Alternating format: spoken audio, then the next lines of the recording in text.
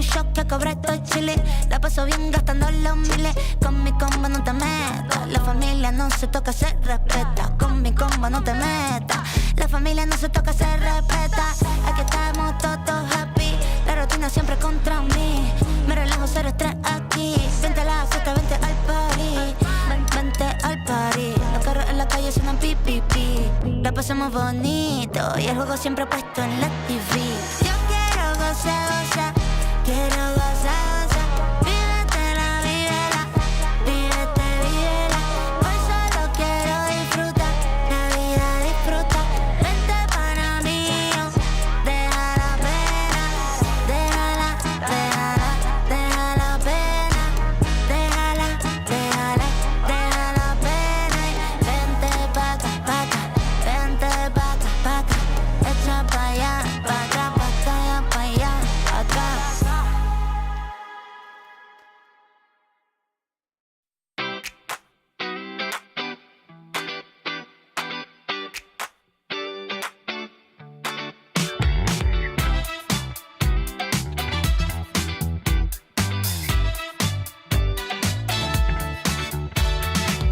It's 6 o'clock in the morning. That's much too early to wake up. No, nobody gave me a warning. I wanna sleep, but I know I can't. So I got the feels, let's make a deal. Moments are moving faster. I got the feels, you take the wheel. Got me a real disaster. I got the feels, I mean for real. Call up, pretend I'm master. Somebody bring the fun back. Can anybody do that? 'Cause I wanna be happy and I wanna get down like an all-day party. Do, do, do. And another thing, baby, I wanna go out. I said it, hey, hey. I'm too young to grow up. On Fridays I don't wanna show up. And the shots keep coming. I'm too young to grow up. And you can make me. Somebody save me. I'm too young to grow up. Stayed out too late, we were clubbing.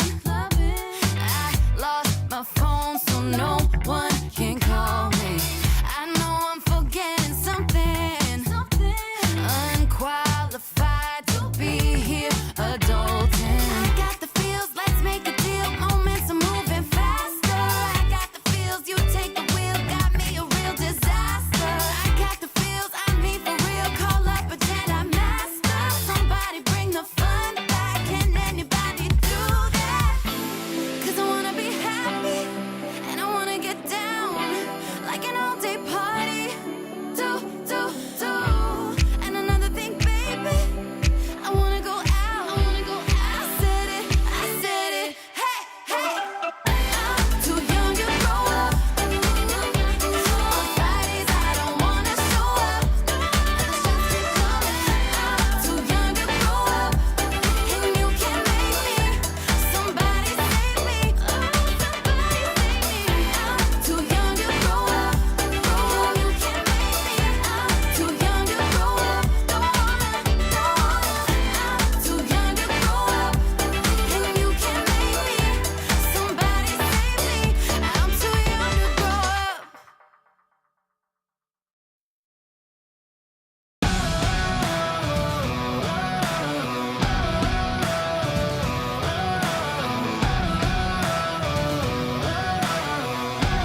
Soaking the fire under my feet.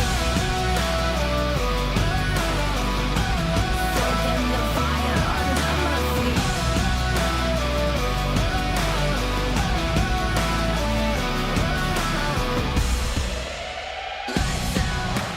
This is what we came for. Watch out. What we got you can't handle. Step out. 'Cause we don't ever stand still. No doubt. I'm ready for the gamble. I'm ready for the gamble. Ready for the gamble. I keep feeding the flame, chasing the fame. This world will never be enough for me. I feel it run through my veins. I sharpen my aim, soaking the fire under my feet.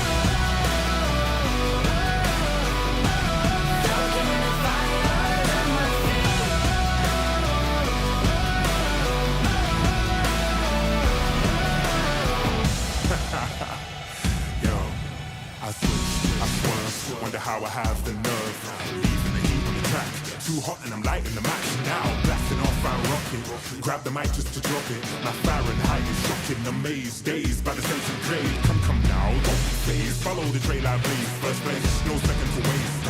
Pyromaniac, fanning the flames. Burn the brightest they've ever seen. Give an arm of that third degree on the kerosene. And I smoke them out. Fire away, counting down.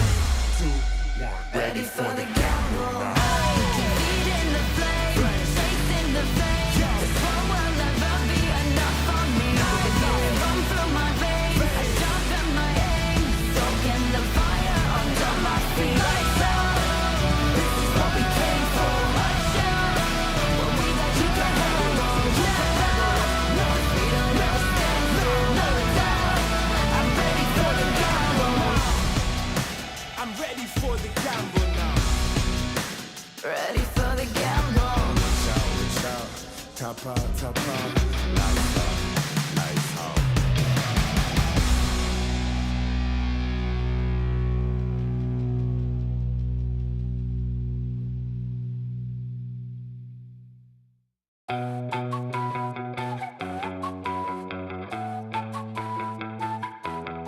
I ain't holding my breath, but something's gotta give. Settle for nothing less. Gotta go, gotta get. I take it as it is. The game is never ending. We never signed it to life, but we're here for the ride. So hold on tight. We're moving fast and time don't slow, so we gotta let go. We already know we're just living for the good times. Nothing better than the good times. Stay living for the good times. We're living for the good times. I don't know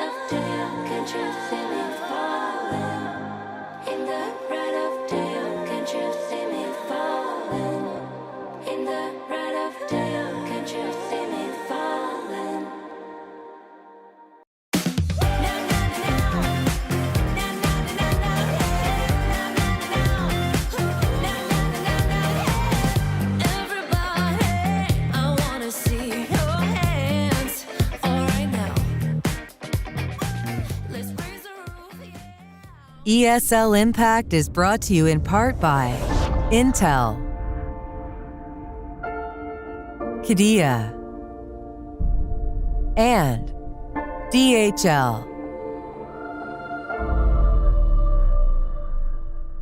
Lights fall in the golden city. Fire's out and the water's gone blind. You can run, but you won't get pity. Ash to dust will get you back. Tomorrow we will rise.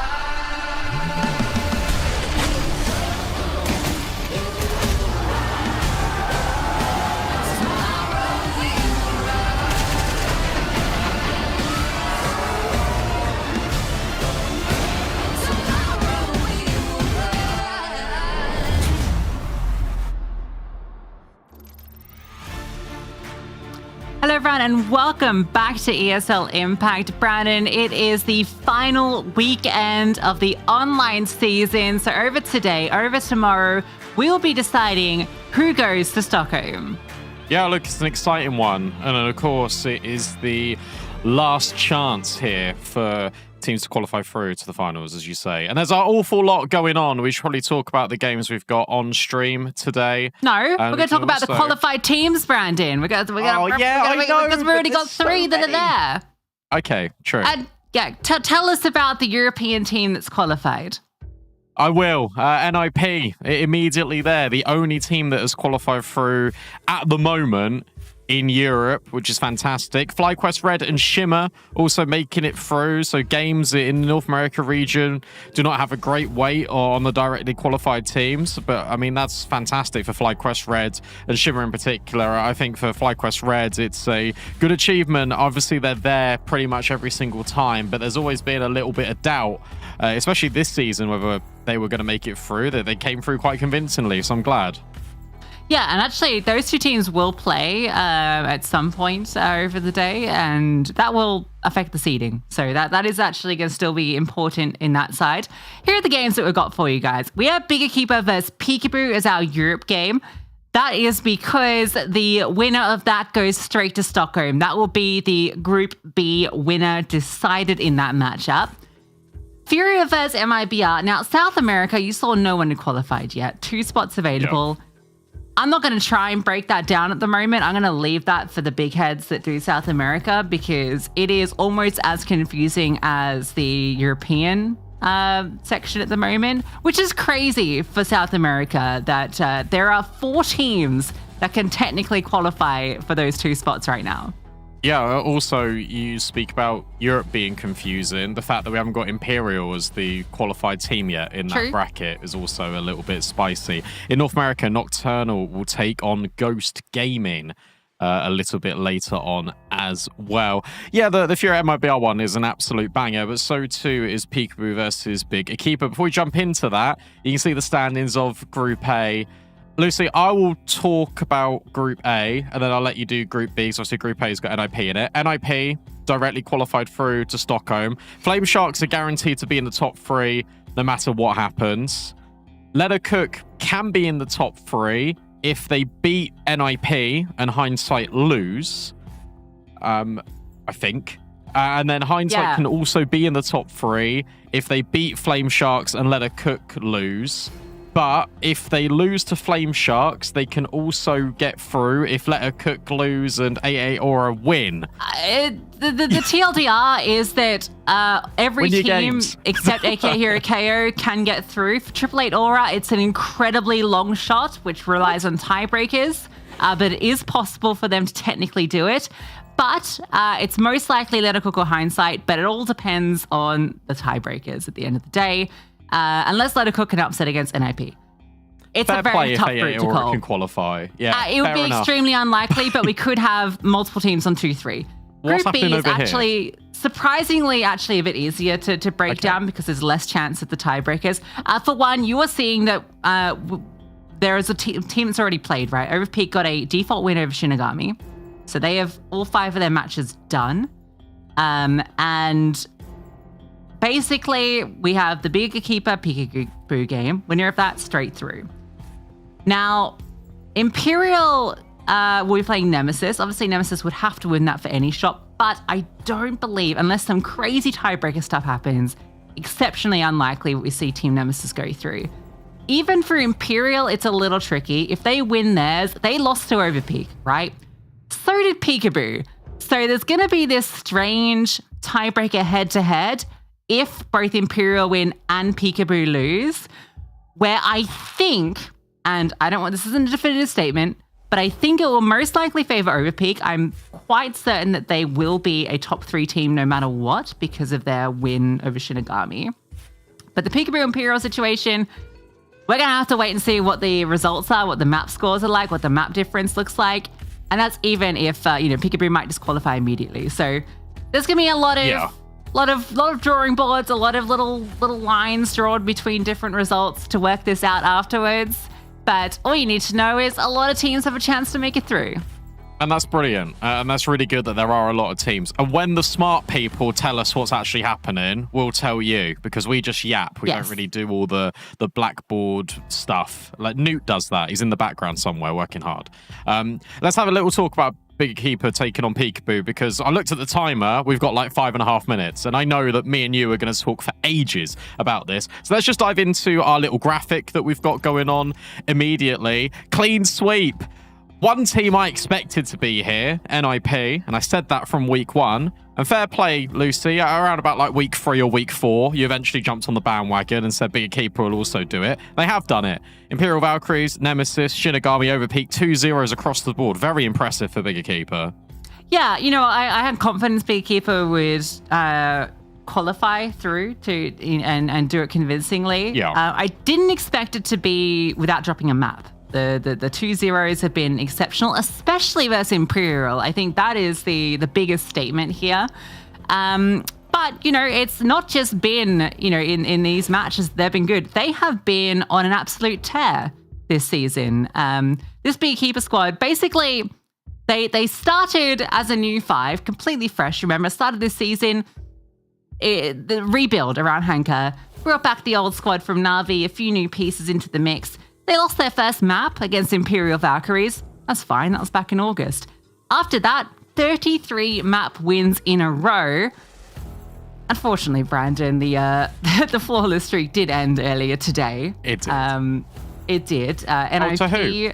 NIP, Brandon. I can say it. I'll say it. NIP did beat them 2-0 earlier in Female Pro League.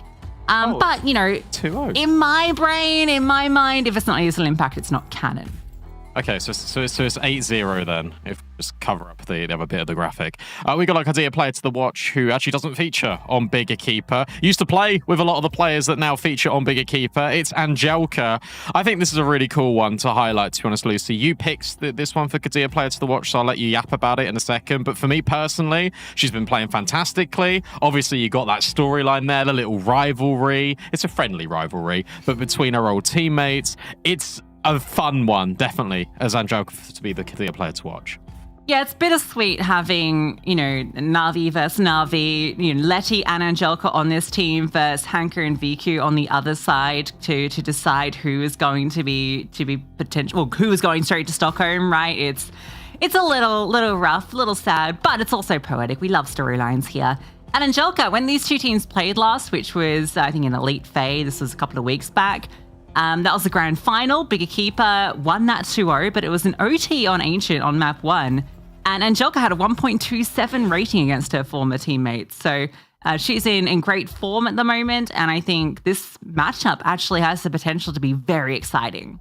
Yeah, it's really cool to see that she can actually deliver against her former team as well. And she's been playing really well. I think Hakomi's been brilliant. Julie as well. I think an incredibly underrated player in this Peekaboo project. And Letty's call-in seems to have really favoured Peekaboo quite a lot. Definitely a team that has gone under the radar. I think when they qualified through to ESL Impact Season 8, a lot of people were thinking, oh, okay, it's just another one of these teams that looks a little bit like a mix. No, they're really fantastic. And obviously, this is such a big test, but the fact that they've made it to a grand final and they've already played Bigger Keeper hopefully gives them some experience to actually play the Bigger Keeper, who we can take a look at now. Yeah, The win over Pika Nemesis gets me hyped for Peekaboo, and I definitely think they've got a chance here. But they're going up against the best team in Group B at the moment, Flawless as mentioned, and VQ has been nothing short of phenomenal for this squad. But every player on this team, it feels like, can pop off, and that's what makes them so darn exciting. Because obviously you got VQ kind of at the top of the table, but then. I mean, Kiosa's stats this season, 1.36 rating. She wasn't even the next player I was going to list. I was going to mention Astra, but then Kiosa's stats just pop up and you're like, what can you do? 1.38. Yeah, it's better. It's absurd. It is. It really is. And Kiosa obviously was just destroying Manassi in a recent Wingman tournament as well. True. So it's good to see. M-San, I think, has been a brilliant signing for this team. I think a player, again, underappreciated a lot in the scene. Hanka really likes M-San and the way that she plays. She was telling me when she was the analyst in Dallas that she really rates M-San, and then they were playing together. So I think it's really cool that you've got, again, all of these pieces that can just have a lot of impact back to back to back for Biggie Keeper. You never know who's going to pop off, and that's the scary part. Yeah, that's the thing. There's so much potential for any of these players to take over a game. And so you feel that, Peekaboo are going to have to be firing on every cylinder. And let's see where they will be firing. Brown and Train Inferno banned out. That is the home territory of Biggie Keeper. They were undefeated on it until they lost in overtime versus NIP earlier. But they would have loved to have picked into that. So that might throw a spanner into the works as to where they want to take this. Mirage, Comfy, Ancient is where Peekaboo almost beat them last time they played, so that makes sense. Where do you think this goes as a decider? I don't think it goes nuke, but there's actually a world in which you could actually force it to overpass if you wanted, if you Peekaboo. And I kind of like that quite a lot. So I think this might be a Letty masterclass veto where you actually float both nuke and overpass, and you make Bigger Keeper ban one of them in the second wave, and you just pick the other one. Because let's be honest, you don't want to play Bigger Keeper on Dust 2, so this feels great. Yeah, I mean, to be fair, Bigger Keeper didn't look the best on Dust 2 earlier, but I do think maybe Peekaboo will have a bit of a rougher time than NIP would have. Overpass, we've seen it twice out of Bigger Keeper so far. They beat Masonic Next Gen and Shinigami on this map, but it's not been one we've seen a lot from them. So I'm excited if we get there. But Brandon, I don't think we're going to get there. We got to do our predictions. I've been confident on them all season, and I am once again going to be singing their praises. I think Bigger Keeper will be qualifying to Stockholm in about an hour and a half. Okay, yeah, you're going to go with the 2-0. I also think Bigger Keeper are going to win. I really wanted to say Peekaboo, but I think we're going to get 3 maps here, and I think it's going to be quite close. I think Peekaboo are going to surprise. Okay. Yeah, I think there's definitely a potential. Look, listen, with Mirage and Ancient as your first 2 maps, it's not impossible that Peekaboo could even 2-0 this. Like, I don't want to completely rule it out. Okay. It's about the best map pool for them to do it. But it's Bigger Keeper. It's Bigger Keeper who haven't lost a Mirage yet, and it's Bigger Keeper who haven't lost a map in ESL Impact yet. So a tough affair for Peekaboo, as one of these teams will be qualifying to Stockholm. Yeah, Peekaboo starting the CT side. You've got this double, in fact, triple setup with Julie walking over. Contact, maybe, out of Big? No, they're just waiting to line up these smokes. So I like this. This is just direct. We're going to go straight in towards A, and Nayla's got dualies up top. Yeah, flashbang as well to be set up for a swing. But off the smokes, it's a little delay before they pop. That flash should be coming over any second. Nayla, uncleared, gets that first kill for free. Will go down. Flash didn't really set up too much, but Hakomi not detected. She's standing for 2. Nice shots from the USP. Will be run down by Kiosa. Bomb still to be planted. Astra trying to find the space to do so. Good kill. Letty, he's spotted on that jiggle, wants to try and deny the bomb. Instead, she takes Kiosa, then Julie swings. And Astra delaying that bomb plant might have cost them. Yeah, she delayed it because obviously the contact came in from CT. She thinks if I just get off the bomb, there's a chance that Kiosa, firstly, doesn't get the kill, but secondly, she just dies because her hands are busy just trying to punch the digits in the sight.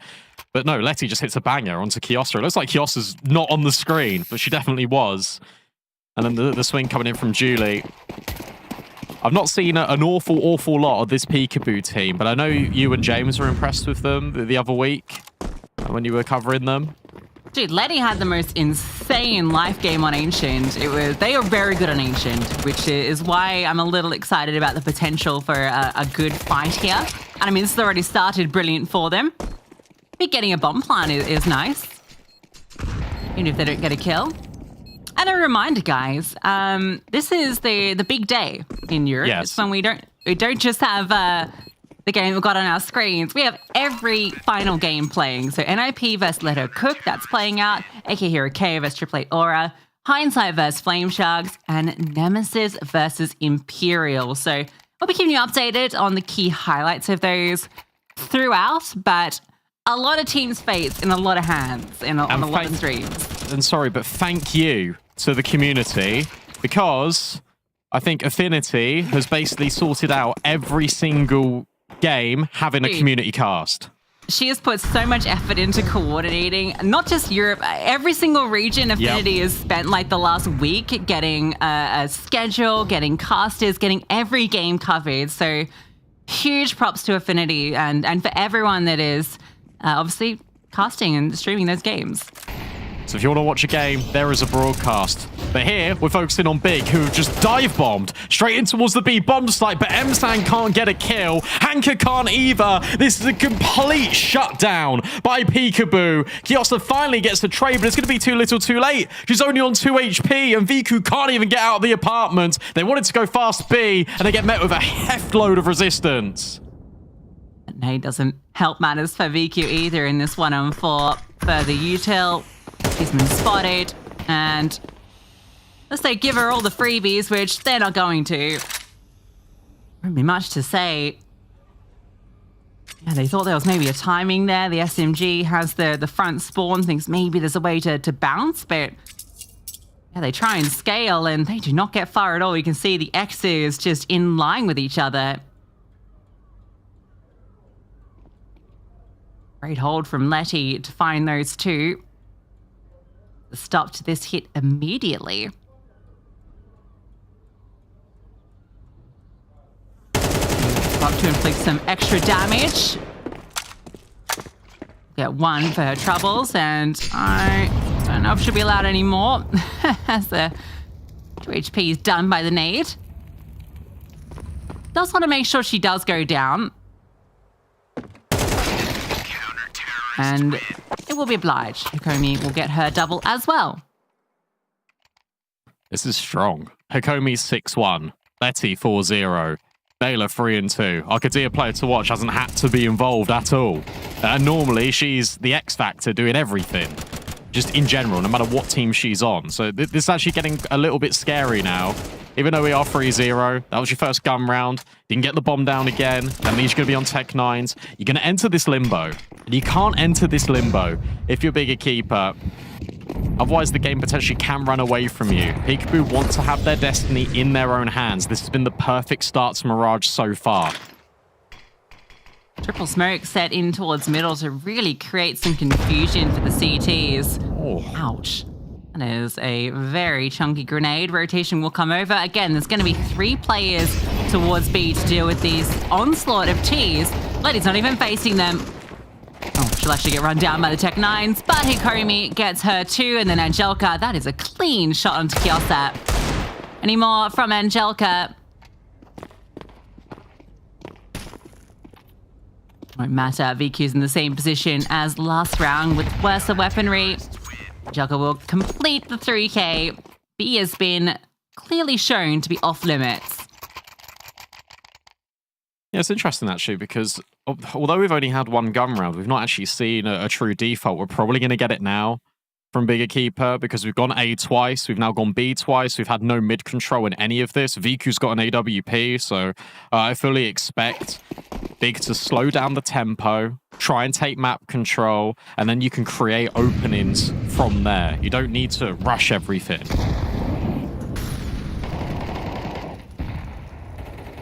Oh, this is interesting. Look at this push. Don't think they're going to go too much further. Dismount might have been heard. Flames. Down cues go both ways. He's expecting some sort of aggressive play. Astra is just playing anti-flash, but I think they're kind of happy with A little bit of info. They don't want to overextend the mark.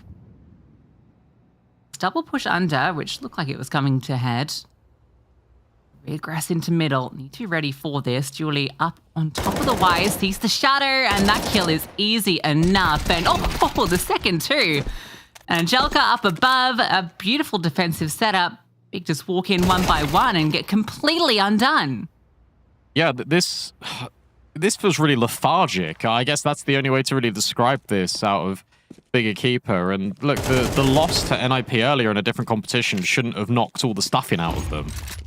They should have had plenty of time to try and reset here, but this mid control was just so slow. They were anticipating that a play was going to come through top middle, fine. But then if you're going to go back in towards mid, let's coordinate it a little bit more. How about the underpass players go with the top mid players at the same time? Then the attention is completely divided. Instead, you've got one-on-ones in top mid and then one-on-ones in underpass.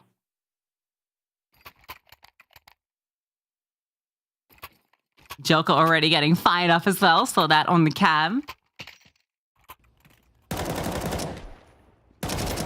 I mean, this is nice from Julie to get that second as well.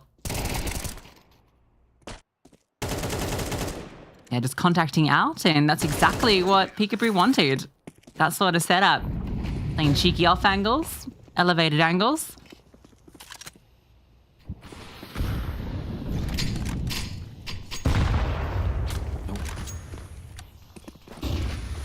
Miss nade. That will enable the scaling to come fast mid to V. There's only one defender here in Letty. Spam, very good out of Julie. And the rotate is here in time for Hikomi. Letty passes her test, still stuck in the back of the bomb site and is currently being overwhelmed. But Hikomi pulls out a Tech 9 and just sprints at her teammate to try and help out. Viku now trying to run down with the Mac 10. Last player standing. It would be a 1v5, but unfortunately you can only find a couple of kills on the way out. AWP can be scooped, so can the AKs. Peekaboo is 6-0 up. Hikomi actually really make sure that round can't get out of control the way she just wastes so much time playing around empty pillar. Don't know how Letty's able to survive for that long, and then the P2K kill as well. Really solid, making sure that one doesn't get underway. As you mentioned, only Letty was on site. She slows them down enough to allow Hikomi to arrive, and they do enough to again prevent any chance of Big Keeper finding a way into the round, even though they had a good space.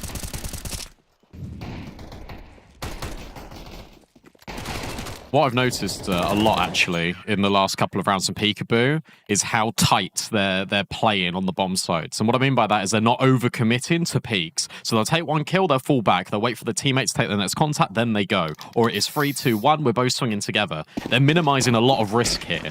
And that is exactly what you need to do, especially against a team like Bigger Keeper that is undefeated in the group stage, that is looking to qualify through to Stockholm directly. Another miss nade from Hikomi. That lineup not quite working. This is faster. It's got a bit more tempo to it in towards mid now for Big. And not allowing Peekaboo to get those advanced setups again.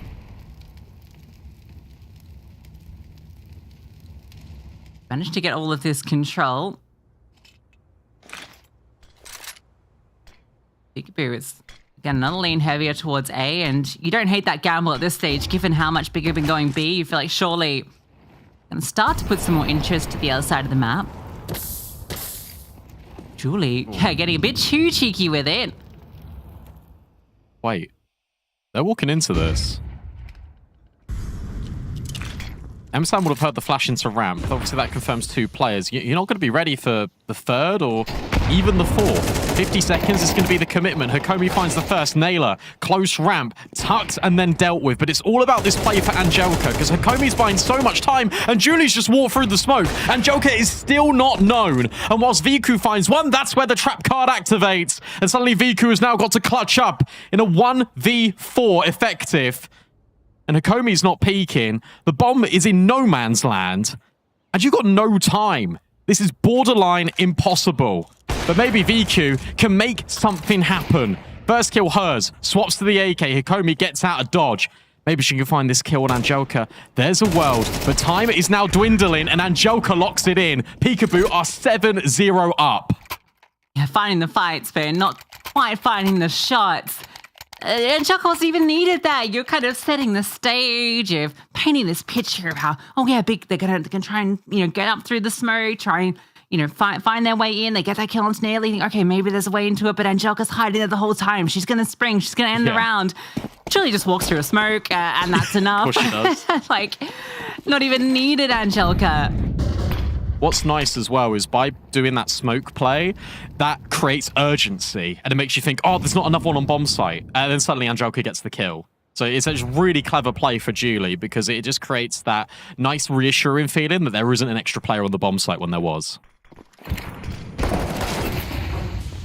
Oh, okay. Well, that's an unfortunate death for Nayla. Astra catching her, and then it's going to accelerate off this. Really threatening, making some moves, but you know they are up against the lighter buy. Which is ironically the best position that Beekeeper have been in. Bomb down. True. 5-on-4, and M-Sands found another. Angelica spans back through the smoke. Break on it. Might give a chance for a kill, but it's on the low HP player. Can't get the follow through. Letty has scaled out, tap onto the bomb, swing out from Viku. She hits that headshot, and Hakomi has a very difficult clutch. And they're just walking through the smoke onto her. Tap on the bomb, the Tech-9 spam, and Bigger Keeper find their first. Yeah, fair play. What I love here from Big is as soon as they get the kill on Naylor, they just scale. And they don't really care what's in front of them. They just know they're going to deathball towards the site. The two players coming out, Palace directly take the space. And it's so important at any level of Counter-Strike. But if you're at the front, you go and you take the space. Your life isn't as valuable as the people coming in behind you. But also, because you're taking the space, you're giving more opportunities for the round to develop. So really cool to see that out of Big. Especially when you're on Tech-9s, you have to take risks. And they do exactly that. Viku now back on the AWP. Hakomi walking in at ramp. I think Viku's looking down, not up, but because of the angle she's on, she can adjust in time, and she's out of there. Yeah, you're not expecting the Ort to be holding that kind of open angle, are you? Beekeeper, it's back-to-back rounds with them been able to find the opener. For the most part, it's been Peekaboo that have been getting very clean opening kills. Get that one so early. Do a lot of options. Spawns? Oh! Nice. Let her go searching. Kyosa just deletes her. This is a good stage into a round, and I think this is exactly what Big wanted. As you're saying, entry kills have come at a premium. So by getting one, you then expect a reaction out the CT side. Not once, but maybe twice. And that's exactly what's happened here. You've got individual fights for a relay of information. And now as soon as you try and converge on the position, if you're Peekaboo, this is great. Like, Naylor and Angelica might both get kills, but suddenly there's space elsewhere. Naylor swings out, too many targets to aim at, and you now know that Angelica is over at B. So this will be a second round here for Big. Back to back, the money is still fine for Peekaboo, but there is a world in which they can at least get a 7-5 half, which would be phenomenal considering how this game has started. Yeah, absolutely. They can definitely build back into this. Couple of consecutive feels great, but it's going to be, yeah, basically buys the entire rest of the way. Might get a reprieve if they get to 7-4. A nice flick down from Viku. Clean openers across the board, expecting that reaction after they get kill from Viku.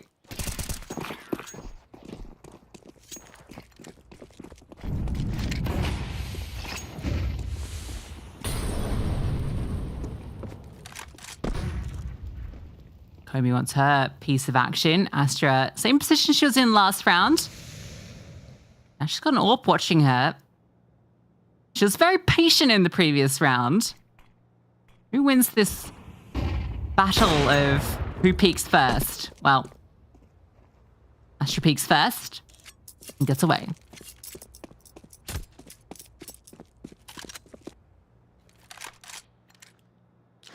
Yeah, at least she got away.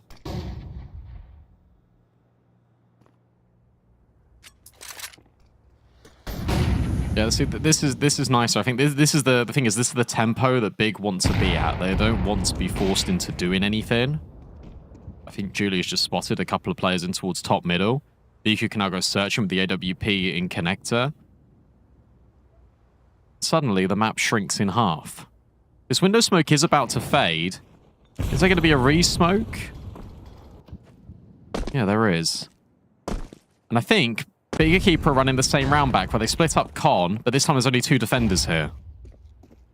Julie doesn't reveal herself, so she might catch a good timing on this swing. Yeah, Astra removed. That one easy enough. Hanka will be able to plant this bomb. Naylor can't deny it. She's just going to try and stay hidden. It's going to be a heavy retake in from Ticket. Kiosa goes and removes Julie, who had nowhere to go. So it's given them some space in this post plant as they've planted 4 connector, and Viku's just picking them off one by one as they try and cross. Hanka's ready for Hakomi on that reload. So it will be 3 in a row. Viku's already closing in to try and remove any saving. Letty, I do not think you get to walk away from this one. She won't.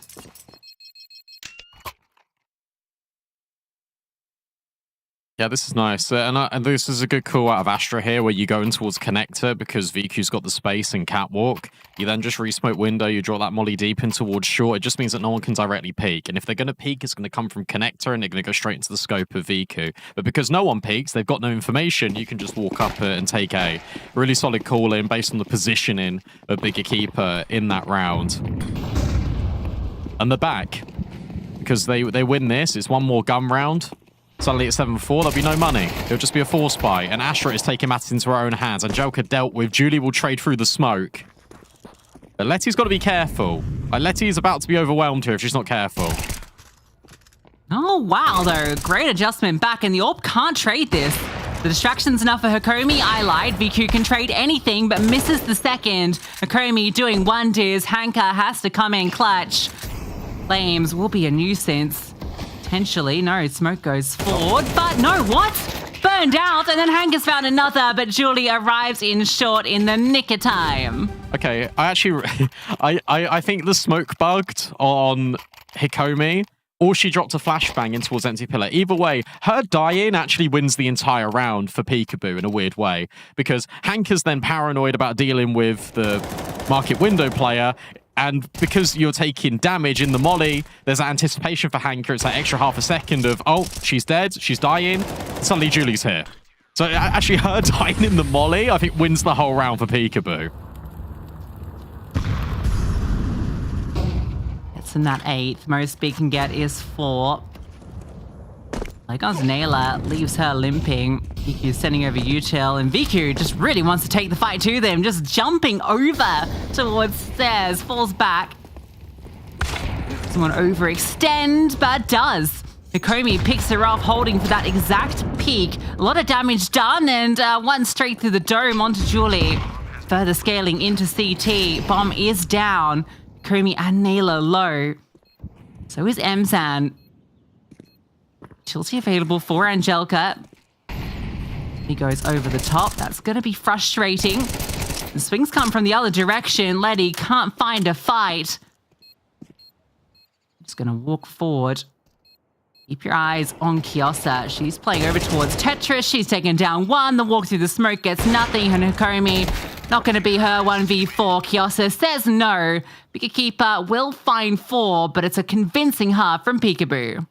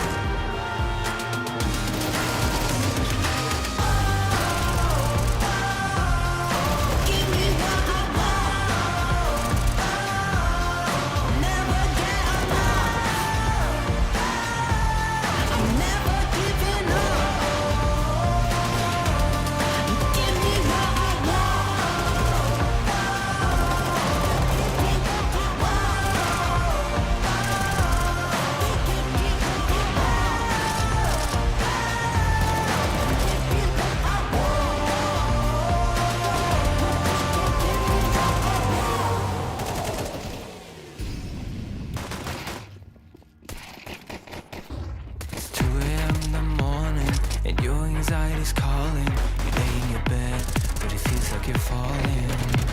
Do you recognize that feeling? The demons under your ceiling, when everything hurts and nothing is healing. Yeah, I don't even wanna be awake, cause every second that I live is like a wasting. Can you help me start a replace all the memories that stand in my ways? You know what I really hate the most is that happens to me is like a ghost. It's so far away, I only wanna be okay. Tell me why should I stay away? If only dreaming can erase the pain. Tell me why should I waste another minute staying in this critical phase? I'm just praying for some better days. I'm just praying for some better days. I'm just praying for some better days. Some better days. Some better days. I'm just praying for some better days. It's too late in the evening, I should probably get some sleep, but I just can't seem to set my mind at ease. I can find an escape, there are many doors that will take, but I can't make one of them become a way. So I'm drowning myself in the media, cause I don't wanna face what I'm feeling yet. I am scared of fighting this alone. I've tried to turn on the light, but my demons know how to hide. Lately there is just no end in sight. Tell me why should I stay away? If only dreaming can erase the pain. Tell me why should I waste another minute staying in this critical phase? I'm just praying for some better days. I'm just praying for some better days. I'm just praying for some better days. Some better days. Some better days. I'm just praying for some better days.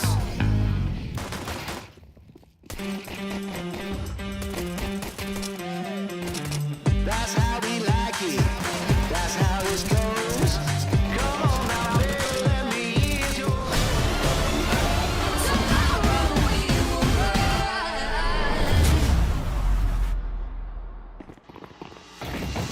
This is my favourite part of the season because I feel like a sports commentator. Peekaboo 8-4. Imperial Valkyries vs Team Nemesis 7-5 to Imperial Valkyries. Put that on hold because Peekaboo are rushing B. Yeah, we'll get back to your little diatribe in a moment. M-Sang getting the contact and missing the shot. Kiyosa with the dualies. Not missing hers, though. Keeping some space for the CTs. That is critical.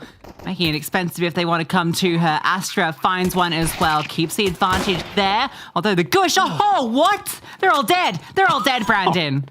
They're all dead. Quick! 888 Aura versus AK Hero KO. 10-2 to 888 Aura. As mentioned, Imperial Valkyries 7-5 up against Team Nemesis. NIP are beating Let Her Cook 7-5. Flame Sharks are beating Hindsight 7-5. Any more questions? No! Back to you in the studio, Lucy. Yeah, that was some quick shots in like 1 second. 4 people just died.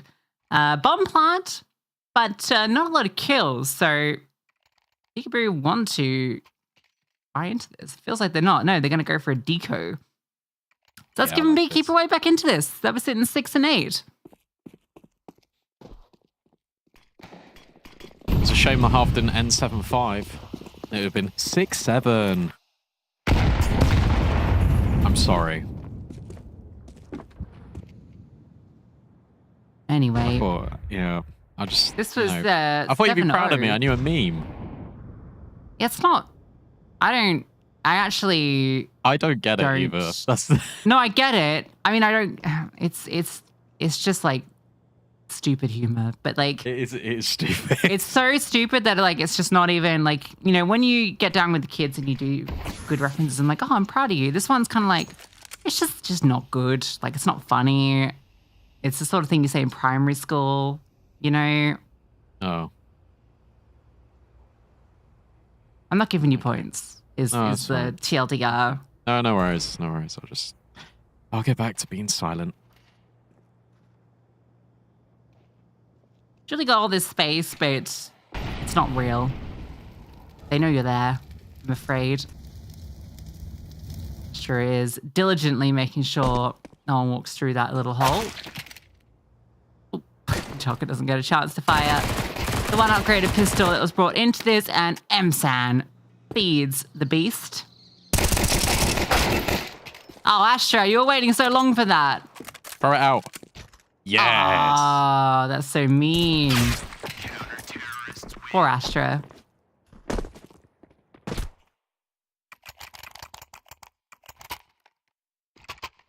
Good, we like that.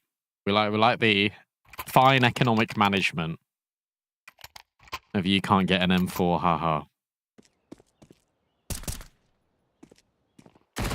That was actually a really important kill for VQ in my opinion, because Anjoka could have one digged and there could have been this outpour over apps. Like they could have been this weird butterfly effect. There wasn't. So everything's okay in the end. And as you say, 8-6. First gun round. Now for both teams in the second half. VQ with her AWP.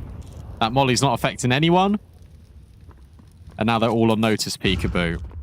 We shouldn't peek, but we will anyway.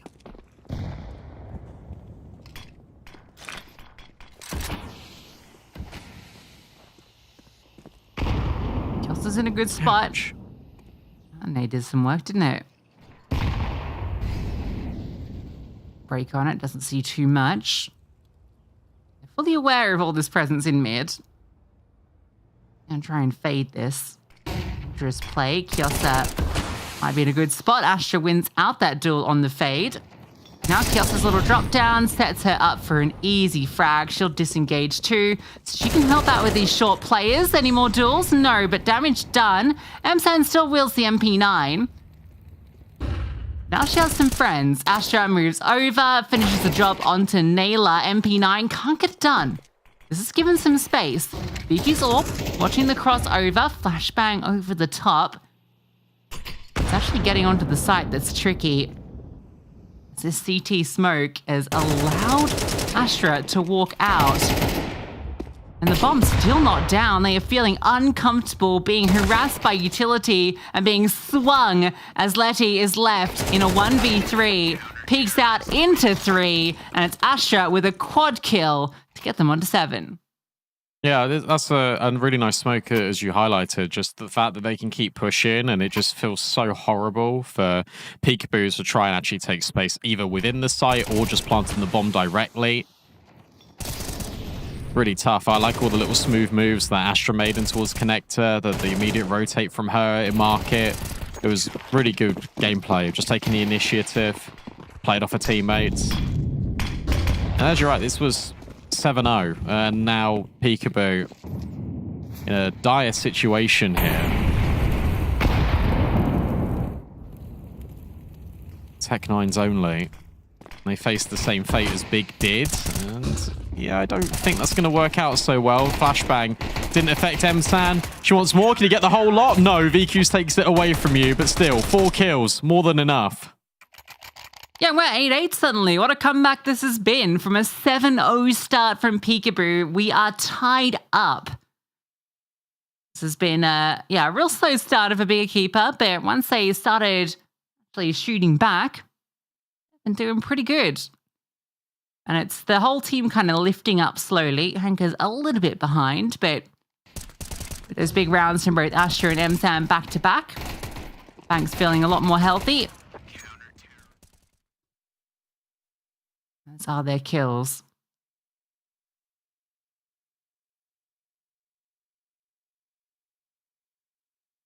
I don't really know where the weak point is for Bigger Keeper on CT, because Emsan, really reliable anchor on B. You go away, you're going into Astra, probably VQ, Hanker. Like, good luck, to be honest. I don't know where the frailties lie in this defense. It's interesting that Kiosa is taking mid so actively. Was Naylor spotted in ladder? I don't know.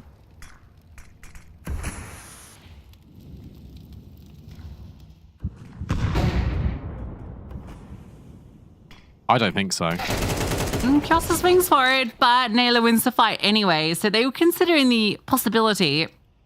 Astra throw an 8 in. I want to make sure she keeps her gun in her hands. Now Naylor can just chill here with the low HP. She just provides that little bit of space. Oh, that nade doesn't do the trick. Oh, just about. Naylor's alive. Rotate's good. VQ will move here. Oh, missed shot. But it's still okay because you've got Emsan waiting. Hanker gets rid of Naylor. Emsan will get one, but that sets up VQ. 3v2, still player advantage here for Peekaboo. Bomb this time can be planted, but holding on is going to be a whole nother factor. Angelka overlooks the corner. Astra slides out of it, and now for Hikomi.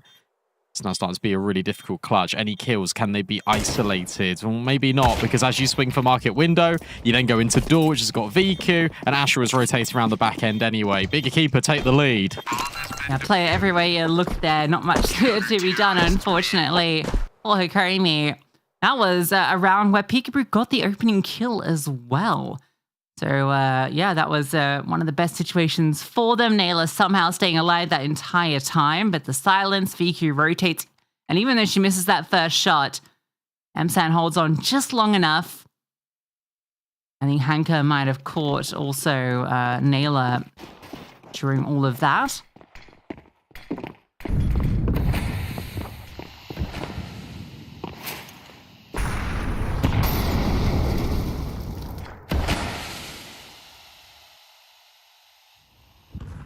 An A split on the cards. Bomb is actually really present here. It's in Julie's grasp. Needs to be pretty careful here. She'll fall back on the fade.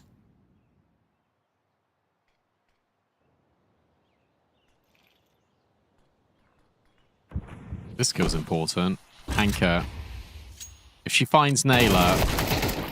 Oh, she doesn't. Now you go. If you're Peekaboo, you start to accelerate right now. Sure, Naylor can't get involved, but VQ flashed off the angle. These players are now allowed to cross, and they just strafe back into it. Surely you're expecting the player to be on the CT line. Judy can flash off the angle. Sure, Naylor can now come out of Palace, but your smokes are fading. Emsan's found Angelka. This is a mess. This is a complete disaster. And there's smoke on stairs, everything's faded, so Bomb can't even go down. VQ plucks Letty. And Naylor, who got that opener, left to close an impossible round, but great shot. Any more? No, won't be. Yeah, you're right. It's, I mean, I guess the flash forced VQ off. Their initial swing out didn't see her, but yeah, she just scopes back on in. It's a free kill for her, and she just keeps control. They don't have the scaling. Yeah, they just didn't go. Like, you flashed. What's the purpose of that flashbang? It's to get the AWP or the rifler off a ticket, and it means that you move in, especially as you've got this opening kill. Maybe they're scared of a player swinging over stairs. Maybe they're scared of someone coming through the jungle smoke. But, I mean, come on. You just got to get onto the bomb site.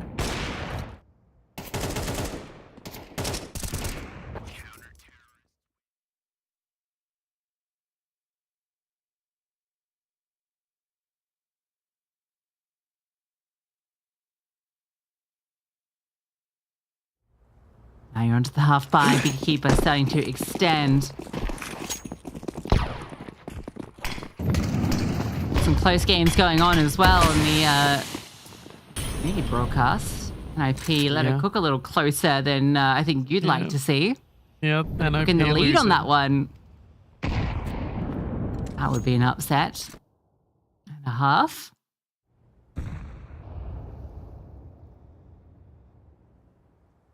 Just want one prediction right this season. And that would have been a banger prediction.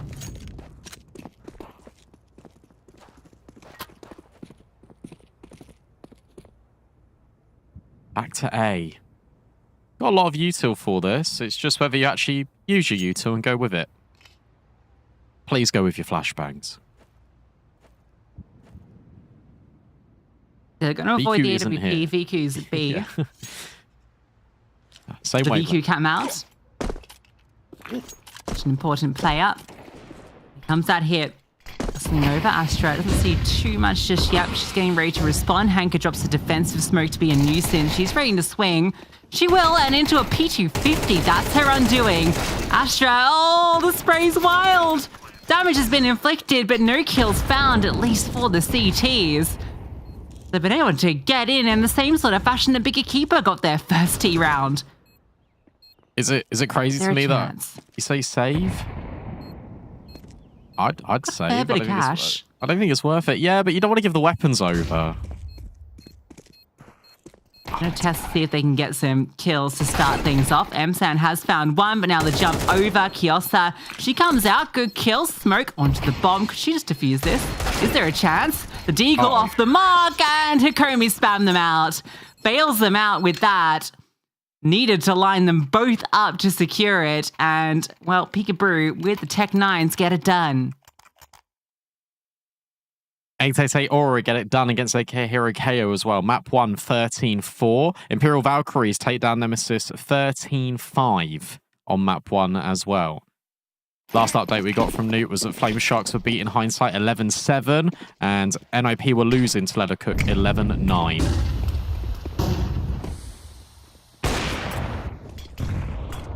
That's fast.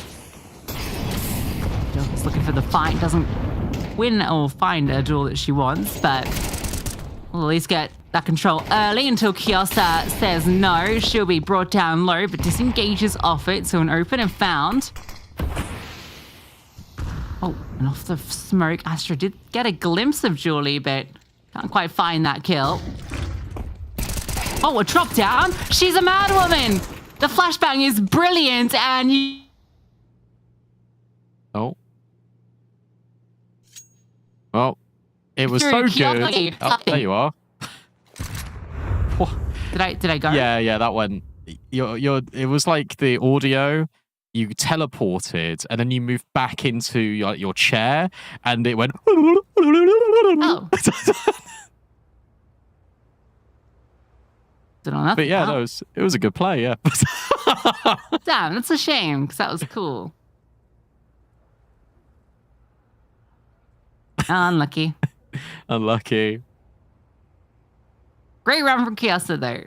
The low HP, but still flash assist onto 2, damage assist onto a 3rd. Counter-terrorists win. And 11-9 the scoreline.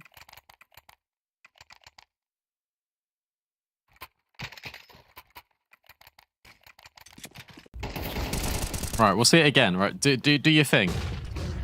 I'm not going to do... What do you mean? Oh, yeah, sorry. Yeah, recast it. No, because it cuts little bits. You know, it's not organic. Okay. I tried. Chat, I tried. Big nade. Doesn't do that much damage, but the headshot will. Astra gets another opening kill, and that follow-up does an awful lot of damage. Hikomi walking wounded. Naylor suffering a similar fate. Whilst letting Molly's VQ off the angle, Astra's getting ready to fight Connector again. She's been very good at this, hasn't she? Smoke is not great. Yeah, Astra.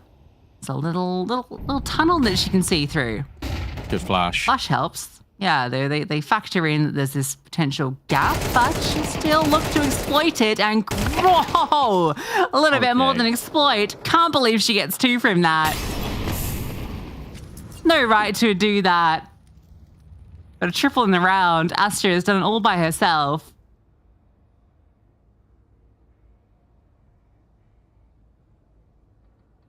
It's a good molly to get Kiosa off the angle. Doesn't feel great, especially with the position of ramp. Hanka's got all of ramp. And Hikomi's now going to say, I have jungle. So you're going to walk up Connector, and you're going to probably die to Hanka. Or Kiosa, one of the two. You can't go through the murder hole to go B. That's not happening. The only way this gets weird is if there's a time-in where they go into Kiosa and they kill Kiosa. Kiosa might be the one that has the timing. Yeah, brilliant. Takes them both down. Simple enough. No swing onto CT. She'll be the one that obliges. And no bomb plant means we have 3.5 to 4 for all of Peekaboo. Bigger Keeper from 0-7 down. Find map point first. It's impressive. It really is impressive. Astra's really come into her own. Viku has been so consistent. We've had so many Kiosa multi-kills. And this has got to be pretty rough for Peekaboo, because the way the game started, obviously, you're leading by such a stretch. At that point, all you need to do, in theory, is just win the pistol. As soon as you win the pistol, you then easily elevate yourselves to like 11, 12 rounds. And sure, they got that Tech 9 rounds, and you start to think, okay, well, that's fantastic. That's a moment. Maybe you've given yourself enough rounds in that first half to support maybe a moment, generating a bit of momentum, but that doesn't happen. It's brilliant stuff out of, I think, all of them, to be honest. What a resurgence from Big. Yeah, it's kind of like what I saw from them against NIP when I was watching them earlier. Just very slow starts. So I hope that's not going to be a common theme for them. Hasn't been for most of the season. Maybe just a slow day.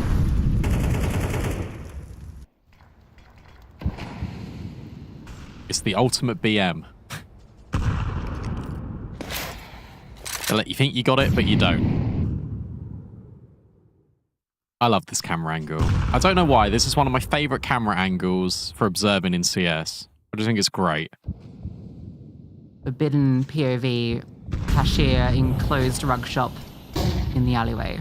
Yeah, it's nice. They're in jungle. This could pose a bit of a problem. VQ takes a shot. Hanker is now tucked in the corner as that unknown element. Letty is going to walk through Con and find Astra, but it might be too late. This might already be over because VQ is still alive. Letty finds another, and that was on Hanker, but Kiosa comes in from short, and suddenly Hikomi is very much alone. A 1v3, and finding these players independently is going to be a tall task. First fight offered up in Con, then onto the AWP of VQ, but it's an unfair fight, and Bigger Keeper will complete the comeback.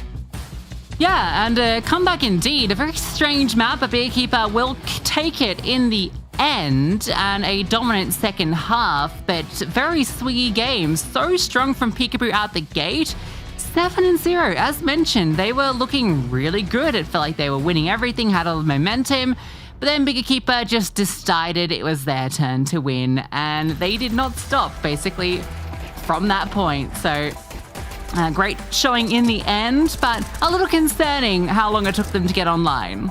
Yeah, but I think the important thing is they did come online, and we've seen this throughout ESL Impacts of old with Imperial, where they start off quite slowly, and then they just complete this massive comeback, and we've historically always said that's a sign of champions.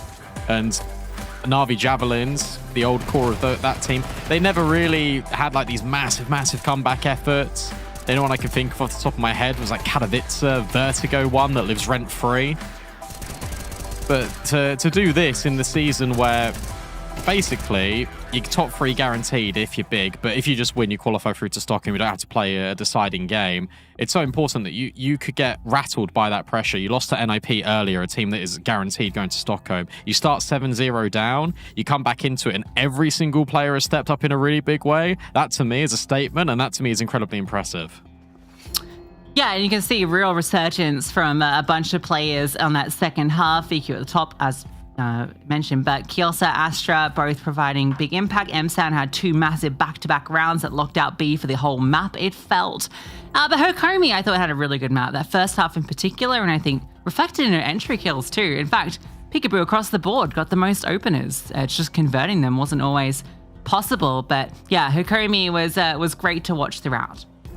We've got a head-to-head that we can bring up, and Newt's given me a juicy stat as well with this. So Hikomi, 19 kills, VQ 22. Hikomi had 2 AWP kills the whole map, and VQ had 15.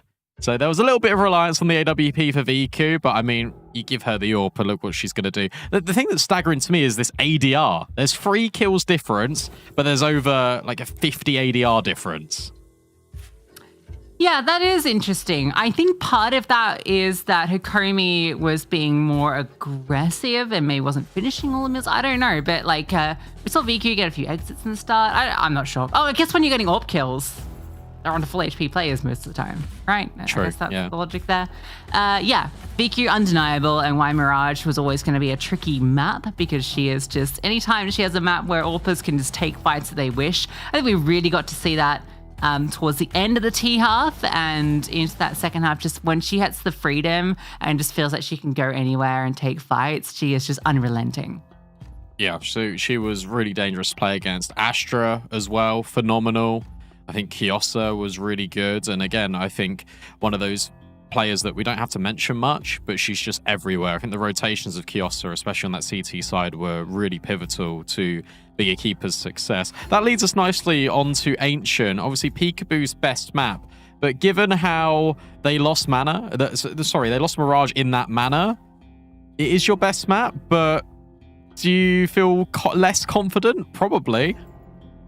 Yeah, I feel like they're a bit of a momentum-based team, I feel, just with the sort of players that they have. You know, they're a team that can really snowball, but if they get forced to a halt, it could be a little bit strugglesome for them. So they're going to have to, find that bit of resurgence, because remember what's on the line here. Stockholm is on the line, and they had such a good start in Mirage. I think that they have a chance on Ancient. As mentioned, their best map went OT versus Bigger Keeper only a couple of weeks ago on it.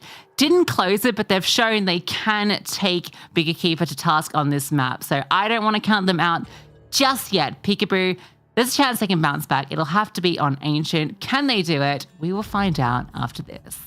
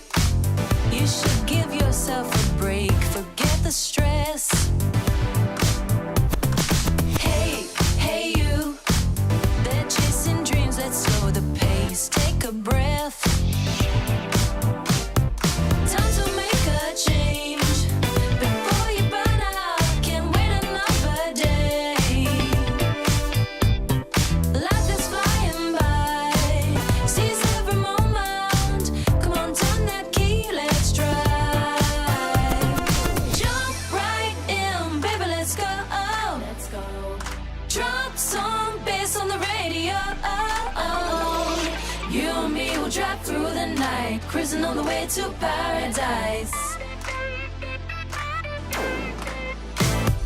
Jump right in, baby, let's go. Let's go. Drop some bass on the radio. You and me will drive through the night, cruising on the way to paradise. Jump right in, baby, let's go. Let's go.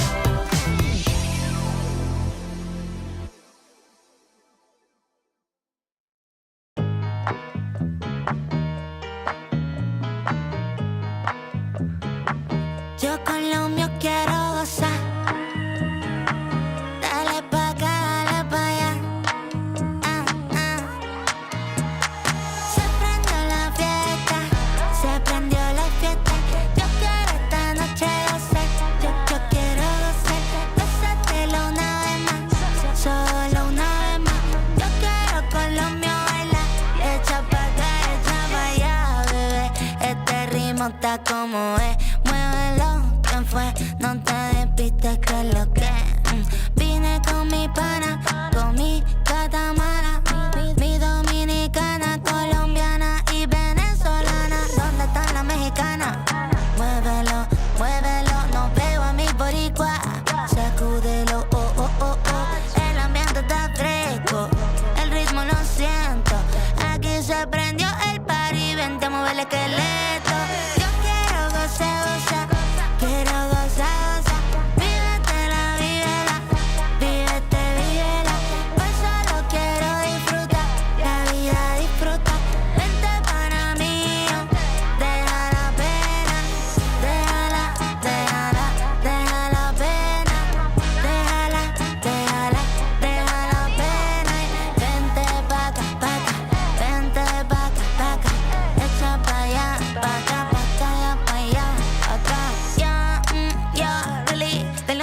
boli, bra, los fines. Pásame un shot que cobra estos chiles. La paso bien gastando los miles. Con mi combo no te metas. La familia no se toca, se respeta. Con mi combo no te metas. La familia no se toca, se respeta. Aquí estamos todos happy. La rutina siempre contra mí. Me relajo, cero estrés aquí. Vente a la fiesta, vente al party. Vente al party. Los carros en la calle suenan pi, pi, pi. La pasamos bonito y el juego siempre puesto en la TV. Yo quiero gozar, gozar. Quiero gozar, gozar. Vívetela, vívela. Vívete, vívela. Hoy solo quiero disfrutar. La vida disfruta. Vente para mí. Deja la pena. Déjala, déjala. Deja la pena. Déjala, déjala. Deja la pena. Vente pa' acá, pa' acá. Vente pa' acá, pa' acá. Echa pa' allá, pa' acá, pa' acá, pa' allá, pa' acá.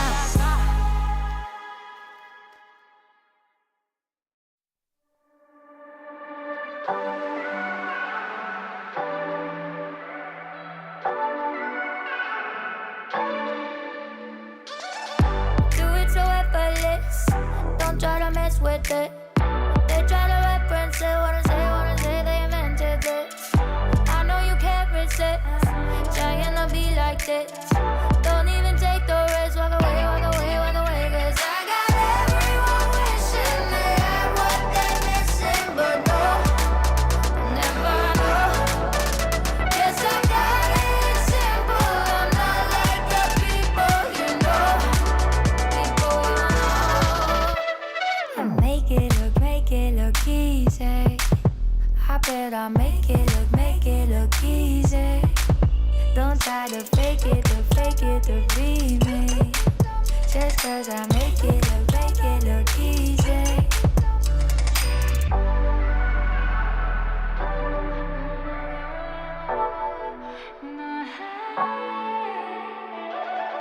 Make it look easy, I do it in my sleep at night. Don't try to get it right, gotta stay alive. I gotta win, nah. I'm making a name, nah. Winning again, nah. Wanna play, 'cause I got everyone wishing they had what they're missing, but no, never know. Guess I got it simple. I'm not like the people you know. People you know. Make it look easy. I bet I make it look easy. Don't try to fake it to be me. Just 'cause I make it look easy. Don't even bother. Try to win a liar. Real like no other. It's in my veins, like in my DNA. My vibe is like no other. 'Cause I got everyone wishing they had what they're missing, but no, never know. Guess I got it simple. I'm not like the people you know. People you know. I make it look easy. I bet I make it look easy. Don't try to fake it to be me. Just 'cause I make it look easy.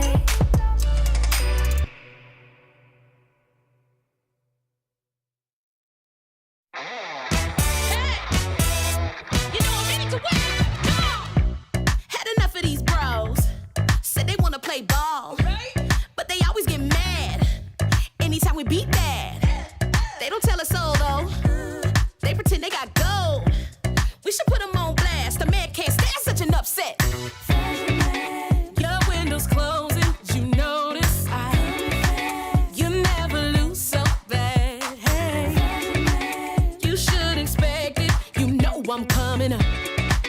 I'm coming up. Hey, no time to run, no games. Your time has come today. Just stopping by to say we're taking over. We're made of this. We're taking over. You know what time it is. We're taking over. We're made to win. We're taking over.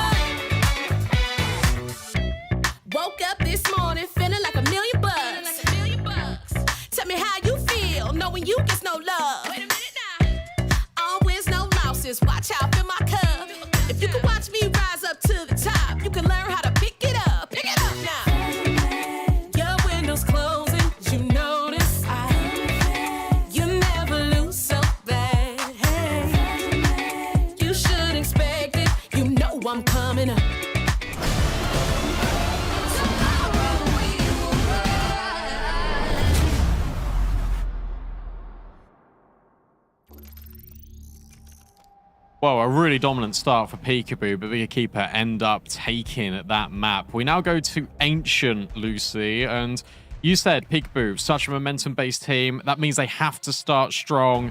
It's their destiny in their hands. They have to now reverse sweep this series, which is a big ask after being up so high and then finishing a little short on Mirage.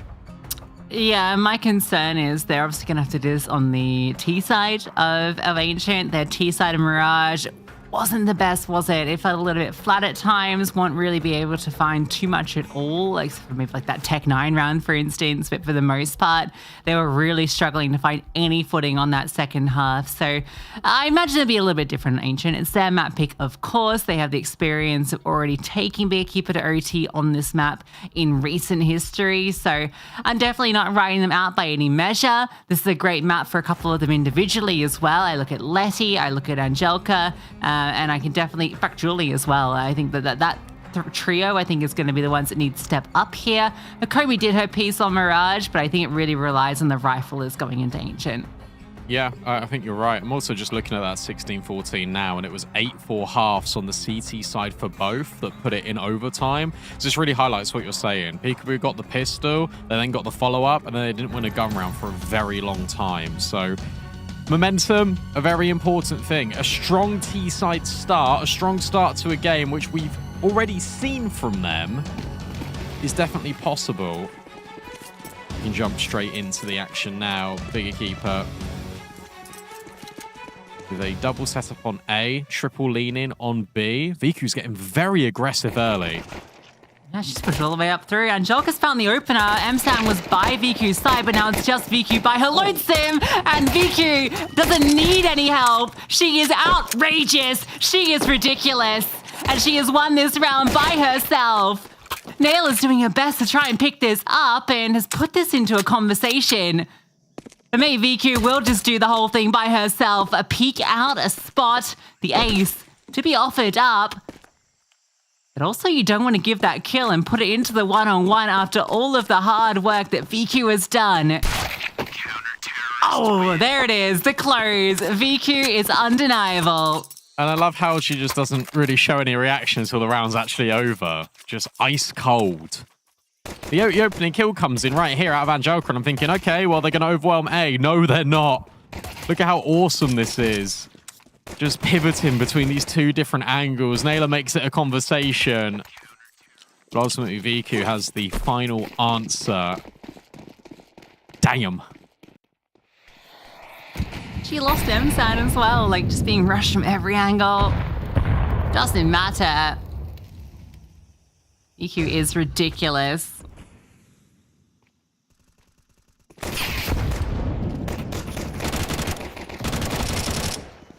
Now M-San gets a chance to get some of those kills she missed out on.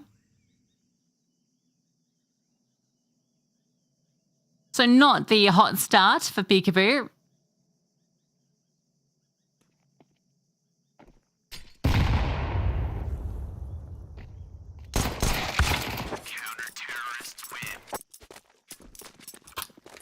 We were crunching some numbers, Brandon, on kind of how this Group B will play out. Basically, Peekaboo obviously can qualify straight to Stockholm if they win this. If they lose, at the moment, it depends on what happens with Imperial. Because if Imperial beat Nemesis, that puts it into a three-way head-to-head between Imperial, Overpeak, and Peekaboo. And in that situation, Brandon, it looks like it favors Overpeak and Imperial. So for Peekaboo, this is their best chance to win this. They got to do it, simple as. Straight out heaven. 888 Aura. They're speedrunning that game against AK Hero KO. 8-4 half for them on that second map. Look at Viku. Viku's already here. Judy considered it, but for a moment. Looks back. Doesn't get the kill, but inflicts a lot of damage. And at least that's info. Now you got to start going in towards this B bomb site. Naylor having some shots over at the boost. Look at the flank. Viku's now just pushing in towards spawn. This smoke goes in the face of Peekaboo, and they're going to be in for a nasty surprise if they don't move soon. M-San flashing there is actually really cool because now you don't think VQ is here because VQ just got the kill in elbow. So She's actually got a crazy good timing to now push up and swing, but unfortunately with low HP and with Naylor looking, it gets a little trickier. Rotations move towards red. It's going to be this A finish. Emsan has this in Sentry. That's going to buy some precious seconds. It's fighting towards red. Peek out, and a lot of players spotted. Indecision from Peekaboo as they're just sitting about. Now they start to go. Astra gets the information. They are scaling up the ledge. Kiosa makes the call to move down the ramp. This could be the winning play as she moves in, a swing out. Astra wins that fight. Bomb needs to go down, but where's the safe spot? There isn't any. Kiosa, trigger discipline, strikes with the MP9, but can't get two. Hikomi finds two of her own and leaves it to Emsan, but such little HP. Angelica shift walking through red room is far removed and will get caught. So now you know, Hikomi, bomb planter, stuck behind default right now. Emsan doesn't know if she's moved away. Hikomi doesn't budge. Both these players on essentially the same HP, so it's going to be whoever finds his fight first, and it's Emsan's flick over that gets it done. Yeah, really well played, to be honest, from both parties, but I like the fact that Hikomi just waits in at default. Feels like she has to swing on her own timing, and Emsan's flick just more than enough. And if Angelica had a little bit more health, like more than one bullet, probably Peekaboo win that round. So, unfortunate. Well done by Hikomi because she got off the bomb plant. She dealt with that flank in of Kiosa. She even gets the follow-up on Astra. You feel like that round is falling apart for Bigger Keeper. And then Emsan clutches up massively. It's instant headshot. That's crazy. That's a headshot. Didn't need to be. Like Kiosa might have made a mistake there by going for that first player rather than waiting for that bomb to start being planted. An interesting round, a lot of moving pieces. Works out for Big. Emsan gets information on that break. They start to scale quickly. Good smoke from Hanka. That is annoying to say the least.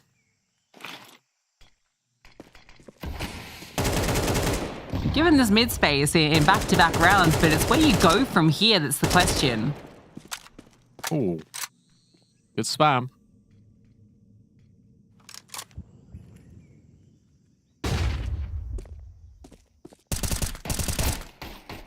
And then this push down the B ramp. Astra will claim another life. So 5v3.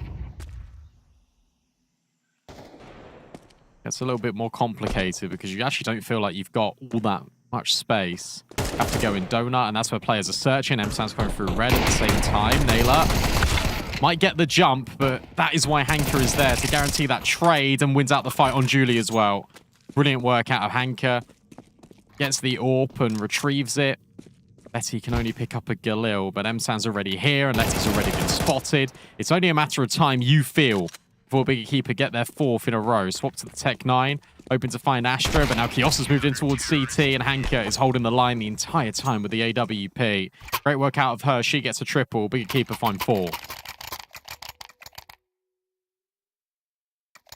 There was a moment where that could have got scary when VQ's peeking in towards Donut. Naylor gets that first fight, but Hanka making sure there's no chance with a double of her own. Hikomi, T-side AWP. Kind of highlighted only 2 AWP kills on map 1 despite the most frags for her team. Didn't have it on the T side once, but we'll have it here. Imagine a boost up onto the box. Should we get a chance? There's a chunk, but peek in. Oh, pre-fire actually almost on the money. And now they know this AWP's in play.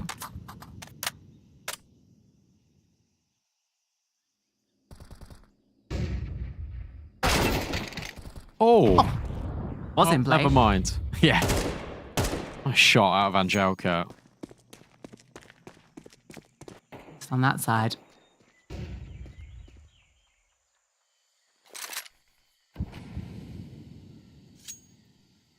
Rotations start to move. Yeah, it's always been like the mid portion of this for Peekaboo. It feels like they don't really know where they want to end up.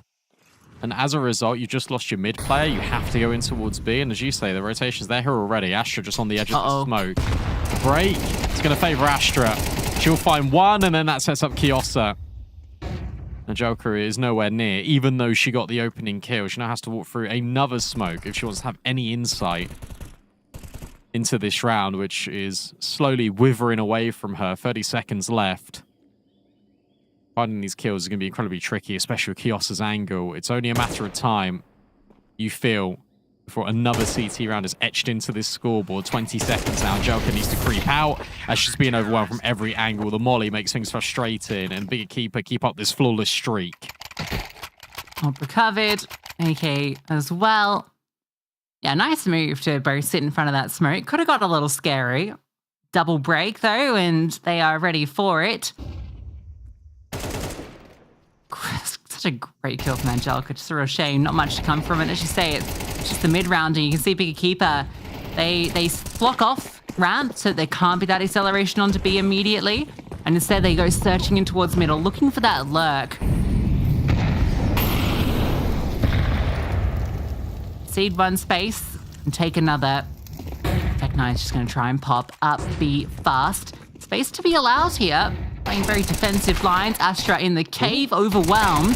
Kiosa, though, she is too. I don't know how she doesn't hit an extra bullet there onto Angelica, but the nade will do the trick. 3-on-3, bomb down, and only one rifle recovered. A chunk of util too, so a smoke could go into cave. That's going to actually eliminate Naylor with the M4. Oh, well, actually, the smoke missed, but the bullets don't. Neither does VQ. Julie, tricky one, and VQ won't let her get a single kill.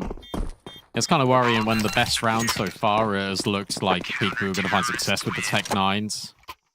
Angelica trying her very best. The wide swing on long enough to dislodge Kiosa. You get the bomb down, and then VQ strikes. And I love how patient Big are in this retake. Sure, the smoke misses, but you've got VQ on the on the short angle, holding for a peek that will come in from Peekaboo.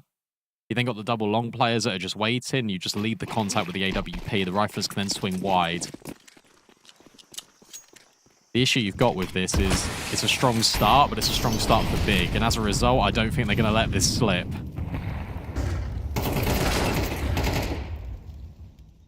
Attempt to burst out, but no chance. Too many players watching. Even Hanker up on the ledge. So this time they do get more aggressive in towards middle and at ramp. Everywhere they are putting the pressure on.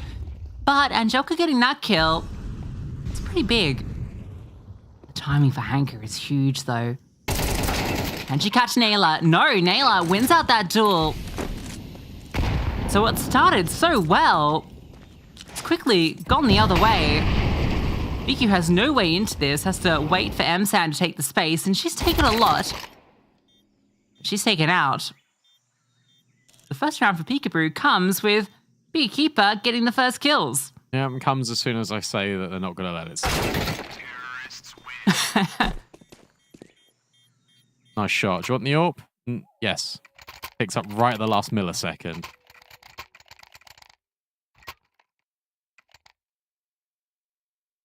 These rounds have been pretty competitive, so with only a couple of players staying alive here or there, Big effectively have got one more buy before their finances are broken. Imperial Valkyries versus Team Nemesis is 4 each. Reminder that Imperial need to win that one as well. That is true.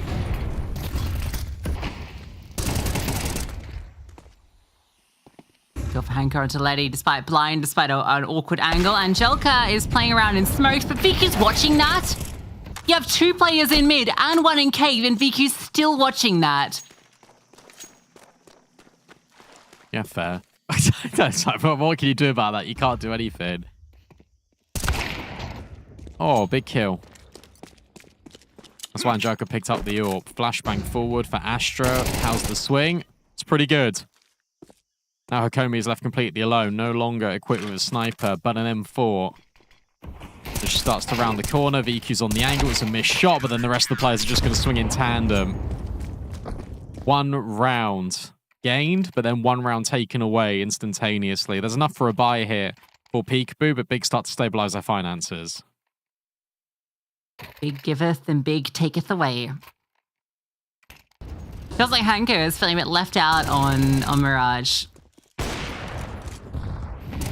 So cute. Yeah, she's been a lot more prevalent.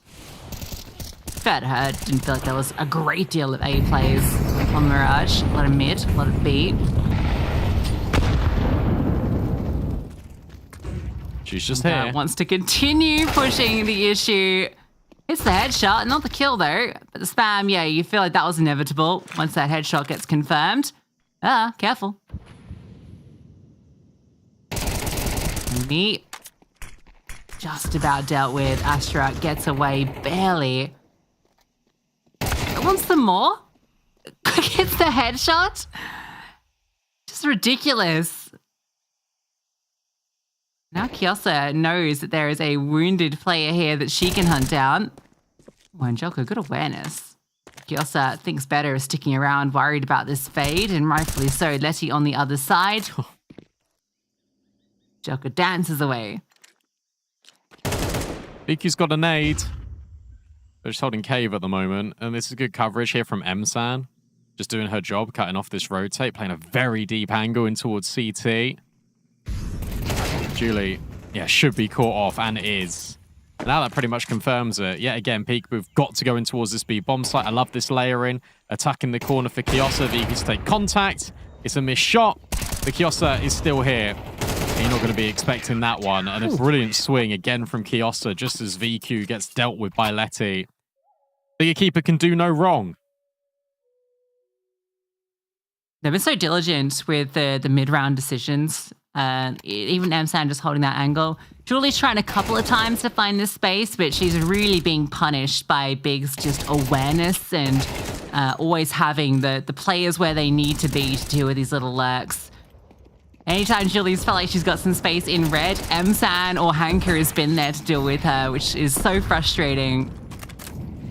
Be fast A. This should be calmed. Angelica, oh, that flame's not great. But it might not matter if the M4 bullets just hit the mark. The USP comes out and they're overwhelmed. Julie finds some redemption with a nice double up, and now Kiosa steps in with a few of her own. She's not done just yet. It's VQ that finishes the job, but Kiosa, great rotation. Yeah, Kiosa's been fantastic, because that easily could have fallen apart. It could have been another Tech 9 round that was taken away by Peekaboo, but Kiosa, as you mentioned, just rotates in. It's just stable, just so consistent in these positions, set up for success. Yeah, again, everyone on Bigger Keeper is just shining. Obviously, we've got to pick a player of the match at the end of this, and well, it's going to be hard because they're all playing incredibly well. We do Kadir squad of the match. Like, look at that! Like, you get one kill out mid. You think that's great, and then Msan just mows 2 down. Oh, but Hikomi's found VQ. That's important. 3v2, A's open. Yeah, Nayla's gonna hear this too. Uh-oh. Nayla. Oh. A little too eager to move forward. Peekaboo need to win this one. Goes without saying. Smoke's definitely going to help affairs, and Hikomi on this left angle should be fine to deal with this. Kiosa, this flashbang needs to be ridiculous, and, well, she just decides not to go through. A different route instead. Letty is going to be in her face, and nade. Just about dodged, but finding these kills going to be tricky and won't be allowed. So Hikomi, great kills. Especially that one to VQ to give them the way into A.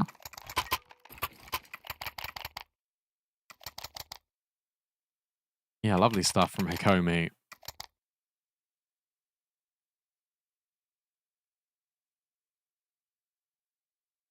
Issue you've got is you've already bled 9 rounds. Best you can get is 3. Fast fight out mid again, potentially. Julie seems to think so. This time, Bigger Keeper, they let them have the space. Msan up close with the 5-7. Not like this. Not like this. Nada's got to clear it, and she does.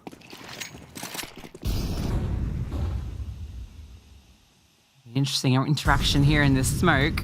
Oh, no, they just walk past each other. So Hanker loses her space.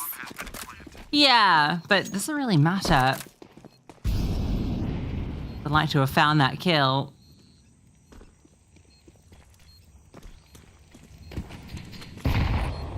this is looking good for a third.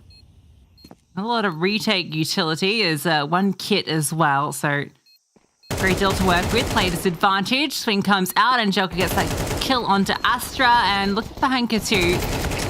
Time's ticking, players falling, and yeah, looking all done. VQ makes her way out. Nice little kill. Can't get any more, so it will be a third for Peekaboo, but feels a little too late.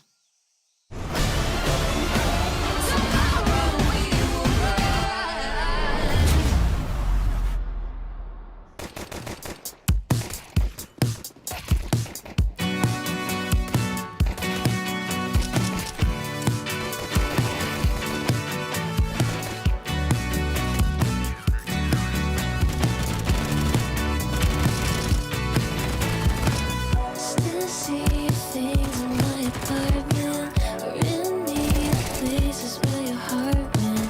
Traces of your life got me thinking maybe you love me, but that's just getting started. Warring things and problems that I don't need. Your toothpaste, your cigarettes and heartbeat. Taught me to whisper when I'm sleeping, saying you love me, but that was just a daydream.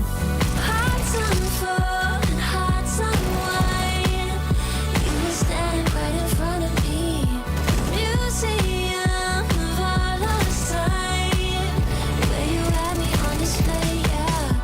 All the while I wondered why never saw you in the daytime. View through glass, I almost tried. Now you keep me in your archives. Now you keep me in your archives.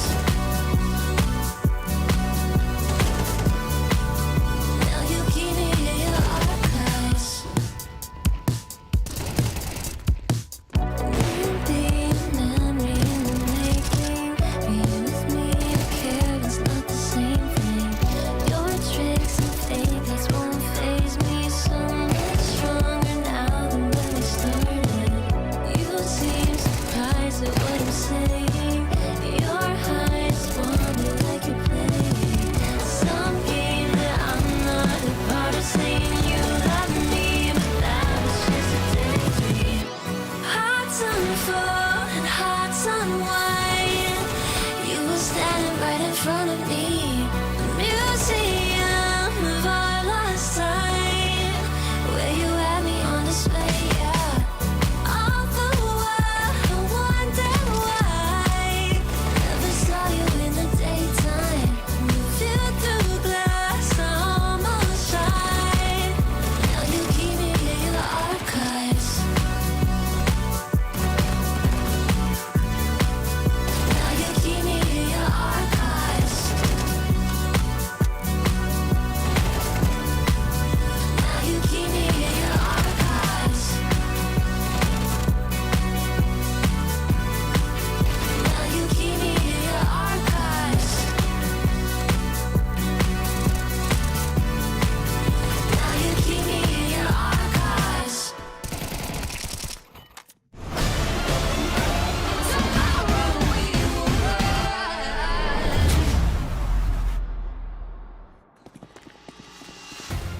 Right, I'm going to speedrun this because I know it's going to be a fast pistol. 9-3 bigger keeper. 4-2 NIP versus Leather Cook. Never mind, they're running through the mid-smoke. Oh my goodness. Okay, any more, Julie? You gonna give us any more? No, not quite. M-Sam will deny. And now the acceleration comes forward in towards CT, towards this A bomb site. 3 versus 3. 2 players are still here for Peekaboo, and it could be a nasty surprise for Big, but these mollies, they're gonna be damning. That one is cooking Hikomi. She has to fall all the way back. There is a kit. Naylor has scooped that up in the smoke, which is also scooped up off the corpse of Letty. Plays things somewhat. She's in a good spot, but she is the only one on site. It's a double up in Donut. No smoke to go with the kit's a bit annoying, but Angelka, great on the VQ. Nothing she could do.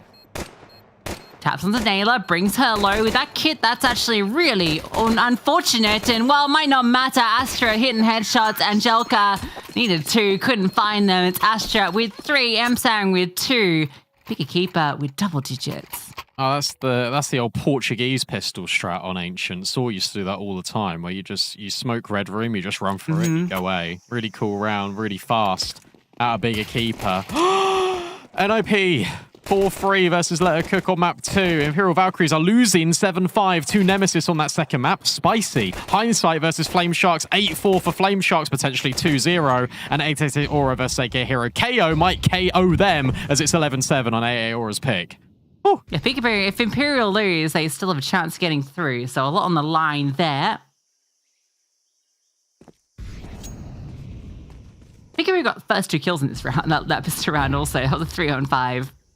And Julie picked up 2 immediately. And the stack's avoided. I always call the stack wrong. I think it's impossible to call. Well, it's a 50-50, isn't it? Yeah, but it's always the wrong 50. True. 50. That's how much my knife is now worth. Oh, too soon. Too soon.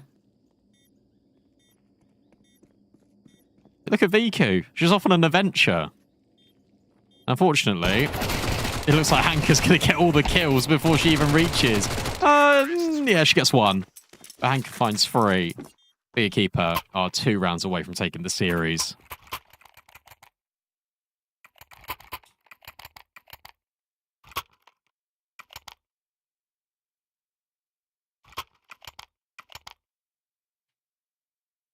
Now she's going to keep the Mac 10s.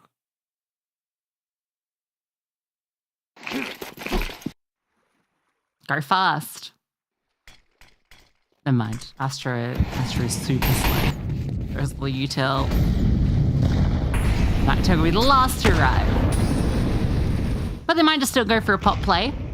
4 players over here immediately. Yeah, they're just going to go up B. There are 3 players here. So Peekaboo have a good chance of dealing with this. Contact does not work out, but trade is good. And trade's good both ways. Wow.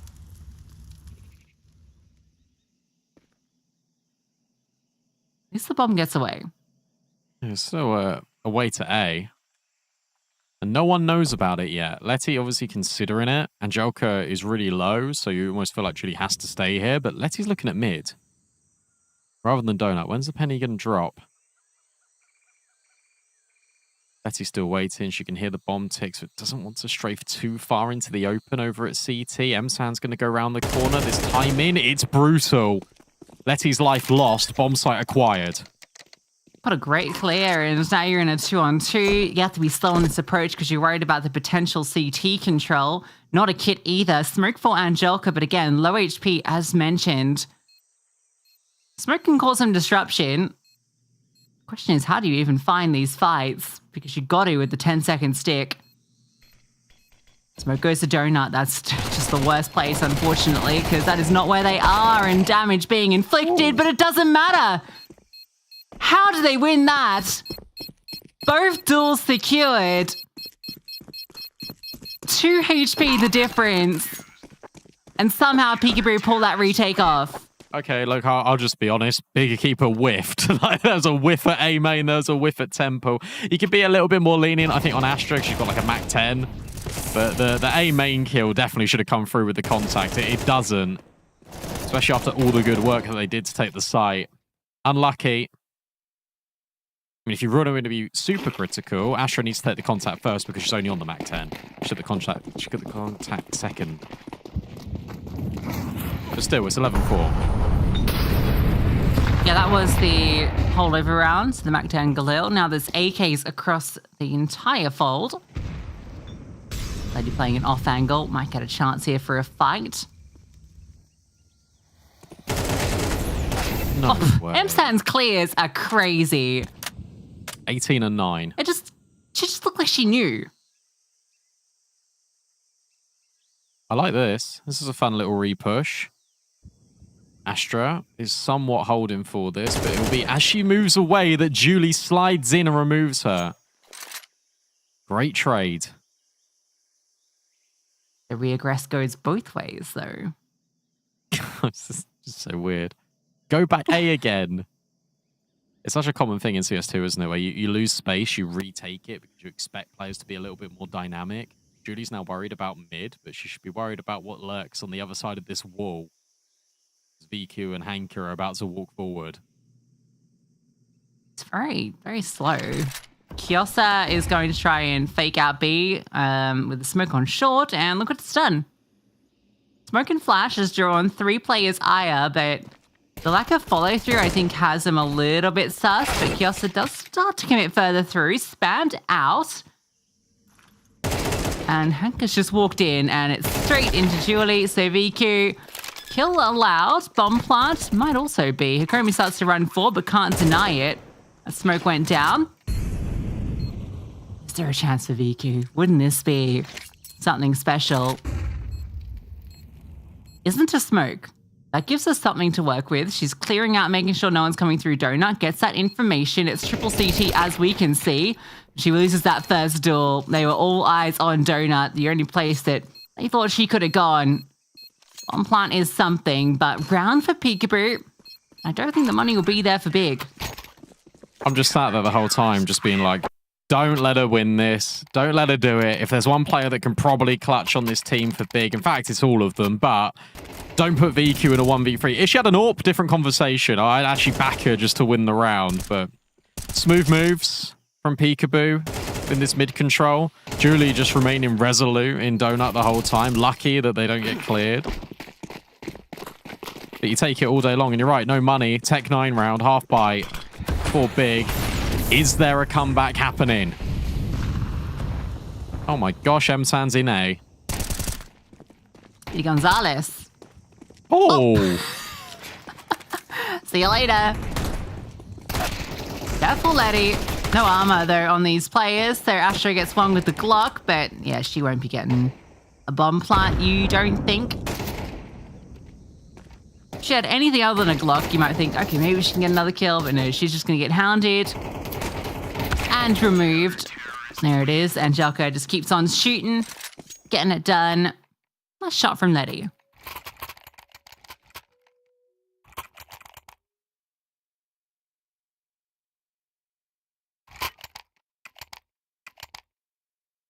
Still no AWPs. Hikomi's got one, but you haven't got one for VQ. Which is a shame.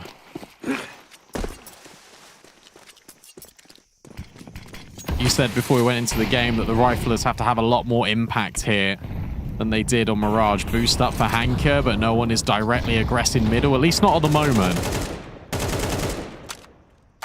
Angelica's spam, unfortunately, falls on deaf ears. It does a little bit of damage to Astra, but not a lot. That one, though, onto Hanker is fantastic. Full blind is Julie, but she gets out of dodge.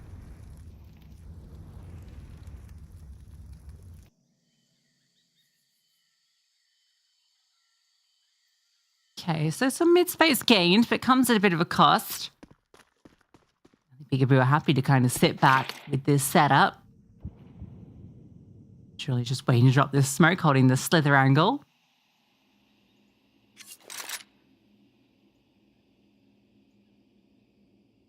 Let's double up in towards Cave. Kiosa is going to have her work cut out for her on this peak. She'll somehow find a kill. I guarantee it. It does seem like she will, doesn't it? It always does. If she peeks it. She won't. She leaves. I didn't say where she'd get the kill. Oh, I see. Is that smoke? Good time on it too. Yeah. Long shot for Hanker. This has to be the finish on A, especially with Astra going down. So Letty, she'll fall back, a double up in Donut. How do you deal with this? Try and walk through. Kiosa, not going to get that kill that you were forecasting. In fact, not going to be really much to be said for Big in this round at all. He's wrestling to find something, but she's not getting anything. In fact, might just leave. Goodbye. Yeah. It's one of those rounds where it actually feels pretty like uninspiring. It feels like you wanted to do one thing, it didn't work, and then you're stuck on what to do next. I'd like to see Big just deviate into more of an execute style to close the game. I think B could work really well for them. especially if they trade up. But here you just got individual fight pushing the smoke, individual walk up in ramp for Astra. Kiosa just pushes the smoke by herself. Like there's so many things going wrong here for Big that they potentially could control if they went just together. It looks like we're going to get togetherness. Boost up. Ikomi on the angle. Oh, it's nade. Ouch. How much has that done? A lot. That's done like 200 damage almost. Nuke, can you get that number? No, I mean, that's probably too hard to do. Goodness. That was one of the best nades I have seen. Considering you got no kill. Yeah, it's at like 240, I want to say. Crazy. Oh, do we have the POV on the replay of the nade just hitting them all? Probably not. I'm really into that. It's just like a thing I like watching. Okay. I'm just a sicko for a good nade. Real freak for it.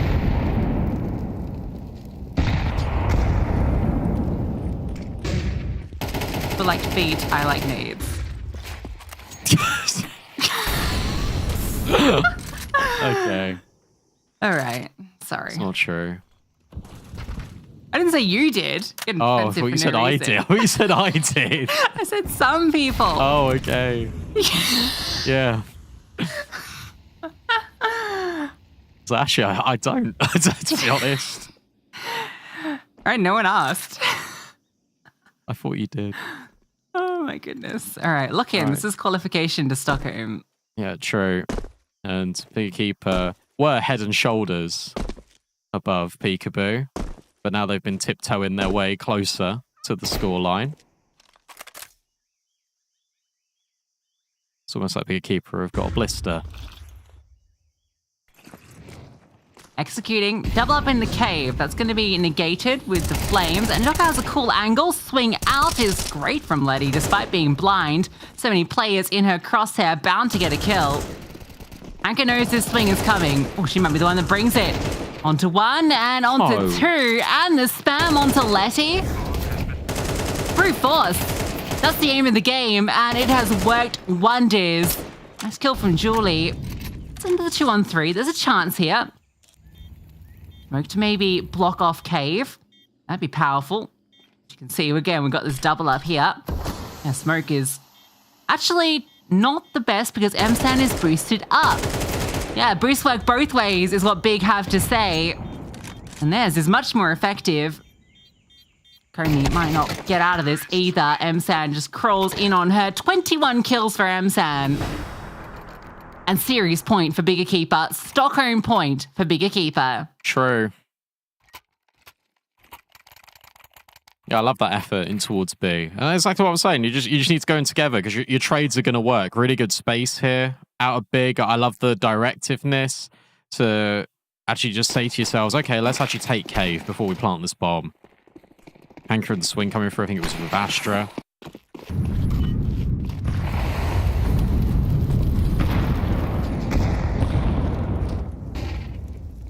Good flash. Oh, and a dink, but not a kill on VQ. That's worrying because she's got an AWP. It doesn't really matter how high or low her HP bar is. It's also kind of weird that she's not boosted. Be too active. True. Astra's up on the perch. Spam, but I think this is trying. Oh, the damage. Great spam. It's all the bait in Julie's peak, and it's a great peak. Kiosa with low HP still gets her kill. They have left them wounded. M-San removes Letty. Great kill. That's given them some space to work with.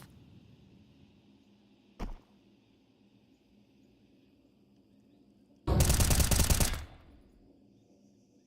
think you still go back to B here. I think that's what Big are reconsidering. They're anticipating that all the damage that Peekaboo have done, they're going to second guess that they've probably moved over towards A. Oh, that isn't really the case. Angelica will finish off Kiosa, and Naylor still remains in cave. With 30 seconds left, this executor's got to be pixel perfect. Again, it's just double up in towards cave as well. And they pull it off this time. Starts to move up. Molotov will be going deep into this position, but Nayla's ahead of it, so a chance for her to maybe inflict some damage. Sees the shadow, spam is fantastic. Second lot of spam doesn't hit the mark, and Nayla a tag, but barely for anything. This round has to be Hanka. You feel knows these players are here. Finding them's the tricky part. Has to go hunting. Clean kill. Very sharp. Kobe's going to come and join up with Hanka. Double up in the cave still. So Hanka again demanded of, but Viku's get the first shot and will actually need to clutch it up. Hikomi a flash over the top. Second smoke lands and Hikomi removed by Viku. A 2-on-1 to close, and Bigger Keeper have done it. A flawless online season. They don't drop a map, and they book in a spot in Stockholm. Yeah, really impressive from Bigger Keeper and just Viku in that last round there. Low HP, doesn't matter. She takes the fights on her terms, and the improbable retake comes to reality for Bigger Keeper. They hold on to that bomb site. Fantastic work out of Bigger Keeper, because Peekaboo were coming back. Bigger Keeper know what it's like to complete a comeback in this series. They thoroughly deserve this qualification through to Stockholm. And in the group they're in, to do it without dropping a map, mightily impressive. Yeah, you think about the teams that they've taken down on their way to Stockholm. We're talking Imperial 2-0. That is a statement in of itself, but Team Nemesis, Overpeak, Shinigami, and then now Peekaboo. They do what NIP are trying to do in Group A and do it flawless. It has been a great season for them. A team that had only come together at the start of this season. That's the most exciting thing. Sure, the chemistry was there from their times in Na'Vi Javelins, at least that core. But to see it all back together, it brings a tear to one's eye. And what a map from M-San overall. But yeah, just brilliant from the entire squad. Yeah, I think that's the scary part about this Bigger Keeper squad, right? Is the fact that, as we said before the map started, anyone can pop off and have a good day, but it's the level of consistency and output you get across all of these players. 5 entries for M-San, brilliant. Hanka gets 3 of them as well. And then on Mirage, Viku, Astra, they were the ones providing the opening kills. Every single player has a purpose in this team. Every single player bought in around the idea of Hanka's project with Big as well. So it's really cool to see that Bigger Keeper took this chance with Hanka, and look at how much it's paying off. A flawless season. They don't have to sweat the playoff deciding games to Stockholm. They can just chill now because they've made it. Yeah, absolutely. And commiserations to Peekaboo, who played a great map. We saw definitely some individuals really shining. Just took them a little bit too long to get going on that T side. Unfortunately, but nice try on the comeback. We have to choose our Kadia player of the match. And Brandon, this is a really tricky one. I'm going to be real with you. There was a lot of people that were in the conversation, but I think Viku, after that map 1 performance and after how she started and closed Ancient, remember the ace in the fist around, 1v2 with 5 HP to close out the map. Viku wanted that spot in Stockholm and she got it for them.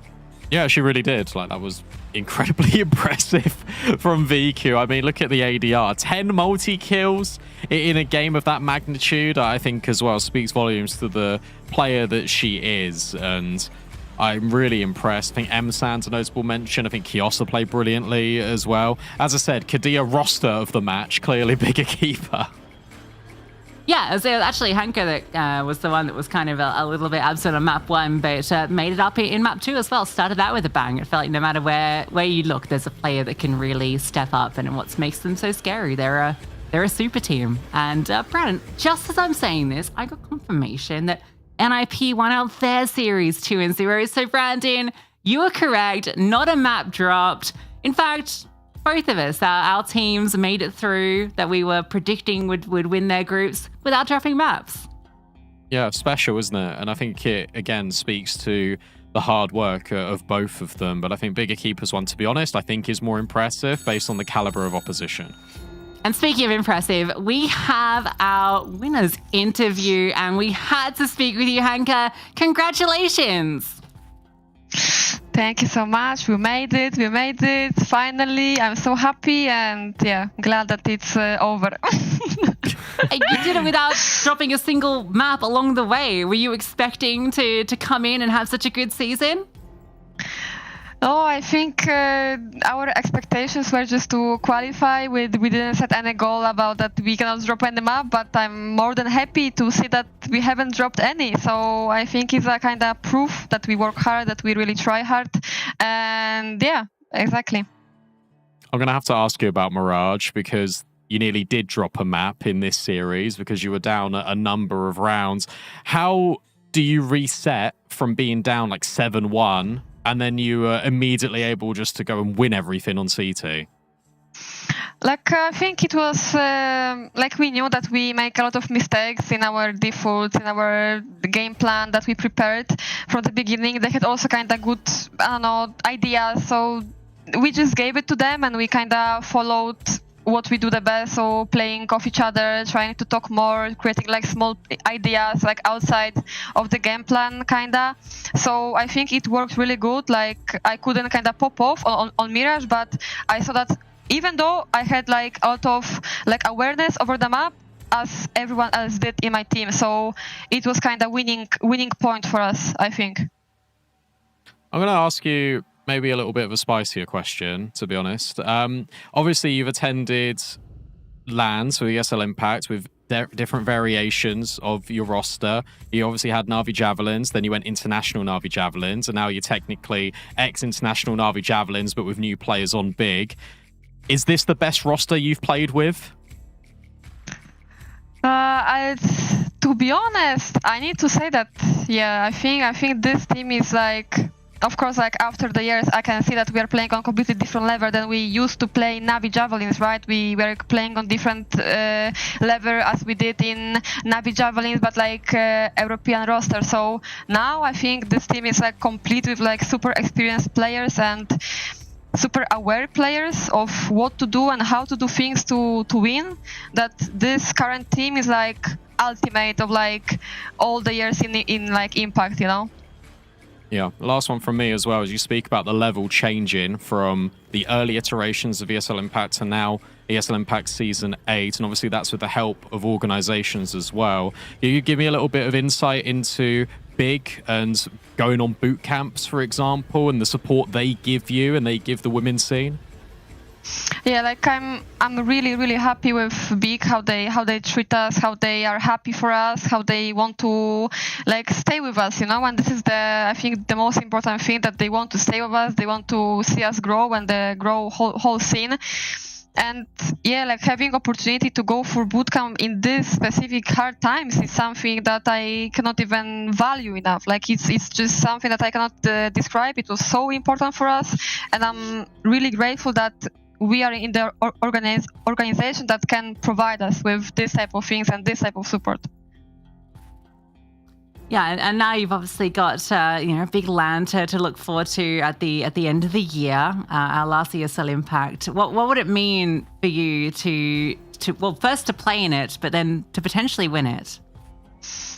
I think that playing in it is like of course, like it was my goal. So now I achieved that with my team, but playing it, of course, with meaning that it's like last ESL Impact LAN, it has something special in my heart, that like I know that probably I'm gonna spend a lot of tears playing this tournament after that, because it's just something special for all of us, and I'm just happy that I can be part of it, and I made everything to be able to be part of it. So I know that it's gonna be great time for all of us, and yeah, I'm just looking forward to enjoy this whole process and this whole time with everyone.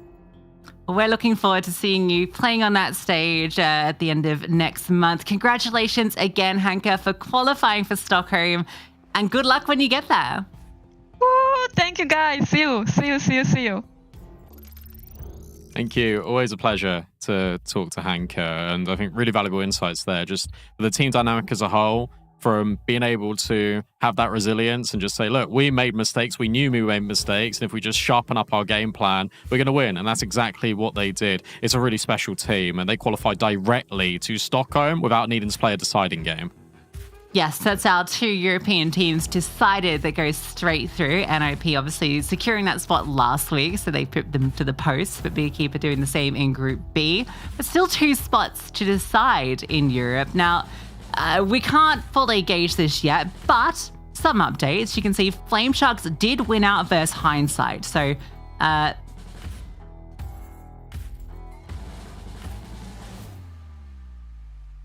of all those maybe cool. Okay, so am I here? Oh, hello.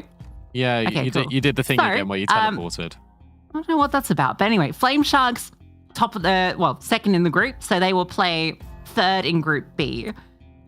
It's going to be the head-to-head between Letterhook, Hindsight, and 888 Aura then, which I tried to work this out, and I'm just going to refer back on my notes, but I don't think I have 100% of an answer here off the rip, because it's going to come down to the map difference between those 3 teams.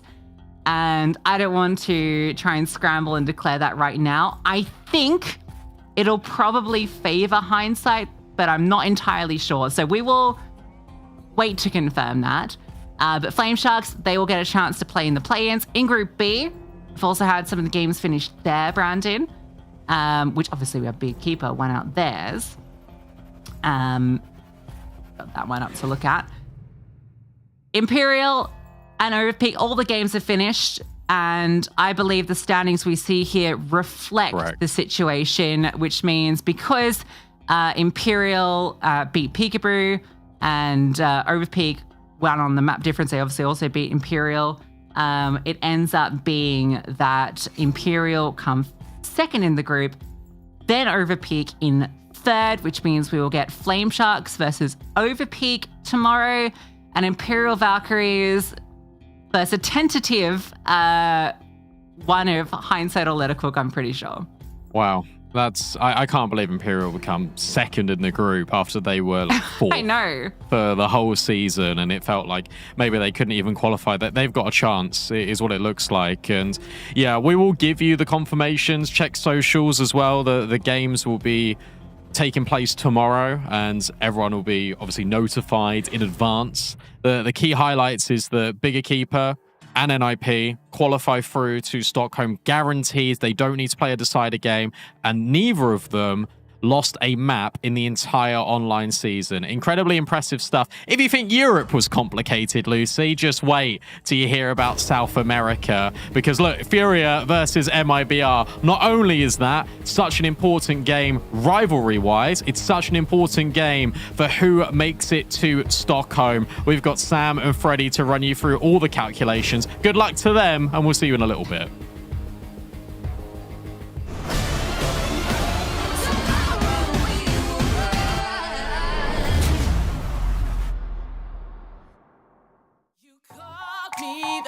Night. Don't you know I've got no time? That's it, I'll never ride for you and I. Don't you call me babe? Thought you had a chance dropping DMs on my page. You can stay outside, you can park it on the pavement. Waiting, I don't need a man that's cheap and basic. I'm ranking.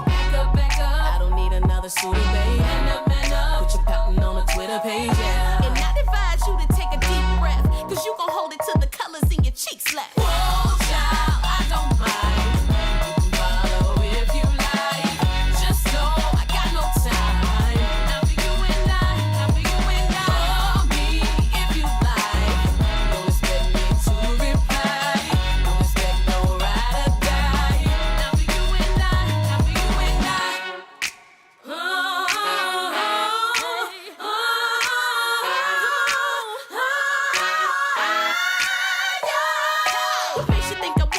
Treat you like a ghost. Take this man home. Everybody else already knows I'm the only one I need. You're the one that needs to grow. I ain't playing, boy. Turn around and walk it out the door. You got to go.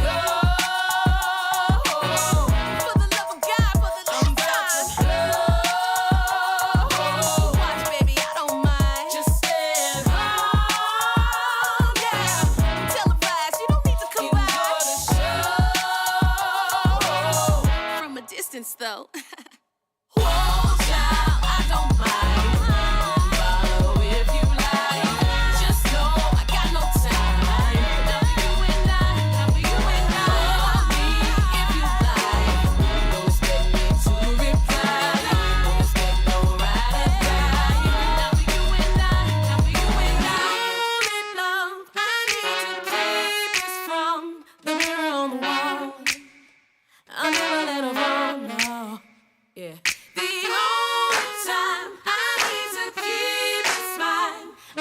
playing games. I'm trying every day, yeah. The only love I need to keep is from the mirror on the wall. I'll never let her fall, no.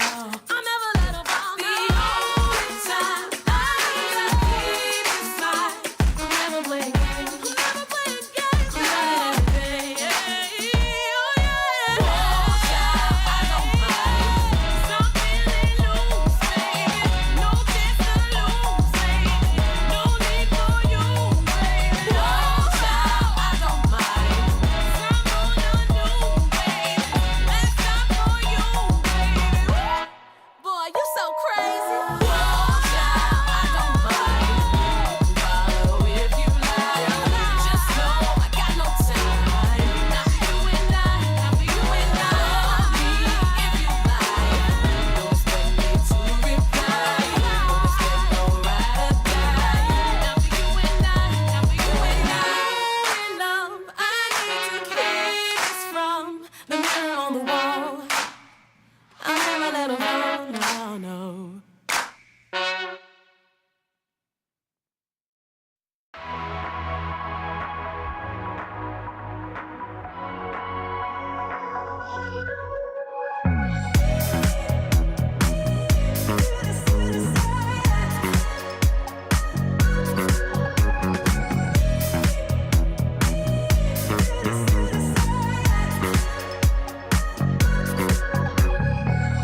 Don't you know I feel you all around me? No, I can't control it. Never wanna let your guard come down. Where your heart and soul is. Talk to me, baby. Do you feel like something's wrong? I just wanna lift you up, hold you in my arms. I'm gonna need you to say it. I can't read your mind. I can't take it let up with the plan. Don't you waste my time. Why can't you ever meet me halfway, baby? We're running in circles. After a while it feels like foul play, baby. We're demons and angels.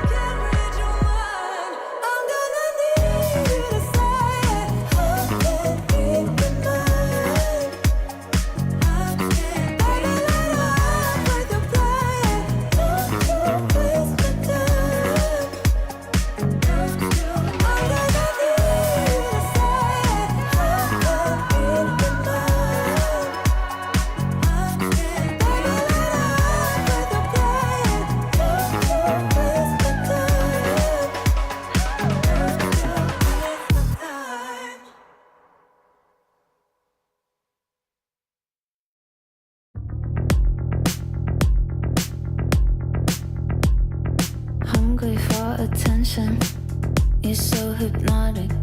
Take me for a ride. I'm feeling nauseous. Oh, I'm delicate, just like the pick-me flower that you're crushing. Feelings out of guard, you say they're valid. Take me to the party, buy me drinks, I guess I'm lucky. Pull me apart, like when I'm broken.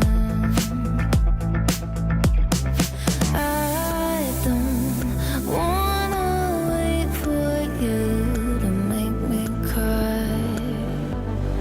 Turning black and blue from the words you fought. Feel like I'm dying, dying.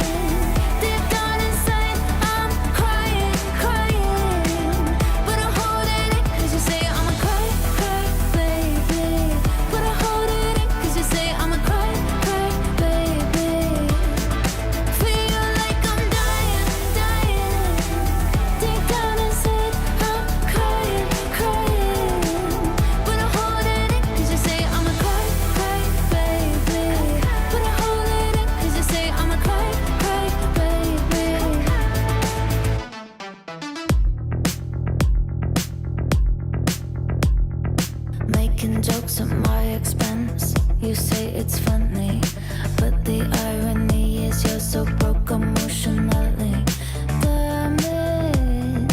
Have the nerve to tell me you can't afford to love me.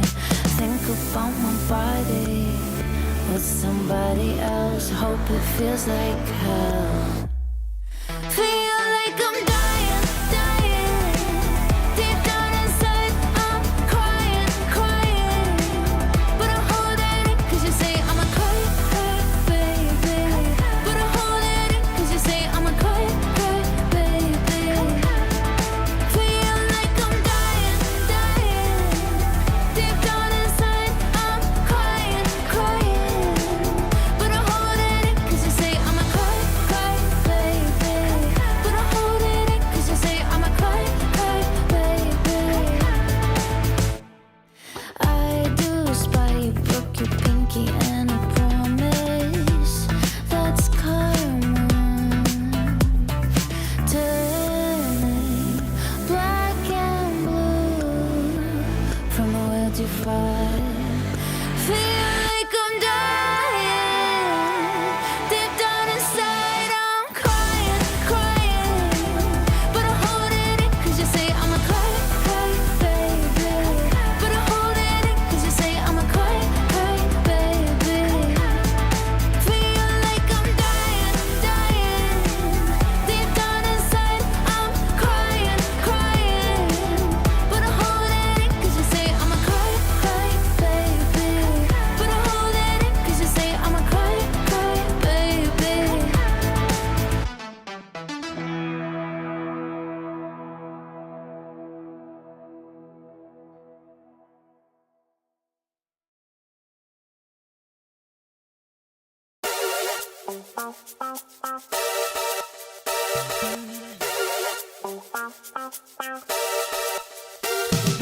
Cut me out like a photo from a magazine.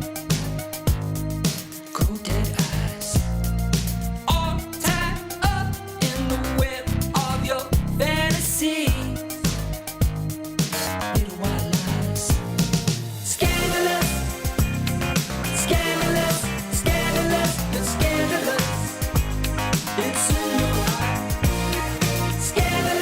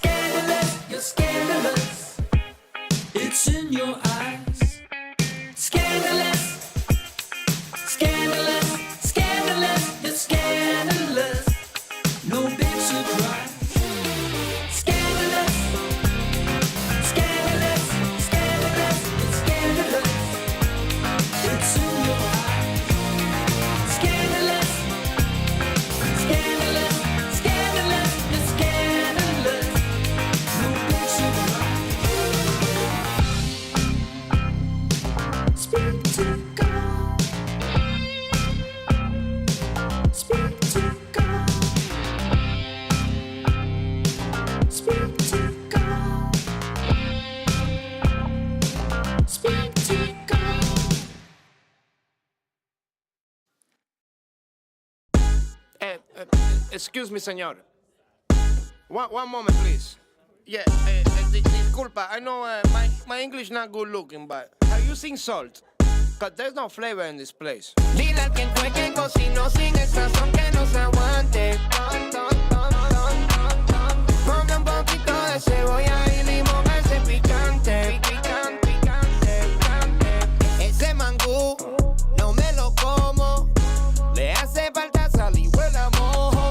Hay brujería en esa vaina, me hizo daño. Pues tu mamá se come un plátano muy extraño. Ya estoy cansado de estar picando por la plaza, amor. Quiero comerme un desayuno ahí en tu casa, amor. 2 huevitos con chorizo te cocino. No soy cochino, te lo cambio por tocino. Dile a quien fue que cocinó sin el sazón que no se aguante. Ponga un poquito de cebolla y limón a ese picante. Ay, que te extraño, como la cocina de abuela o la empanada de tu vieja. La nena dulce como la miel de abeja. Hacho, me muero pa' comer si tú me dejas. Diablo, nena, que tú sí estás fuera liga. Mango bajito, los que son tu amiga. Por eso que yo no me encaramo en almor. Gracias por el plato, pero es que le falta algo. Dile a quien fue que cocinó sin el sazón que no se aguante. Ponga un poquito de cebolla y limón a ese picante. Dile a quien fue que cocinó sin el sazón que no se aguante. Dile no se aguante, dame. Ponga un poquito de cebolla y limón a ese picante.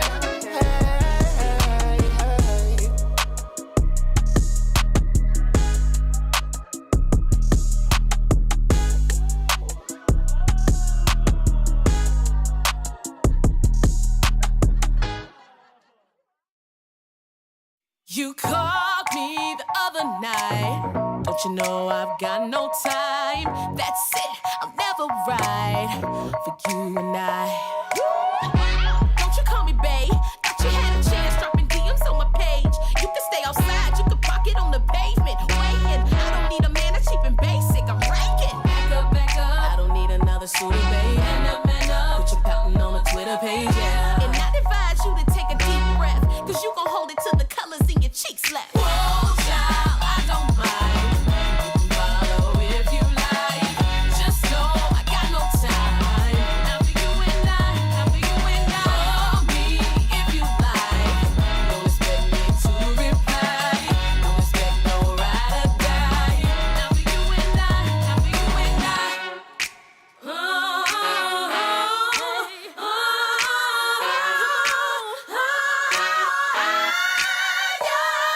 What makes you think I want it when I treat you like a ghost? Take this man home, everybody else already knows. I'm the only one I need, you're the one that needs to grow. I ain't playing, boy, turn around and walk it out the door. You got to go. For the love of God, for the love of God. Watch, baby, I don't mind. Just stand home, yeah. Televised, you don't need to come by. From a distance, though. Whoa, child, I don't mind. Follow if you like. Just know I got no time. After you and I. Call me if you like. Don't expect me to reply. Don't expect no ride or die. After you and I. In love, I need to keep this from the mirror on the wall. I'll never let her fall, no. Yeah. The only time I need to keep it mine. I'm never playing games. I'm trying every day, yeah. The only love I need to keep it from the mirror on the wall. I'll never let her fall, no. I'll never let her fall, no. The only time I need to keep it mine. I'm never playing games. I'm never playing games. I'm trying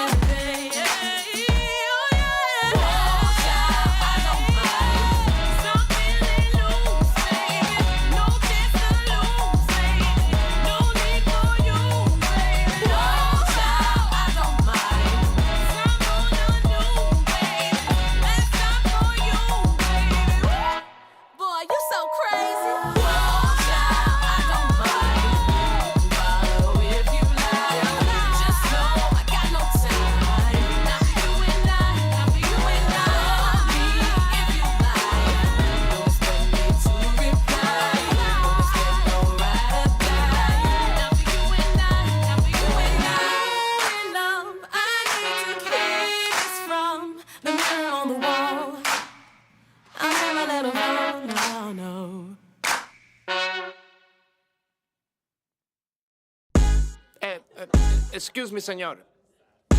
One moment, please. Yeah, disculpa. I know my English not good looking, but are you using salt? Cause there's no flavor in this place. Dile al quien fue que cocinó sin el sazón que no se aguante. Ponle un poquito de cebolla y limón a ese picante. Ese mangú no me lo como. Le hace falta sal y huele a mojo. Hay brujería en esa vaina, me hizo daño. Pues tu mamá se come un plátano muy extraño. Ya estoy cansado de estar picando por la plaza, amor. Quiero comerme un desayuno ahí en tu casa, amor. 2 huevitos con chorizo te cocino. No soy cochino, te lo cambio por tocino. Dile a quien fue que cocinó sin el sazón que no se aguante. Ponle un poquito de cebolla y limón a ese picante. Es que te extraño como la cocina de abuela o la empanada de tu vieja. La nena dulce como la miel de abeja. Hacho, me muero pa' comer si tú me dejas. Diablo, nena, que tú sí estás fuera liga. Mango bajito, lo que son tus amigas. Por eso que yo no me encaramo en almor. Gracias por el plato, pero es que le falta algo. Dile a quien fue que cocinó sin el sazón que no se aguante. Ponle un poquito de cebolla y limón a ese picante. Dile a quien fue que cocinó sin el sazón que no se aguante. Dile no se aguante, dame. Ponle un poquito de cebolla y limón a ese picante.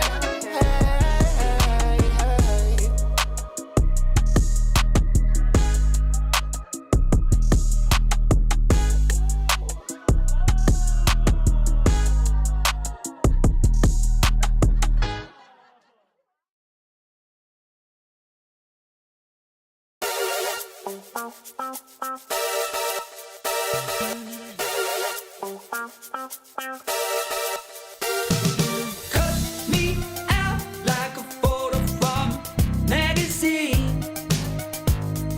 Cold dead eyes, all tied up in the web of your fantasy. Little white lies, scandalous, scandalous, scandalous, you're scandalous. It's in your eye. Scandalous, scandalous, scandalous, the scandalous. No big surprise. Headlights creeping up and down the boulevard. Dialing 666. Hey, can I speak to God?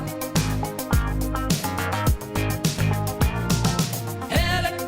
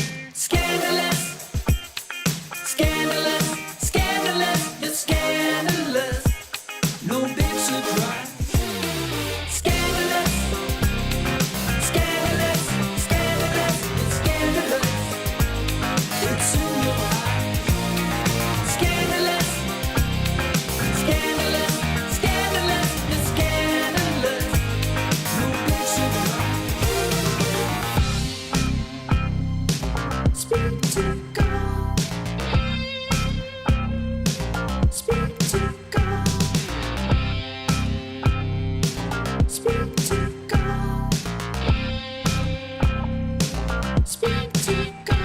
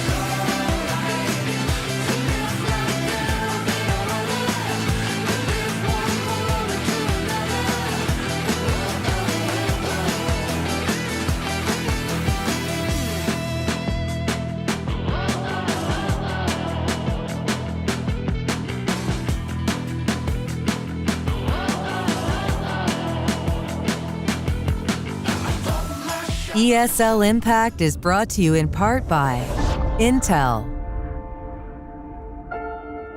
Qiddiya, and DHL.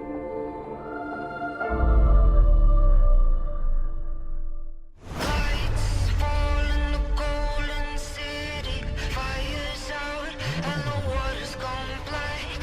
You can run, but you won't get pity.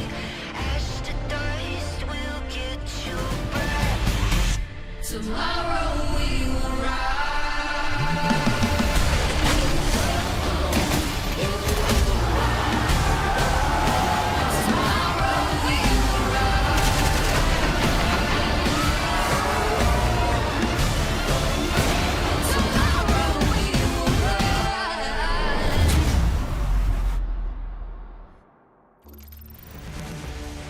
7 weeks of grueling competition, and we finally made it here. The final day of South America ESL Impact is upon us. And Freddie, the stakes have never been higher. It's very easy to say they've never been higher, but I think in pretty much the last 8 seasons or whatever, it actually has never been higher. This is coming down to the absolute wire in a way that it just simply never has in South America. And with all the games going on at the same time, as of now, we simply put, have no idea who is going to Stockholm. Well, Europe certainly has some semblance of an idea. Bigger Keeper and NIP both topping their brackets. Undefeated runs, 2-0 victories across the board, sheer domination as they've booked their tickets to Stockholm. Of course, there will be the playoff matches taking place tomorrow to determine who will be joining them. But that's Europe done for the day. A little bit later, we'll have Nocturnal versus Ghost Gaming. Obviously, the big matchup for North America, or rather, the exciting matchup with Shimmer FlyQuest. Not going to be taking place on broadcast, but the epic grudge match will be happening today, so we look forward to seeing what the results are there. But speaking of a grudge match, Freddie, we've got Furia versus MIBR. And, we're talking about undefeated teams. Europe's got 2, North America's got 1, and we're shaping up to have one of our own in South America. Well, hopefully, maybe, who knows? MIBR, they're the only team who's kept a clean slate. They're the only team that have played by the rules, as you might say. For Magic, they have been tremendously commendable with how they've approached both Fury and MIBR. They took them to the distance, but in both times, they fell 0-2 after, if I'm not mistaken, in all 4 of those maps, going to double digits. So great for Magic, but unfortunately, out of the running now. Furia, Atrix, MIBR. The reason why the boat has been rocked so much is because of Atrix. That team currently sitting in second place in the second week of gameplay beat Furia, who are our reigning champions, not of South America, the whole goddamn world. And there's a chance they can't even defend their crown. Exactly. And of course, everything goes into some serious wacky territory today. If Atrix lose and Furia lose, and then we've got like a weird three-way tie for second place. But we won't go too deep into that right now. Right now, we really want to focus in on what's super important here as we come into the end of Season 8. It's been a long haul, and it's been a long, storied history between Furia and MIBR. The rivalry between them is absolutely legendary, not just in terms of the organizations, but the players as well. They have always been fighting, duking it out for this top spot. It is crazy how over the last 3 years or so, basically since ESL Impact was brought to this region, the core of these two teams, albeit minus Goddess, but she's still kind of in there with the MIBR, so I'm counting that as part of the core. This core of players have gone back and forth, back and forth, back and forth as the best team in the region, and that's kind of mimicked on the grand stage. Going into Dallas finals, Furia, they were the best South American team, and they brought that all the way to a championship win. They were so much better than MIBR, it wasn't even a conversation. But since then, with roster changes, not only before the season started did MIBR record a win on LAN, but also just purely put, this season, MIBR have been looking better since they brought Olga in and have put her into that leadership role.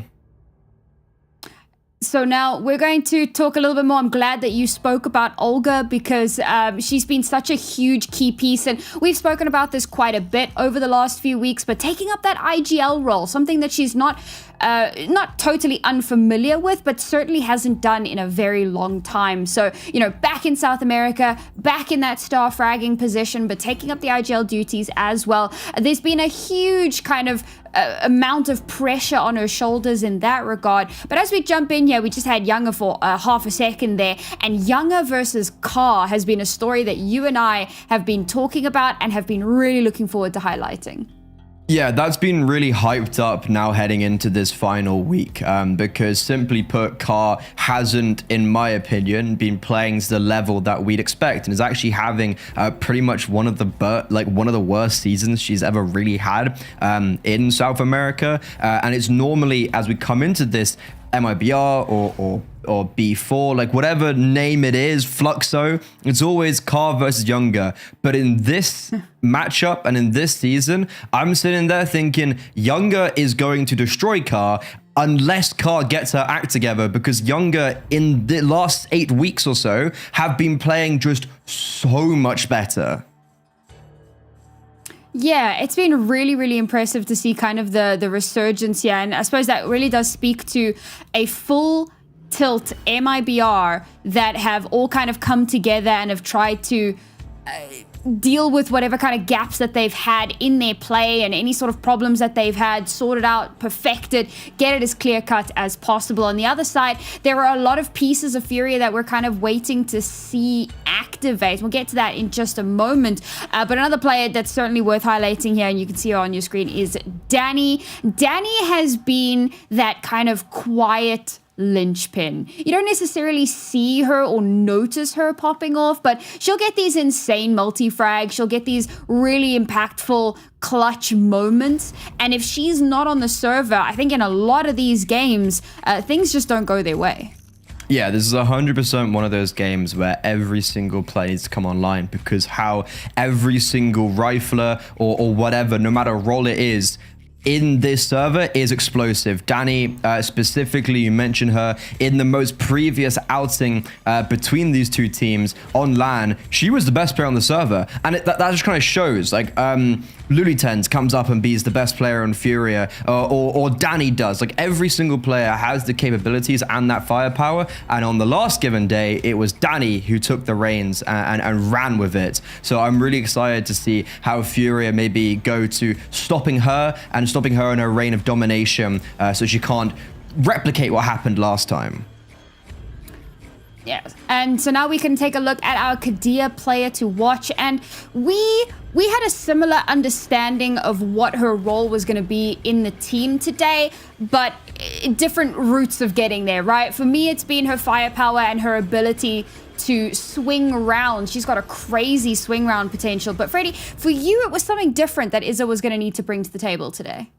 Yeah, I mean, okay, firstly, I do want to agree with you. I didn't realize she was the highest rated player in the tournament out of these teams so far, which actually really surprised me. I didn't see Izza as being the player who brought as much of the firepower recently. But look, she's the IGL of the project, and especially how we're putting a lot of focus on Olga and as Goddess, how there's so much support in that MIBR camp. Izza can't be lackadaisical, you know, she can't be complacent. She's going to have to be on it with those calls where in games against like Atrix, for instance, we were watching that and the only reason it got so far was because of Lulitens. It wasn't because of calling, it was because of Lulitens. So I'm really looking forward to and keeping kind of a close eye on her and seeing what's it going to be like when the minds of Olga and Goddess come up against Izza. And what's really scary is the fact that you mentioned Lulitens, we've mentioned Ka, two players who have underperformed this season. If you remember, Lulitens was the top-rated player in the entire region going into the LAN final last season. Now, she's not even cracking top 10. I don't think Ka is even cracking top 10. Now, thankfully, Izza and Bazina are way up there, and they're doing incredibly well. They're kind of picking up a lot of that slack, but to see two of the highest rated players from historic matches not really living up to the hype, if there was ever a time it needed to happen, it has to be today because everything is on the line now for Furia. But that is, we'll touch on that a little bit later on. Now let's talk a bit more about our veto potential, Freddie. What are you expecting to see today? I'm just interested if we're going to see the same as last time. Like, is that going to come out and play? Already, it's going to be a little bit different because Furia have changed their veto. Let me just pull up their last game real quick for you. As the veto comes in, I would expect a Dust 2 being picked one way or another or somewhere. And Nuke, maybe, even though that was a decider last time. Yeah, okay. Interesting enough, somewhat similar. MIBR stick with their guns on the Ancient pick. Furia, they decide to change things up and go for a Mirage, which a reason, honestly, for that could be because MIBR, even though they picked Mirage last week against 4Magic, 4Magic took them into double overtime, and MIBR, I would have thought that maybe they were comfortable on Nuke, even though they hadn't picked it really or played into it, but potentially against 4Magic last week when MIBR looked so shaky on Nuke, when they looked so shaky on Mirage, was the first time this season we saw them kind of show cracks, as it may be. That might have played a little bit different for MIBR on their veto, but certainly the Ancient, they go into that as a firm favorite in my opinion, especially with that history behind it. Well, it is all to play for now, so we're going to do the thing that we always do, and of course I'm going to go first so that everybody know that Freddie copied me. I believe that MIBR are going to be taking the series today and are going to be walking away with a spotless record at the end of the season. Freddie, what about you? Even though it was super unconvincing against 4Magic last week, I still believe that MIBR, they're going to turn the tables with this new roster, and they're going to be going over to the Stockholm Finals as the favorites coming out of South America.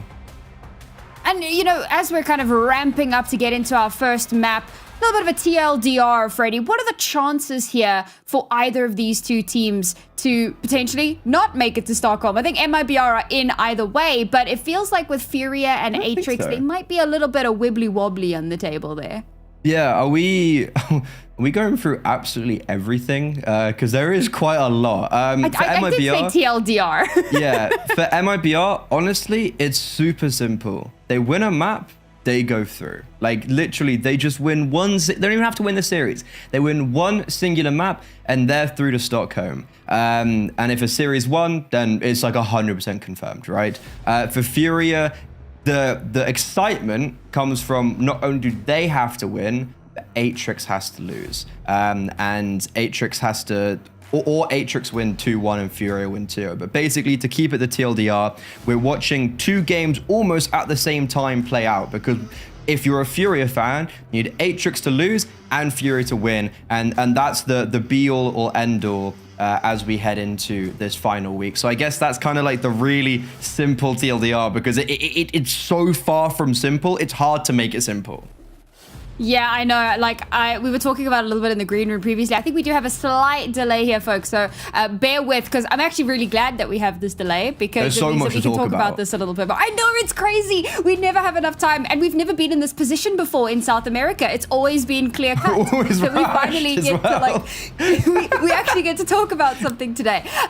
Yeah. So we were talking a little bit about like, what do those permutations look like? You know, what happens if both MIBR and Atrix lose? What happens if, you know, what happens if we get this crazy three-way tie in second place? And, you know, we've got 3 teams now that are basically sitting on 12 and 2 in maps. And if, you know, 2 of those teams go to like 14 and 2, or if it becomes like a weird kind of 12 and 4 three-way split, like things become really crazy. It comes down to that round differential. And I'm going to be honest with you guys, I'm not willing to do the maths. Maths is not my thing. That's Newt's thing. And he did actually put a little table together for us about the differentials and stuff. And it's actually not as complex, I think, as what I made it out to be, because again, math scares me.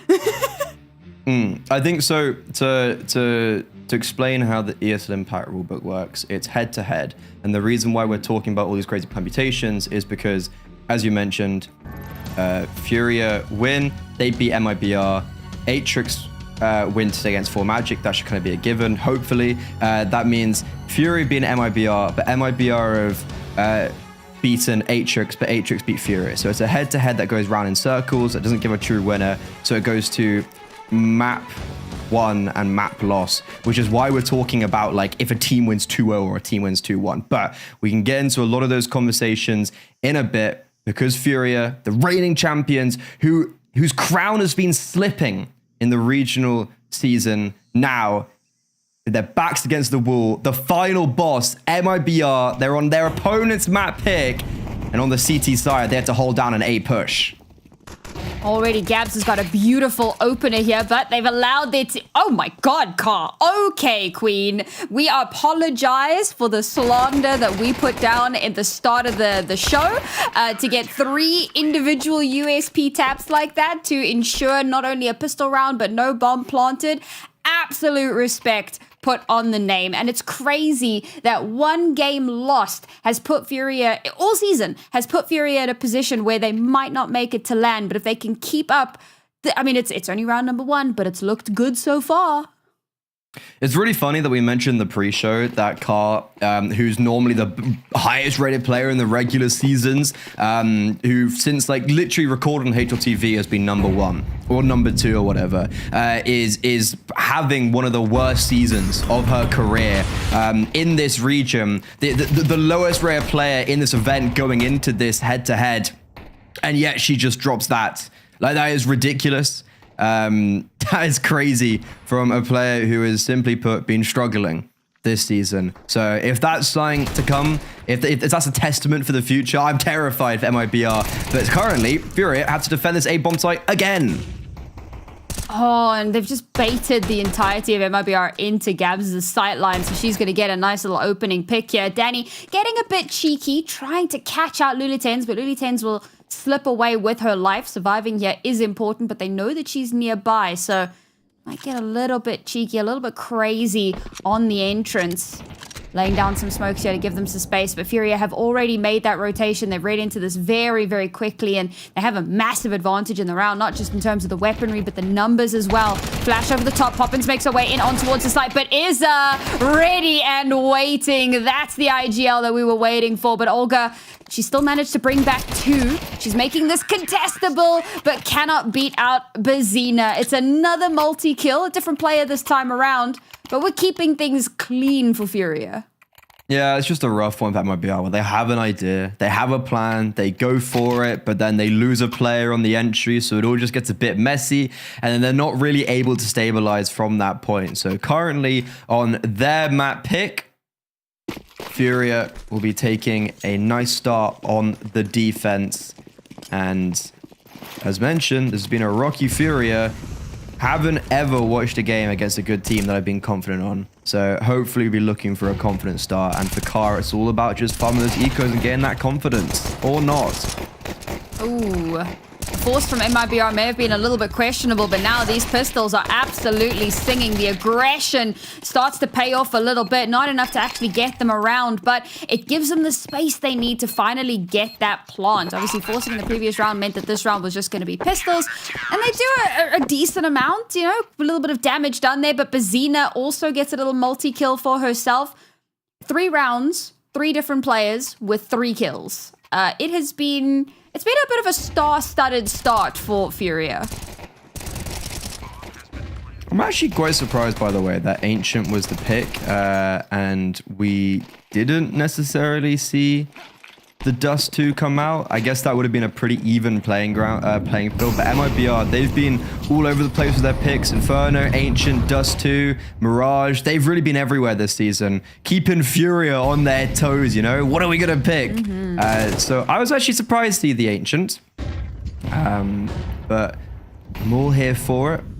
I'm happy, and MIBR on the first gun round. Need to be careful, Iza. I thought she was going to try and get aggressive and walk through that smoke, but with no red room smoke, it's coming in. Bazina tries to fight through it. This is very, very brave from Furia as they try to get ahead of the utility. It's Olga's time for a hat trick. Oh man, the timing on that was so unfortunate. It was literally, as you mentioned, the red room smoke that she swings out. She's now gotten a 4K. There's a world here where she does actually manage to get this ace as well. Not a single kill on the board for Furia after getting so many consecutive multi-frags. It's all down to Car now to try and at least keep this expensive. I think the possibility of clutching the round is slowly slipping away. Does she check the close left angle? Of course she doesn't, and it's Poppins that cleans it up. And my God, coming through with 4 players still alive at the end of that one, and Poppins picks up the AWP as well. Yeah, okay, throw it away. That's a good call. I didn't see a world in which they suddenly start playing double AWP on the T side. It would be fiercely entertaining, but maybe not the right call. I don't hate the play from yeah, like, I can't say I dislike the play from Furia, but as I said, it's like, it is just very bold. They try and fight ahead of the utility. Iza does come through that cave smoke. There's no red room smoke, so it is actually a pretty good opportunity, because it's like, that could have gone one or two ways. We either come out of that round that I'm sitting here saying, how could MIBR just be sitting in mid with no util down in red room? But in this case, even though they did make that mistake, it works out for them, so it's not an issue. And MIBR post their first round, so Furia maybe need to respect the wackier plays, as I might think. Well, it's been a quick turnaround now for MIBR. Let's see if they can keep that momentum up now as Furia's money's taken a little bit of a nosedive after that one. They're still able to buy in relatively well here. We still got that glass cannon-esque AWP from Car. Oh, Bazina trying to get a little bit cheeky here. Does some serious damage to the smoke. Poppins surviving by the skin of her teeth, and she's going to be forced to... She's either going to be a bait play, or she has to play super, super passively now. 1 HP and a dream. But that's done a lot to buy Furia a little bit more time, and it's forced MIBR to pull back a bit, rethink what the positioning is going to be. They've actually handed that AWP over to Poppins. So that's not Sonic. What is Bogdan's Law? Yeah. The most mid NA player ever. You were just saying that, like, look, Furia, it buys them some time, but for MIBR, they're actually happy to give that, because look at the utility. Furia have no util whatsoever, and they have no information. So they have to go for this gamble play, but they're allowed to do it because Car's got the AWP on A, and you're telling all of her teammates, stay on B, stay on B. So as Danny fakes out with utility, Car, who's already got one, is going to be tested, and there's no rotations. See if this has been a little bit overcooked. Nice shot there from Car. Oh my God. Reaggresses for the second through the fire and the flames. She'll even take a little bit more damage, hoping that somebody will give her something else to play with. A 3K from Car.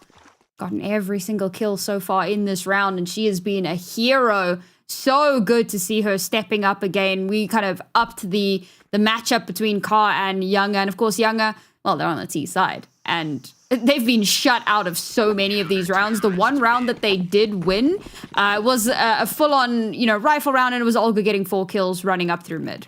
So Younger hasn't really had an opportunity to get involved just yet. But Ka is making a statement here. 4.0 KD in round number 4. She's looking pretty damn good to just kind of keep that boat floating. You said in that round, have MIBR overcooked it? I don't think they've overcooked it. They just played that round poorly from when they faked it and then going out A. They went out A too late. Younger was given a pick before the B fake even came through. And then there was no util on the execute. So just not a bad round, but just not executed correctly, if you excuse the pun. Isa, however, tested. And this time, the 2 IGLs come clashing head to head. And it's Olga the for the wayside. But Danny, a nice little timing. And Bazida unable to trade. Lulitans all alone on the B bomb site. Do MIBR choose to react and try and crunch upon her?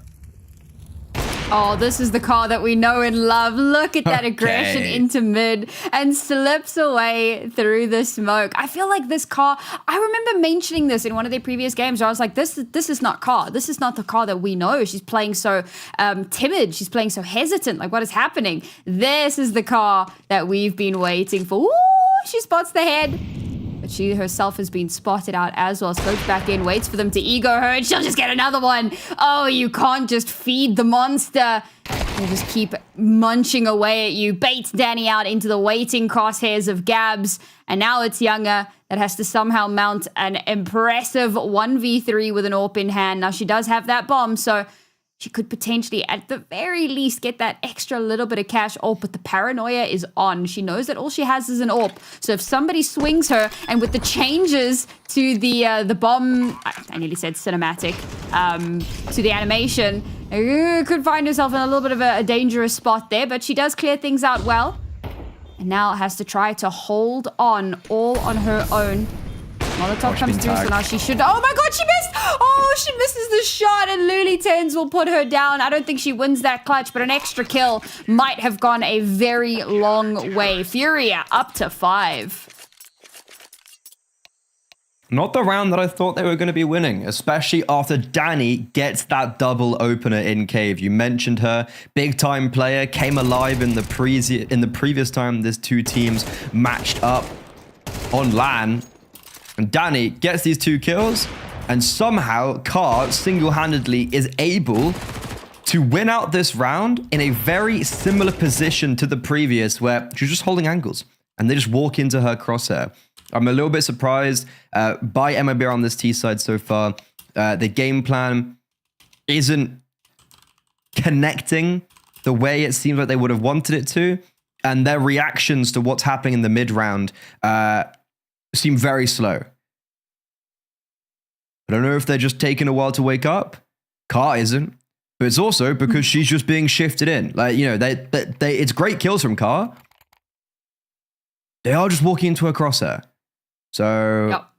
I don't know, why aren't they just going up B after that? Sure, the bomb was dropped, and there was 2 players middle, but it's like reconvene and hit a bomb site instead of trying to get cheeky with it. You've got a player advantage, and you're trying to get cheeky with it. What's the point?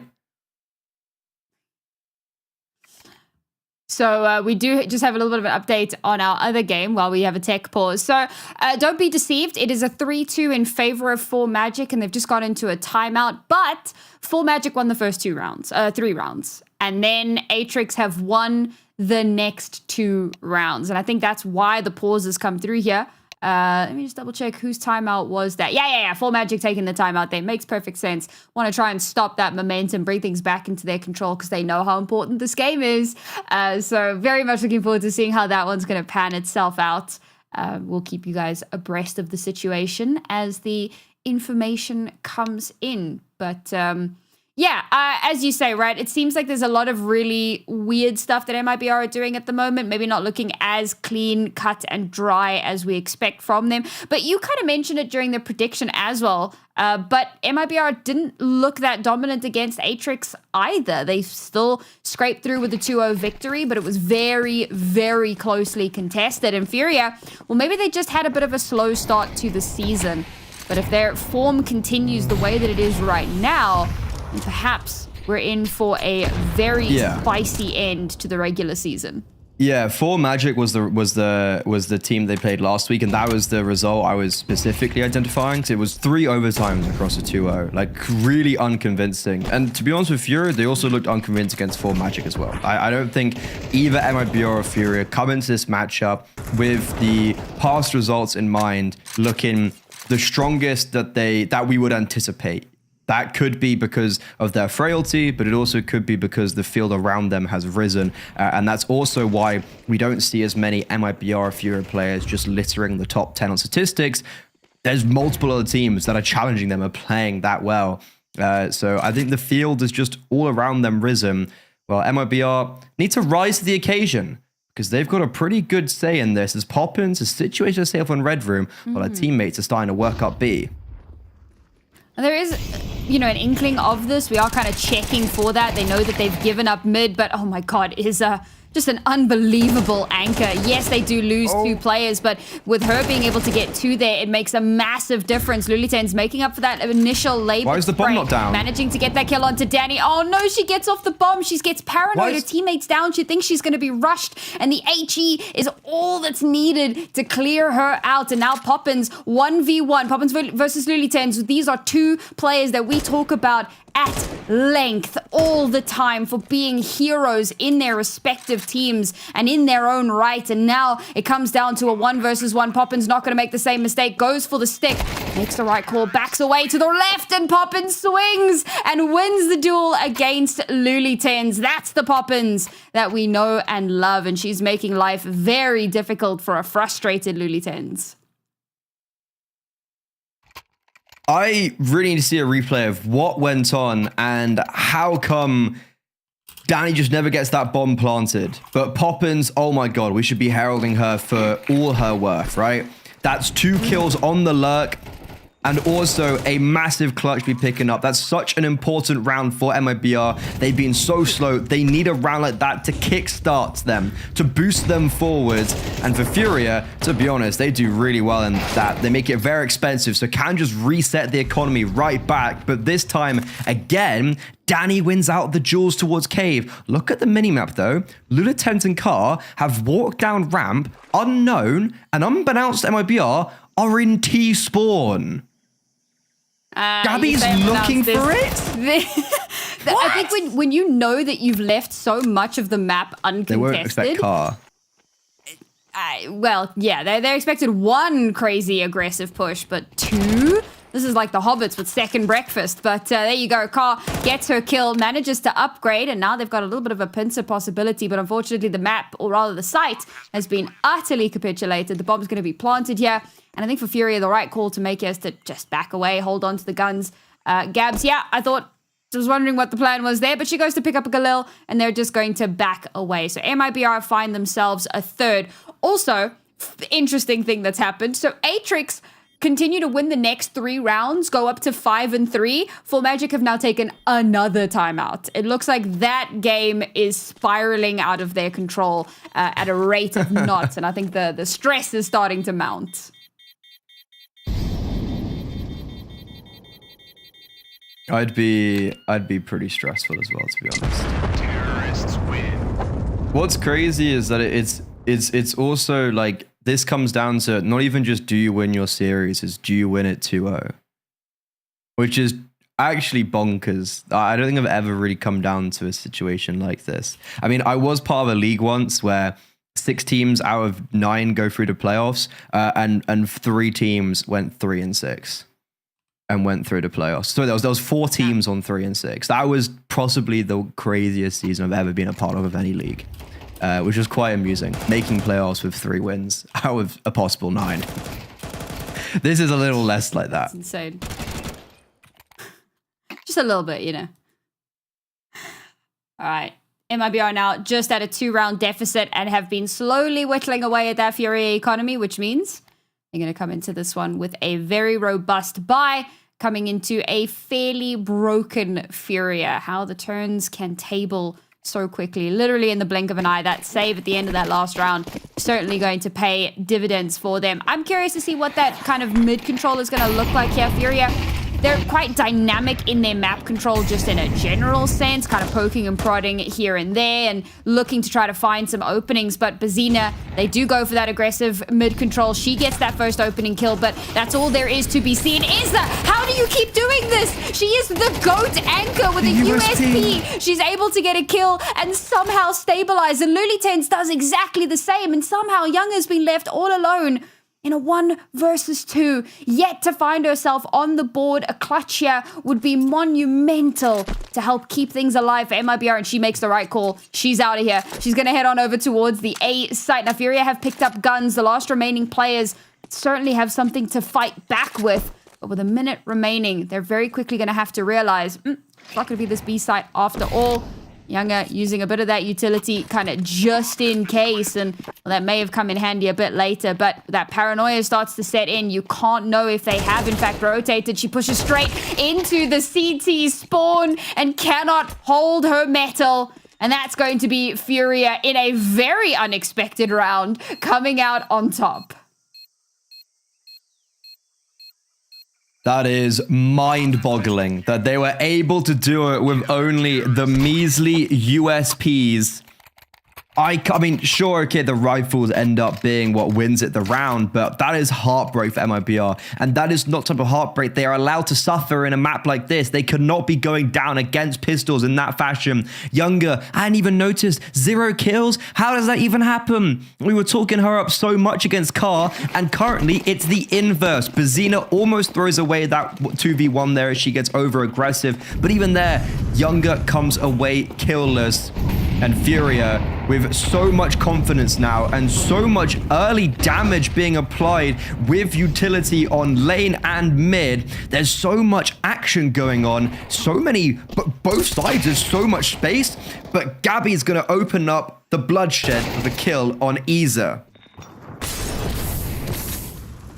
Olga's going to follow that up quite nicely. Iza, the raid boss, gets taken out. I call her the raid boss. Car is currently, obviously, running the show as it stands, but Izza's anchoring has been fantastic. Unfortunately, this time around, MIBR, they get the upper hand. Oh, Bazina, trying to keep that little bit more expensive. She's going to slip away. Oh, she's going to run straight into Danny here. Seems to have an inkling that maybe there'll be somebody going for a little bit of a cheeky adventure. Ooh. Oh my God, Danny, just so ready for the swing. And Car now forced to have to hold on to that AWP. MIBR, when they get aggressive, they start to make miracles happen.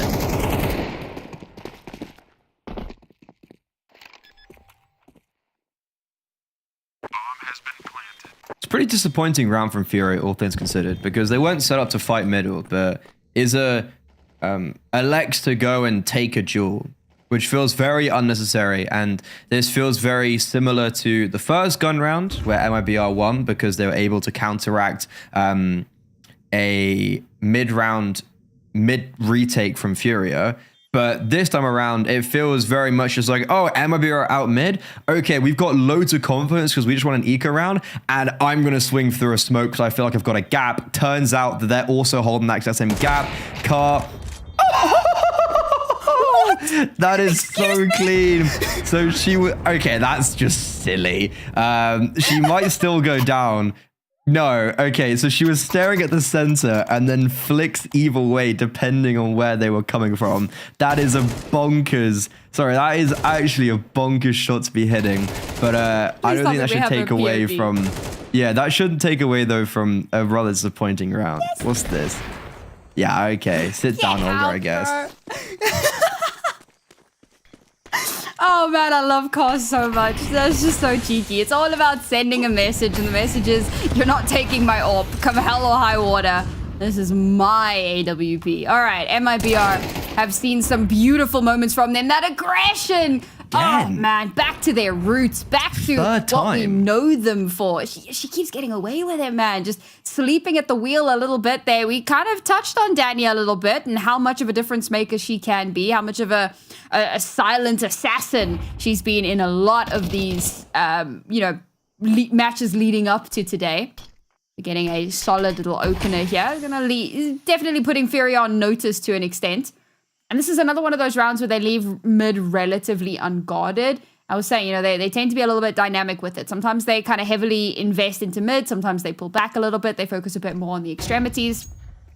This is another round where they leave that mid somewhat open. Bazina now flashed off of her position. It's forced to back away. She's going to throw down the smoke. Buy a little bit of time here. They do know that there's quite a bit of presence. Car is going to be a pivotal piece here, it feels like. The bomb's making its way in her direction. Oh, she's going to move off of that angle. She's going to put a lot of faith now in Bazina up close and personal. Younger has only been good for 1 kill so far. Bazina dodges the flash.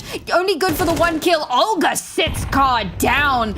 Unbelievable from the rifler. But she cracks open the site. The bomb's going to be planted. And the final 2 players who didn't have the best guns in this round, they were the ones that were kind of struggling a little bit. Well, they're going to be forced to try and hold on to what they have remaining. MIBR's aggression continues to be unmatched. It's not even necessarily MIBR, it's just that head-to-head between Danny and Izza in Cave. And Cave is such a pivotal part of the map where you tend to put your best individual players because it's paramount that CT side are able to get that control. And it's not like they haven't tried to put 2 there. Bazina's come and joined her IGL on occasion, but that hasn't worked. It feels like they're not putting any utility down to try and stop Danny. They're just doing the basic nades and she's running through that. Doesn't really care, willy-nilly, just going straight through the utility and is getting that opening kill, is giving it up for free. MIBR haven't always converted off that opening kill or 2, but in this occasion, another execute that I wasn't looking at very comfortably. MIBR do get away with it, and it means that coming into the final round of this first half of their map pick of the final week of gameplay, Furia have a pretty difficult purchase to see if they want to retain the lead. All right, now final round of the half here. Can we go into it on a tied scoreline? Well, it certainly looks like we can. Olga and Poppins, my God, they're terrifying. Hand in hand, they make their way in on towards this bomb site. They clear out the Furia forces. Danny playing gatekeeper. Gabs will not be allowed any room to breathe. And Bazina left now in a 1 versus 4. She is one of the highest rated players on her team, but she has so much to do here to put this into a good contestation. She doesn't have a kit available. Maybe there's one on the site. I didn't see if they had bought into it, but not even going to be given the chance. 6-6 is our score at the half.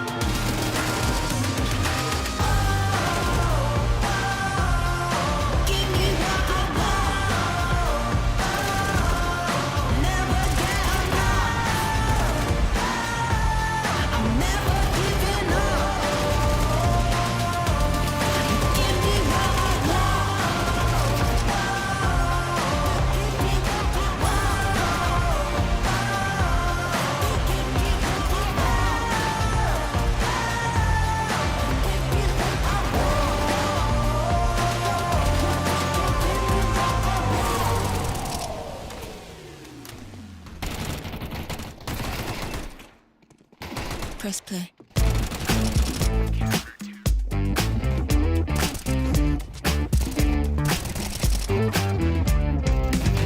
know I feel the same way. Something crawling under the surface. Snap your fingers, we'll go there. We can find your inner furnace. Keep pacing to the mantra. Don't stop, get what you're after. No rush to find an answer. Let it all out. Stay moving as the beat goes. Feel free and let the rain go. No need to know tomorrow. Run into the light. Run into the light. Run into the light. Run into the night.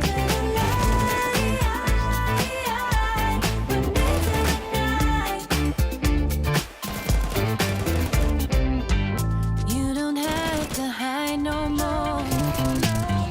Melodies will guide you. Take my hand to the dance floor. Feel the energy make you new.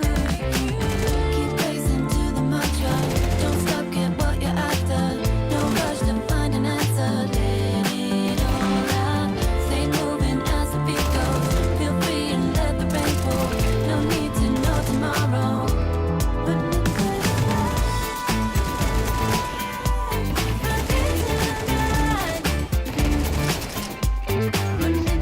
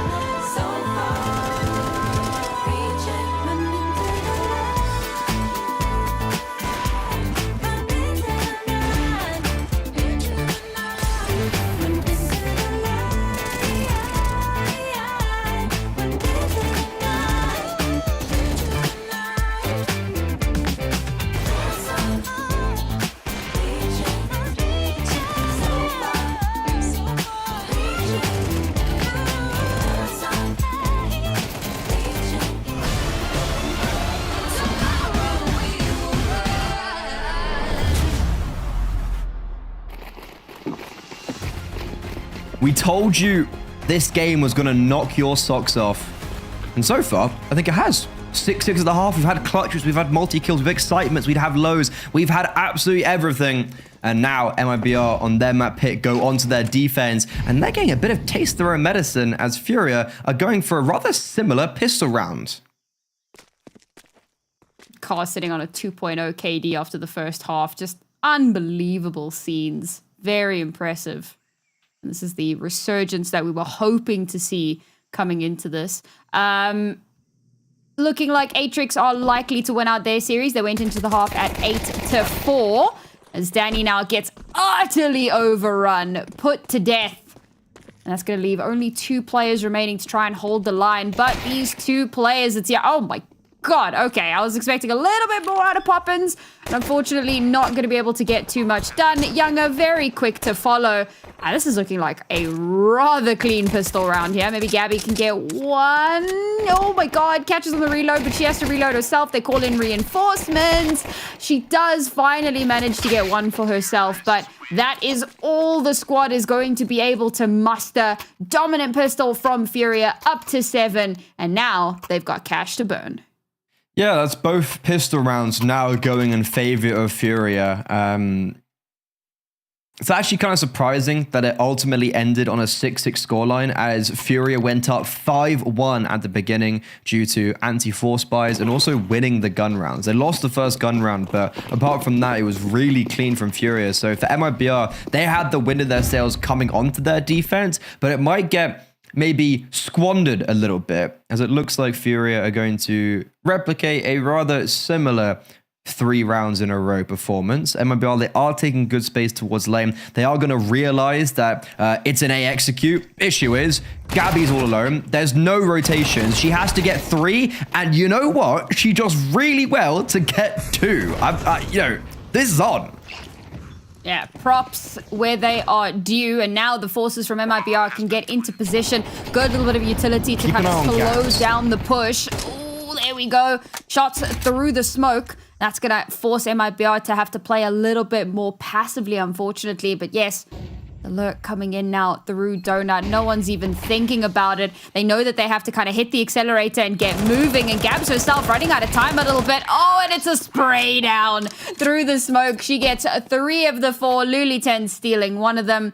And another relatively clean round here from Furia. MIBR, the second time they force up in round 2. And the second time that it does not go their way.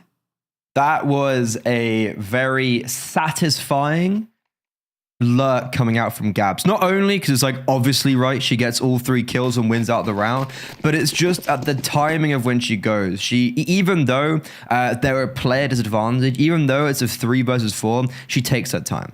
She doesn't overforce it, doesn't overplay her hand, and it's just clinical when she comes in as MIBR are starting to make their way onto the bomb site. But these pistols, they're doing a lot of damage. The bomb's being dropped. Speaking about taste their own medicine, Furia, who won a Felico, now get brought down by the same Fang.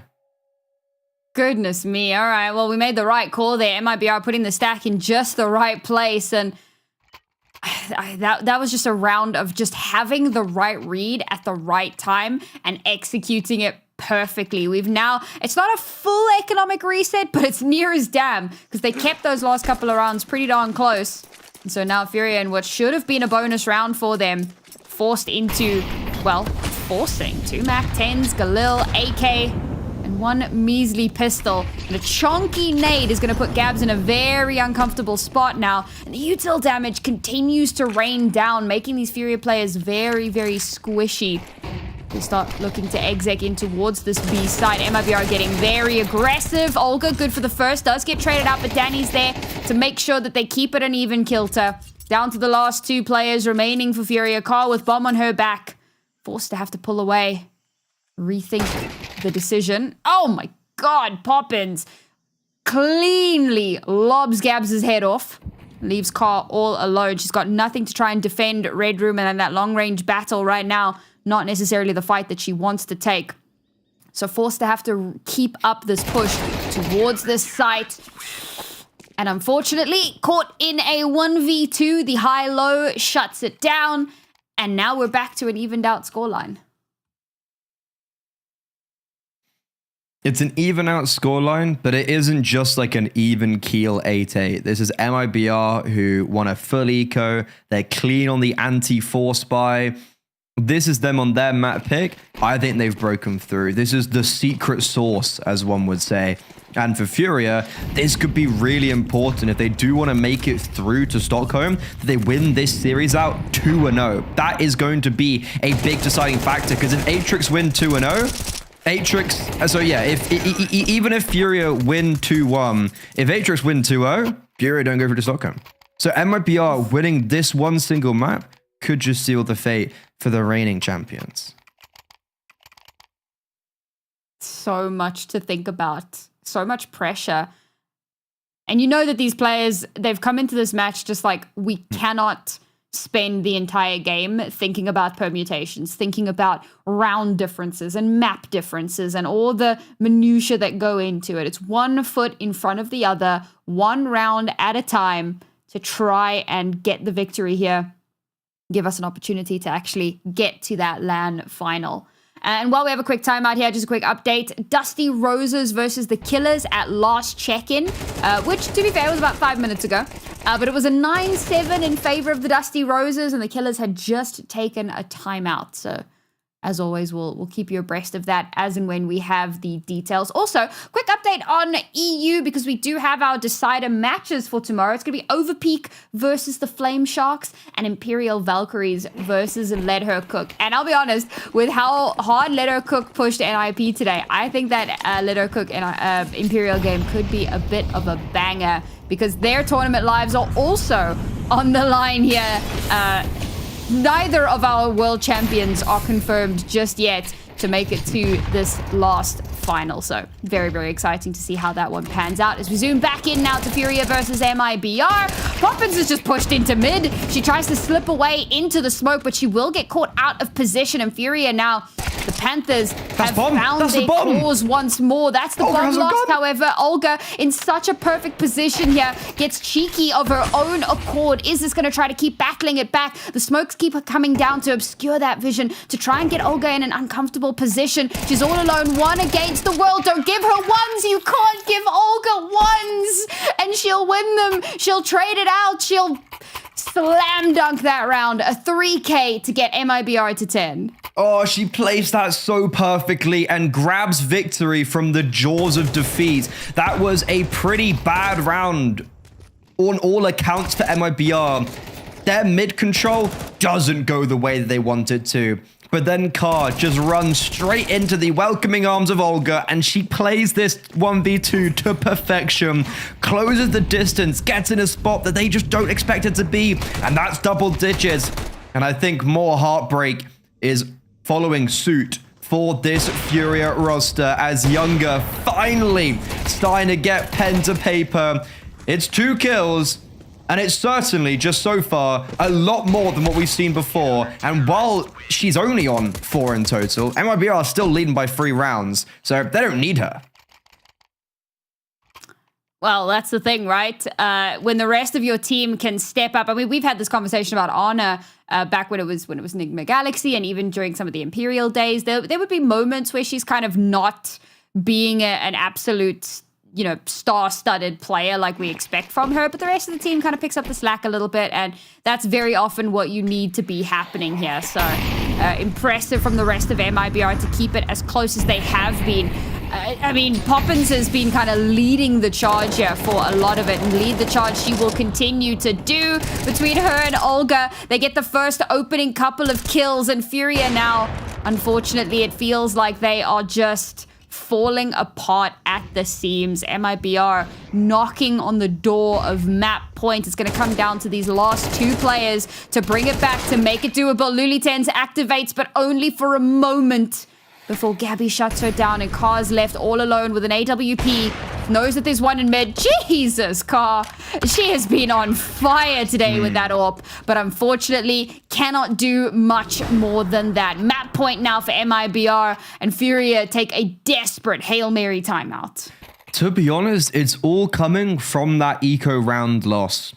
Like, as soon as that eco was won, everything's just gone all the way at MIBR. All the momentum just flooded in their favor. Furia, they were setting themselves up for victory. They sure ended that first half on a bit of a rocky performance, but they were ready to kickstart their trajectory in the second half. But what it's really come down to is them just struggling when it comes to the gun rounds. They've got 4 of their 8, half of their rounds from the pistol round. So if they didn't win both pistols, this actually might have just been a super, super one-sided affair. But it's single-handedly kept them into the conversation. But for MIBR, they've been flawless. They win the eco, and they build off of that confidence. Now they just have to do it up against a pretty low purchase. They've got Fury in the palm of their hands to head on to Mirage. 1 map to the good.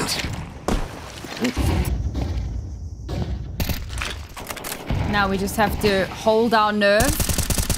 Make sure that we don't get, you know, a little bit too aggressive, a little bit too cheeky. Don't give over those advantages unnecessarily. And you can see MIBR playing a little bit more of a slower, bit more patient game. We've got some advanced positions, but not crazy over aggression. Again, it's, you know, we're seeing mid kind of left a little bit unguarded. There's a little bit of presence there. Flash comes through, followed by the Molotov. Nothing doing. It's Poppins from Donut. Poppins from... How has she done that? She just kind of slightly changes position and gets a double. Bazina's going to get the kill onto Gabby. Maybe that makes it that little bit more doable. Sorry, Danny. Gabby, however, also falls to the wayside in the spawn, which is devastating.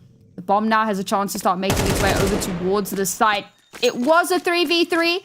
But Gabs gets caught on the rotation, and MIBR, they can taste it. It's so incredibly close. They know that Bazina has been lit, or at the very least they expect that she has been, so that should be an easy bit of cleanup. Olga going for the reposition now. Should be able to double up with Poppins, create a little bit of a crossfire scenario. Doesn't even need to! Olga shuts down Car. Poppins with the final kill of the round. An impressive performance from MIBR. Maybe not as dominant as some may have expected, but at the end of the day, it is a strong win for them, and it will set them up for success and pretty much confirms their spot at the Stockholm LAN.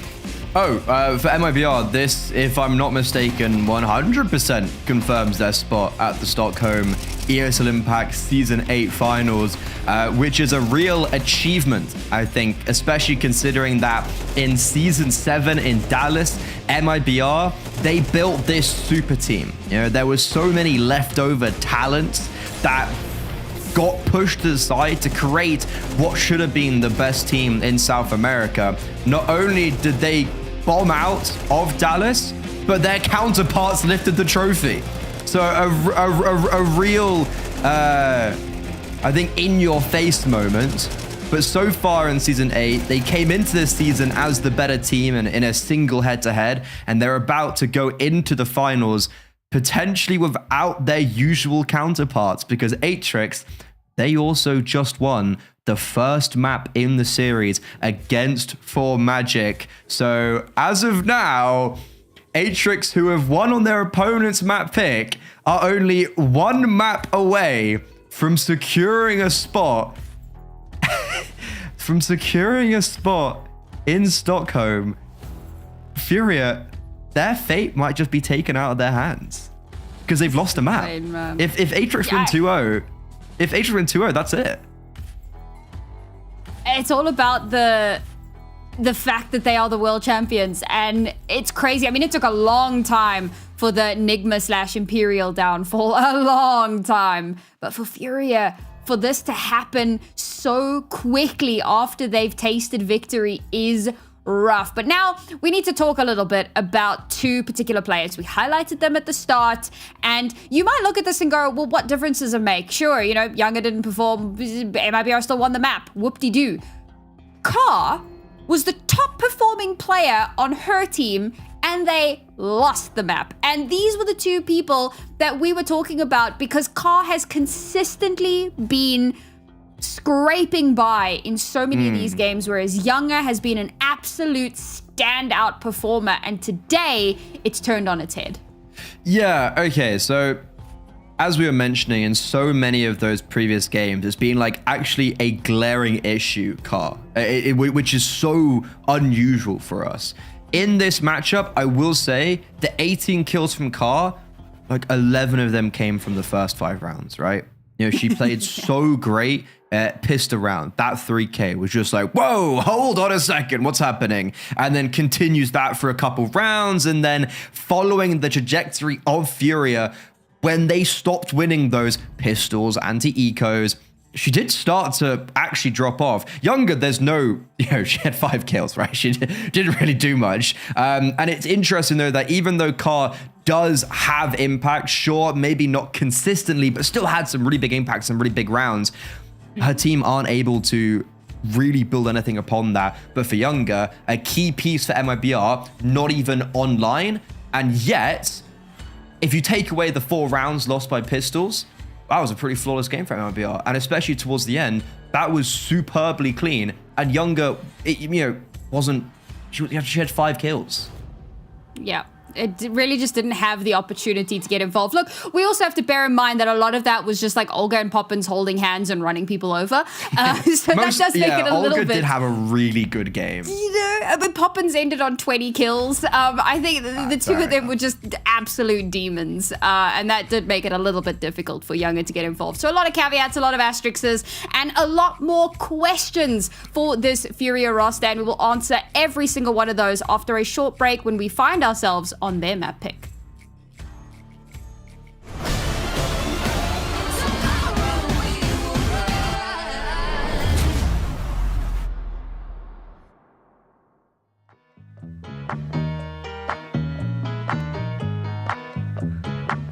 Yo con lo mío quiero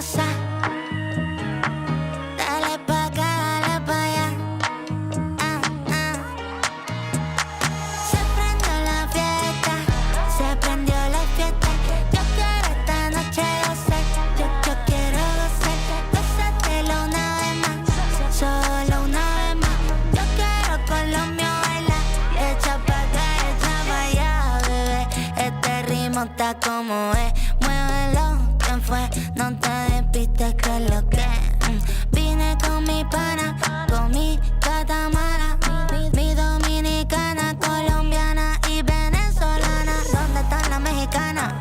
Muévelo, muévelo, no veo a mi boricua. Sacúdelo, oh, oh, oh, oh. El ambiente está fresco, el ritmo lo siento. Aquí se prendió el party, vente a mover el esqueleto. Yo quiero gozar, gozar, quiero gozar, gozar. Vívetela, vívela, vívete, vívela. Pues solo quiero disfrutar, la vida disfruta. Vente para mí, deja la pena, déjala, déjala, deja la pena, déjala, déjala, deja la pena. Vente pa' acá, vente pa' acá, echa pa' allá, pa' acá, pa' allá, acá. Ya, really, de lunes a viernes pa' librar los fines. Pásame un shot que cobra estoy chile. La paso bien gastando los miles. Con mi combo no te metas. La familia no se toca, se respeta. Con mi combo no te metas. La familia no se toca, se respeta. Aquí estamos todos happy. La rutina siempre contra mí. Me relajo, cero estrés aquí. Vente a la fiesta, vente al party.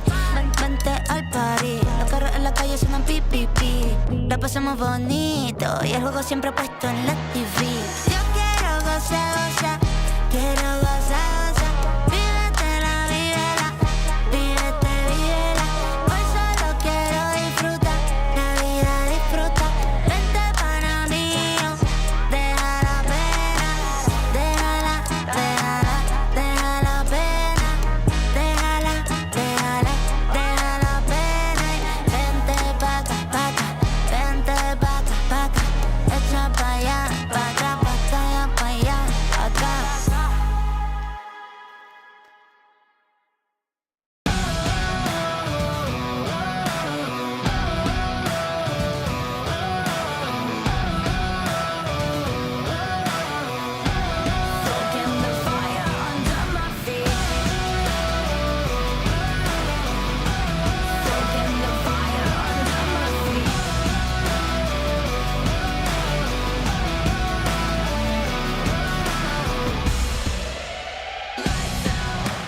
This is what we came for.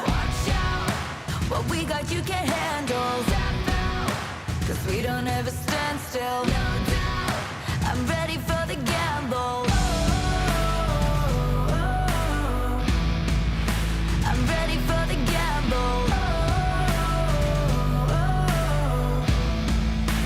Ready for the gamble. I keep feeding the flame, chasing the fame. This world will never be enough for me. I feel it run through my veins. I sharpen my aim, soaking the fire under my feet. Soaking the fire under my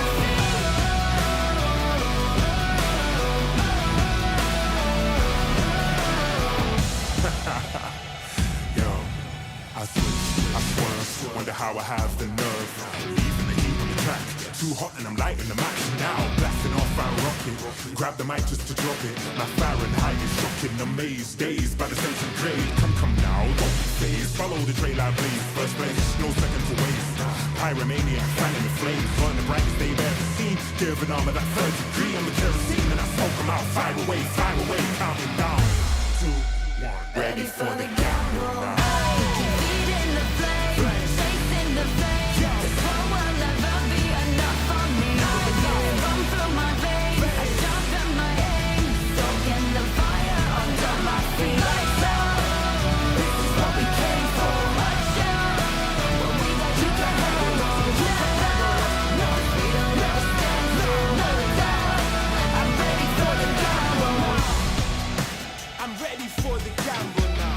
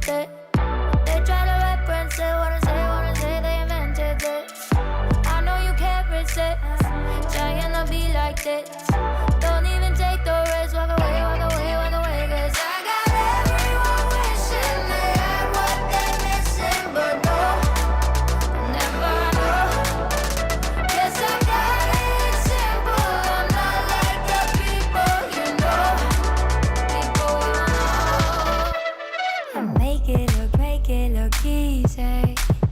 I bet I make it look easy. Don't try to fake it to be me. Just cause I make it look easy.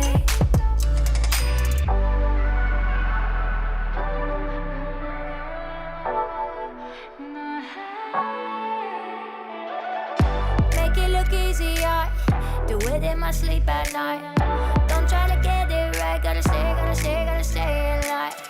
I gotta win, nah. I'm making a name, nah. Winning again, nah. Wanna play, cause I got everyone wishing they had what they're missing, but no, never know. Guess I got it simple, I'm not like the people you know. Make it look easy. I bet I make it look easy. Don't try to fake it to be me. Just cause I make it look easy. Don't even bother, try to win a liar. Real like no other. It's in my veins, like in my DNA.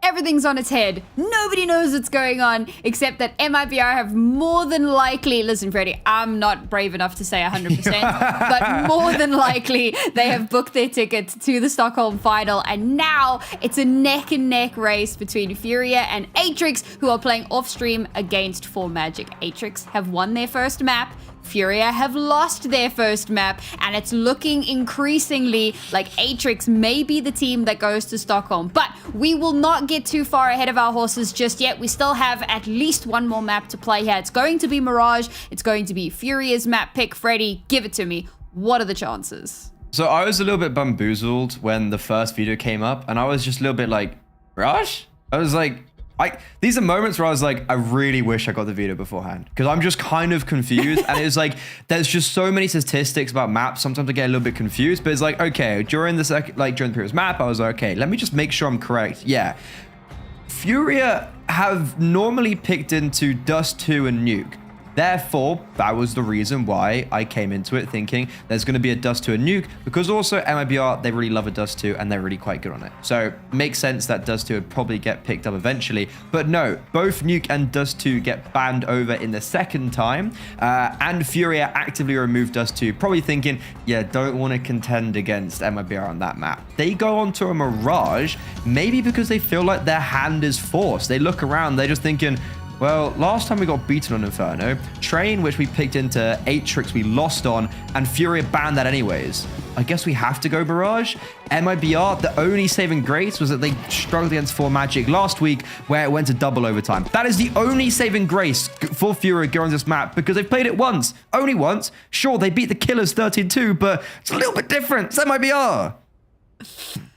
Yeah, this is definitely going to be an uphill battle, and MIBR are going to be getting to start on that CT side. Now, we know that they can be quite devastating when they get into that T side position and kind of hit the accelerator a little bit, but this time around, going to be playing a bit more... Nope, not passive. That would not be the right word, because look at this adventure that Younger is going on. She's come all the way through to meet up in the middle, but dear God, they've managed to make their way down ramp already, and there's a massive pincer happening because the B side is relatively free and clear. Younger has spotted them out or heard them coming down, so tries to pepper with a little bit of damage, but the majority of MIBR have been brought down to such low HP, and while they will be a little bit of a battle back, Furia will win their third pistol of the day. Looking, also winning every pistol pretty clean. Like, even though that maybe comes down to 2 players, Fury have just been uncontestable. And 4 of their 8 rounds came from pistol adjacents in that first half. Car, a multi-kill in 2 pistol rounds now. A triple on the first pistol and a triple now on the third. And very impactful kills as well, to say the least. So it's good to see her continuing the form and making sure that it wasn't just inconsistent and flash in the pan.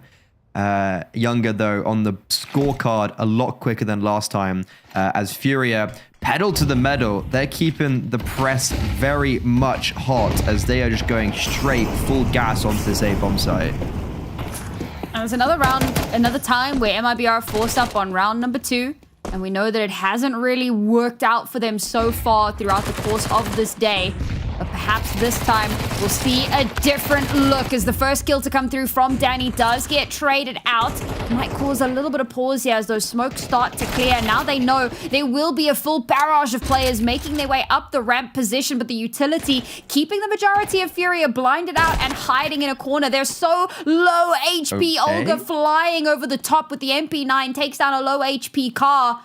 And it's down to a 3 versus 2 now. This is a more than doable scenario. The bomb only now being tapped, but not confirmed. They're a little bit too paranoid. They're not willing to actually go for it. Finally, they do, in fact, do so. They have to reposition themselves a bit here. They don't have all the information. Xena gets caught on her way in towards jungle, and Gabs trying to fight it out from main. Gets shut down. A 3K from Olga. Finally, that force buy pays off. Olga is the definition of big-time player. Like, I'm thinking about the clutches she got on the CT side of Ancient. And also here, the only reason MIBR win that round is because a little bit of BS with the jump kill, but also just conviction. Yeah, like this is, I'm not gonna lie, it's a bit of, that's very unlucky. But for Olga, MP9 nerf, by the way. Yeah, got nerfed, remember guys, don't you forget. Olga wins that round because of conviction. Xena gets sold a dream as Gabs was supposed to be holding her cross from CT, but because of Olga's just fury, beats the cross. Now, MIBR trying to mimic some of Olga's furiosity as they're just charged onto B. And unfortunately, it doesn't look like they're... Oh, I say that. Okay, we're battling back. The Tech 9s are singing. These are the kind of rounds that I absolutely adore. But Olga is still alive. The raid boss absolutely in play. Gets shut down by that Tech 9. But Gabby's going to keep that little... Oh, sorry, Danny. Names are too similar, man. 2 versus 2. Luli 10, she's picked up an AK. And she's in the fight now and looking to battle back. Younger left all alone to try to 1v2, tries to catch Bazina on the rotation. Nothing doing, and Furia on a Tech 9 round. Slap MIBR back after losing a little bit of that momentum. This is what we live for. Really not a fan of how MIBR conduct themselves on that retake. You know, it's a pretty unfortunate hold where MIBR, it felt like they probably were going to be just straight up cancelling that execute. You like, knock, knock, rent's due, we're the landladies. But only 2 kills. And then Olga just running out with no real care in the world, with also no coverage. Younger's on a flank, but then like runs around and activates really weirdly. I don't know. That was an odd view. That was an odd watch. And I'm not. Yeah, that was a weird round for MIBR. Very poor retake. And now they're gonna have to try and retake once again. 3 rounds in a row, this time towards A, and honestly, they might just call it quits because no one's moving. Yeah. I think they were maybe hoping for a bit of a push over towards B, then maybe get a little bit of damage done. Although it does look like they're starting to rotate in, maybe looking to get a couple of exits here. They unfortunately... Oh, no, they do. They have 1 kit. They have a kit. So they might actually go for this as Danny starts to make her way in on towards the site. They've smoked off Palace, so that gives them a little bit of room to move. But the entirety of the T's are in that ramp position. We're battling back. We're getting a couple of kills in. And even if we don't win the round, we're keeping it expensive. The kit's been lost. Younger's all alone, trying to do that little bit more. Can't quite get it done. Furia up to 3. A rough one for MIBR. And you know, since we're about to go into a little bit of an eco round, Freddie, I need to get your input on something, because there have been 2 teams that you have been, you know, adoring in South America. One of those, the Capybaras, and of course Cruzinho, because of your love of horses. And at last check-in, they were at 6-6 in the halftime. And I'm just curious, where does your heart lie in this matchup? I'm very split. My heart lies with whoever wins. Wow. No, with a fan. No, my heart has to lie with the Capybaras, but just because they haven't even won a map. So I just want to see them win a map. You know, Carlzinho, I love the kind of debuts of Pac and Akane, if memory serves correctly. Carrot Banana just continues to have the best name in the whole of ESL Impact, maybe the whole of just like Counter-Strike. But Capybaras, you know, I honestly don't think I could have even told you any of the players on their roster, because I haven't actually looked that far. I was just like, name, subscribe. And unfortunately, the one time that we were going to see them on stream, they unfortunately had to forfeit against MIBR. I also wasn't here. You weren't even working that game. I wasn't. Like, I was actually looking at that, and I was genuinely, a little part of me was like, are you kidding me? Like, are you serious? Like, the 1 week that I don't get hired for ESL Impact, and it's the one freaking week we're looking at Capybaras, like, guys, come. Like, really, guys? Really? It's like the Capybaras knew, and they were like, no Freddy, no win. I wonder if they, because like, I don't think it's like, it's obviously not an org. I doubt, you know, maybe they don't speak English, maybe they don't, or they don't listen to the English broadcast. I wonder if those 5 players realize I just have a pure obsession with them. That'd be hilarious. Just because of their name. Has been really cool on social media. They've tagged us in a couple of their little content pieces because we were trying to figure out the South American Macarena, which turned out to be the song from the Pussycat Dolls. Yeah. Fantastic. Which was also, it really surprised me because, like, when we asked Boko, yeah, she was like, oh, it's like a K-pop group. And I was like, oh, whatever. And then, yeah, it turns out it's the Pussycat Dolls. I was like, that's not what you told us. Yeah, no, so that was like part of it, but the particular dance that was happening, because she said, oh, it's from that song Buttons. I don't remember who the band is. And I thought it was the Pussycat Dolls, but I thought, well, let me know. And what blew my mind is the fact that, like, these are really young players, and that song came out when I was in high school, which, not to give away my age, was a fairly long time ago. So I was quite surprised that was the song and the dance that they were learning and jamming. Also, I got a bit of bone for Atrix. In Atrix, they look like they pick a super cute photo of you where you're like, you know, got your headset on at ESL Impact, and me, it's just a random one they took from my Twitter where I look deadpan. Like, Atrix, come on, guys, no, come on, face, bro. Like, I don't know what to tell you. I look so, come on, guys. I get trolled. All right, let's focus back in here. MIBR have a bye once again.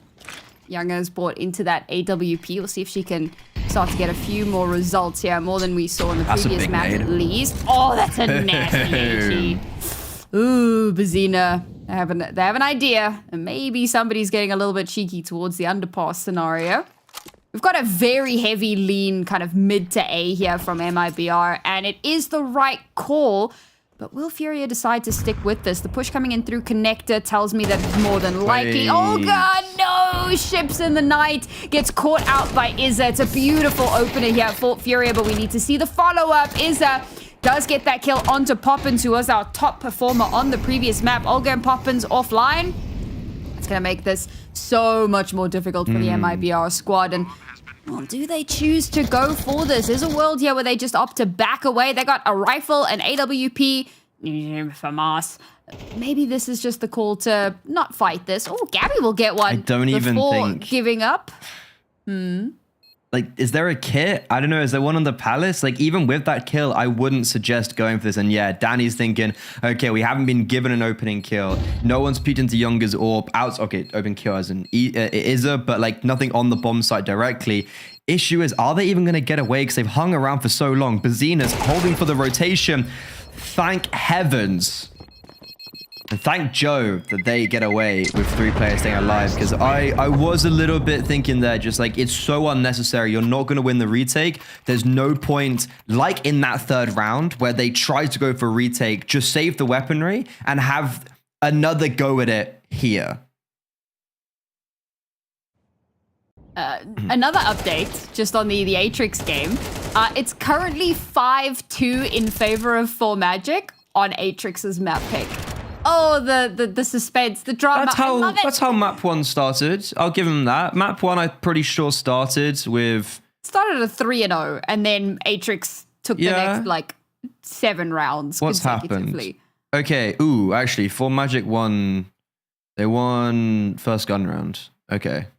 I take back my sentiment. Yeah, this is literally the opposite of what happened on the first map. Yeah. So Atrix have now taken a timeout, and we'll see what they can do at the end of that one. As always, we'll keep you all updated, but very exciting games all around. I wish that we could cover all of them. You know, we couldn't possibly. It would be ridiculous, but with how the 17 monitors, 7 desktops, 15 Xboxes. Do you know what? I would love to see our wonderful producer try to find a way to juggle covering 2 different games at the same time.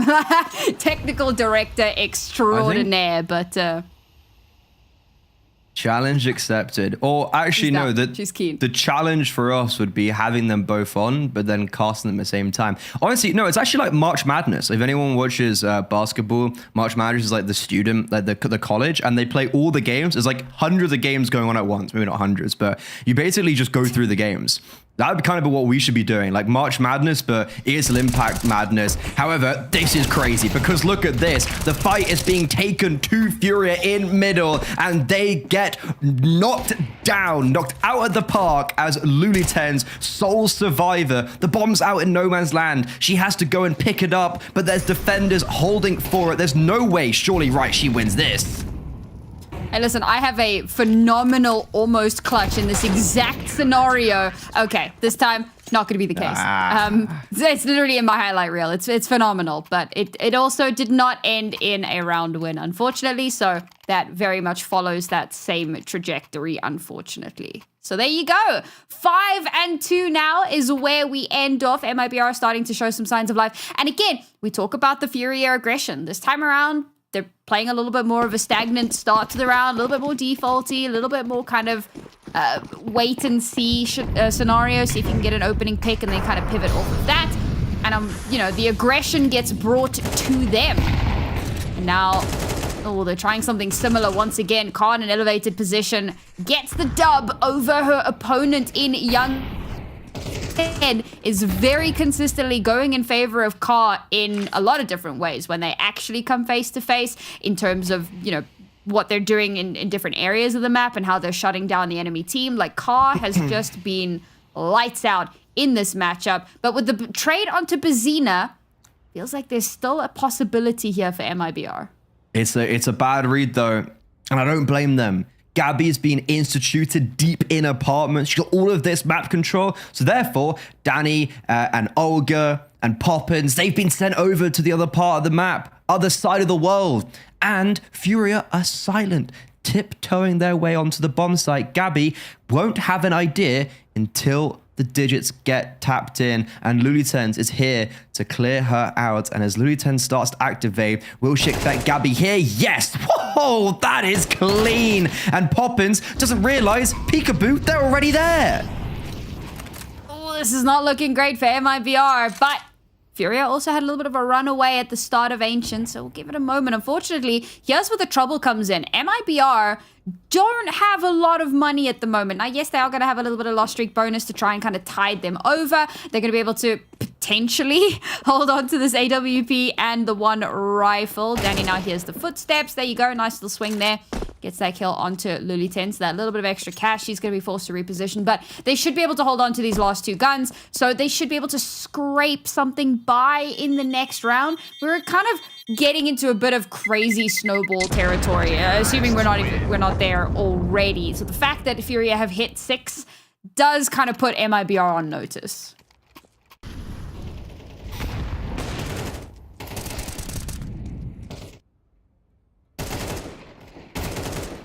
There's some pretty convincing rounds coming out from Furia. It's an unfortunate call for MIBR though in the previous. Like, they do everything correctly. You know, they go through the motions. I'm a little bit surprised though when Danny did have all of control towards ramp and was being like, well, they're definitely not coming from ramp. That there wasn't any movement elsewhere. Because Gabby, yeah, actually had no information. It's kind of like a poison chalice when you've got apps control of like, well, she didn't even have all of apartments. And they had no mid control. So a poison chalice, her information. And unfortunately, brought down by their own sword. So Furia, somewhat similar to Ancient, as you mentioned. They get 6-2. We've been at this scoreline before, but last time it ended 13-8 in favor of MIBR. For Furia, winning 2-1 in this series might not even matter. They have to hope 4 Magics push Atrix to a third. So Furia, they know that their fate may be out of their hands, but they're trying their hardest to make sure they can do everything in their power to win.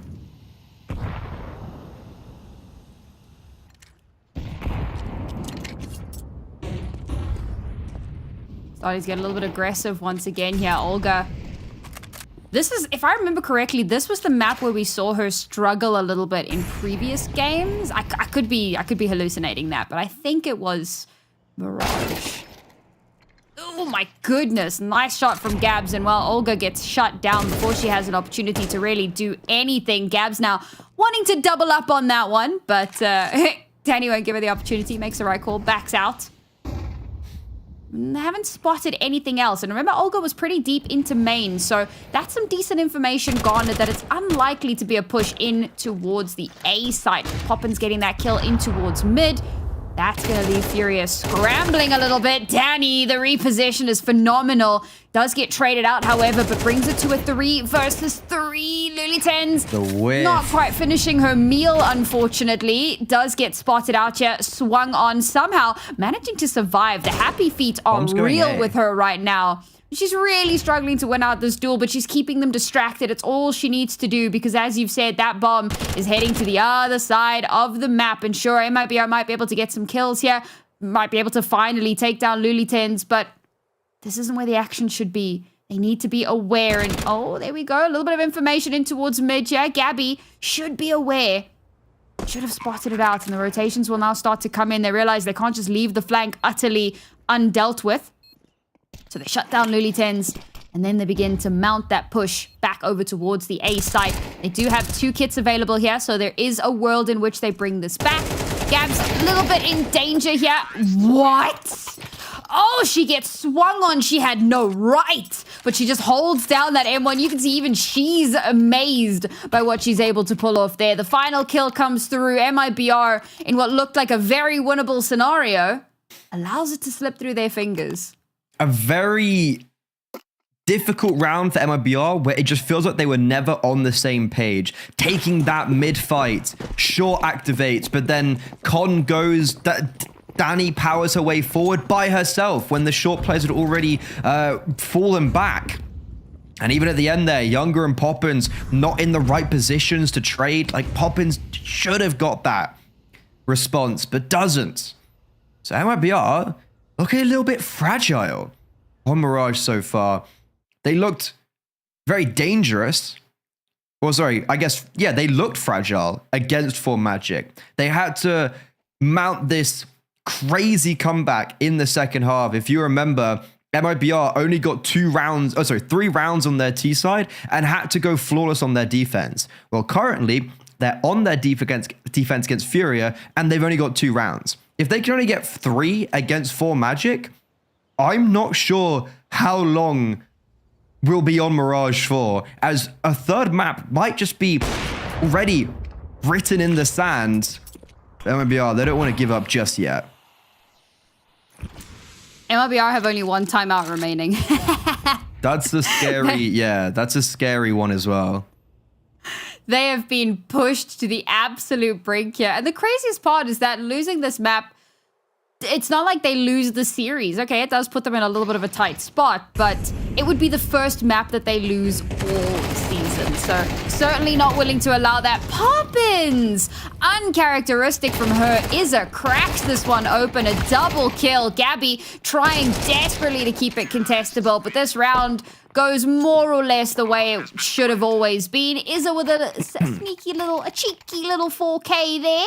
Having a really solid performance so far. Also, Colozinho's 10-8 versus the Capybaras. Capybaras had taken a timeout at last check-in. And Dusty Roses versus the Killers, 3-2 in favor of the Killers. So the games going on across the board here are very tight, very close. Oh, man. It's a very exciting day for South Africa. Essentially a third map as well. 4 Magic are about to go 7-3 up against Atrix. So Yeah, it looks like Mirage is they're also Mirage. The Mirage is just the midpoint to the decider, and Iza, another opening kill in middle onto Connector. That kind of head-to-head, cursed enemies, Danny and Iza. Feels like they were going blow for blow on Ancient.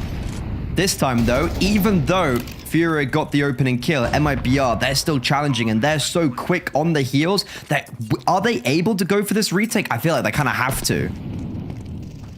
We're running out of time, unfortunately, and especially if MIBR want a chance on their CT side. Remember, Furia, one of their biggest, defining qualities is that hyper-aggression that they've become so well known for. And now on the T side, they've turned this into an absolute runaway train of a lead, leaving MIBR in a position where even if they have the greatest T side imaginable, they have so little space to work with. This last round is a damn near necessity for them. And with a broken bye and not terribly much to really say for themselves into this, it's not looking good. One kit is all they're going to have to work with. Only one player with a helmet. Only 2 M4s. It's not ideal. It's a very, very stressful scenario for them.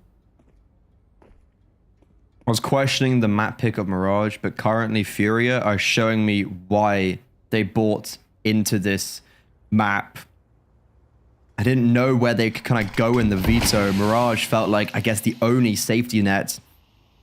And they're showing it was more than a safety net. Looking for double digits at the end of this first half. Olga spamming around the smoke, nading the smoke, finally spots one, Bazina, and that's the bomb drop. Player advantage. Surely MIBR, do they know there's any more going up short? Gabby getting a pick deep in apartment, and Olga spawning them all out. The jig is up. And MIBR, they have the player to stop them, but Carr at range, sniping Poppins down, clears the way for a bomb plant. Suppressive fire from the terrifying sniper. Exactly what you want from a player like that, keeping things very much hotly contested. But, oh my god, how has Gabby lost that? I thought this was a surefire way for MIBR to get themselves back into the round. Now Carwell entirely blinded out, gets the kill onto Gabby. Younger now. She's been a bit of a weak link so far today. So much to be done in this round to put it into good contention. Sniper v Sniper, and once again, it's Carr that comes out on top. Not the 6-6, but a 10-2 in favor of Furia.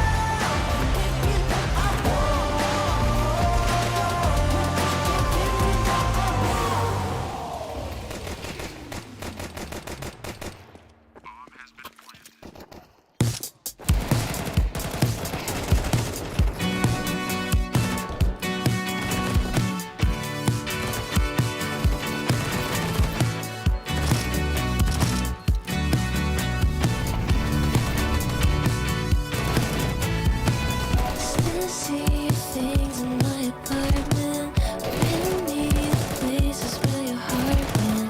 Traces of the night got me thinking maybe you love me, but that's just getting started. More things and problems that I don't need. Your toothpaste, your cigarettes and hearts me. It's on me. Tomorrow we will rise.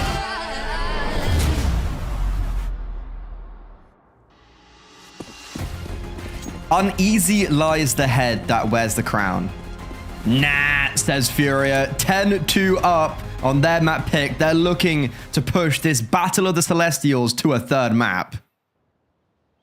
Whee, all right. Pistol round, the absolute bare minimum for the MIBR squad here. And oh, not the way we wanted to kick that one off, ladies. Oh my God, it's all falling apart. Car Sensei, the absolute Doolies, but Pistol Warlord. Double kill in that round, triple kill in the first pistol round of this map, triple kill in the first pistol round of the previous map.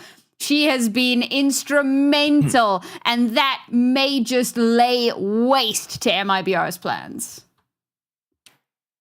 Okay.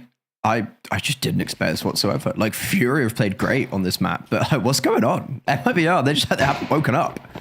This is just such a, maybe they weren't expecting Mirage, but I don't even know if a win here does match. It just keeps their head above the water and just saves off the impending doom. And they're not even going to get out of ramp. Mauled down. Annihilated by such a tight hold on this bomb site. All 4 players are here for Furia. It's getting a little bit wacky. It's getting a little bit too wild. And for some reason, it's a 2 versus 2. Okay, let's shut it down now. And Izza says, girls, can we please just close it out? This is unreal. Can I just remind everyone that as of right now, MIBR have not dropped a single map all season. They've had a few overtimes, but they haven't dropped a map. So it is almost unthinkable that they're about to lose a map. Not just lose a map, but lose it 13-2 in such an unbelievably dominant fashion where it kind of looks like they haven't even loaded into the server. We'll give them a chance to maybe turn things back around. Smoke. And they're just staring down mid. Last chance saloon here. Tech 9s, we've seen some beautiful Tech 9 rounds, but it's the map point. And if these pistols cannot get the most insane results imaginable, then we will be heading to that map number 3, and Furia will give themselves another opportunity to lock in Stockholm. Now, we hit the accelerator, start moving in towards this B site, spamming wildly through the smoke there. Poppins gets the first kill onto Car. This is a little bit unprecedented. It does seem to be an opportunity. Bomb has started to kind of pivot, changes direction. Bazina holding onto the site now. Already, Furia have started moving over as well. Poppins is going to get caught out in the murder hole. Oh my God, the read from Furia is phenomenal as MIBR start moving closer and closer towards this A site, but they're falling like flies. Olga's been lost as well. Gabby's still on B. Now the bomb has a decision to make. Gabby has opened up the B site, but again, the rotations are quick. They're in position, but Danny through that murder hole avenges Poppins, brings it to a 3 versus 2 now. MIBR somehow in with a chance, ducking and diving, keeping Bazina busy.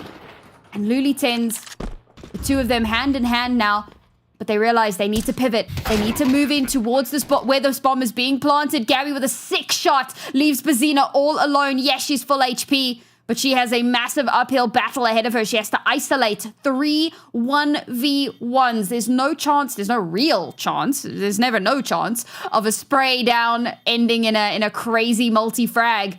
She's gonna back away. She's gonna concede the round. MIBR have given themselves a breath of air, but 9 rounds is what it's gonna take to bring this into a winnable scenario. Ooh, a little bit cheeky for them to no, guys. Oy, okay, we finally put her down. That got a little bit more expensive than it needed to be, but a round win nonetheless. Delaying the inevitable, or is this perhaps something more? That's the question I have. Way too early for that call, man. Yeah.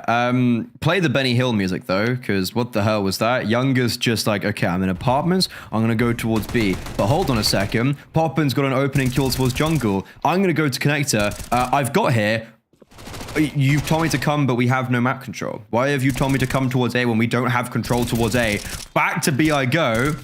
Gabby gets the most important opening kill, and then it cascades from there. And just really good individual shooting coming out from Gabby as MIBR 9 rounds from this point, 10 in a row would be. It would be one of those comebacks that bards sing about in taverns, that poems are written about. Unfortunately, I don't think we live in this fairy tale, but hey, it'd be nice to think about. Capybaras have taken Crozinho to OT. Oh my god. Yes. Magnificent. Who would have thought? Oh my heavens. That must be a banger of a game. Shout out to all the community casters that are, making it possible. Shout out to Affinity for rallying the 100%. Troops. Bro, Affinity put in so much work to make sure that every single off-stream game had a broadcast, which is absolutely phenomenal. Unsung so guys, heroes. If there is an off... Truly. So if there is a ESL game merch that line. you feel like you're missing out on, then make sure that you, go check out the HLTV page. All of them are on there, because I also saw her making sure that they were listed on HLTV as well. So if there is an off-stream game that you want to check out, maybe go check out the OT for Curlzinhos versus Capybaras. See if Capybaras can get their first game of the season. Because right now it's looking like we could be heading into a break fairly soon. We'll give it a moment as Furia have found themselves in a bit of a precarious spot. Gabs has taken a lot of damage, but she did take one down with her. Finally will get traded out. That's going to open up this B side, make it doable. Car not quite finding the magic with that deagle, doing some damage, but not connecting the shots in the way that she'd like. She's somehow still alive and desperately trying to make it a winnable scenario. MIBR maybe getting a little bit too scared, playing a little bit too terrified. Yeah, they're giving over unnecessary kills, bro. They're trying to clear out too much. And yes, you do need to clear out, but perhaps you've now given over too much of an advantage. Bomb is going to be planted, but it brings it to a 2 versus 2. You have somewhat of an advantage here, and that just gets stolen away. Bazina has made it a 2 versus 1. Gabby, you have to make this miracle a reality, and she can't. Oh my god, Freddy. I can't believe that that's how the map ends. I'm actually... I'm crashing out. Yeah. I don't blame you. That was a 2 versus 4 that Fury have just won out. Well, we were watching that, and I was thinking that, okay, MIBR are still going to win this round, but I kind of want to talk about in the between the next rounds and when they have the eco of even across Ancient and Mirage, I've just been really disappointed with how MIBR have conducted themselves on the execute. I felt like their T-side executes were super unconvincing, and look at that. That's just the epitome of and the definition of unconvincing. How is Car with a deagle got out of market and got to truck? Not because she got kills, just because no one was peeking her and they were doing like ring around the rosies. Eventually, someone has to fall down. And that someone was the 4 MIBR players who hadn't even set up a post plant yet because they haven't got the bomb down. That's a super disappointing way to end off second map. It's a super disappointing map in total. And yeah, that final round just is a perfect summary of the whole of Mirage. As we pull up the scoreboard, Car Sensei, living up to her namesake, cat-like, ninja-like, is really the hero that's risen up to play. Big time player. She's been sleeping. She's been saving her energy for this final game and is putting it on display for all to see. And of course, on the converse there, it's another one where Younger just could not step up to the plate, unfortunately. It has been really sad to see how much she has struggled. And yeah, definitely putting a little bit too much respect. Now, of course, they're the world champions. You need to show them a little bit of respect. Yeah, you can't just be, being silly about these scenarios. But in a situation where you have such a clear advantage, to have allowed it to slip away in such an unreasonable fashion is devastating. But There are two players that I really, really want to talk about because we kind of highlighted them at the start. One of them is our Kadia player to watch, which was Izza, and the other one was Bezina. These are the two top-rated players on the Furia roster this season, and the only players that are beating them in the entire region are some of the Atrix players. And we have spoken about how Atrix is just absolutely dominating the leaderboard. But Izza and Bezina, and this is one of the maps where it shows exactly how it is that they are rated so highly. They do so much in this round between the two of them. 4 and 6 multi-kills respectively, 10 across the board just between the two of them, with tons of kills, entries galore. They are putting in so much of the work here. This is also a pretty quick game, so to have that many multi-kills and entry kills combined is pretty impressive. But Izza, it was good to see her overcoming the arch nemesis of Danny, getting some opening kills on the player that was always opening onto Ancient, right? Danny was always winning that head-to-head. This time it was Izza. And Bezina, who was the kind of star of the show in Dallas, I think it's fair to say, really coming back into form online when it matters to most, to see if she can get her squad to Stockholm. But again, we got to put kind of an asterisk over this, because Furia, it's phenomenal they've pushed it to a third. This is them fighting for a lifeline in Stockholm. However, Atrix, who sure are down by 4 rounds currently, as I'm going off HLTV, I think about to be 3 maybe after this round. All of that's going on. If Atrix win out 2-0, doesn't matter. Furia, they've squandered their opportunity.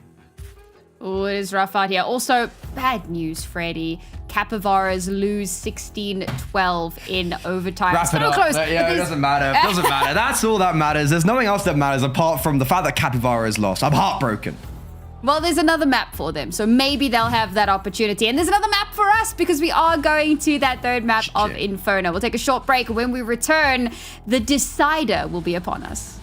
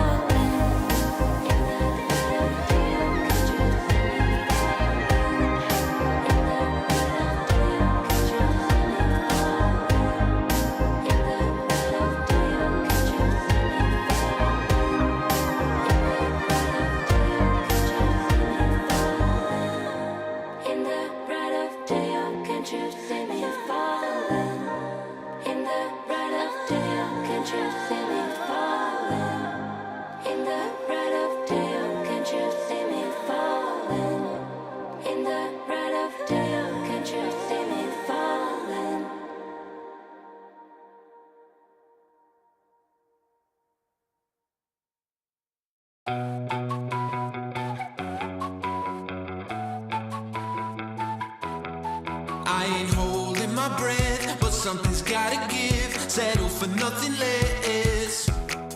Gotta go, gotta get. I take it as it is. The game is never ending. We never signed it to life, but we're here for the ride. So hold on tight. We're moving fast and time don't slow, so we gotta let go. We already know we're just living for the good times. Nothing better than the good times. Stay living for the good times. We're living for the good times. I don't know if you noticed, but I ain't on it. If it don't got that buzz, stay awake, come alive, throw hands up in the sky, and I love it how it was. We never signed it to life, but we're here for the ride, so hold on tight. We're moving fast and time don't slow, so we gotta let go. We already know we're just living for the good times. Nothing better than the good times. Stay living for the good times. We're living for the good times. We got it all. Got it all. Got it all. Got it all. We just living for the good times. Nothing better than the good times. Stay living for the good times. We're living for the good times. We just living for the good times. Good times.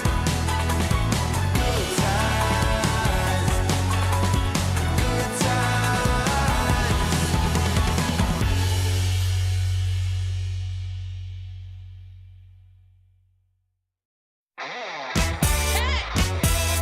You know I'm ready to win.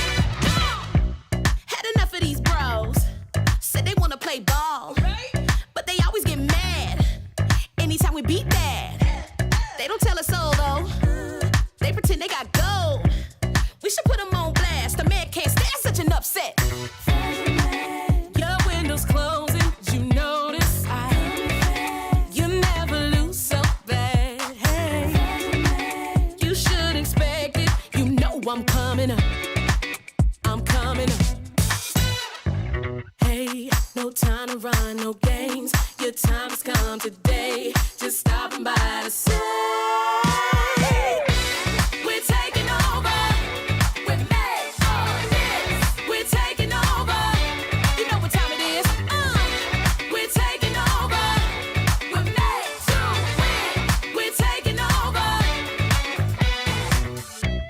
Woke up this morning feeling like $1 million bucks. Tell me how you feel knowing you get no love. Wait a minute now. All wins, no losses. Watch out, fill my cup. If you can watch me rise up to the top, you can learn how to pick it up. Pick it up now. Your window's closing, you notice. You never lose so bad. Hey, you should expect it. You know I'm coming up. I'm coming up. Hey, no time to run, no games. Your time has come today. Just stopping by to say, hey, come on. We're taking over. We're made for this. We're taking over.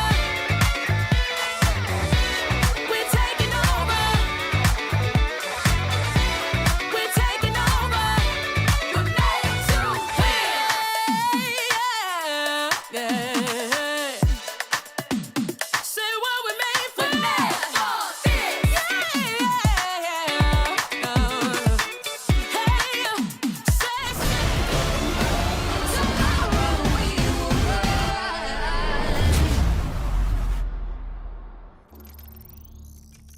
Everyone is pulling out every imaginable stop all across South America today as Atrix go into an 11-11 scoreline against 4Magic. We find ourselves heading on into map number 3. That's going to be Inferno. And this is an interesting one for me because prior to Olga leaving South America, that was her bread and butter. That was the Olga Go Kill map, but that was before all of the changes came in. So I'm very much looking forward to seeing what she's going to be able to do here again, back in South America, back with an opportunity to show her mettle.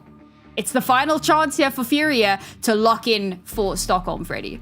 Yeah, and this must be such a weird experience for Furia because they know what's on stake. They probably are sitting there being like, we have to focus on this third map, but we're also kind of keeping attention on what's happening over on the Atrix 4 Magic game. Like, this must be one of the worst times to be a professional player because you have to lock in, but it's so hard because of all the surrounding factors. Last time these two teams played up against each other, Furia picked this map on LAN, and Furia came back after, and MIBR came back after they were down 11-5, and they came back on the T side. So a bit of retribution, perhaps, for Furia, as they once again are starting on the CT side. They had a great CT side, 8-4. That didn't prove to be enough last time. So it's going to be interesting as MIBR, they just pop out of apartments and there's a clear A bomb site because Furia, they were playing for sure. Well, Furia want to get yet one more pistol round under their belts. However, it looks like not going to be allowed to as Gabby goes absolutely nuclear with that double kill. Bomb's already been planted, man. We're still waiting for a rotation from B. Lulitens is still in Narnia, and they have to meet up before they can actually mount this. Now, Bazinia can't afford to get overly aggressive here. The call is made. All right, I'm right behind you. I'm in library. Let's go. Let's make this happen. They spot the library player. Bazinia just gets absolutely deleted. And of course, Car, sure, she gets one, but it's a triple from Gabby, a double from Younger, and it all amounts to MIBR taking the pistol. Is that the first pistol round won for MIBR? Yeah, it is. That is MIBR's first ever pistol round in this series, and what a time to come alive. This is when they need to be securing their dominance. Not so much their spot in Stockholm, their dominance in the South American region. Oh my god, it's going to overtime. Atrix 4 Magic has gone to overtime. Oh my god. Holy brother. Pulling out all the stops here today. None of these teams are willing to give even an inch. And for 4 Magic, I mean, they know they might actually be in with a chance if they can create the craziest three-way tie imaginable in second place. I don't know 4 Magic. I think that's the one thing that's like I think it's one of those things of like, they probably haven't done the full maths and they're just kind of hoping, right? Like if they can keep this as competitive as humanly possible, maybe this I did the maths, it's not possible. Yeah, but I'm saying from their perspective, Freddy, God, everything's about you. I'm glad somebody did the maths, I'm freaking I was actually just saying this. I was like, players get upset when they don't do the like maths correctly. And then when someone does it, they get upset because someone's done it. It's just like, huh?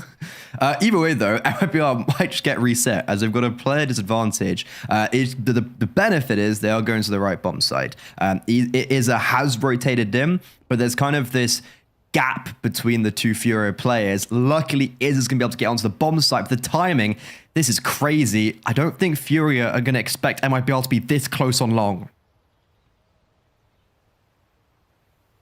Already having snuck up, opting for the cut noise scenario.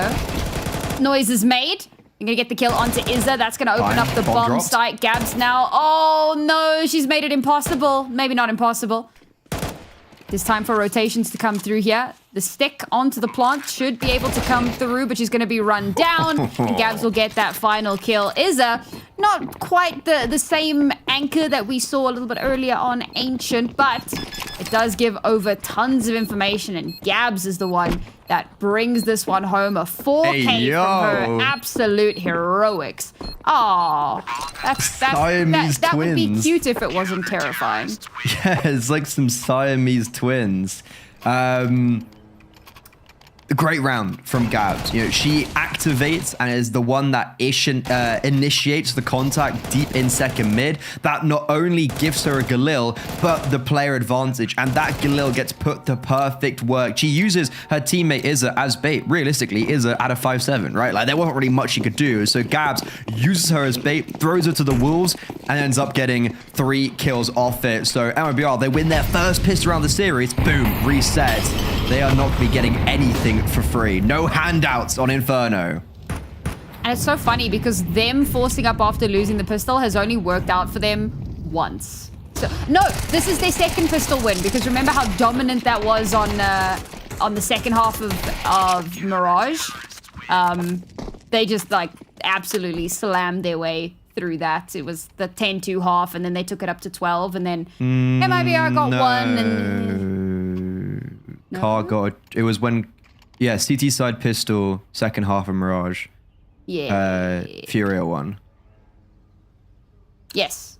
Yeah. So this is their second pistol win. No, wait. First. That's right. Yeah. Okay.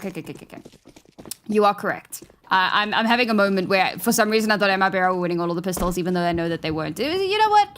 Furia won all the pistols, unfortunately. Yeah. We'll just glide past that. That whole conversation never happened. I do it more than is humanly possible. Don't worry. Looking for a miracle here. Yeah, this is a hard one for MIBRs because like they're already down 3-1. Like this is a really just great start for Furia where they need everything to go their way, and currently this is just a perfect start on the CT side where Gabs is activating, Car as well putting pen to paper. So for MIBR, they really need to shut up this momentum sooner rather than later, as they notoriously have been very slow to warm up into maps in this series, and a Mirage that cost them as they, well, simply put, never warmed up. All right, now we've got some real buys, some real guns on board. What can MIBR do with this? Been a little bit of a slow start to the map so far. Waiting for Olga to activate, waiting for Poppins to activate. This is what I was saying. This was Olga's playground for the longest time before she headed over to the APAC region. It was actually one of our talking points when we got to see HSG playing, and we were like, no Inferno? What? Like, because they just never played into it. And that had always been Olga's, you know, favored terrain, to use a Dungeons and Dragons term. Now we get to see her back in that spotlight. But I think now, when the pressure is so on, she's probably going to fall back into more kind of IGL responsibilities, not taking as many of these crazy early fights and crazy aggressions, because they don't want to let this slip away. What is going on? So that they can maintain control here. I don't know, a little bit of a swappy. We're having some fun. Yeah, we you know what? It's the last day of the season, so, you know, have fun with it. Don't take it too seriously, guys. It is silly season after all, so why not just really live up to the name? But this round is going to be ending towards the A-bomb site. There's 3 defenders here. It's going to be a wrap, and Izza's just situating herself nicely onto that bomb site while Gabs gets aggressive, very solo on short. I'm not a fan of this. Gabs isolating herself, but she's standing like a rock. The queen of the A-bomb site, but has she done enough? Certainly, yes. Rotations, though, being chopped down. Izza, 2 for her own. Luli10's up against Olga, but the bomb is dropped all the way round on short. There's no time, and Olga just has to scarp her away with her tail tucked between her legs. Oh, that's devastating. You were talking about has she done enough, and I thought, has she? I mean, Olga's on the site, and then I realized she didn't have the bomb. Unreal. Really devastating way for that round to go. And Furia now up to a 3-point lead.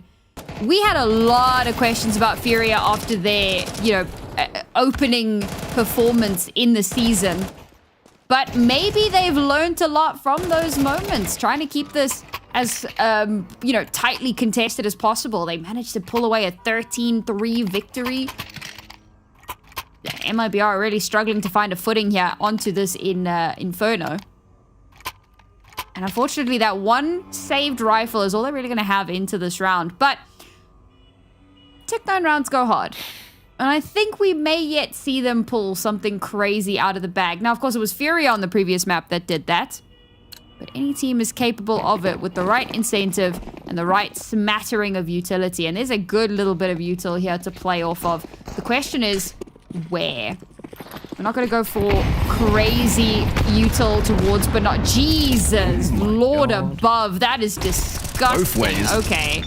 I mean, what the hell do you do at that point? Like, it's just... It was over before it even began, brother. No. The deathly dance of util, but the kiss of death applied to MIBR.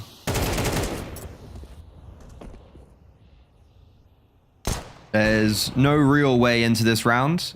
And unfortunately, despite there being a lot of damage, there's no kills. And that's what the name of the game is. Why is everyone left B?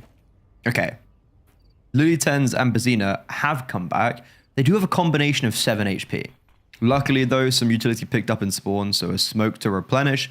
This does just hold them at bay. Olga has been joined up with Gabby. They have a single flashbang.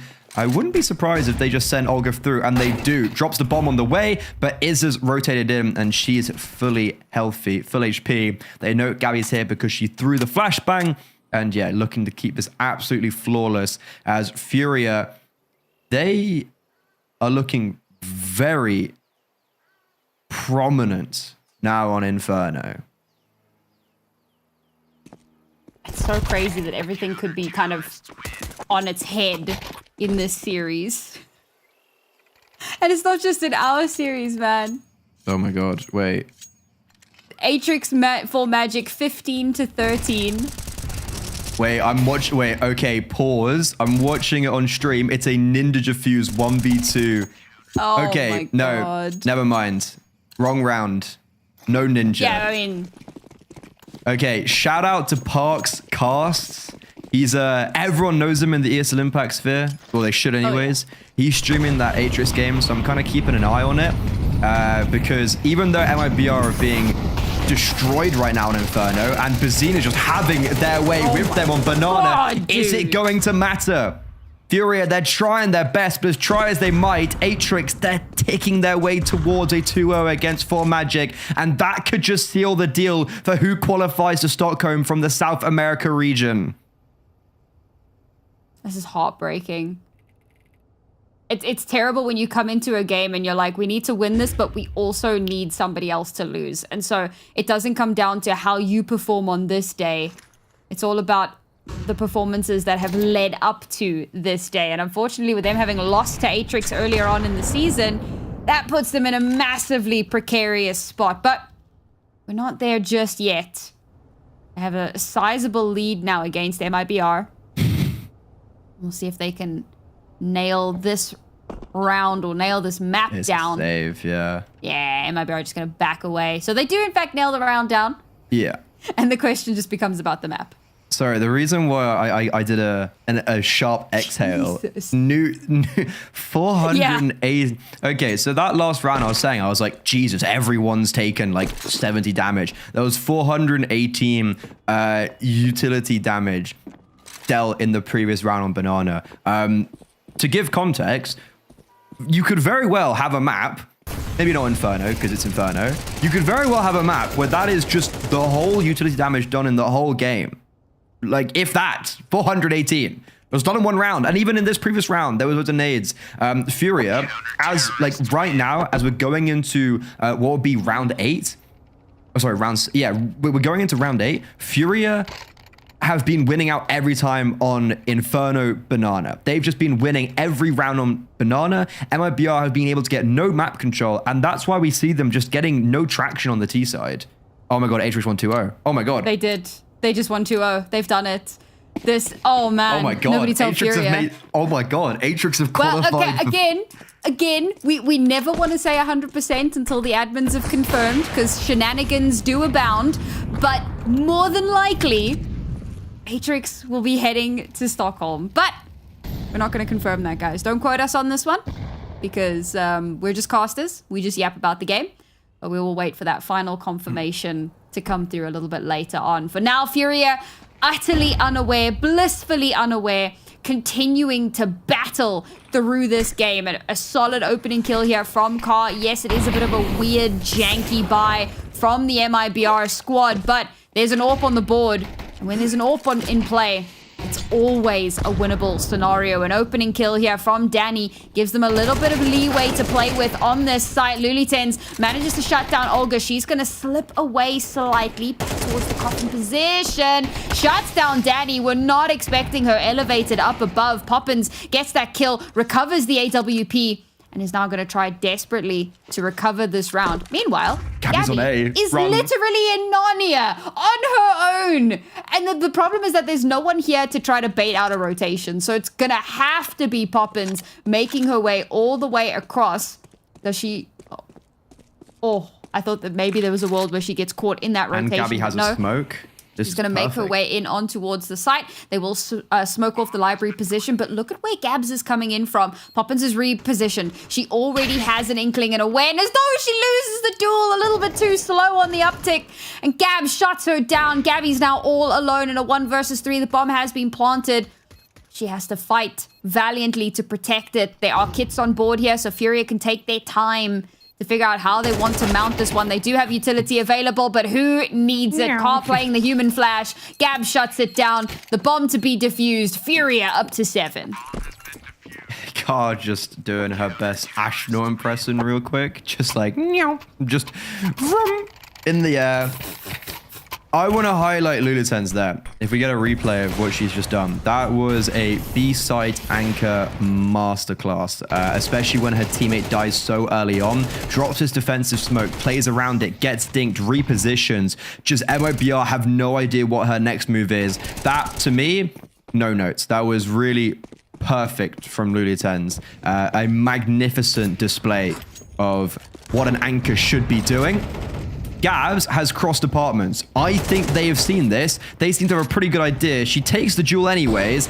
Damage, no kill. Finally, Car breaks the deadlock and an opening kill onto Olga, and they're able to disengage out of apartments. Gabs, though, hanging around. Luckily, not penalized for that tardiness, as Furia, they are looking unstoppable on Inferno. Outstanding performance so far. We'll just kind of keep chipping away at the HPs with that utility.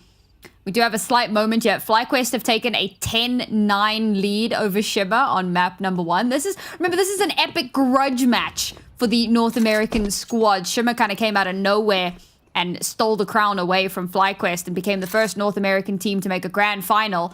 When FlyQuest had been trying so hard for 6 seasons to get there. So definitely a grudge match happening. We'll see if FlyQuest can take that one home. And the Capybaras are 4-1 up over Corozinho on map number 2. So hope lives on a little bit longer in that situation. But how much more hope do MIBR have in this map? They make their way through. Lulitens in a perfect position, backed up by Vizina. But Danny cuts both of them down, shuts them out, opens up the site. Now, Car will get oh God, of course it's onto Younger, bro. Just spam through the smoke onto her AWPing counterpart. Danny will get that bomb planted, but she's all alone. 13 HP. She's already done so much. She's managed to get 2 kills. She somehow has to shut MIBR out. Oh, sorry, shut Furia out. All on her lonesome and cannot get it done. Furia up to 8. There is no way that we have 2 back-to-back maps where Furia win and MIBR don't even crack 5 rounds. It's actually crazy how Furia have just looked so good on Mirage and Inferno.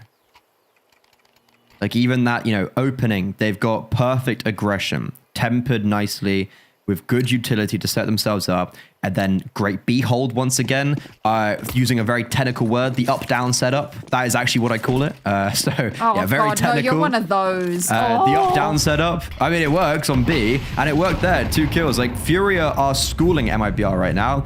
This was the half on LAN where MIBR came back. They did well on the T side. That was where they mounted it was a 5-11 comeback for MIBR on the T side. Currently, they can't even get 2 5 rounds, as you mentioned, and they are just forcing into this now. They get the bomb plant and they go, hey, screw it. Galil's a little bit of utility, and when Furia go 3B and get the early control towards B, they can just rotate straight towards A, and Car ready and waiting to chop them down as they walk into her crosshairs. Oh, that's sharp. God, is actually unreal. Car follows it up while full blind. It's not even the first full blind kill that she gets today. Just continuing to be a demon, a revelation for the Furious squad. Now, MIBR, I mean, they have to put foot, they have to accelerate. They're going to accelerate straight into Gabs. Gabby's all alone now, up in the apartments, doesn't have control of the bomb, doesn't have control of her life. Furia up to 9, and it's at a point now where it's, what do you do? Where do you go? What the plan is, boys, because this is the run. Oh my God, FlyQuest won the first map. Holy, that's big. That's so big for NA. Shimmer, that is the second map that they have lost all season. So that is a huge victory for the FlyQuest ladies. I mean, like, as I've mentioned, this is silly season. Furia decides they don't really want to show up whole season long. Almost lose to 4 Magic, lose to Atrix, and then after they've lost map 1, which means they eliminate the chance to qualify for Stockholm, they decide they want to play the best Counter-Strike I've seen since they lifted the trophy in Dallas. This is just a masterclass on exhibition right now. Furia are battling through their demons, but it is unfortunately the epitome of a little bit too little too late. Sure, they're 9-1 up. This is just gorgeous Counter-Strike across the board. Like, everyone's worth their weight in gold right now on the Furia roster. It doesn't matter. And this utility, every time on B, they're always doing significant chip damage.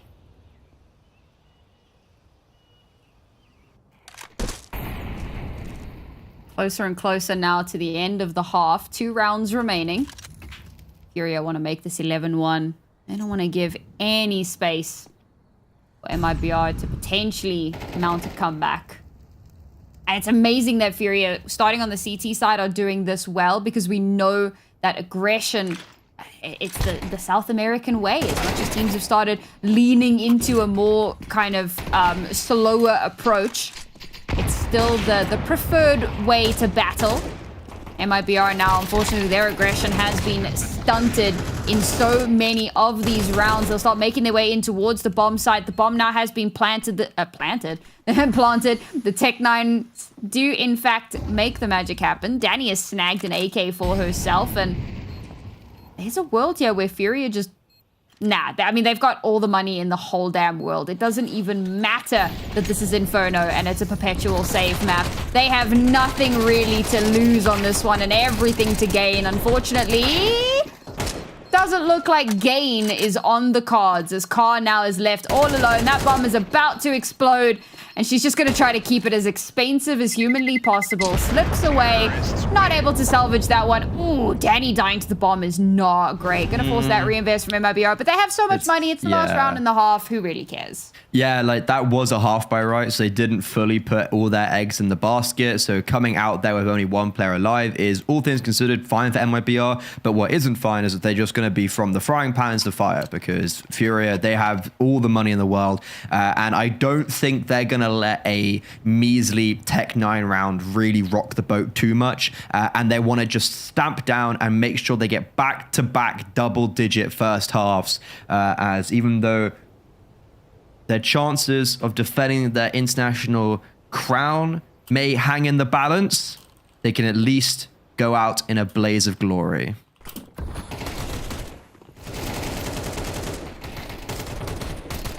That's such a, like, it's a consolation, but it's really sad. I mean, I just saw for Magic, they had posted on social media, you know, obviously the devastation at not being able to. And, like, as much as, you know, it was a good performance from them, they didn't get to achieve what they wanted to. They came so close. They took Atrix into overtime.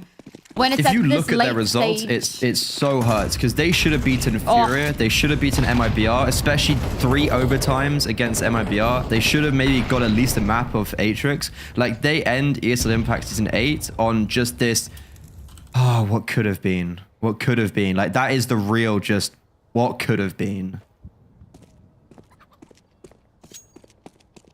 Well, now we turn to the what will be.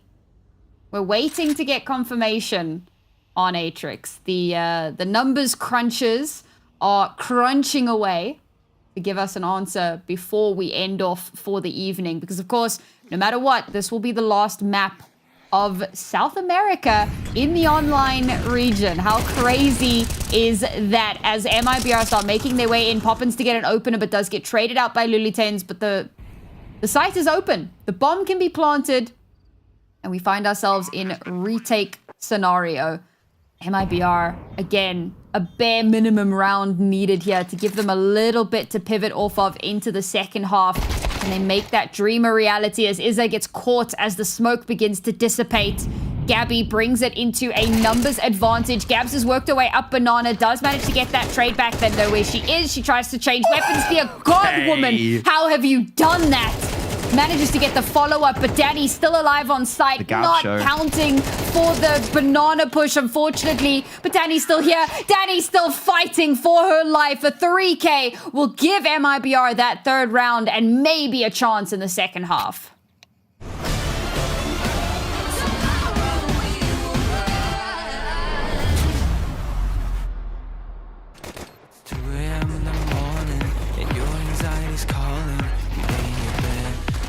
Like you're falling. Do you recognize that feeling? The demons under your ceiling, when everything hurts and nothing is healing. Yeah, I don't even wanna be awake, cause every second that I live is like a wasting. Can you help me start to replace all the memories that stand in my ways?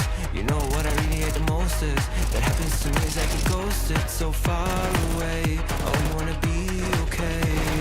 Tell me why should I stay?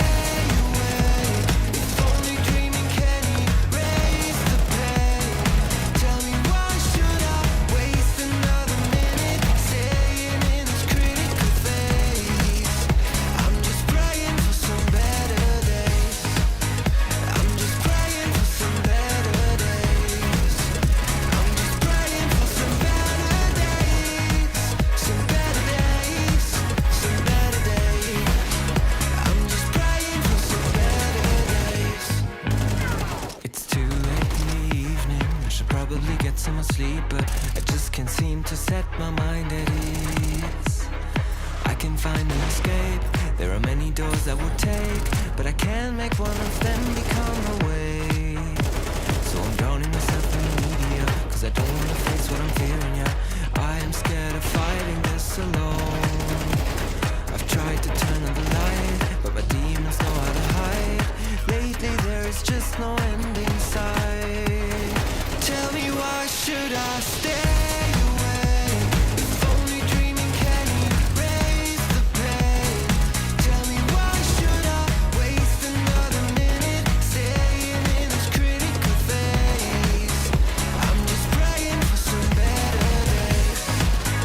I'm just praying for some better days. I'm just praying for some better days. Some better days. Some better days.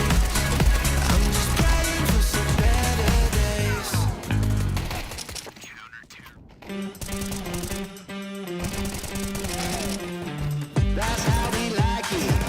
That's how it goes. Come on now, baby, let me ease your soul. That's how we live life. Live it up to the top. Cause once we start, you know we're never gonna stop. We own it. We're winning every time. We own it. Pushing every day and night. We own it. We don't do compromise. We touch down every time. Every time. We touch down every time. This is our time, hit it up, look at me, bro. This is our turn to see.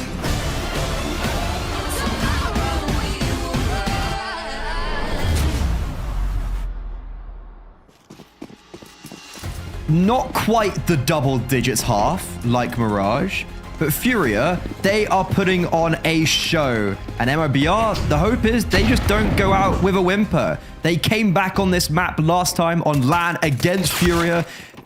Are they going to replicate their same fortunes? Carr says otherwise. That's a pretty valiant opening kill. And the Dual Berettas are just getting run down and mowed down. Furia making short work of MIBR. But Olga, welcome to the A-bomb site. Okay. Oh, double kill from her with the double trouble guns as well. Can we make it a third? No. Does get shut down. Furia with their sixth pistol round.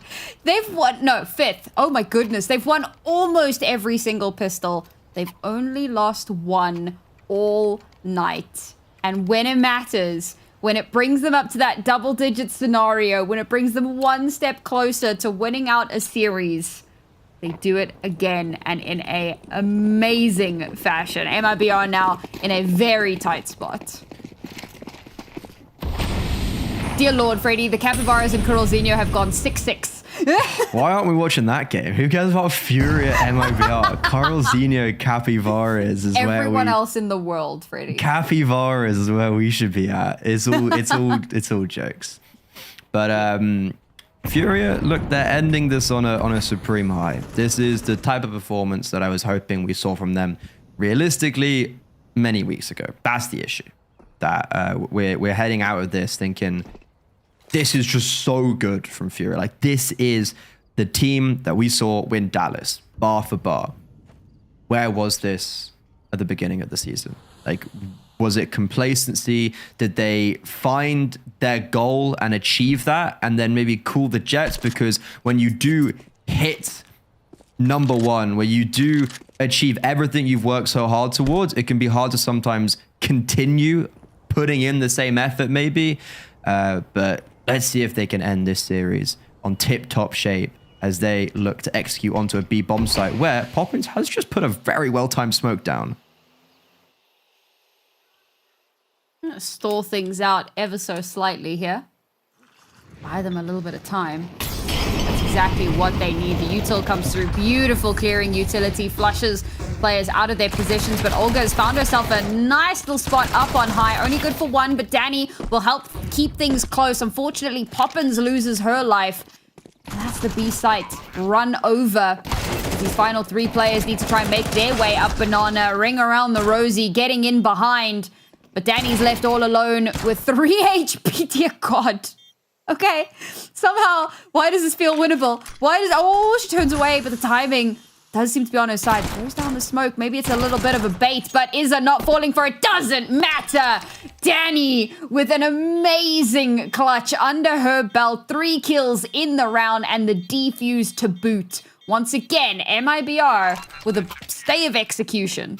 Half of MIBR's rounds have come from Danny in clutches. Like, she's really trying her best. She's worth her weight in gold currently on Inferno. It's going to be a while, though, until I see that more than just oh, it's a nice clutch, you know, like, that's really cool from Danny, but it is what it is, right? So there's a little bit longer. I mean, these are some really nice shots being landed, and she's got a really high clutch ability for maybe one of those younger and newer players. Like, if you look at Poppins, Gabby, younger Olga, they've been around the block and around the scene, either together or in other teams. Danny's the newer name. And has just got such high clutch ability. Back over towards Banana and Furia, both on CT and T, doing pretty good work on this part of the map. But in this occasion, Poppins accidentally just gets 2. I love that it's like while she's jiggling and just kind of spraying, and I'm pretty sure I see her eyes move away before that last kill comes through. But either way, that's another round for MIBR. They're, okay, giving themselves a little bit of room to breathe here. Unlike what we saw on Mirage, where they won that force round and then instantly just got traded back and slapped back down into the dirt. They'll continue to keep this momentum going. And now the economic reset becomes a massive problem for Furia because now it has to be a pistol round. MIBR staring down the barrel of a 6th round, and suddenly we're only at a 4-round deficit. Suddenly, this becomes a doable scenario. The big question is going to be what happens when Furia actually have a bye. But for right now, MIBR are certainly in with a possibility.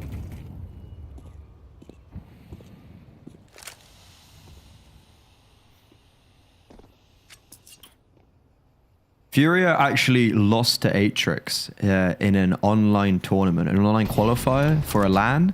The names slip me right now, but I'm pretty sure they all still go to LAN anyways because Furia came second, but Atrix come out seed 1. So I honestly thought MIBR were going to come in here like, full steam ahead because of how Furia have lost to Atrix and Impact in more regional Brazilian event, right? South American event. But today they're playing superbly, and this is just an eco, so this should be cleaned up quite nicely, and some ecos for Poppins, who's really struggled. She got the MVP on Ancient. Since then has been pretty vacant. CT side struggled on Mirage on B, and here has only 7 kills and has got 5 of them in the last 2. Bomb might get planted, and that's a worry. That shouldn't happen, but it is. Car 7 HP, and I don't know how she hasn't died from a wallbang there, but bomb down. Great. It's not even the first time that Car has managed to survive in unreasonable scenarios. But Gabby up close and personal with the smoke. Gets hers before she's traded out. Leaves Lulitens all alone, and she will get encircled upon, shut down, bomb to be defused. MIBR up to 6. Little bit more expensive than what they would have wanted. They'll obviously still be able to buy into the next round, so it's really not the end of the world. But for that long-term economy, well, this is the thing. I mean, they're going to have to spend everything but the kitchen sink into this round, and they can't afford to slip here. They can still buy into the next, so they're actually kind of still okay. Yeah. MIBR, pressure still on them. Backs against the wall. This sort of pressure, are they going to shine like diamonds, or are they going to crack underneath it? Younger tries to go for an opening pick in middle. I like her. I like seeing her go for these type of plays, even when she's having a difficult series. Issue is, the pressure point is over towards B. Poppins is jumping and dabbing. Olga, though, stands like a rock. 5 HP. She's able to trade out her teammate and dish out extra damage with the utility and just fend off the aggressors. Heroics, absolute heroics, are what is keeping MIBR alive in this series, and keeping them ticking over round after round. Unfortunately, it does need to be said, Younger, once again, still has not activated. I'm really surprised at the kind of drop-off we've had from her in this series. You know, the first map, there was like, oh, well, they didn't really have a CT side, so... It's ancient AWPing. It's hard. It's like the hardest map to AWP on, probably. Sure. But then we get into, like, Mirage, on Inferno. Like, it's just... The Mirage, the excuse you could use is just no one did well with MIBR. I'm digging in. I'm getting all the excuses. The cope is real. All right. Moving in onto site now. Gabby has to fall away, wait for reinforcements. Dying here would not be the play. Olga, unfortunately, ends up being the one to fall by the wayside. Okay, Younger, she heard us. It's like, shut up. I can hit a shot. She finally wins out the battle against Car as well. That's been the one that we've been really on her case about. She manages to get the kill onto Gabs as well. Luliten's in a very uncomfortable position, caught between a rock and a hard place as the smoke clears. Gabby shuts her out. And, I mean, I mentioned heroics. I didn't think it was going to be Younger, but she's done it, and she's made the round not only winnable, but won. I didn't expect her to jump around a corner and go for... doesn't quite make sense to me when we watch this back. So firstly, it really has to be said that this B bomb side, from both the attack and the defense, has just been such a chasm for MIBR. Yeah, like that kill, by the way, like, okay, sure, I guess Call of Duty style, fair enough. But this B bomb site, like MIBR, if they're going to Stockholm, Inferno is a map that I remember they knocked out Na'Vi Javelins on like 2 seasons ago to make it through to playoffs. But the issue is, this Inferno looks super weak, and specifically that banana. They're just being taken advantage of. Furia looks so much more comfortable, and you're just catching them completely off guard. That can't be the case if they go to Stockholm. Like, that needs to fix up.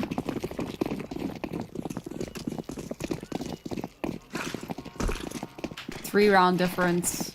And Fury are back down onto an unfavorable buy.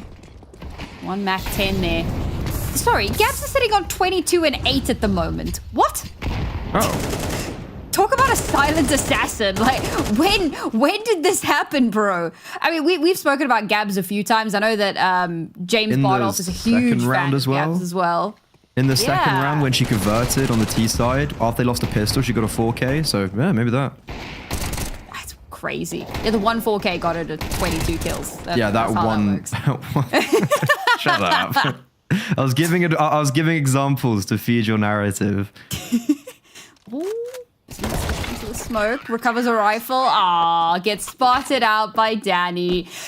MIBR with the comeback of the century. 5 rounds that they have managed to pull string together in the second half. Brings them up to 8. Only a 2-round difference. Furia now, the first gun round did not go their way. This will be their second.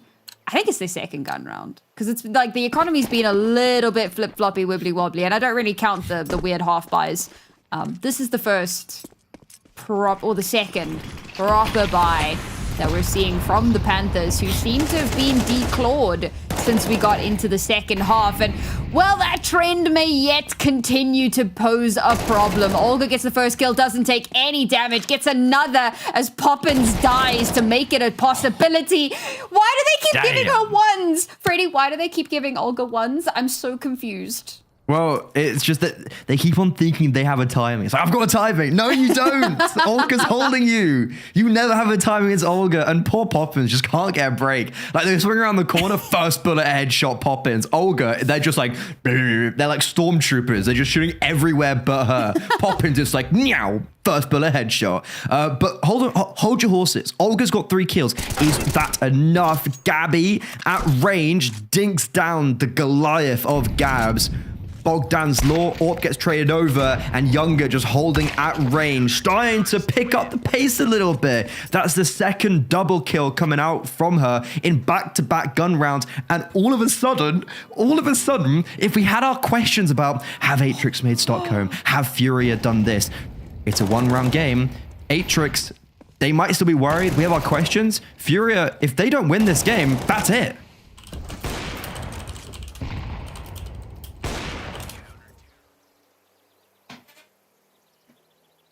MIBR, I am amazed that they've managed to mount this much of a comeback so far. And again, there is so much on the line right now. There's so much at stake. And Fury are hoping against hope that they'll still manage to find their way to Stockholm at the end of this series. 1-round difference.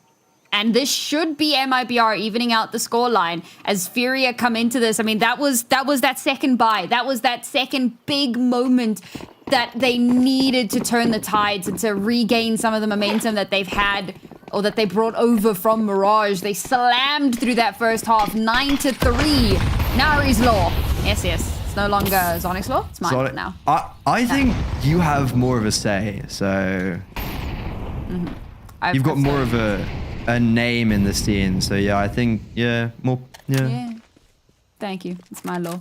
And it does look like it's going to come to fruition here. Maybe getting a little bit ahead of myself. At the very least, as mentioned, the one rifle they had, Poppins has sat it down.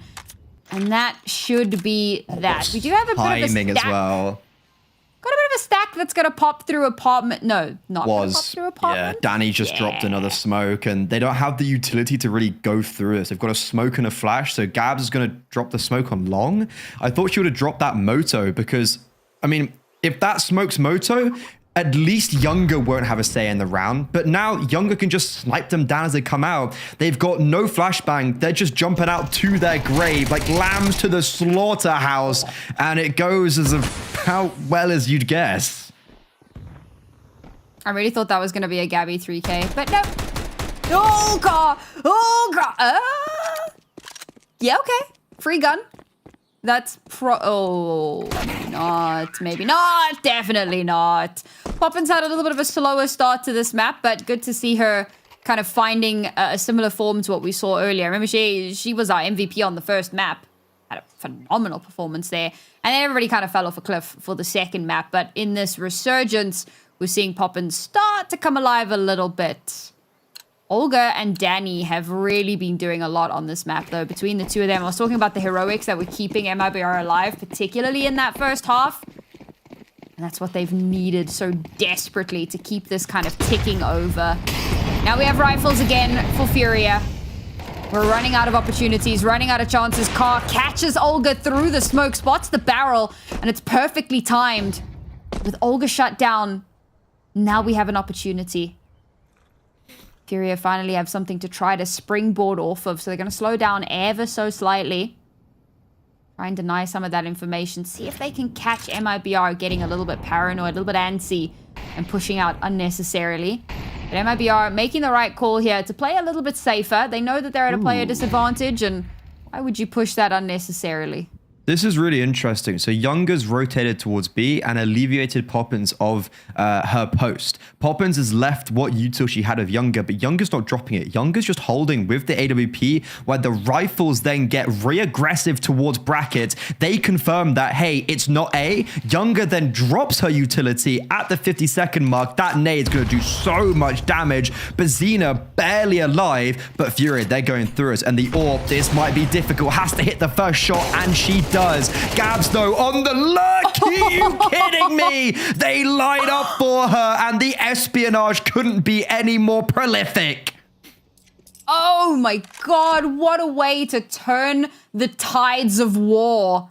It has taken so many rounds. 7 rounds. Okay, there was like one round, smattered in there somewhere that Furia were able to win. But for the most part, 7 rounds for Furia to finally find their footing again, to finally wake up and to show some signs of life, and in such a dominant, dynamic fashion as well. That brings Gabs up to 26 and 11, casually.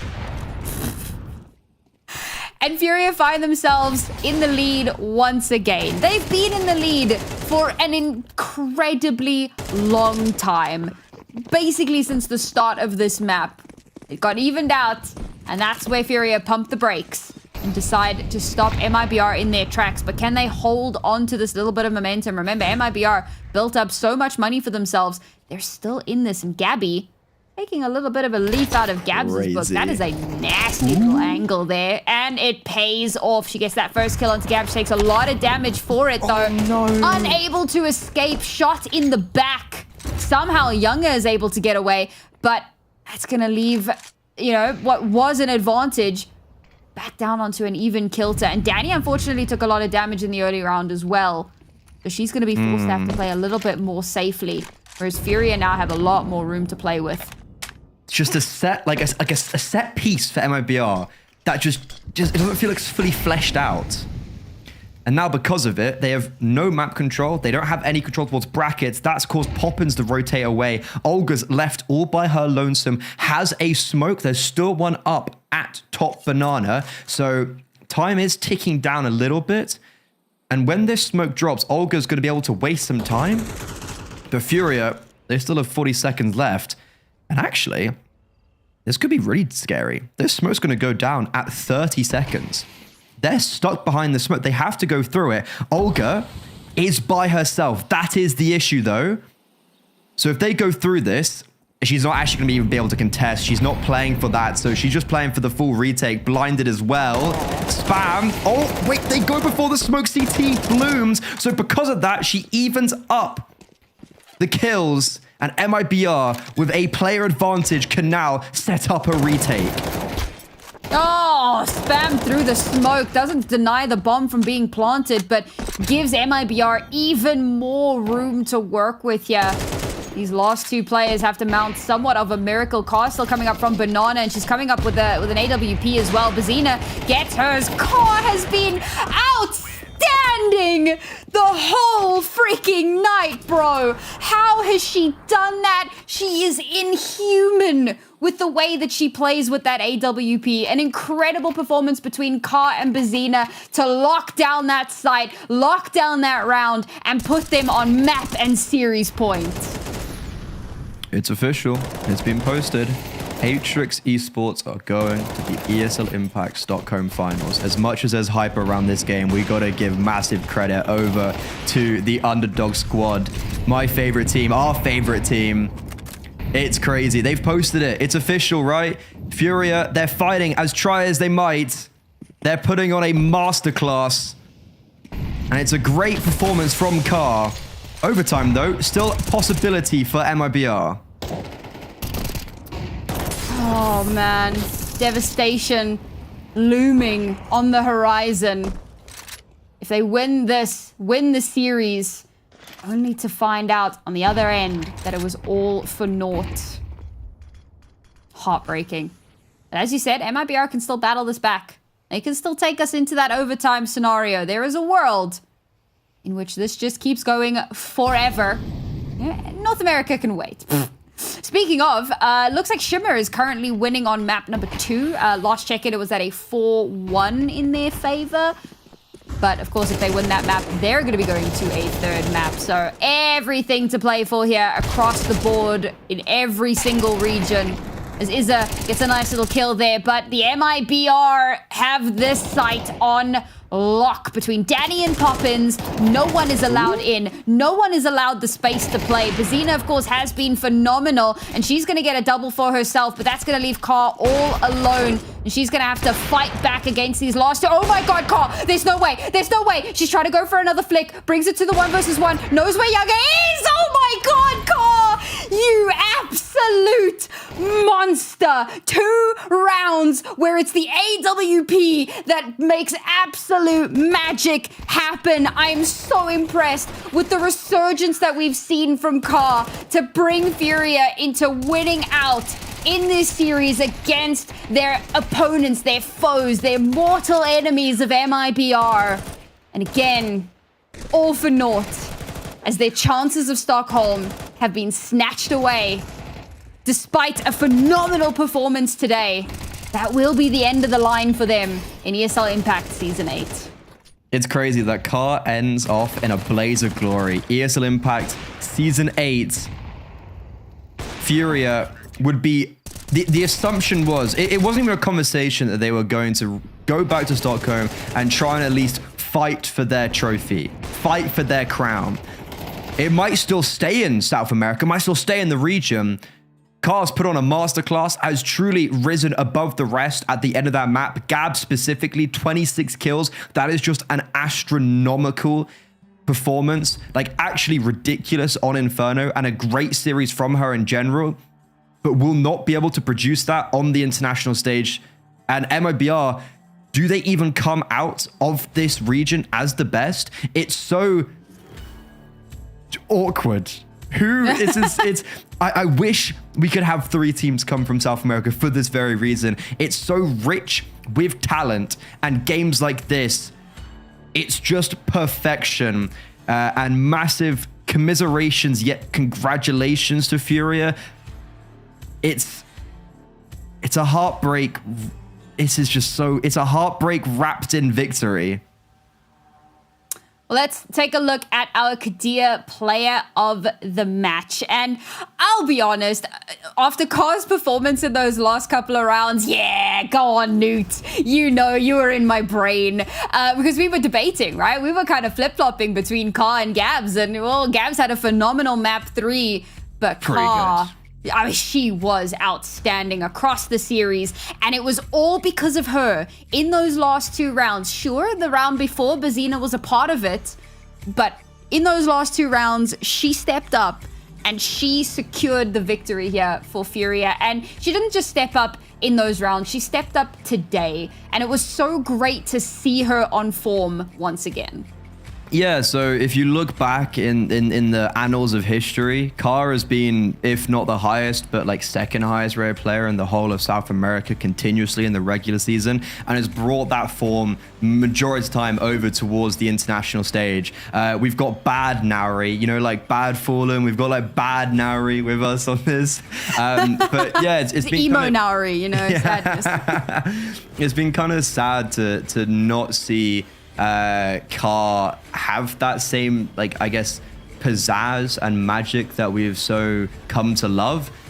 But she shows it. Issue is, it's a little bit too little too late. And as much as it's amazing, they're not going to see it in Stockholm because Is there a drum roll? Do we get a drum roll for the qualified teams?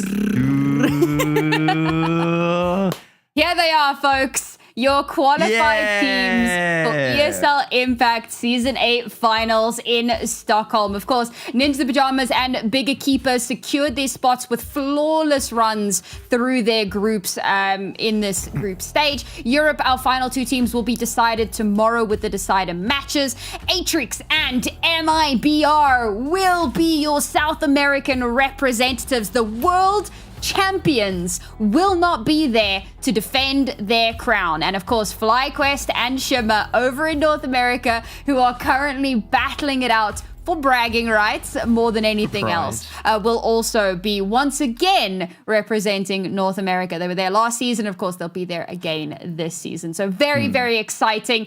We have 6 of our 8 teams, and we wait with bated breath to find out what will happen with Europe tomorrow. And for those who are confused, because yes, we do have a 3-way tie, but the first stop in our decision maker of a tiebreaker is head-to-head.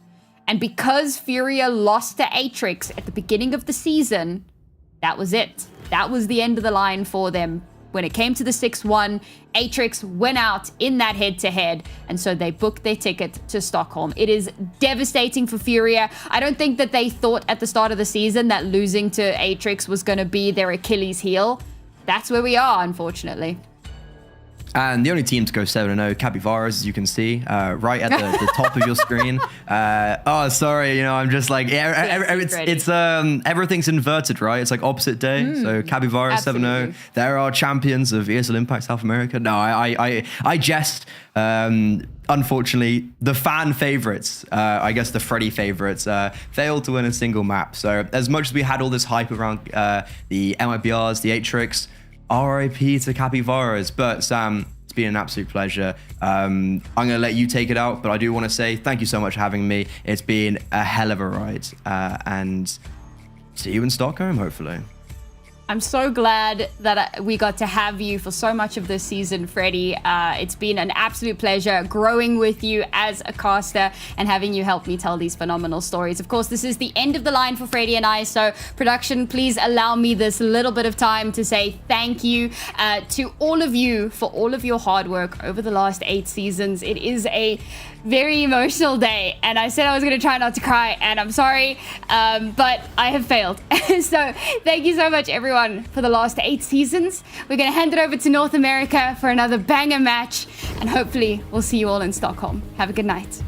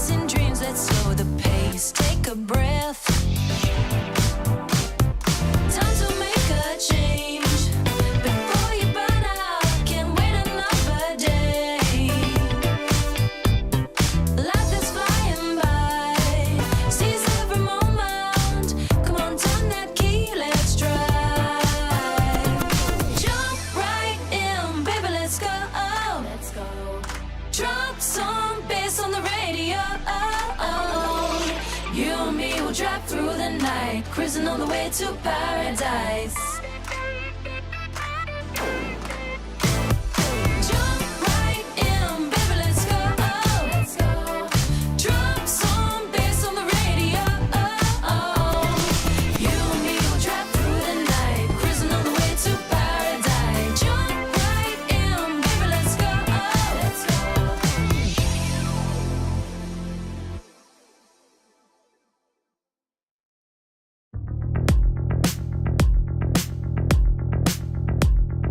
Hungry for attention, you're so hypnotic. Take me for a ride, I'm feeling nauseous. Oh, I'm delicate, just like the pick-me flower that you're crushing. Feelings that I've got, you say they're valid. Take me to the party, buy me drinks, I guess I'm lucky. Pull me apart, like when I'm broken. I don't wanna wait for you to make me cry. Turning black and blue from the world you fought. Feel like I'm dying, dying. Deep down inside, I'm crying, crying. But I'm holding it, cause you say I'm a cry, cry, baby. But I'm holding it, cause you say I'm a cry, cry, baby. Feel like I'm dying, dying. Deep down inside, I'm crying, crying. But I'm holding it, cause you say I'm a cry, cry, baby. But I'm holding it, cause you say I'm a cry, cry, baby.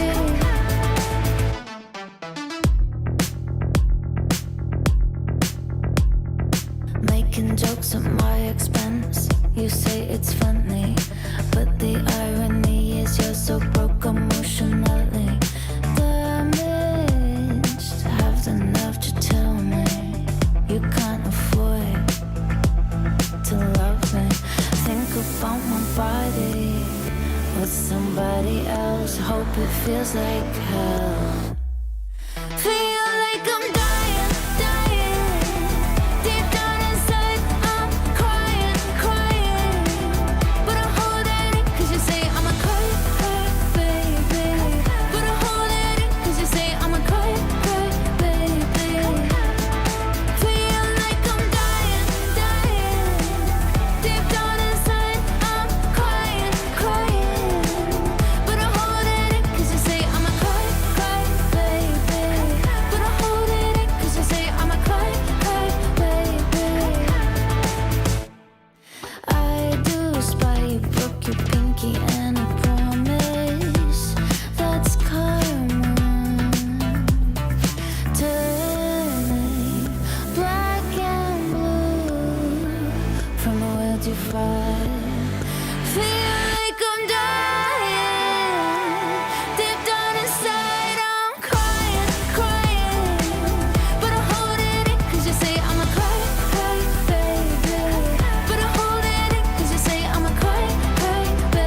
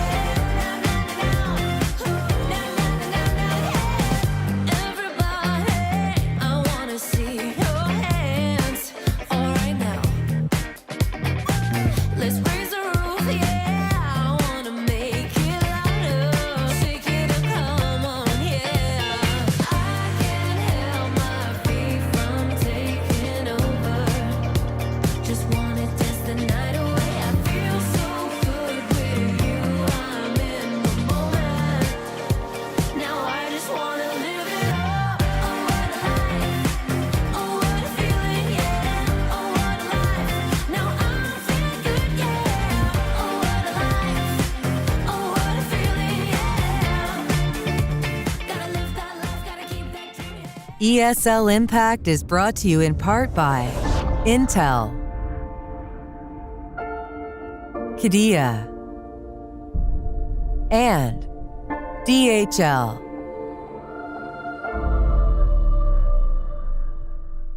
Lights fall in the golden city. Fire's out and the water's gone black. You can run, but you won't get pity. Ash to dust will get you back. Tomorrow we will rise.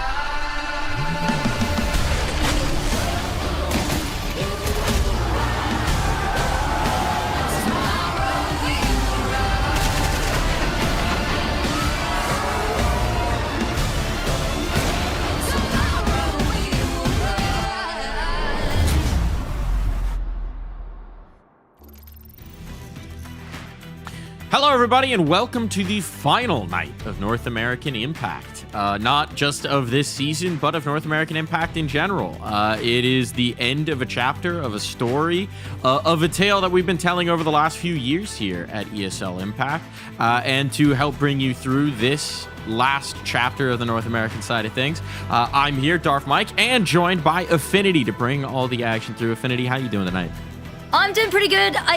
It's heartbreaking to see this come to an end, a region that we've been, beloved for so long, that we've been working with for so long. But, I mean, it has been an absolutely stellar game. You can see here the schedule of all of the games that we have had on stream. And you know what? I'll take a second. I'll toot my own horn a little bit. We managed to get every single game covered for the off-stream games. Of course, there were 6 games in Europe, 4 games in South America. Now, there were meant to be 4 games in North America, but there's been a couple of shuffles there, but they have all been amazing matches. I don't think there's been a single quiet game today.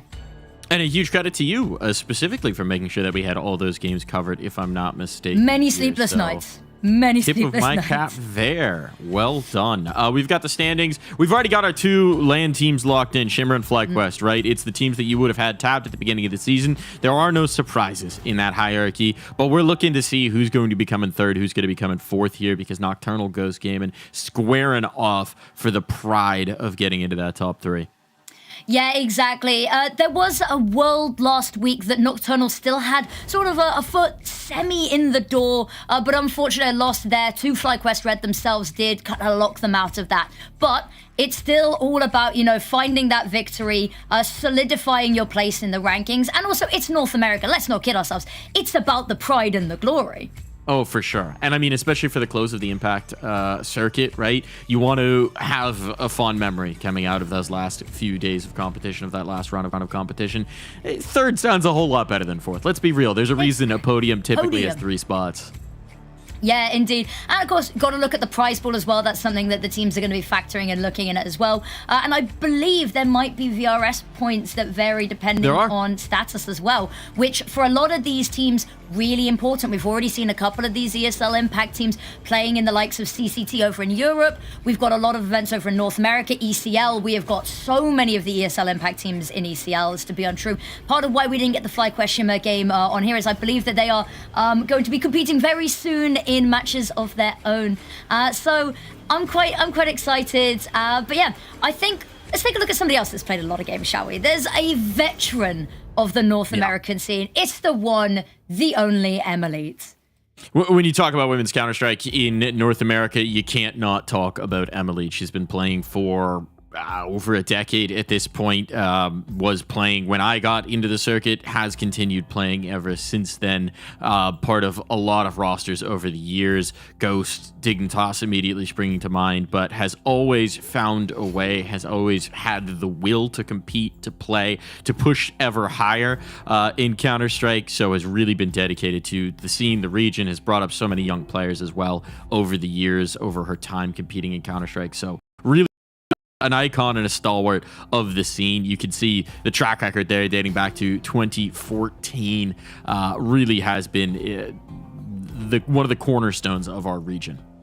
Yeah, I think it's also really important that not only is she amazing in the server, and she's taken, so many students under her wing, essentially, that have gone on to all of these other teams. So many of these players on the best teams can have, roots traced back to working with Emily. Also, how much she's done for her teams outside of the server, because of course she works a full-time job as well as being a Counter-Strike player. She talks about, nurse by day, Counter-Strike player by night. She does, the social media for her teams often. She organizes, when they were back on Team Karma, she was organizing land trips. She was sort of like a mom to a lot of these players inside and outside the server. So I think the impact that she's had, pun intended, it cannot be understated.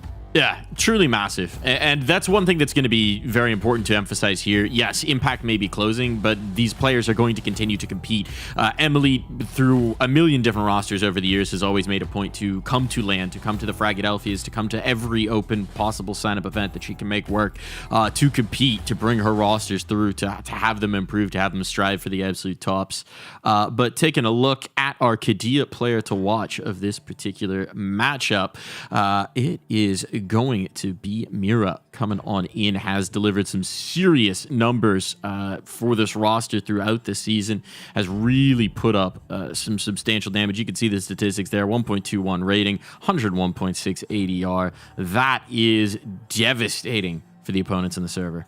Yeah, she is a player that I've sung so much praise about over the years, especially recently. And you know what? Side little tangent here is it was devastating when Anubis left the map pool for a lot of people. For me, watching Mira play Anubis was one of the greatest North American ESL Impact moments possibly ever.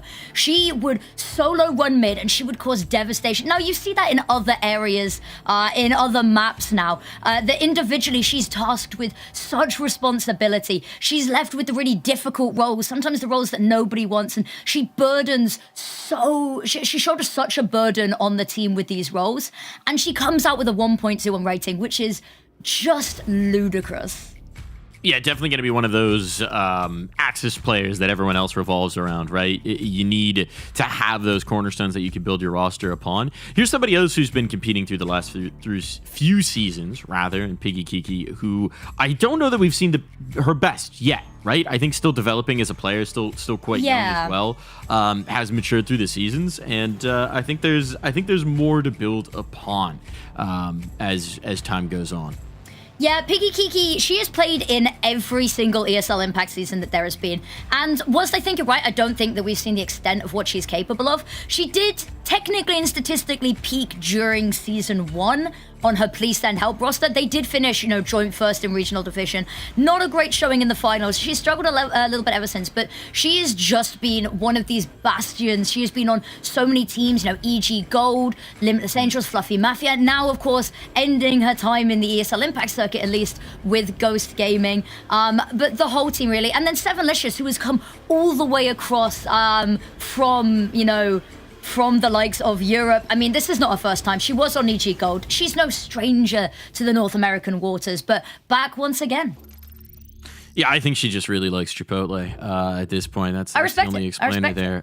No, one-time member of the broadcast, several-time member of the broadcast, actually, as well. Two seasons, yeah. So we do appreciate Tilda for sure. Looking at the other side of things, this Nocturnal roster has been through a few different iterations, played under a few different banners as well. But they've had a pretty consistent core now going for a few seasons. When you look at Tori, Violet, and Lunari, I think this is a team that has had their ups and downs. They were playing under the Nouns banner at one point, but they certainly can do some damage in the server.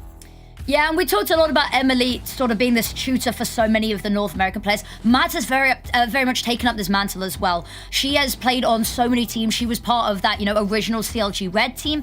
And she learned so much from her time being in a structured environment. And she talks about it on, her looking for team posters, that she can bring this level of professional air and structure that has come from her time on FlyQuest Red. She brings so much energy. She brings so much experience as well. And it's amazing. Honestly, it's emotional to see what these two teams especially brought, because they've been through so many iterations, as you said. All of these players, Violet, this is only her second season, I think, but the rest of the team, they're storied players. And I think that this is an amazing roster that has actually made, quite big waves this season.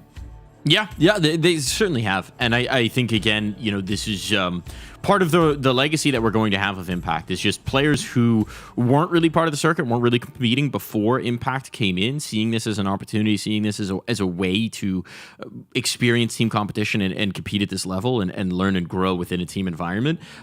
It's been the most heartening part for me is just seeing the number of new names that I wouldn't have known from the LAN circuit before Impact came to be that are now part of the tapestry of North American Counter-Strike and continuing to learn and grow as individuals. We got our Vito here. We got Mirage. We got Inferno out of the way. Anything I should be looking for here, Affinity? Might see on my face that it is lit up. My spreadsheet is out. So far, nothing interesting here. Mirage ban from Ghost makes sense. They've banned it in every game, minus their game versus Black Mold, which was a forfeit win for them, so no need to ban anything. Inferno ban makes sense, and Ghost remitting. I mean, they took Shimmer 13-4 on that map. You don't want to play Ghost on this map. Overpass pick kind of makes sense, I guess. They've left it as a map that they've floated a lot more than they've picked it realistically, but it's a map that Nocturnal don't really play. They've played it once, they've floated it twice. We've not really seen too much from them, so I feel like this is something that they've had up their sleeve. They're fairly comfortable in. Train pick through and through for Nocturnal. They're one of the only teams in the region that plays it. You might as well play at your strengths in a best of 3 like this. And then Ancient as a decider definitely is neutral territory here. They both kind of live and let live with the idea of the map. And just an update coming through from the other games going on. I believe that Shimmer FlyQuest Red game, the battle for the 1 seed, is now tied up, all knotted up. So they're going to a third map, which means that one's get spicy as well. And hopefully we're going to be getting a spicy affair in this one. I personally had to side with the veteran, had to side with the old blood, the one who's been here, who's done that, who's competed for years. I'm going with Ghost Gaming. I'm going with Elite Squad. See, I think I'm going to play the yin to your yang there. I'm going to go with Nocturnal. They've looked so good this season. Just narrowly missing out. That victory versus FlyQuest would have had them in FlyQuest's place, but I guess we'll see. I like it. I like a little bit of back and forth there. There's stakes now. There are indeed. It has been interesting to see Ghost, right? Because generally when you see a team go across the ocean and draw on some European talent, you're expecting for big things. And Ghost hasn't quite actualized on that, but I feel like tonight they might just have the edge. We'll find out. We're hopping into the server. We're hopping into the action. It all starts on Overpass. And while the train is rolling down the rails towards the station, we'll yet to see how this one's going to conclude. But it begins with Ghost on the T side. Here we go. In the pistol, heavy utility investment here for Ghost. On the other side, a kit in the hands of Tori. Keep an eye on that. And heavy, long swing early. 4 players out to fight. They're going to find the T's as well. There's a lot of action here. Nobody checking this long duel. But the first casualty comes as Mira falters. And now an exchange of fire. And there's a path through towards bathrooms if they can get the bomb back over. Emily is stuck. Back by the wood panel. Needs to try and escape. Smoke burned here early. But look at the space that's been taken here by Ellie. Yeah, and that huge flashbang coming on over, it stalls everything early round. Now they got to keep on going. Ellie goes down, drops like a sack of potatoes. Now Violet still here, still swinging. Tori holding the line, spots players crossing, but really can't do anything about it. They gain this space. That's the problem with going with such an aggressive move with the stack, is you leave massive gaps, and Ghosts were quick to recognize the voids that were created. Bomb taken away. They do still have that kit. It can be picked up now that Tori's been dropped. Has been retrieved. Eyes on Gadfly for that. Time's starting to become a little bit of a concern, but as Emily tries to withdraw, she gets caught. And now it falls to just one, and Pinky Kiki can hold on no longer. Plenty of time for this defuse. No problem whatsoever. Yeah, there's a couple of things in there. I was expecting, there was a flash, I believe, on 7 Licious that I was expecting to come to some sort of fruition. Didn't end up really getting used. And a smoke on Gadfly, which they didn't end up needing to use on that side, is the more important one. Didn't need to isolate any fights, but just swinging, taking it. I think a lot of that is the fact that they had enough information, they'd done enough damage early round to make this feasible. They had any less players there, then there's a little bit more of a crossfire. They're not going to be able to break that as easily. But very nicely played in the early round there. Now, bomb plant goes down. We are going to see the force spike come on out, and it is by no means something to scoff at here. They want to do the economic damage and stunt the growth early for Nocturnal. Just going to group up here. Not going to probe the periphery like we saw in the pistol round. Perhaps wisely, Nocturnal playing a little bit more boilerplate. This is an opportunity for Tori. Kill can't be found. And now, once again, there's a path towards A. And second kill goes through. Now there's big problems. The rotations might be a little late here. Mads, it's going to be tough to get stuck back in towards that site. So that's a bomb plant almost certainly conceded. And at this point, Nocturnal might be thinking about pulling the plug. They're going to try and set up for this, but in a 3v5, I don't like their odds here. There's just too many crosshairs on this site. Yeah, and this lurk, it's already been accounted for. This flashbang, it's going to need to do miracles, and it's going to be good, but it does not find Sevenlicious up close, and I'd be cutting my losses if I was Nocturnal right now. Seems like they got the memo. Backing away, hesitant about it, expecting some form of a chase, but this one's a clean sweep for Ghost. 5 alive, easy take of the site. Just sticking together with the group, finding the gaps, finding a player isolated from bathrooms. The Nocturnal defenders not really in a position to be able to play off of each other when that hit came through. I think maybe the pace catching them off guard on that one works out beautifully for Ghost, and the force buy succeeds. I can't help but wonder what would have been different if Tori doesn't peek in that situation. Because she spots so many cross, and if she just ducks back for a second and she doesn't take that fight with the 4th player crossing, I think it was, then she doesn't get wide swung. They might just completely overlook her. But ultimately, at the end of the day, not how the cookie crumbled. The money's going to be in a weird situation. I kind of like that they're trying to get Violet onto the scouts early. She is... I mean, she is being dubbed by some of the North American community casters as violent, and I think she makes it known why pretty quickly. So I like the idea of getting her onto the scope, but this could be damaging in the long run if they can't find at least something off the back of it. I mean, nothing early round, but so much space. They've given a lot of respect here to Ghost Gaming. Just that first engagement. Tag on. Mira knocked down low. Arcadia player to watch. Already limping in this 3rd round. So Ghost seem like they're going to form up with the numbers here once again. Having detected some resistance here towards A. They want to bring the pain this direction. Utility is going to be spotted. Jump spot's still not going to see anything, but a 2nd, 3rd piece, they're going to have an idea that something's amiss. Here we go, Tori spamming away, gets the first. That flashbang is amazing. They run her on down, but she still finds another, and that is criminal. The site is going to fall, but the scout, not quite in a position really to work any magic here. Bomb going to be teased with going down. Yeah, the health is so low, and with these weapons remaining, especially that MP9, I've got some queries. That's a massive kill to find early. Gadfly playing a little bit ahead of her teammates and suffers for it. If Mira hadn't been able to capitalize there, the doors were wide open, but as you can see, Ghosts are holding this one very far. Yeah, nothing really to be done here. Well, maybe, actually. Flash goes over the top, and there's a kit, but Smoke, it's going to be a Hail Mary. It's a little bit of a bait and switch as to who gets on, but there it is. Lunari lines up too, needs to tip back in, can't find the kit, doesn't have the time. Now one last engagement, might just decide to get out of dodge, but I think both fall here. It is a complete wipeout, but Ghost Gaming, they will succeed in finding that second. It's expensive, but at the end of the day, it's a round.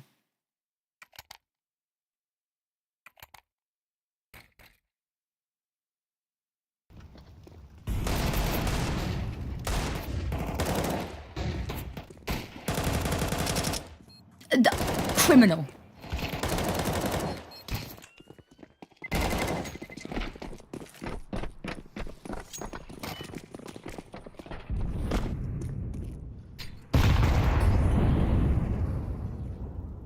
No, this Ops. is... Oh, yeah, maybe. I was just going to say, ops out for Emily. Always fun to see. Not going to be able to land the first shot, but this boost up over the wood panel. Gets nicely blinded by a flashbang. Now the USP strike. This is getting very interesting indeed. Piki Kiki dancing in the playground, and she's the one having all the laughs. Eventually brought low. This has already gotten more dangerous than a USP round should. But Ghost Gaming want to cut their losses. They're going to leave the guns. They're going to leave the guns here. That's a huge coup if you're Nocturnal.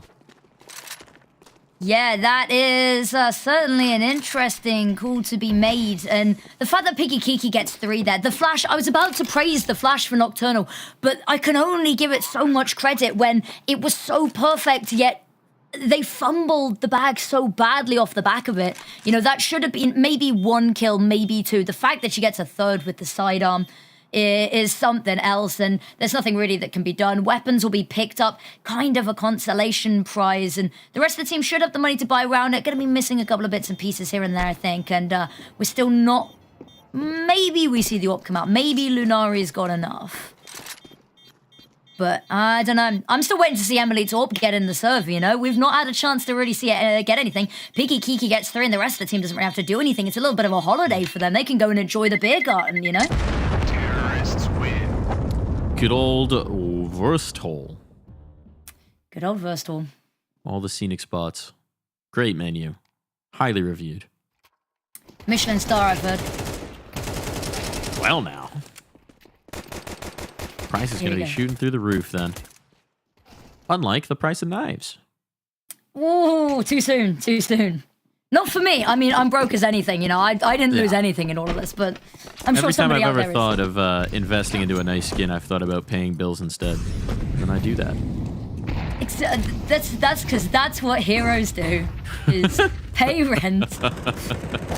Oh, talking of heroes, Mira leading the charge, the tip of the spear for her team, but actually they decide to back out a little bit. They hear a little bit of resistance, and they're like, nope, don't even want to tempt it. They've not really got eyes on the other side. The smoke is causing some problems. Swing out from Gadfly is egregious and punished, but Lunari still does manage to find one amidst all of this. Piggy Kiki pushes on out, and that's going to alleviate the pressure, give them the entry point they need to get the rest of the team on board. Now, substantial damage onto a couple of these players already. You've got that op as well. You're highlighting it, waiting for it to see it come through. Violet's got this gun, and Mads may have been lost in all the chaos here in water. Now Tori's going to create some space for Mads to get active. Needs to get that swing off of her teammate. Does exactly that. 2-on-2 now. Plenty of time still on that clock. And a kid on Violet. Emily, the op lurking just over. Misses the first opportunity. Gonna have to duck back down. And now, all on her lonesome, Mads. And she clutched this up. Emily with the weapon swap gets it done. Back to the op retrieved, and it's Ghost on top for another round. Something that I have in my notes about Ghost Gaming is that it's mostly on their CT side, but we're seeing it a lot more and a lot better on their T side here as well, is the trade spacing on this map specifically is second to none in the region, pretty much. And you see it a lot in the in the post plants on the T side, but very much just generally on the CT side. And it makes it very, very difficult, is that if you don't do the early damage, if you don't, if you leave them with enough pieces on the board to establish a crossfire, it's done. It's done. And also, I am having a little bit of a side eye over towards Violet now. I'm a little bit of a chaos enjoyer. I'm a big fan of the shotgun, but what about you, Mike? How do you feel about the Mag 7 amidst all of this? You know, on overpass, it's a little bit tricky to make it work. Down in towards Con's going to be your best bet, so that's where she is. Had a little bit of extra scratch with that op dropped over and the AK saved, so why not? You know, get a kill or two. Still going to have plenty of money, 3,500 in the bank. Why not see if somebody's going to give her a little opportunity here around the corner? I think it's not a bad idea. Now, a Zeus, though. That's a true artful weapon. Deagle, pretty good as well, Mads. Ripping heads off of shoulders. Things are going to start to get interesting despite this minimal investment. Piki Kiki needs to correct the score. Does exactly that, but dropped to a USP. This is getting downright deadly. Oh, Mag 7 ineffective on that smoke fade. Just down to 2, but we've already seen what the D's can do. And Tori's looking to bring it back into effect. Can't find the headshot this time. And with that, if the bomb can escape, this should be over.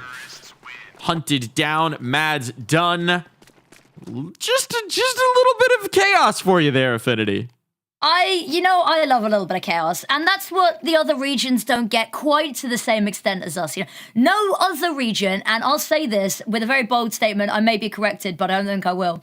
No other region has had a player use the XM on every CT round of Nuke, other than North America. Right? We are the only region that's had that level of chaos. We're the only region that has that level of crazy. And, it's a little bit of a signature blend, isn't it? And it doesn't quite pay off in this one, maybe in the next. Violet's got the AWP one out, and I don't know whether they realize Ellie's crossed, but the smoke and the back away, definitely a mercy here. Her life very much depending on that one. And Ellie toying with the idea of staying, toying with the idea of going, and sees a little bit of debris fly past her and decides actually just to hold her ground here. getting really adventurous with this AWP.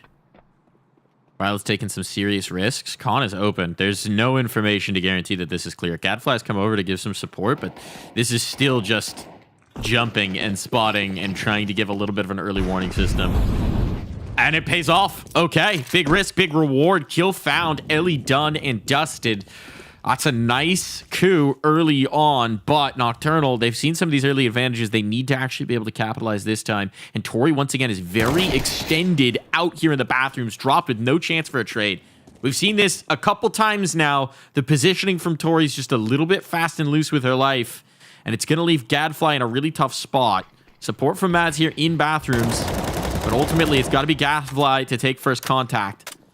Decent damage, support now coming up. Flashbang to set it, but it doesn't really catch. It's Mads instead, overlooked, unexpected, who now alleviates some of that pressure. And this time, the site hit itself is disintegrating for Ghost. All onto Emily. An op that she might just want to save.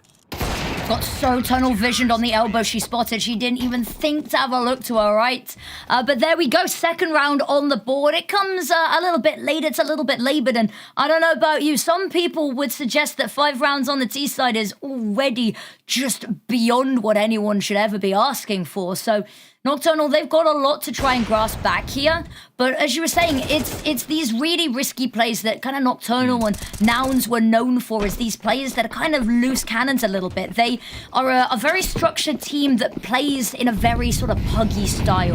And it makes it very difficult to play against because you don't expect some of the egregious peaks that you get. Oh, they're walking through the smoke, and you never want to disrespect a smoke like that. They line up, they're taken down in such a fashion, and quite honestly, hand slapped out of the cookie jar rightfully. That, so that moment there, to me, speaks to maybe too much rigidity in what they're trying to do. They have a game plan. The idea is we're going to go through this monster tunnel. Presumably there was a timing on a flashbang earlier, but they caught a flash themselves. You could see the players all stall out in that smoke. They waited for that smoke to fade, and they all just walked through. You can't really do that and expect to not get punished in the game of Counter-Strike. You needed a flashbang, something to set that play up. And it felt like maybe there was a cancel call that should have come in that didn't come through. Well, we see the result. Lunari's able to absolutely feast here and just flummox Ghost's ability to do much of anything in this round. Piggy Kiki gonna be the hero. Flashbang's good this time. And oh my goodness, how has this turned on its head? Piggy Kiki has a chance to clutch this up. One player on the site knows where the other is. Has some information that Tori isn't close at hand, but a reload while rounding the corner. Mads unexpected. And that is gonna be Nocturnal locking down what always should have been their round. So many faux pas to talk about in that round there. I don't understand the decision to reload as you're running around a corner on a site that you have zero information on. Seems like a little bit of a mistake. If you're running out of bullets, you pull out the sidearm in a situation like that.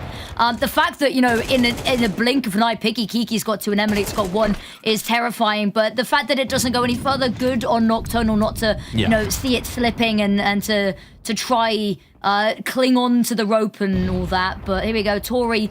Ooh, looks away, isn't quite going to get the fight in mid here, but Violet gearing up for it instead. It's going to be a lot of people heading her way, and she's got a very clunky weapon to work with, but luckily she is a master with it. Second shot is missed. Sidearm comes on out, spraying away, can't quite find anything, but Tori's going to have to run on over through long. They've not followed her up, but she's not going to get there in time to stop this bomb going down. Ellie's watching this. Ellie's going to take her on down every day of the week. Mads still got a line of sight onto this site. And once bomb goes down, it's not really much of a defense left to hold on to it. There's something, though. I mean, anytime you give an all-up to these unarmored players, it's going to give them so much more to work with. Incendiary pretty much seals this. You got to back away if you're Ellie. Really could consider just saving the AWP here, but going to stick around on the angle. Going to lose your life. Still a bomb plant and a couple kills of damage. Not the worst thing in the world if you're Ghost. No, you could be pretty content with that one, keeping the economy as humble as possible. But the issue is we're getting to the point in the half where that's not really going to necessarily matter too much on some of these players. Maybe potentially you can whittle down that last round, but realistically the game plan needs to be focusing on yourself more than doing damage to your opponent right now.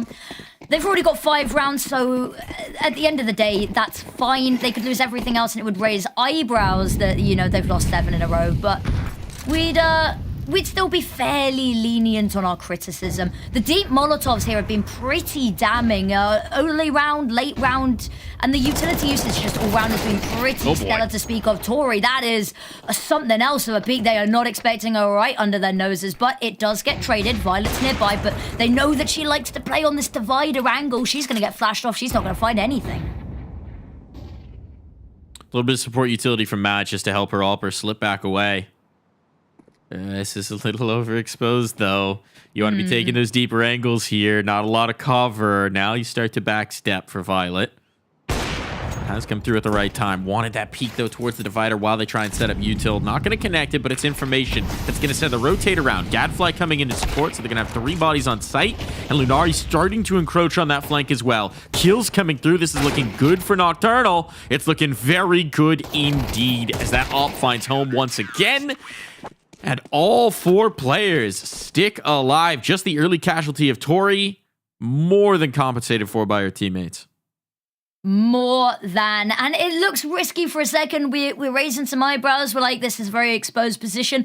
But that, I guess, is Violet's style, as we called her violent earlier. And she is, you know, maybe not showing it as much necessarily in the outright, you know, frags to deaths ratio right now. But she's known for this very aggressive style of AWPing where she seems to be so far out of position that it shouldn't work. And then a well-placed flash from her teammates and, you know, she peeks out, she finds headshot. I want to know what her headshot percentage is with the AWP. Because I know it's not just this round. I know it's been across the board that she's finding these micro angles to work with. And we talked about it is now the economy starts to come into play a little bit more. But for the side of Ghost, they're down on the Tech-9s, trying to save up for something in that final round. But Tech-9 Russian North America is not to be overlooked too soon. I think this is the first time I've heard someone request the headshot percentage on an AWP. Not typically the thing we're concerned about, but I like it. It's happened enough times. It's happened enough times that I've got questions that need answers. Oh, the timing is the boost. Immense. They get the kill, but they may not expect these 2 players to be this close. And I think Mira realizes the opportunity here. A little bit more firepower would have been huge. Sevenlicious doing what she can, but what she can is not too much. If there was a rifle in the hands of that first player, things could have gotten very interesting indeed. As it is, nothing doing, and Nocturnal back in the lead. A recovery to 7 would be huge here, considering how dire it looked after they fumbled the second round force, anti-force rather. This would be a great recovery. I agree with you that if you look in a vacuum, the 7-5 is not really that concerning, but nothing's in a vacuum. 6 rounds in a row gets the vibes flowing the right direction. It most certainly does. Momentum-heavy teams, we talked about how they've got a very puggy style, and the momentum can play quite heavily into that. Again, super quick into water. They've got nothing stopping them. Spray through the woods, just really going to stop anybody having a little bit of a look up. But nobody really wants to take this fight, not after last time. Sevenlicious is going to be hanging around just in case, but her teammates looking to pivot up towards that top site. Actually, a lot of space to work with from Ellie's early position here. Tori still just diligently holding on to whatever she can. Slowly backing away, though. Something, the back of her mind's worrying her. Now that long control is going to start to fall as well, and before they know it, they're sort of being pressured on all fronts here.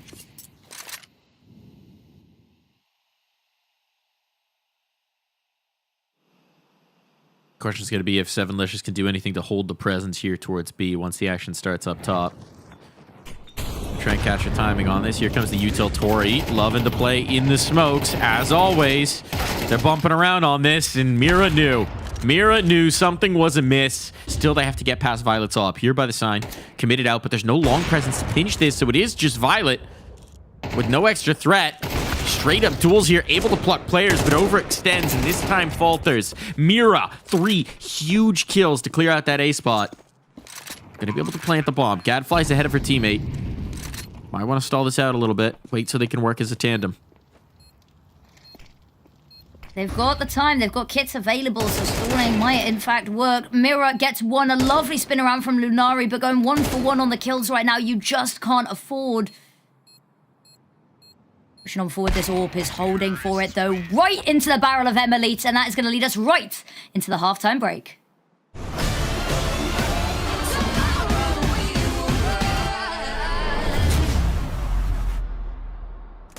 2 a.m. in the morning, and your anxiety's calling.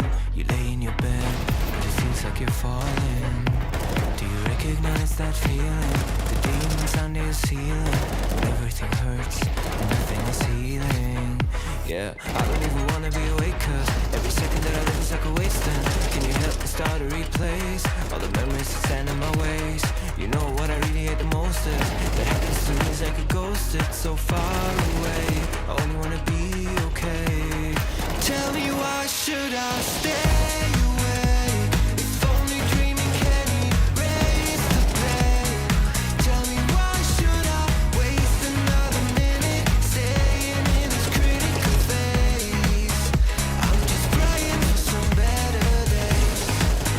I'm just praying for some better days. I'm just praying for some better days. Some better days. Some better days. I'm just praying for some better days. It's too late in the evening. I should probably get some sleep, but I just can't seem to set my mind at ease. I can find an escape. There are many doors I would take, but I can't make one of them become a way. So I'm drowning myself in the media, cause I don't wanna face what I'm feeling now. I am scared of fighting this alone. I've tried to turn on the light, but my demons know how to hide. Lately there is just no end in sight. Tell me why should I stay away? If only dreaming can erase the pain. Tell me why should I waste another minute staying in this critical phase? I'm just praying for some better days. I'm just praying for some better days. I'm just praying for some better days. Some better days. Some better days. I'm just praying for some better days.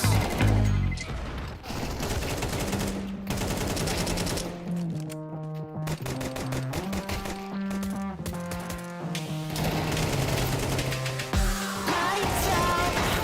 I got a feeling, but I can't shout.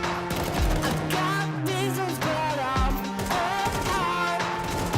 No rest for the weekend.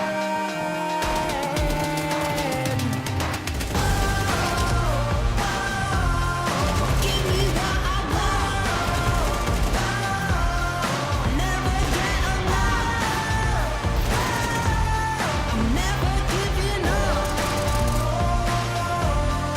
Give me what I want.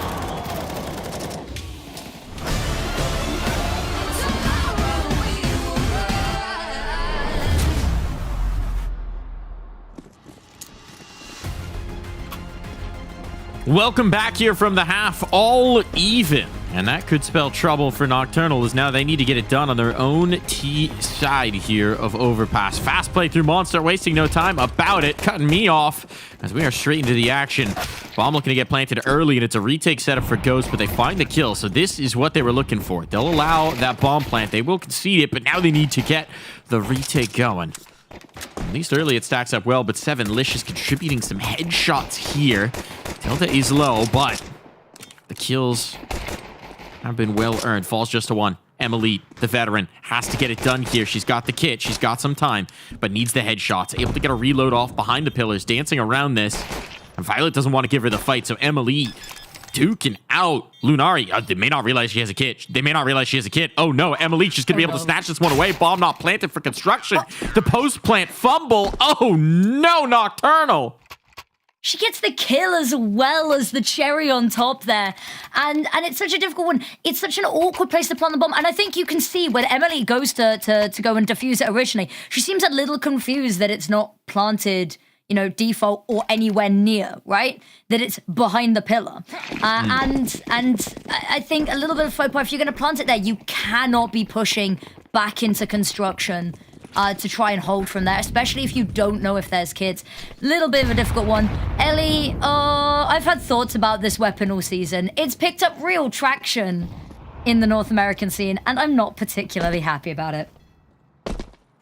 Yeah. It's a little more justifiable post this slight Post nerf to the MP9, MP9. yeah. But let's be real, it wasn't much of a nerf to begin with. So it's a little tough to justify over the generally more effective MP9.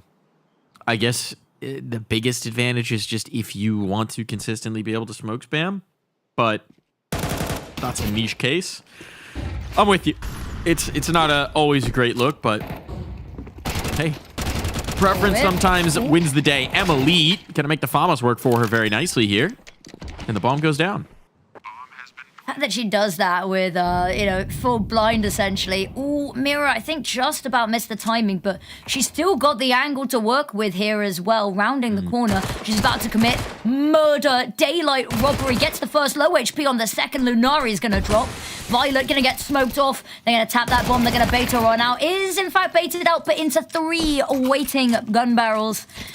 And the defuse all the time in the world for that to come on through as they secure themselves an A and an early lead into this half. And a nice couple of rifles as well to take into the next. That's a very nice way to build up. It was the force buy. I am curious with the damage done if you'll see the temptation to force back in here for Nocturnal. I mean, they did get the bomb plant. They can actually put a fair amount behind this. The decision point. This is an inflection point, I would say, as far as where they want to take this. And yeah, we are seeing the force. I don't mind this. I think that the reward, if you can pull this round off, is so immense that it's worth a little bit of extra risk. Majorly so here. And now waiting. This smoke doing a lot of heavy lifting to hold at bay the onslaught, but it doesn't look like it's going to get respected. This time, they learned from the mistakes of Ghost. They're going to flash on over at Piggy Kiki. Blind for days. She's blind again. She's not going to spot anyone crossing, but no one checks her. That's the worst part. It's such a good stop, but it falls a little flat. But 2 kills come on through just to bring this back a little bit. More being found by the pistols. Amira's frantically trying to piece something together. One of these players low HP, but realistic. What can you do? The bomb hasn't gone down, but they've got a minute. They've got time. They have got bullets. They have got health on their side. And there you have it. A round on the board early on this time. And not going to let Ghost Gaming get ahead of themselves. I think Nocturnal maybe got away with one there. No one checking the toxic barrels there. Really could have been worse. 1-for-1 exchange is about the best case scenario when you let Piggy Kiki just go completely unchecked like that. That could have been bad. But hey, we talked about the risk reward. Here's that reward. They've got the money. Not so much for Ghost. Gonna take the eco here. Emily even buying all the way down. Not a lot of money to be clear, but gonna be on $0. So presumably an SMG into their next rifle round. And here comes the aggressive maneuver. Tori's coming. You can see her very active on it. She's alone. She's saying, go into B, go into B. They're all trying to chase me up here. There's no one on the B site. And that's exactly what her teammates are doing as Tori finds that kill by the playground. Now Mads can control the rotations. Now this is an ideal scenario for Nocturnal. Oh, very much so. Eddie's going to burn alive. Mads immediately on the readjustment here. Amira, I mean, what are you going to get done with just this Desert Eagle? Spam through the door, and most of it connects is brutal. There's a little bit of a window. Mads jumping, hopping around, hoping to spot anything. Now, a little bit ahead of that, but the moment the nade goes over... Oh, it's not even going to be the nade. It was a Rube Goldberg machine, I think they're called, of just death waiting there. As you see the nade go over, but it's not the nades because the flash has gone over, but everyone's blind, but there's a spam through the wall, but it's not the spam. And then it's just Violet at the end of the day. When do we add the bowling balls and dominoes? Oh, even better.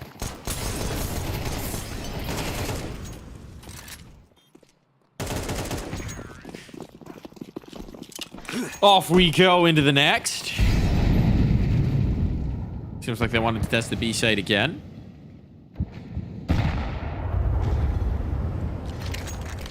Was that an incendiary not extinguished? Some sort of odd exchange there with the smoke burst. Yeah. Chose not to test it, just let it fade. And you have seen a fair amount of utility damage already onto Tori. She's headed towards Playground alone. Love Lone this wolf. one out.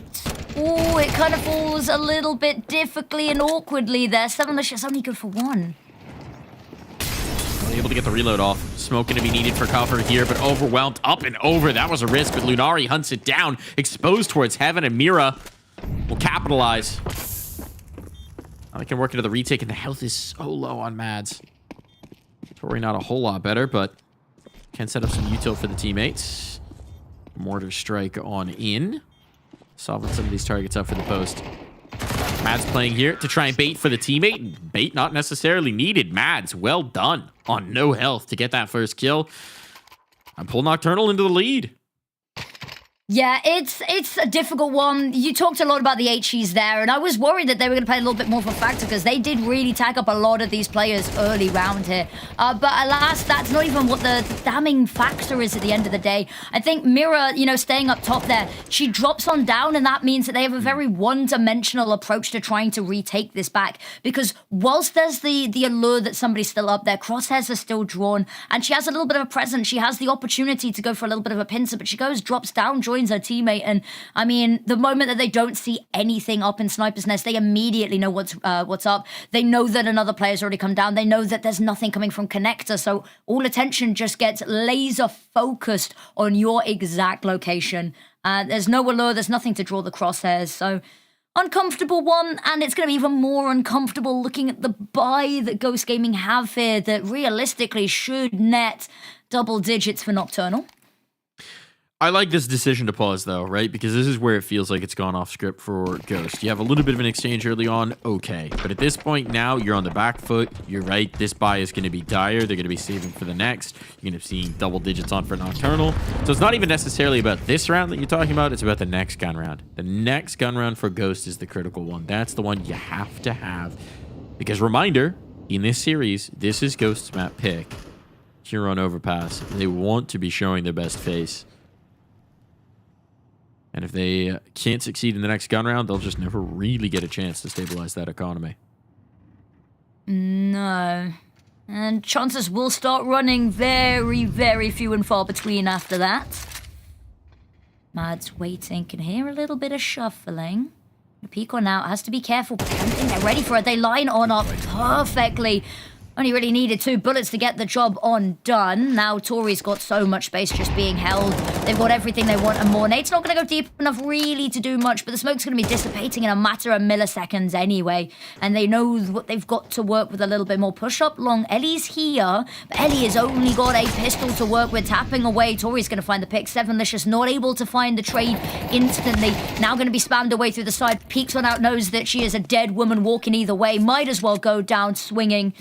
And that leaves Piggy Kiki on the other side of the map. And a monumental task and nothing really to try and get it done with. Best case scenario, you get a gun and you run. That's the best case scenario, which is never a place that you want to be in. This will be no P250 1v5. Just not enough tools in the toolkit right now. And cannot get it started. I actually did get the dink there, which is nice.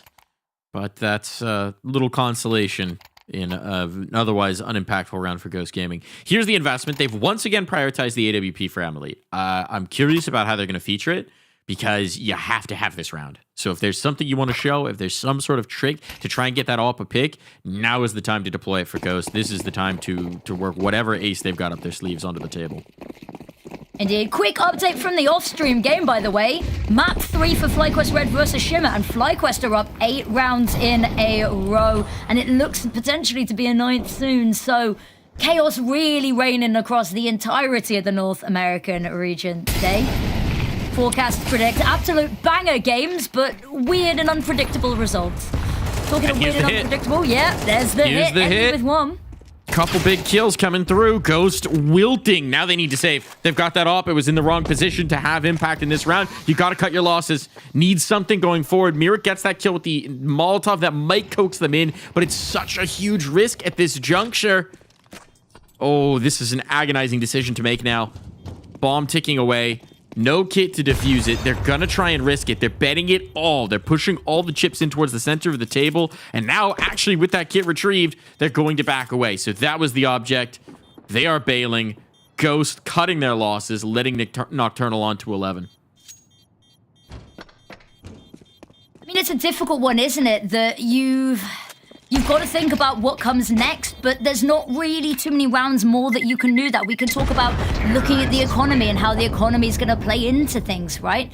But at the end of the day, you need something, and at some point you've got to go for a Hail Mary. Yes, you can save, but they're one round away from map up on your own map pick, so something's got to be done, and you can't keep saving forever. That's true. That's true. But I think that was the prudent choice, just considering how rough it was to get back through. Now we see if they can pay it off this time. Once again, Emily going to have an opportunity to make that AWP sing. An opportunity. Hey. That was low-hanging fruit, but I had to get that in sometime. Sevenlicious, I like this little bit of a tuck in here. Got a bit of a pincer, but the worry is... nice, well-placed flashbang is going to catch them both out of position. Tori's found the gap. She's out towards long. There was nobody playing this. Emily's come back to address it. So now there's no upper on the angle. This could get interesting. How far does Tori want to try and take this? Meanwhile, this aggressive posturing. There's the tag. Okay, so Tori has been smacked on the nose with the newspaper. Is going to back away. And likewise, Ghost dismantle their aggressive setup here towards B. Nades to cover their escape. Didn't really find anything conclusive for it, so this initial skirmish leaves something to be desired for both sides. Very much a switch up at the pace here. The fact that they've not gone for any real engagements for this long has got Ghost getting a little uncomfortable. Ellie toying between both angles, the weight of the world on her shoulders. Sees the utility. Throws a little bit of a motive of her own to try and make sure that she only really has one angle to focus on, but by the time she's even looking, she's already been run on down, mowed down by this offense. Molotov goes deep sight. It's not going to matter because Sevenlicious is already dead. Piggy Kiki doesn't really want to peek this. Has Mirror as support here, but what do you really expect on the other side of this? The jump on down, she's going to get plucked from midair. Gadfly goes down, and Emily now left with the orb. We talked about to save or not to save. They're not going to let her get out of here alive. Surely not. She peeks on now. It's desperation personified, and Lunari is the one to find the pick, and that is map point. You talked about these teams as being momentum teams. Well, certainly all of it's been going in Nocturnal's favor, and that round felt like a typification of that. It just, Ghost had some ideas in the early game, but then once the util round ran out, and they didn't quite have anything to show for it, they just lost a lot of the straight-up fights on the take. That's tough. That one's going to be tough for Ghost. And now you see the effect. It's going to be SMGs and Famai to try and hold off what's starting to feel a little inevitable here, as Nocturnal on this T side, on this attacking half, have just been an absolute bowling ball of momentum towards this map win. I am so glad that I've met somebody else that just naturally calls it Famai. I am so glad. I thought that I was alone in this, but... It's the scientific name, of course. It is, exactly. I was trying to explain to my partner earlier, whilst we've got a tech pause, that the plural, chocolate mousse was meese. He wasn't having that one. He was distinctly not happy at the idea of that. But I think Famai works, right? It's nice. Yeah. It's dynamic. It rolls off the tongue, which is the important part as, a talent member. And whether it's going to roll off the kills, though. Much like cactus and cacti, the Famai thrive in very dry environments where you don't have a lot of cash to water them with. Exactly. When the MP9 just won't do, you want a little bit more range, or you don't want to use the MP9 because it's been nerfed, but you have too much pride to use the MP5, for instance. But here we go. Looks like we are back into game.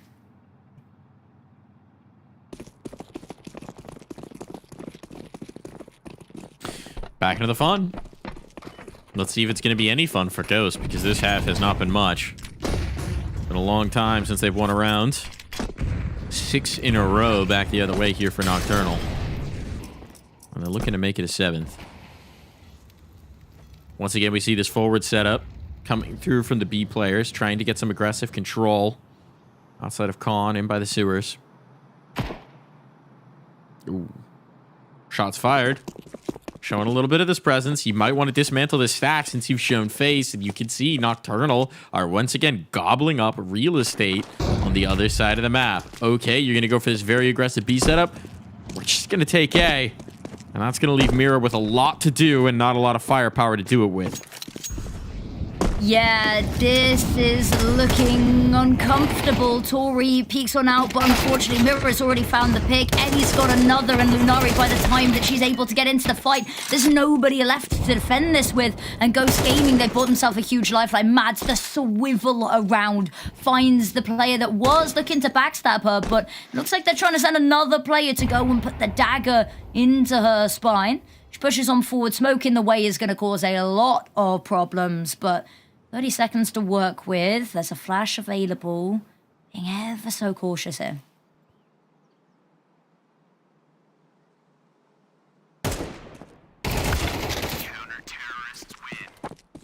And you can exhale, Ghost fans. They will not be losing this map on a 3v1. Nicely done for Ghost, giving themselves something. Giving themselves something to build upon, and you can see what a change it has made in their fortunes. A lot more firepower can be brought to bear here. That'll allow them to play a little bit further forward, to change up the sight lines with what they want to work with. It looked good for Nocturnal just based on the positioning, but getting it done with the SMGs, getting it done with the FAMAS. Impressive showing for Ghost, and now we get to see if they can build. Op is out for Violet. Curious about what they're going to do with that. Right now it's just Gadfly making noise, dealing with, again, this aggressive thrust. This is a rinse repeat of what we saw in the setup in the last round. This time, Nocturnal aren't taking that A space as much. No, they're not. They're giving a lot of patience over towards A, kind of trusting in their ability to retake it. A lot of weight on one person's shoulders alone. Equal out Sevalicious is going to find one, and actually the gamble stack is kind of paying off a little bit. This presence over towards B, but surely it's going to get recognized, noticed at some point that there seems to be a lot more ammunition here than they've faced anywhere topside. I think they've realized. I think there's been a little bit of a call considering Tori's not spotted anyone, and Lunari's gone back for the bomb to have a little bit of a move on over. Tori's just got to hold this space, make sure nobody comes creeping, and unfortunately Gadfly goes on a little bit of a solo mission B, will not be able to regroup with their teammates, and now actually they decide that given where their teammate just died, they want to pivot that way instead. Yeah, this is interesting, right? I mean, they had the idea of the B play, the bomb rotation was coming back towards it, but now, despite giving up the pick, they're hoping that this will be the light site now. The reality is we can see that it's a 2-2. So it doesn't really matter what you pick. It matters how you execute. Couple Molotovs, smoke, and a flash to try and get this done, but they're just going to try and do it dry. And, well, Ellie is going to be just fine with that decision on their part. Easy as you like. Clean headshots down construction. And this gap shrinks to just 2. The hardest round can be the one that puts the game away, and Nocturnal are starting to realize that.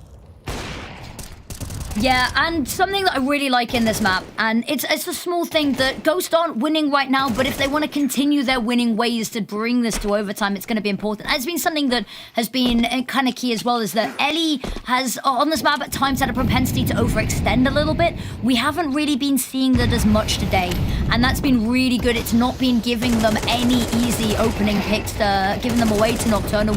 Mads, ooh, takes a dink through the wood, a little bit of an uncomfortable one, but lives to tell the tale, hobbling away from the encounter though. Now, the heavy B presence, surely they've clocked this so far. They've not really been limit testing over towards A much though. No, yeah, they haven't gotten a lot of early round information. So despite the fact that Ghost have shown this stack repeatedly, there hasn't been a lot to actually give it away. There's going to be a jump. A little bit of an information spot, but once again, we don't see Nocturnal really reacting to this presence. They're just kind of sticking around, expecting some sort of aggressive move to come through from Ghost.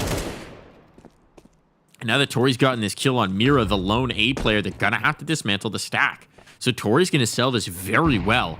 And as they start to move in, there's no one else here with Tori. It's all coming towards B. The Ghosts wisely have actually stuck around. They kind of saw this coming, it seems. And as the execution comes in, Emily actually starts to slide back through. Now Tori's been dealt with, so you don't have to worry about that. Phantom, and suddenly all the defenders for Ghost are in the right place at the right time. Sevenlicious, revealed, traded out instantly. But it's down to the 1v2. Ellie exterminated. Quick shot to the head and Nocturnal. They did it the hard way. They let Ghost get back in just a little bit, but only to crush them all that much more. It is going to be a win on Overpass here, Affinity. It is going to be Nocturnal that strike first in this best of 3. It is, and that is a lovely map to be picking up. Stealing this one away from your opponent, getting that early round on the board. And yeah, as you said, they let it go. They let it slip a little bit. The fact that Ghost are able to kind of mount so many comebacks, not once, but twice realistically in this kind of... map and series so far raises some questions, but I think it just emphasizes how momentum heavy we're expecting this to be, which is going to put even more pressure on the early quarters of each half now. The utility usage has been astronomical, and I really want to highlight that, especially that first half. The flashbangs, perfection. The HEs, immaculate. And both of these teams looking really neck and neck at times. But it's just a matter of individuals stepping up in a couple of these situations and a couple of these players able to maybe get away with a little bit more than they should have given the situation they found themselves in. Yeah, certainly. I mean, it feels like Nocturnal's approach to half of this is to bite off more than they can chew and then figure out a way to chew it anyways.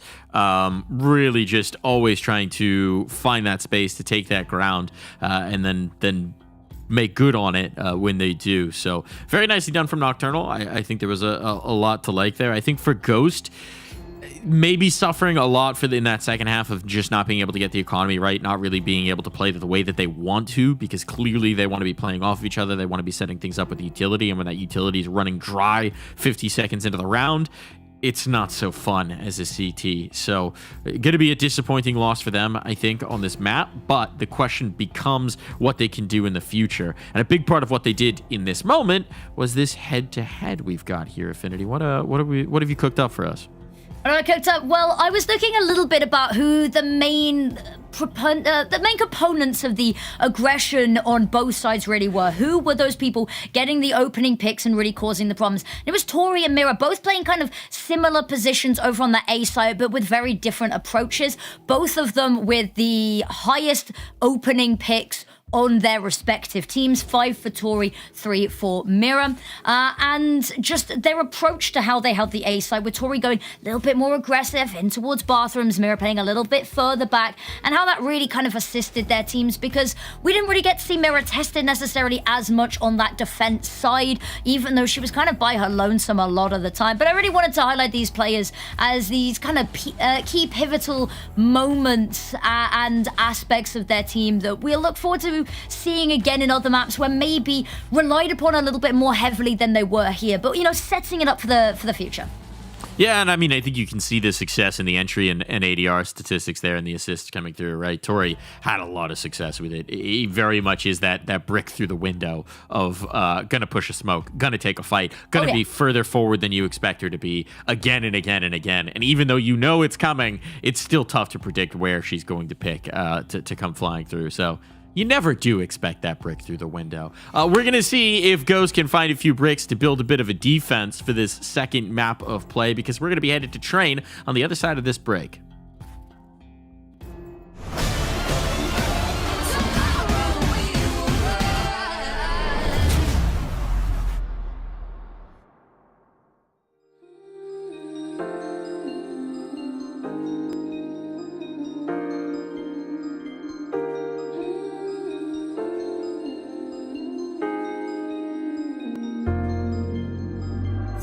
Feel it spilling over.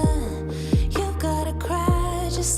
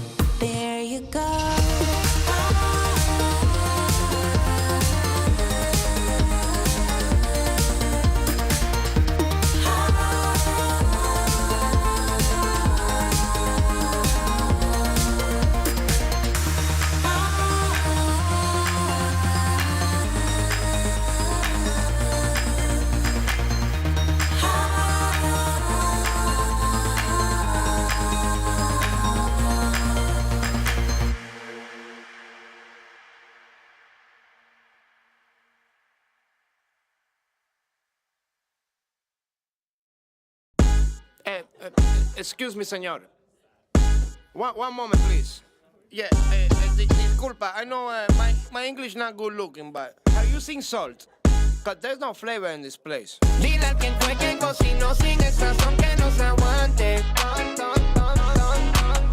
Ponle un poquito de cebolla y limón a ese picante. Ese mangú no me lo como. Le hace falta sal y huele a mojo. Hay brujería en esa vaina, me hizo daño. Pues tu mamá se come un plátano muy extraño. Ya estoy cansado de estar picando por la plaza, amor. Quiero comerme un desayuno ahí en tu casa, amor. 2 huevitos con chorizo te cocino. No soy cochino, te lo cambio por tocino. Dile a quien fue que cocinó sin el sazón que no se aguante. Ponle un poquito de cebolla y limón a ese picante. Es que te extraño como la cocina de abuela o la empanada de tu vieja. La nena dulce como la miel de abeja. Yo me muero pa' comer si tú me dejas. Diablo, nena, que tú sí estás fuera liga. Mango bajito, lo que son tus amigas. Por eso que yo no me encaramo en almor. Gracias por el plato, pero es que le falta algo. Dile a quien fue que cocinó sin el sazón que no se aguante. Ponle un poquito de cebolla y limón a ese picante. Dile a quien fue que cocinó sin el sazón que no se aguante. Dile no se aguante, dame. Ponle un poquito de cebolla y limón a ese picante.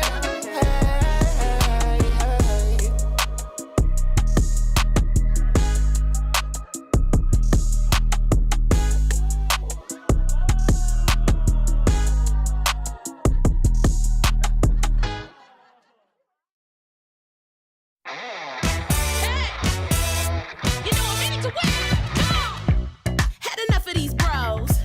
Said they wanna play ball, but they always get mad anytime we beat that. They don't tell us so though. They pretend they got gold. We should put them on blast. The man can't stand such an upset. Your windows closing, you notice. You never lose so bad. Hey, you should expect it. You know I'm coming up. I'm coming up. Hey, no time to run, no games. Your time has come today. Just stopping by to say we're taking over.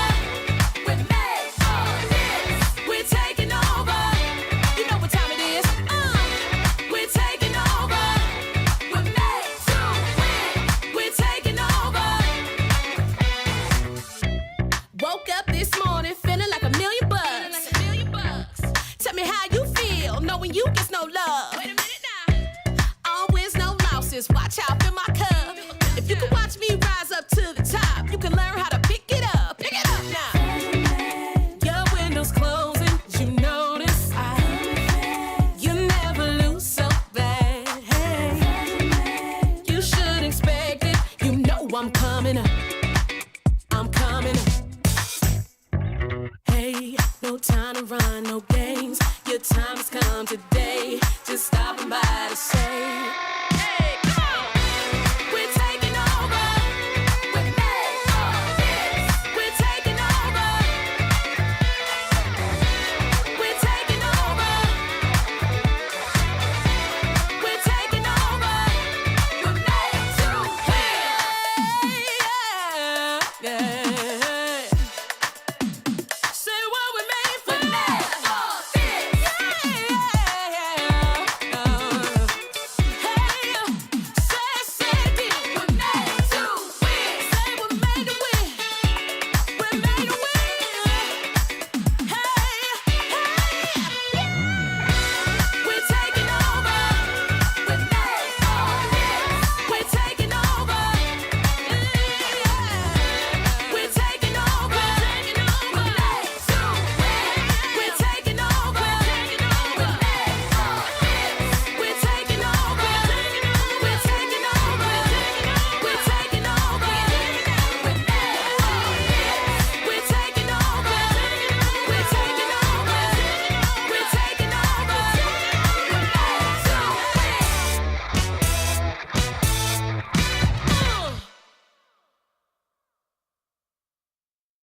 You called me the other night. Don't you know I've got no time? That's it, I'll never ride for you and I.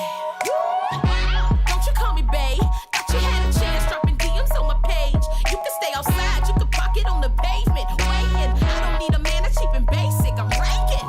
Back up. I don't need another suitor, babe. Man up. Put your pouting on a Twitter page, yeah. And I advise you to take a deep breath, cause you gon' hold it till the colors in your cheeks left. Whoa, child, I don't mind. You can follow if you like. Just know I got no time. Not for you and I, not for you and I. Call me if you like. Don't expect me to reply. Don't expect no ride or die. Not for you and I, not for you and I.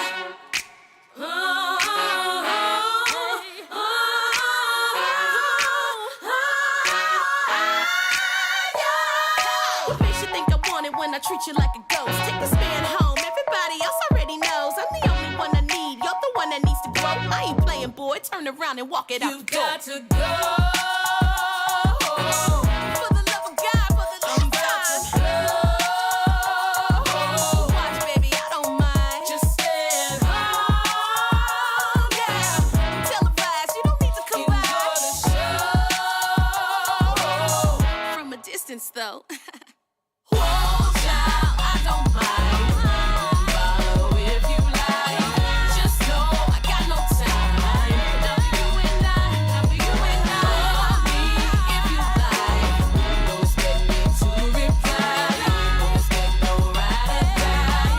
Not for you and I, not for you and I. In love, I need to keep this from the mirror on the wall. I'll never let her fall, no. Yeah. The only time I need to keep it smile, I'm never playing games. I'm trying every day, yeah. The only love I need to keep it strong, the mirror on the wall. I'll never let her fall, no. I'll never let her fall, no. The only time I need to keep it smile, I'm never playing games. I'm never playing games. I'm trying every day, yeah.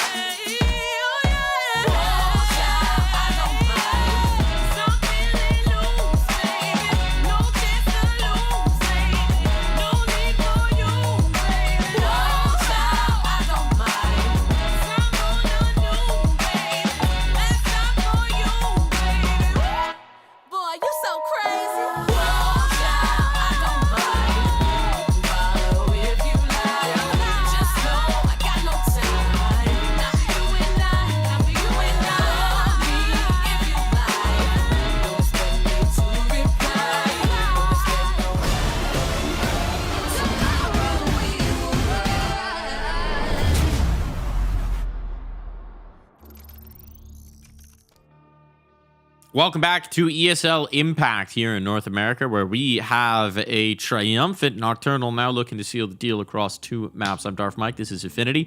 Affinity, what should we be expecting here as we head into train? Well, I am so glad that you asked. Now, we know a little bit of what to expect from Nocturnal here. They played it a bunch of times. In fact, I think they would play it more if teams would stop outright banning it against them. They've picked it versus Black Mold. They won 13-4. They picked it versus FlyQuest. They lost 8-13. So kind of swings and roundabouts. But FlyQuest, I mean, with a victory 13-1 over Shimmer, I would not be trifling with them any day of the week. So I think we can maybe excuse that loss. For Ghost Gaming, we have nothing recent to work on. The last time they played this match was in April. They've played it twice in officials. They have not won on either of those. In fact, they've outright banned it a couple of times this season within the confines of ESL Impact. So we don't know what to expect, but I'm expecting maybe a little bit misshapen, a little bit haphazard. We are diving into the halls of train. The train of overpass may be pulling into the station here at the rail yard. It's traveled a long way. We could literally say, conclusion. This is it, last stop. All change. Last stop, very potentially. If Ghost can get the win here, maybe they can carry us on one more, but it's Biggie Kiki trying to make that a reality. 2 quick kills out towards Ivy. Complete annihilation now. Fading away. That's an important find from Violet. Mad's now taking space in towards Z. That means the bomb's going to be planted, and suddenly this looks a whole lot better for Nocturnal. It does. Yeah, with The dualies. turntables have tabled, very much so. Mirror. Ooh, sports bullets go by. Oh, snipes Gadfly out of existence, but Mads has an answer to that. Does exactly the same to her. Now Emily, so much the weight of the world is unfortunately not even going to get a line of sight on that bomb. And there is a pistol round. Pretty nice turnaround there from Nocturnal because it was not a good start. Picky Kiki really had a nice little early round there. The really concerning thing for Ghost is we know their playstyle. We know what they like to do. What they like to do is they like to play together. They like to have protocols. They like to play according to those protocols. You saw it a lot on Overpass. And if you haven't repped a map very much, even if maybe you're working it back in your pool in practice, there's always a difference between experience in practice and experience in officials. And it could be a little troubling for them. So we'll keep an eye on that. We'll keep an eye on how much they've actually got to show us here on this map of terrain right now. Flashbang thrown and a full-on pistol swing. They do catch a couple of kills. Ellie, how is she making this work? Emily following up behind. They've got control of the bomb. This could be huge. A Galil retrieved. Devastating circumstances for Nocturnal. They've just let this one completely go by the wayside. Need to recover that C4, and they've got to deal with a crossfire to do so. There's presence in Pop Dog. It all falls to Mads. How has this gone so out of control here? Mads just trying to retrieve that parcel, and that's the first step of a very long puzzle solution here for Mads to try and figure out. I think they know they've been swindled, though. They've had a look, and they've gone, where's it gone? I thought you were watching. No, you were meant to be watching it.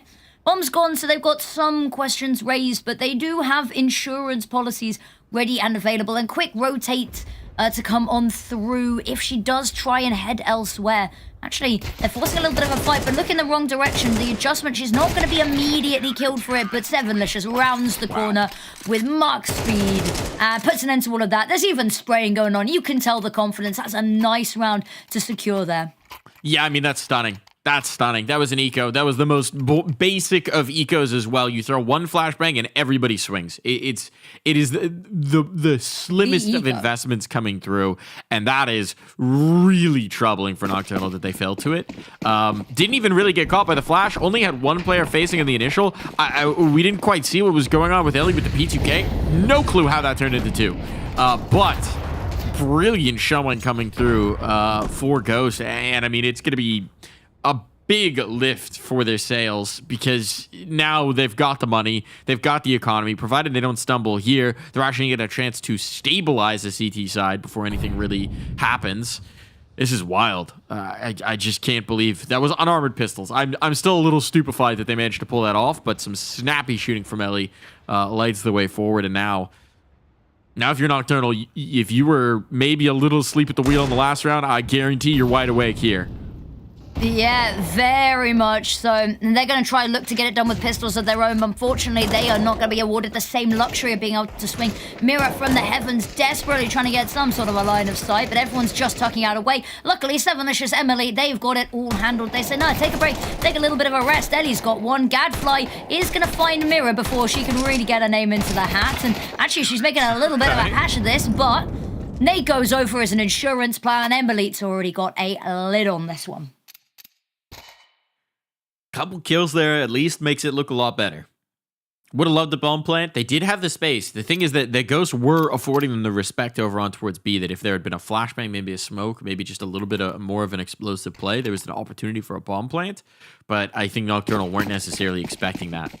Couple flashbangs here. You would imagine the order of the day here is just going to be plant the bomb. They're going to head out Pop Dog to do it, though, which is the more exposed site.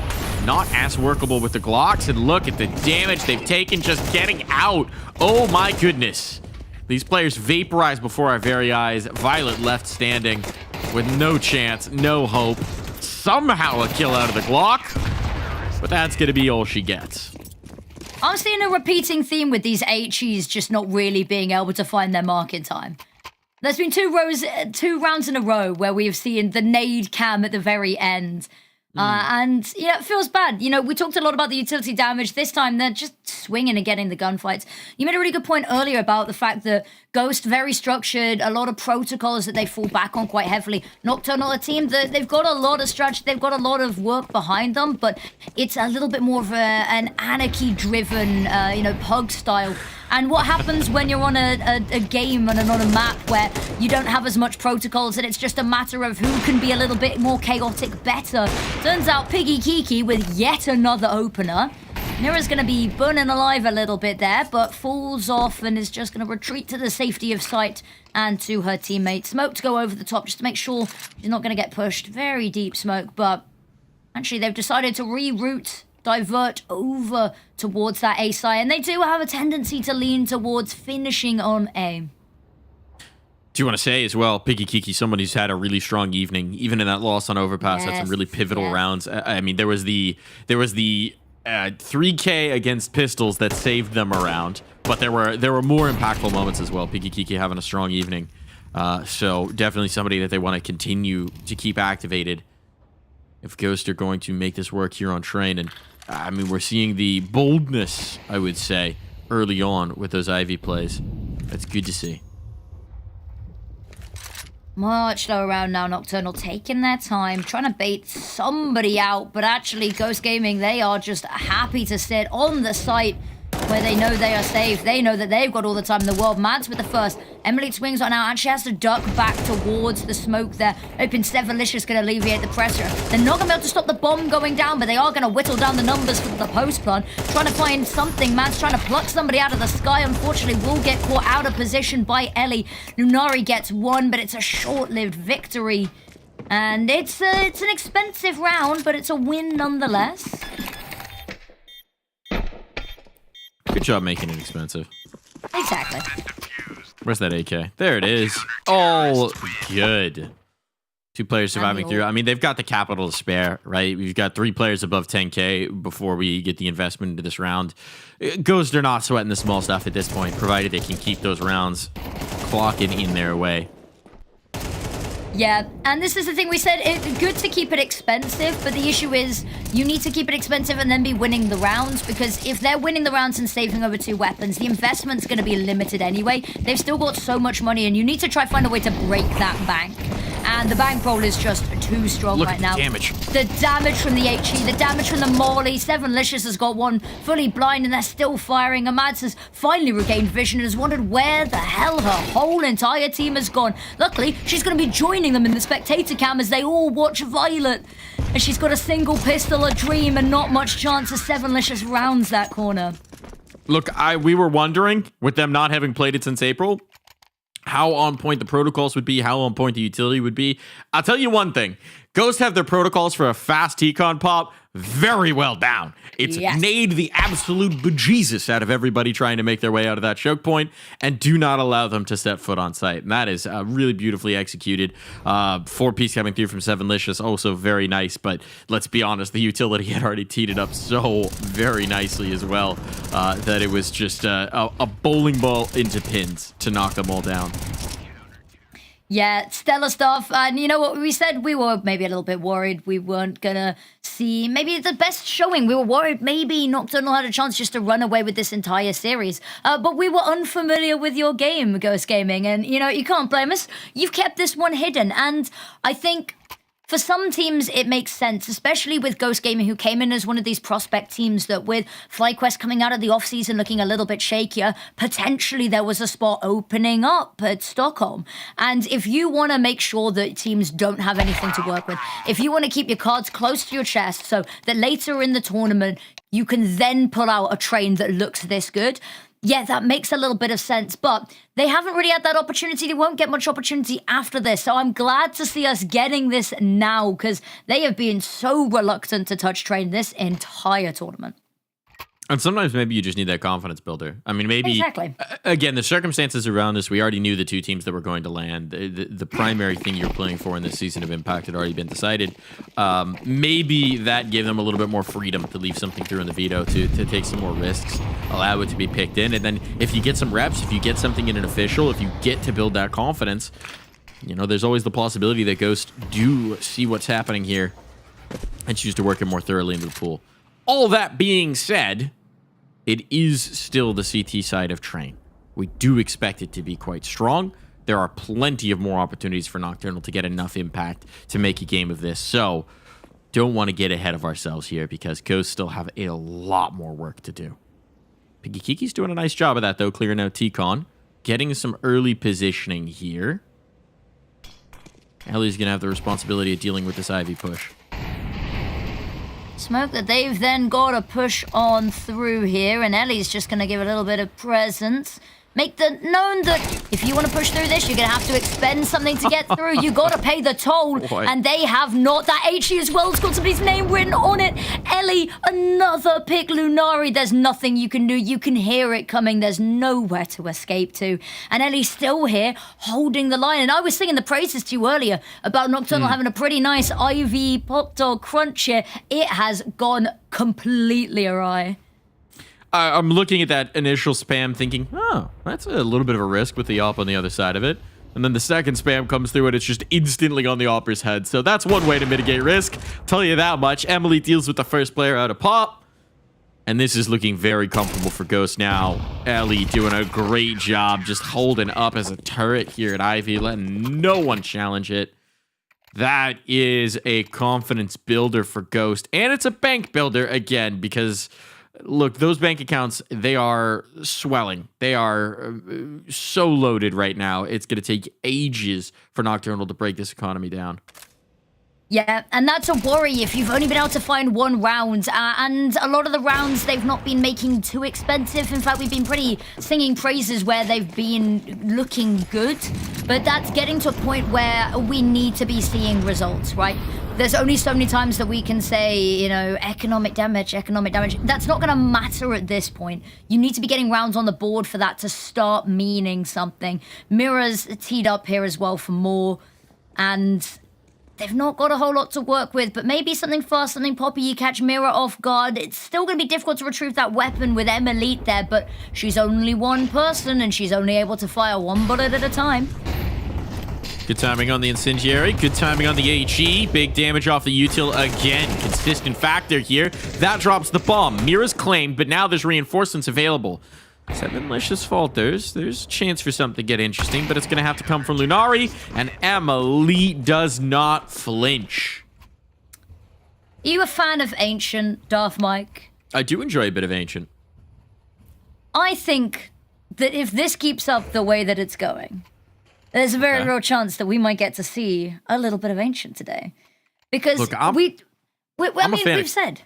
Counter-Strike. Whatever map you give me, I'm going to be happy for it. More maps of impact? Hell yeah. Drag this on for as long as possible. Hell, what if we made this a best of 5, you know?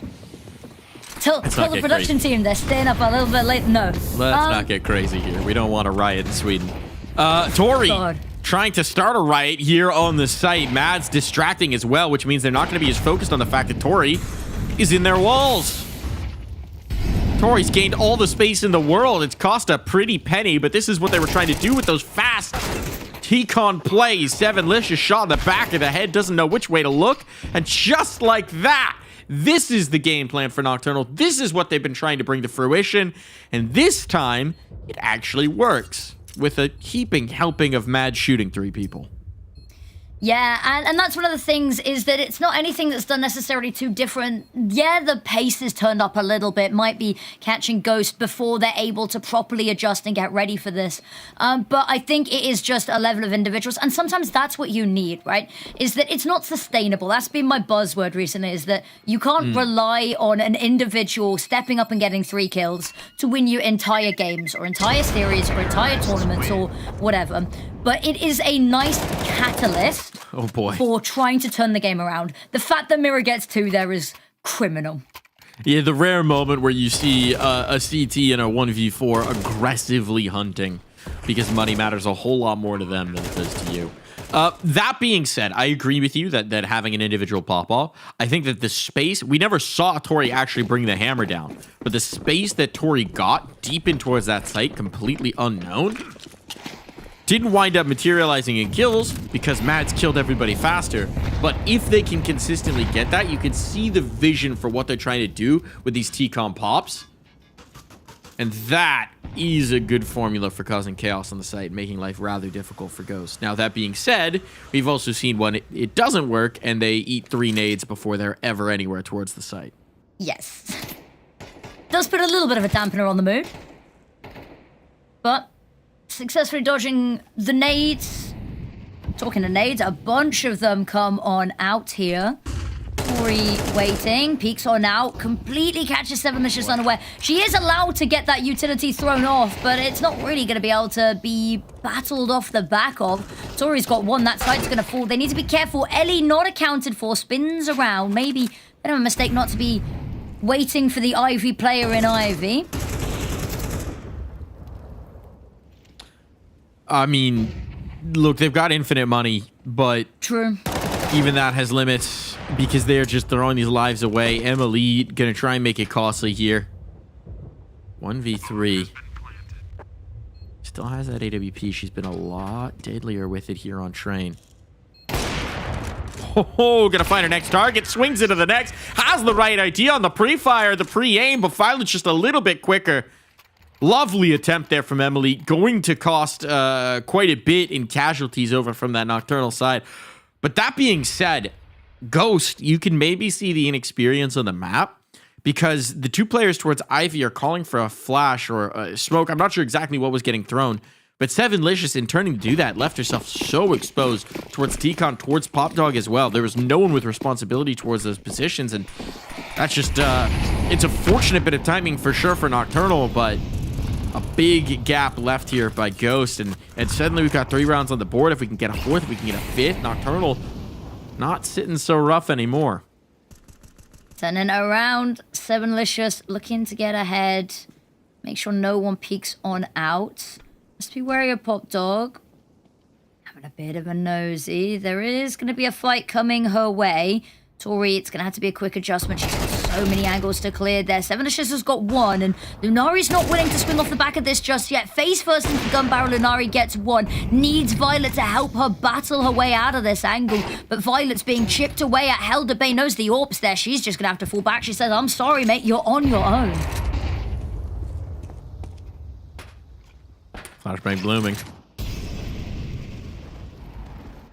Gadfly maybe just causing mostly a distraction while her teammates try and maneuver in towards position, but so far it hasn't caused anyone to flinch. Just one player hunting for her, Ellie. Meanwhile, there's still 2 crosshairs turned this direction. And the big one on the AWP is going to cause a lot of problems. Smoke certainly tips them off. The players are headed this way, and Emily is well ready for it. Didn't quite find the shot on the second. But time's starting to become an issue. 25 seconds to try and get this bomb down. Nari needs to be a bit of a hero. Her teammates isolated. Emily caught by that flash, caught by that bullet. Might just have given a window. But it's a window that fast closes. Lunari gone. Time's an issue. Gadfly had to swing and die. And that will be an 8th round for Ghost. Yeah, takes them a little bit of time to get there, but they are denying Nocturnal really getting their claws into this. We talked there for a second about 7-5 as a half. Suddenly, that is out the window. 8-4.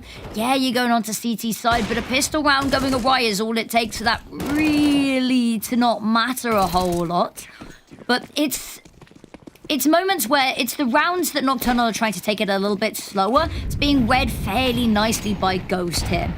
But it's the rounds where they're a little bit pacier that they've been catching a little bit off guard. Mira having a look. Oh, lovely find. They're not even going to be given the opportunity to be passive in this round.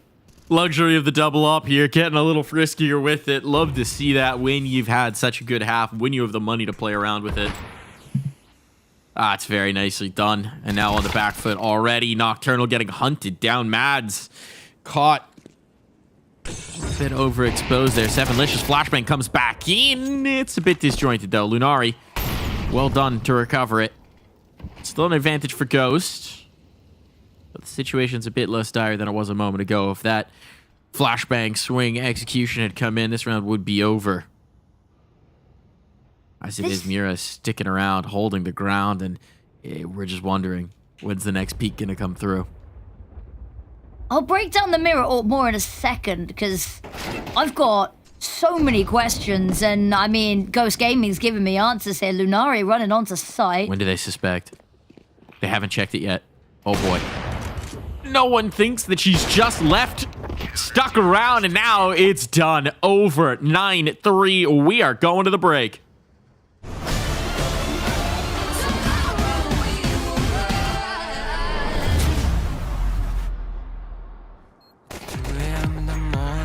And your anxiety feels like you're falling. Do you recognize that feeling? The demons under your ceiling, when everything hurts and nothing is healing. Yeah, I don't even wanna be awake, cause every second that I live is like a wasting. Can you help me start a replace all the memories that stand in my ways?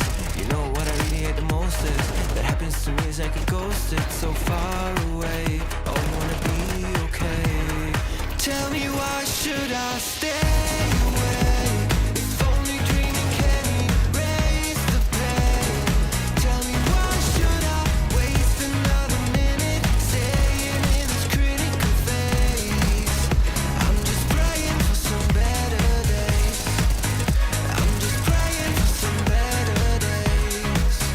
I'm just praying for some better days. Some better days. Some better days. I'm just praying for some better days.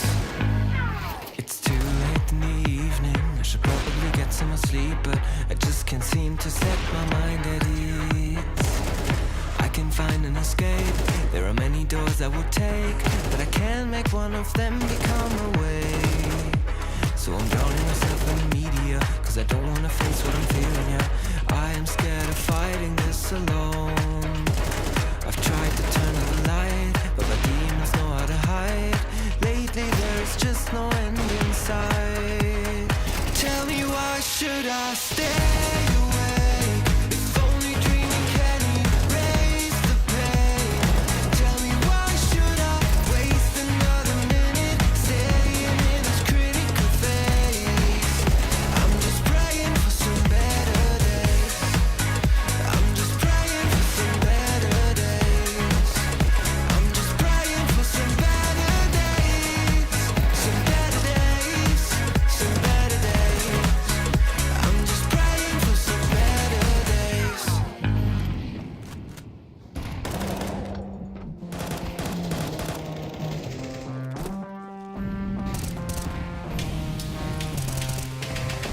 Lights out. I got feeling, but I can't shout. I got reasons, but I'm all out. No rest for the weekend.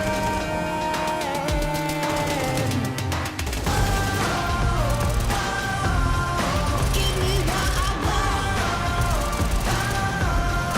Never get enough. I'm never giving up. Give me what I want.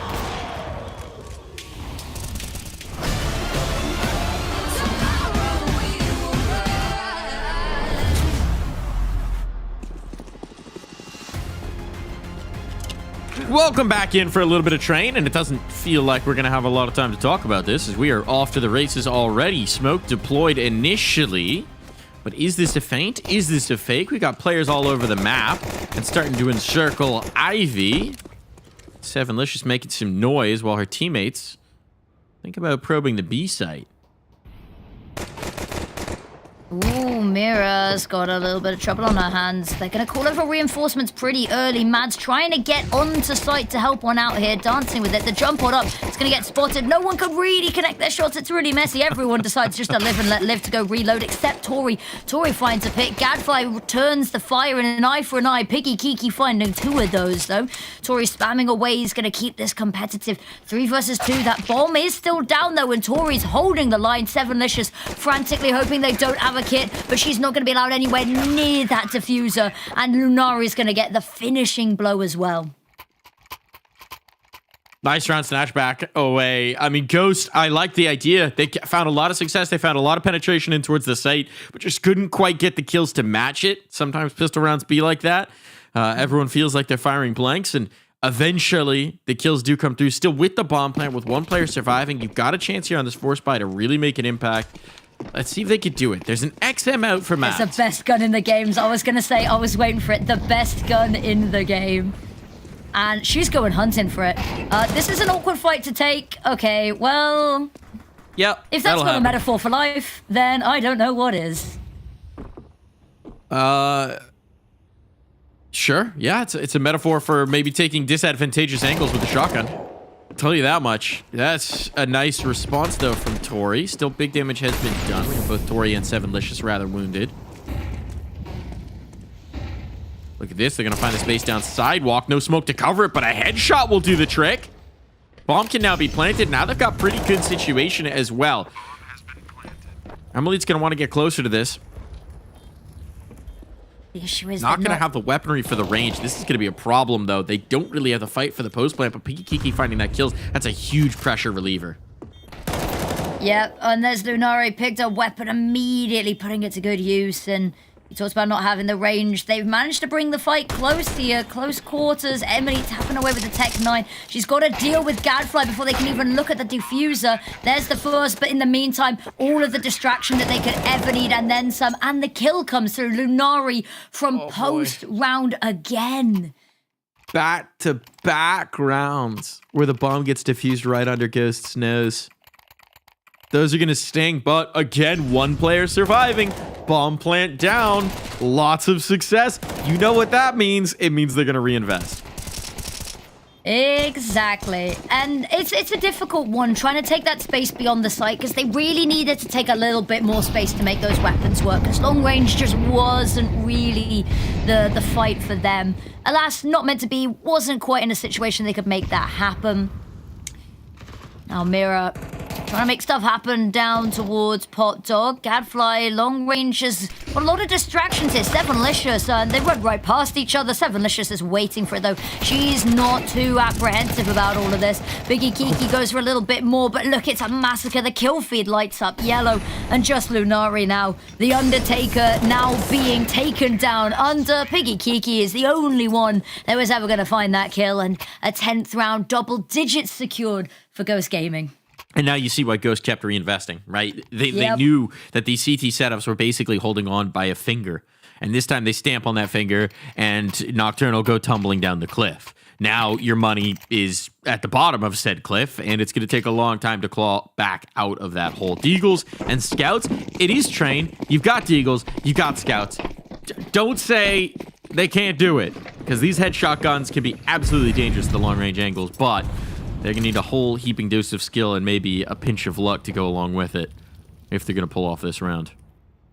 Yeah, they are going to need something smiling down upon them. Mira again to try and take this fight. Flash around the corner. She's not really being tested here just yet. This is a pattern that I think she's going to find the more they play this map, is that nobody really eager to go and take that Pop Dog fight early. Just let them have the space. It's just too risky, too many angles, and they're just going to sit on their hands for now. Why wouldn't you? Oh, Violet. There's one of the Scouts taken down. And Sevenlicious actually not even flinching at the danger. Gadfly burning alive has to reposition. Just going to fall back for now. Leaving Comrade on site a little bit weaker. But actually the move over towards A, and rightly timed as well. Trying to get ahead of all of the smokes. Mads firing off. Was completely blind for a second. But now Molotov to pressure her in towards the fight. Out in the open. Piggy Kiki will find Ellie and Mira. Kill their own opponents. They find their marks. And now it's just Tori. One player left alive. And with the Scout, this is not exactly the most fluid weapon to try make this work. It's very clunky, and she's just going to be looking for somewhere to hope that she can weather the storm. There's nothing worse than being in this situation in an already busted by round where you know you're saving very little, but you still have to save. There's no way you can justify anything else. It's just about hide-and-seek championship at this point. And, oh, they're coming seeking. I'll tell you that much. Might get an upgrade. Trigger discipline. Let's go. There's a rifle that can be found. Now, Galil upgrade. That's going to feel a whole lot better to save. Majorly so, though. But it's those situations where you see the trigger dissipate and you're like, oh, it's with the Desert Eagle. If you miss your first shot, this could be one of those ends up on Reddit kind of moments. And she does. She misses the first shot, but she still manages to find both of the kills. Huge kudos there. And as we said, it's going to be an upgrade. Violet, I'm hoping, does have a gun. I think she's left the gun behind. She's had to go back and get one. It's It's going to be a couple of seconds, and on the CT side, those are valuable seconds, especially when they look like they're gearing up to maybe head over towards B. But luckily, it's not going to be too damning in the overall scheme of things. Tori's got the opening pick, so actually has got even more time to relax. Just a USP holding B, though. This is the cost of it. They don't really have the information. Tori's going, finding, getting the gun upgrade, dropping her own back so that somebody else can swing by and grab it. But for the players actually on the site, they just don't really have the firepower to do anything about this. Emily collects. Gadfly not lasting much longer. Surviving about as long as Gadfly. Well, this bomb will be planted. You've got to make a decision here, Tori. Is it worth risking the AK? Well, it is, because there's just not that many more rounds to play. Going to try the hero maneuver. Mad's coming over to support, and so far it's been Tori just ripping heads one after another. It all falls to Emily. Catches the player in the open, but the shot goes wide. Second attempt a little better. And Mad's the walking wounded here. The pistol will be enough to finish this off. Just going to try and stick it and hope that this doesn't get tested. Mad's out. Mad's done. Map point on. And I'm thinking Ghost Gaming might be a train team here, Affinity. I think they might be. I think this is something that we'll definitely have to look forward to again in the future. And actually, we said that they banned it twice, right? So that's twice out of the 7 times now that they've had vetoes. The rest of the time, it's kind of just being banned out against them. So maybe they have kind of been just waiting for the right team to play it against. And my oh my, have they found it? And I want to see more. The fact that this is only potentially going to be 18 rounds long, it leaves you yearning, hunkering for more.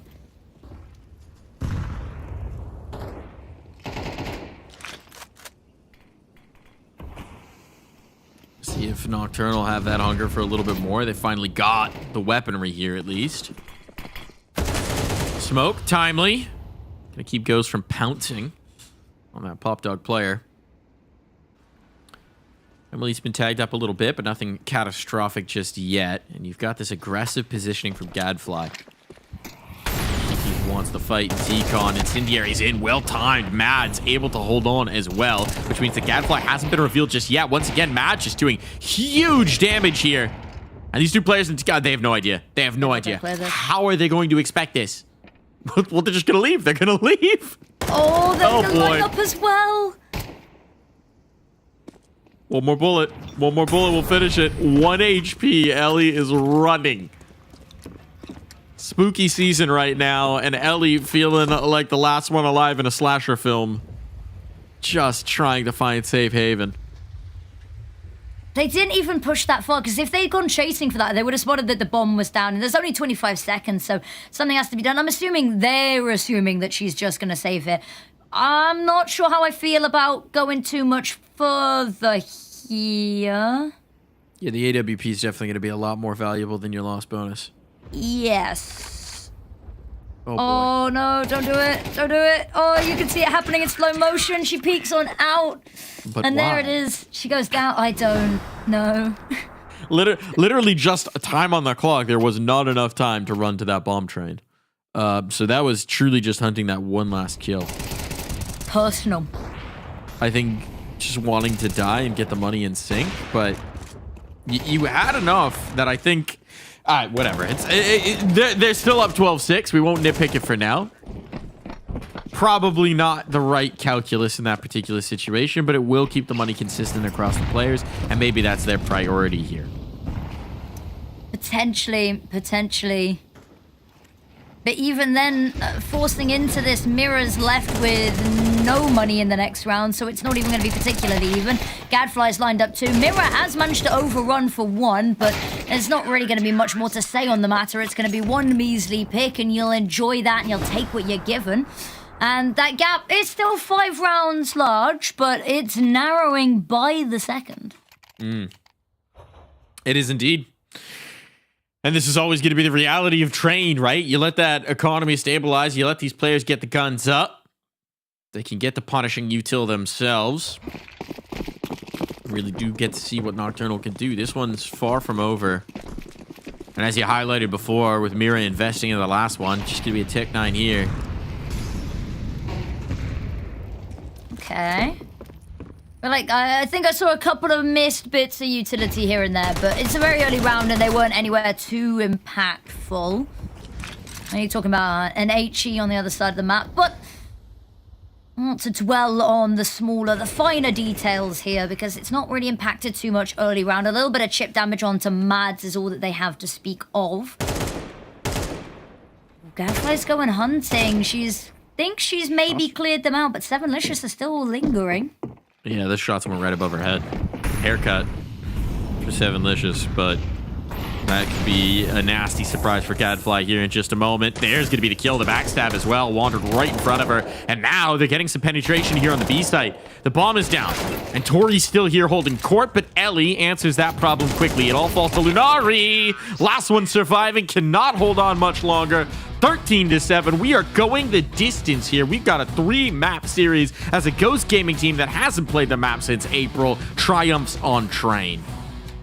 Yep, I am liking what I'm seeing. An official win on the board, and it feels good because it drags it to a third as well. And we weren't necessarily sure that we were going to get to see that realistically, but we are sorely proven wrong, and it's a good confidence builder, right? They've both taken their opponent's map pick. Now we're going on to slightly more neutral ground here. You've done it on a map where you've surprised them, and if you can keep that element of surprise, if you can keep that momentum rolling, the sky is the limit for them. Ghost, a team that we've sung a lot of praise of. They've got so much experience, and they've got so much stamina and repetition as a team. They're playing in all of these external tournaments, so it going a third map, it being a lengthy day for them, it's not even going to phase them. No problem there. These are gamer hours now. They're locked in. They're ready. They are feeling the fire. And you did ask me if I liked Ancient earlier. I do. And I'm very excited that this is where it's going to conclude. It only feels right that we send off Impact, at least the online portion of it, with a 3-map series with an absolute barn burner. I want to heap praise onto Ghost. I think individually they played really sharp. I think as a team they played really sharp. The utility protocols we saw certainly in that first half were particularly punishing. We saw so much consistent utility damage coming out from them. And individually, we had the huge step-ups as well. Sevenlicious really having a monstrous game. 6 and multiple 3Ks, 4Ks, what have you. 6 entries, whatever you want, Sevenlicious was delivering. Yeah, she's been a player that we've sung a lot of praise of over many years, over the many iterations of teams that she's been on. And there's times that we've seen her go through sort of peaks and troughs. She seems to be really hitting a crescendo now, which kind of hurts a little bit because, of course, it's right at the end of the season. It's right when, of course, lands a little bit futile, but she is really taking this in her stride, and I'm loving to see it. I really like it. She's, of course, way away from home, and I believe she actually is playing on LAN with Emily. I don't know if you've been privy to seeing that, but you'll occasionally see them in each other's backgrounds. But yeah, amazing match from her individually. Everyone stepping up a little bit, and I think that you need that on a map where we were worried that they didn't necessarily have the same depth of protocol, the same depth of foundation to work with. Is having the individual step up just to compensate for maybe that little bit of a gap between the two of them in strat book depth. They made up for more than with individual just brilliance. And I mean, I think certainly we saw more than perhaps we expected out from that strat book. And we'll take a look at our head-to-head here. I've got a secret for you. They're both coming through, if I'm not mistaken, from that Ghost Gaming side. Huge praise on to Ellie as well. Not always a player who's put in the positions to shine, sometimes some of the tougher roles, but really delivering here, 18 and 10 as well. Massive impact from both of these players. So huge praise, and maybe something that they can bring forward in towards Ancient.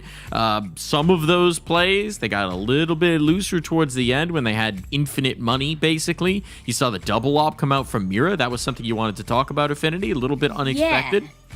That was very unexpected. That was Mira's 17th ever AWP kill in an official. And for context, she's been playing ESL Impact since Season 4. So she has got a lot of recorded officials on HLTV. And we've never really seen the double AWP come out from them. And we've never seen it come out from Mira. I think it was exciting, and it was the fact that she did pretty well on it. I don't think she was necessarily tested with any too challenging fights, but she held her her own with it in the situations that, you know, she was in a position to take the fights. And that was exciting to see, which means that we've seen a map come out from them that we didn't expect, and they did well on it. We saw an AWP come out from them on a player that we've never seen before, and it did well. So it going a third map, it raises even more questions about what they have in store. And I think if we're looking at the other side of things, if we look at the other side of the coin for Nocturnal, you see the hot and cold nature of some of the really hyper-aggressive plays that they like to make. I think it was Tori started something like 0-8, and that's just going to happen when you're a player who wants to be, you know, 50 feet ahead of your next closest teammate, finding the gap, finding the hole. Sometimes it doesn't work. And when you can't get the momentum going, when you can't get the vibes flowing in that kind of a role, you can see it be pretty dire. And so I think for Nocturnal, the question is, do you want to keep trying to stick with that? Do you want to just hope that it clicks as we head into Ancient? Or are we going to see them maybe hit the pause button, pump the brakes a little bit? I think they probably want to go out the way they came in here in this season of Impact and stick to their guns. But we'll have to see them catch fire a lot earlier on this map of Ancient if they want to have a go of it. We're going to take a break. When we come back, it's Ancient. It's all over one way or another. We're wrapping up NA Impact here.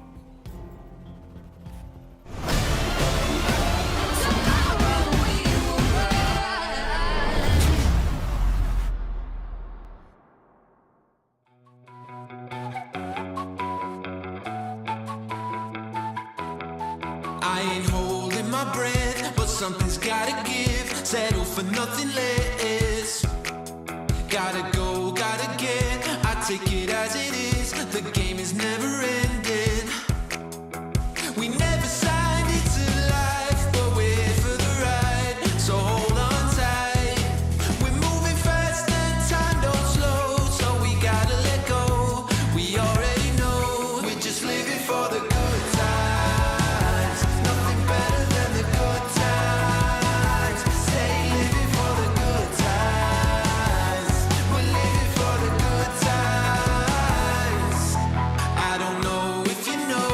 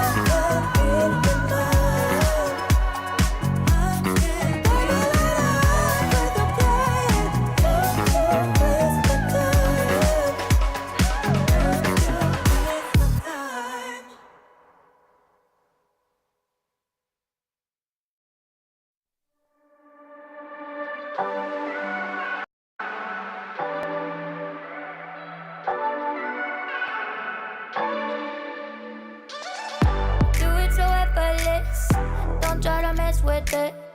They try to reference it, wanna say they invented this. I know you can't resist, trying to be like this. Don't even take the risk, walk away, cause I got everyone wishing they had what they're missing, but no, never know. Guess I got it simple, I'm not like the people you know. Make it look easy. I bet I make it look easy. Don't try to fake it to be me. Just cause I make it look easy.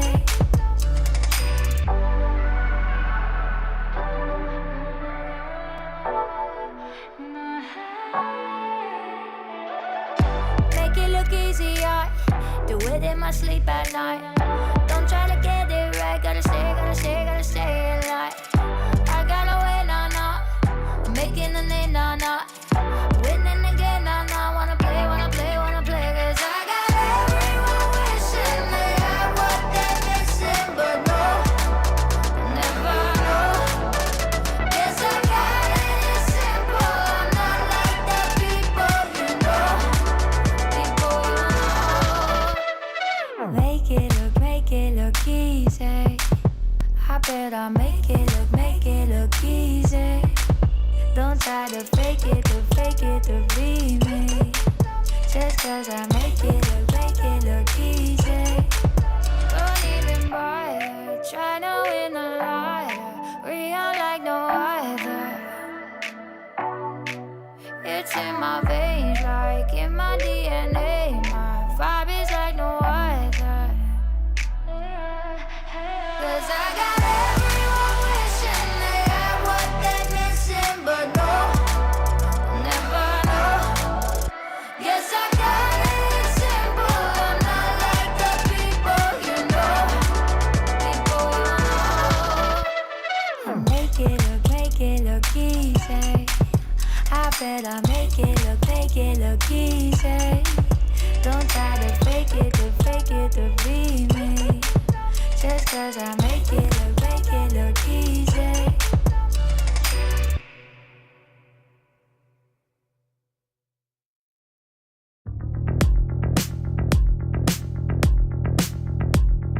Hungry for attention, you're so hypnotic. Take me for a ride, I'm feeling nauseous. Oh, I'm delicate, just like the pick-me flower that you're crushing. Feelings out of guard, you say they're valid. Take me to the party, buy me drinks, I guess I'm lucky. Pull me apart, like when I'm broken. I don't wanna wait for you to make me cry. Turning black and blue from nowhere to far.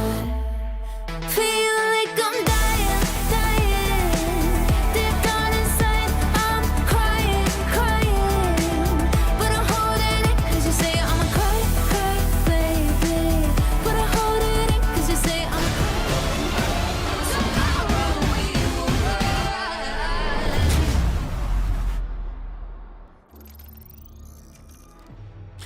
Welcome back to NA ESL Impact for one final time. One way or another, it's done. After this map of play, we've gone the distance here between Nocturnal and Ghost. We're going to Ancient. A little bit unexpected how we got here. Teams taking each other's map picks, but Affinity, now we're on Ancient, neutral territory, you said in the pregame.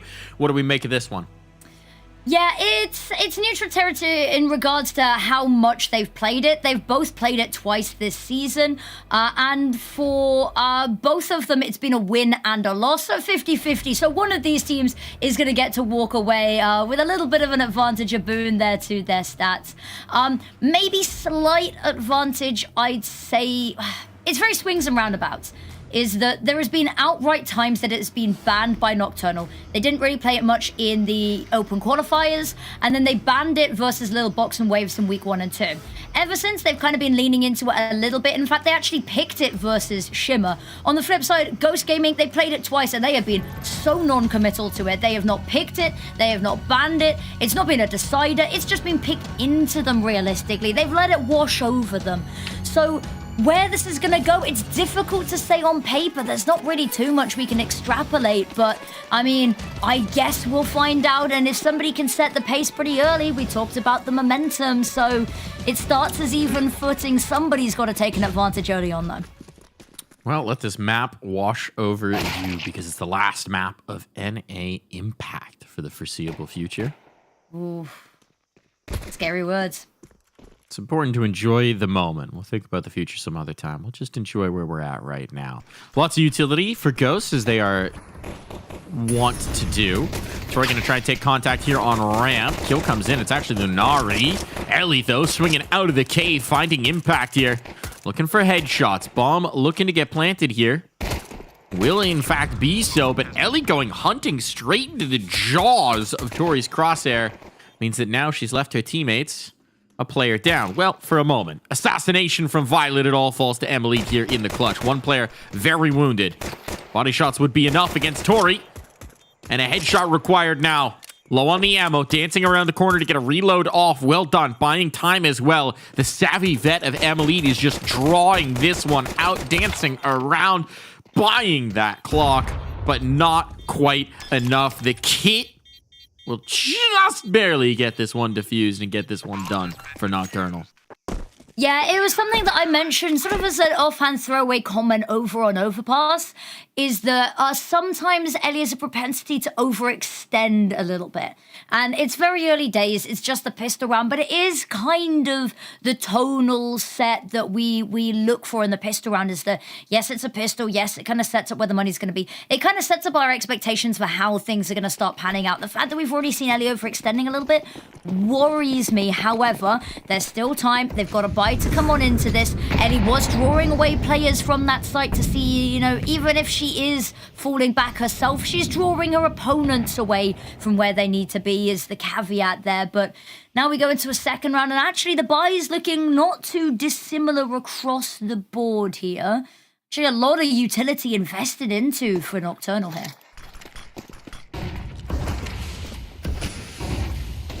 Tori taking that contact. Flashbang ducked her back in towards the smoke and trying to get back out of it. Proves to be a bit of a mistake. Once again, a bomb plant here for Ghost. They've been good at these force buy rounds. Saw it on train.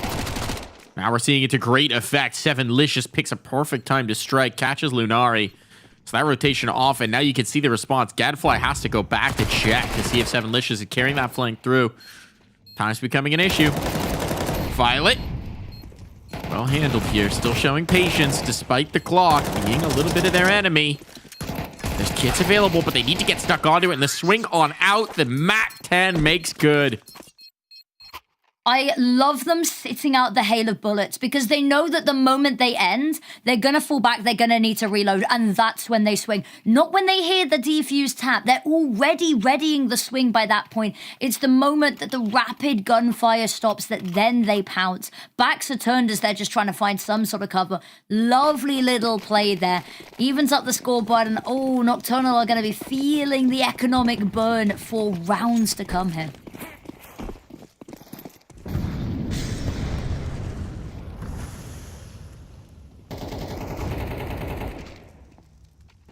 Gadfly. Get stuck him in here with a 5-7. These can be dangerous, but that's well responded by Sevenlicious. Good transfer. Keeps this one from getting interesting. It's all just Tori on the other side of the map. This bomb's going to be planted. This round is going to be going the way of Ghost Gaming. Yeah, have to be monumental from Tori. It's going to spot one player jumping. Might not even get the pick, though. It's a little bit messy. Mira's going to find it. Actually is going to upgrade her sidearm. Always worth having, especially on that MAC-10, having a little bit more range. Because, of course, when CS2 came out, the MAC-10 was essentially a running AWP. It could laser beam from the other side of the map, but less so now. But the spray transfer from Sevenlicious, gotta highlight it. You mentioned it there, was absolutely immaculate. They put down any attempt to farm cash. They put down any attempt to steal away weapons and try save them. And it means that Nocturnal, again, are just on pistols for another round. The double eco is a brutal way to kick off this final map. Mira looking to farm a little bit of cash of her own. Might be biting off more than she can chew because there's a lot of people waiting for her. Spraying away, she gets the first and the second. Needs to switch to the Desert Eagle. Tapping away, gets one. But heads keep appearing. Luckily, she's got Emily and Ellie. One with the nade, one with the A4 to help deal with this. Gadfly, ooh, caught looking down, trying to find a weapon. Will, in fact, succeed in doing so, but forced forward by the Molotov and taken down by Emily as such. Third round on the board for Ghost Gaming. Now is when they're going to get tested for the first real time, though. Keeping that one clean, though. Now they got some cash to spare. Here comes that AWP. Violet with that AWP. Talked a lot about Violet on Overpass. Felt like the opportunities were more limited on Train. So what you can do with it here. Missed smoke. That's not going to be great. I assume that was meant for the elbow. Now they don't have that cover, so going to be some more eyes focused on in here and an extra smoke burned initially. Not ideal. Early exchange here by the shelf, and it's working very well for Ghost. Mir gets her head around in time. Push out from Lunari at least stems the bleeding for a moment. But now pick your poison, Ghost. You've got a lot of avenues to get on through. That's the one that might be punished. They're actually headed in towards the most reinforced point on this map at this point. You've still got Lenari here in defense. You've got the AWP of Violet that can rotate in. So Ghost Gaming have stuck themselves into a little bit of a problem spot here. See if they can work their way out. They're trying to do just that, backing away. Yeah, I mean, they can try head in towards Donut, but they were already being pressured from mid, so mid's still kind of a question mark for them. But you're right, the rotate comes on over pretty quickly. 50 seconds on the clock. They still have time to switch up their tune a little bit. They've got 2 HEs available, but unfortunately, Lunari caught looking anywhere but where they're heading. Violet does have the trade. Gonna get tanked down by that HE, though. The wide swing could have caught her off guard, but Violet quick to adjust. Nicely done.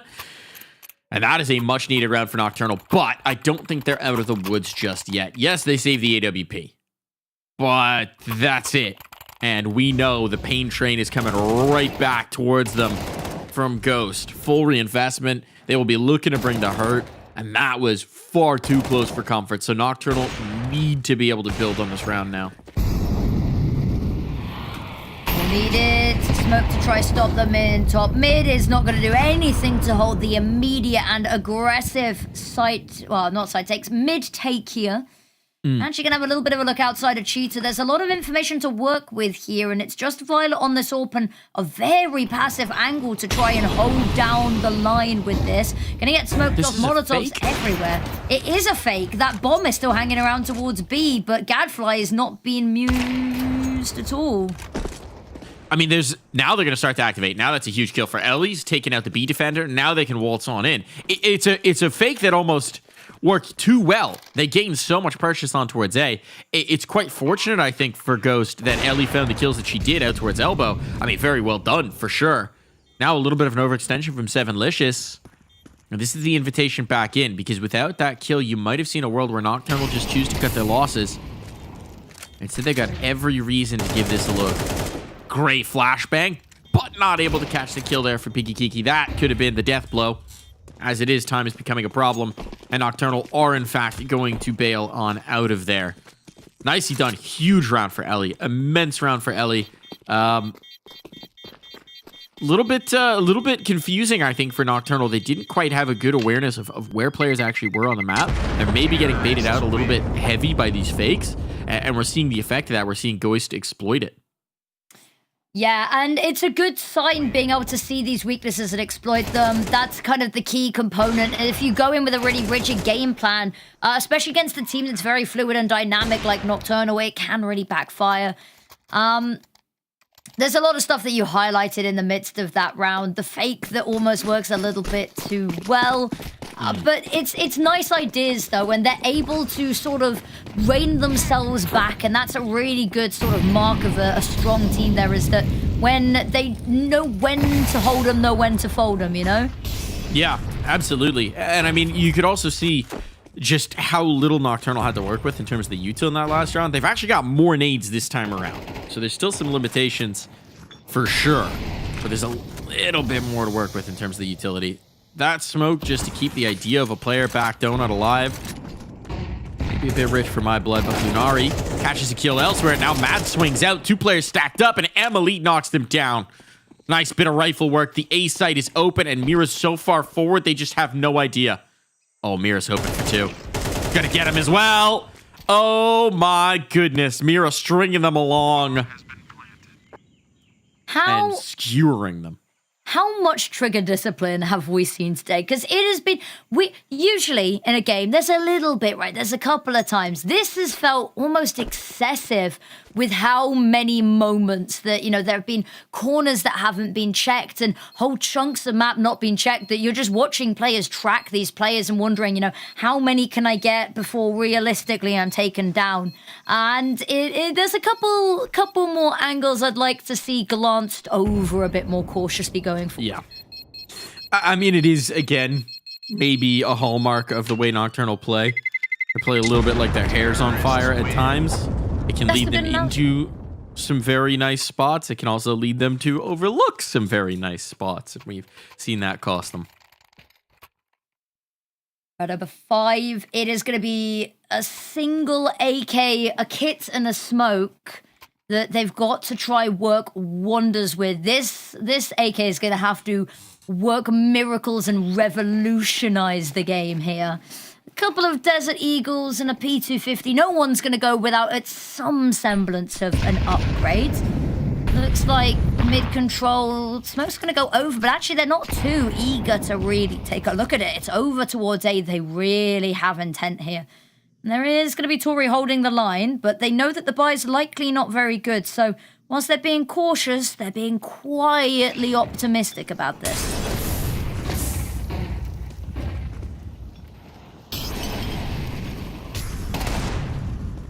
That's a nice shot from Tori. Might just create a little bit of space to do something with this round. The bomb is going to be planted. You still have 7licious making noise on the other side of the map, but they can just kind of ignore her. Need to get a move on before 7licious can get involved in the action. And trying to do so, Piggy Kiki's going to be able to punish Tori. So now you're running out of the numbers here. But Lunari still going to make her presence felt, trying to line up another dig shot. It's Mads instead, and this one's getting very messy indeed. Big kill for Emily. Leaves Mads stuck out in the open. No health, no armor, no kit certainly, and nothing to do.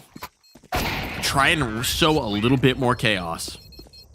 It's a difficult one there for Mads at the end because there's not even any way she can realistically escape. There's a player donut. There's a player that can peek you with an AWP from the halls. So even trying to back away, you're in the line of sight of somebody at every given point there. So you just got to try stand and fight.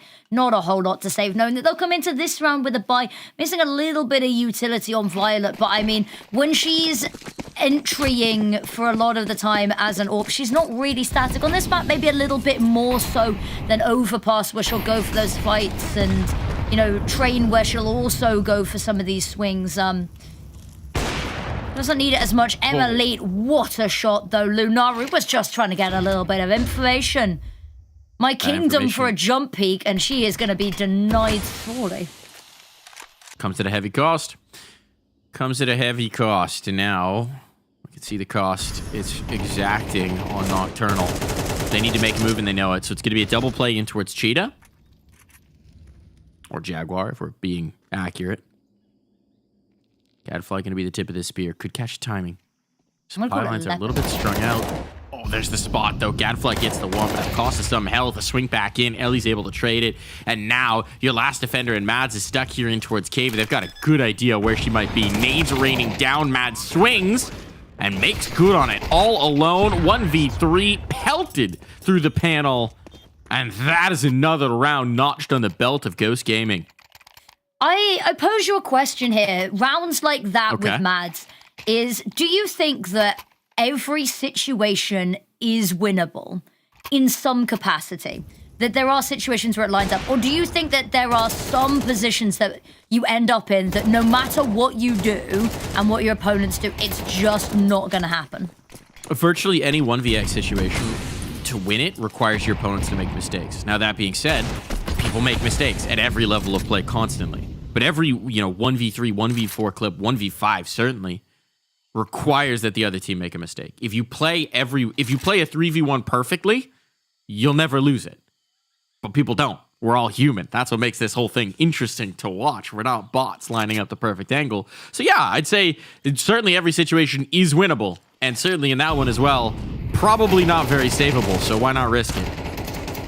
Why not risk it? And risk it they are. The swing on out there. Lunari is going to find one and a weapon here to work with.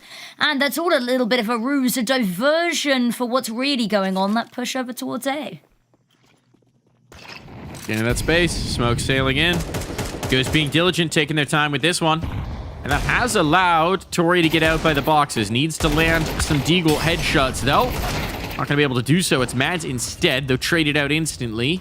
This one might be too much to ask. Ticking the Molotov, that gives the information away. And Elite is able to make sure that round doesn't get away from them.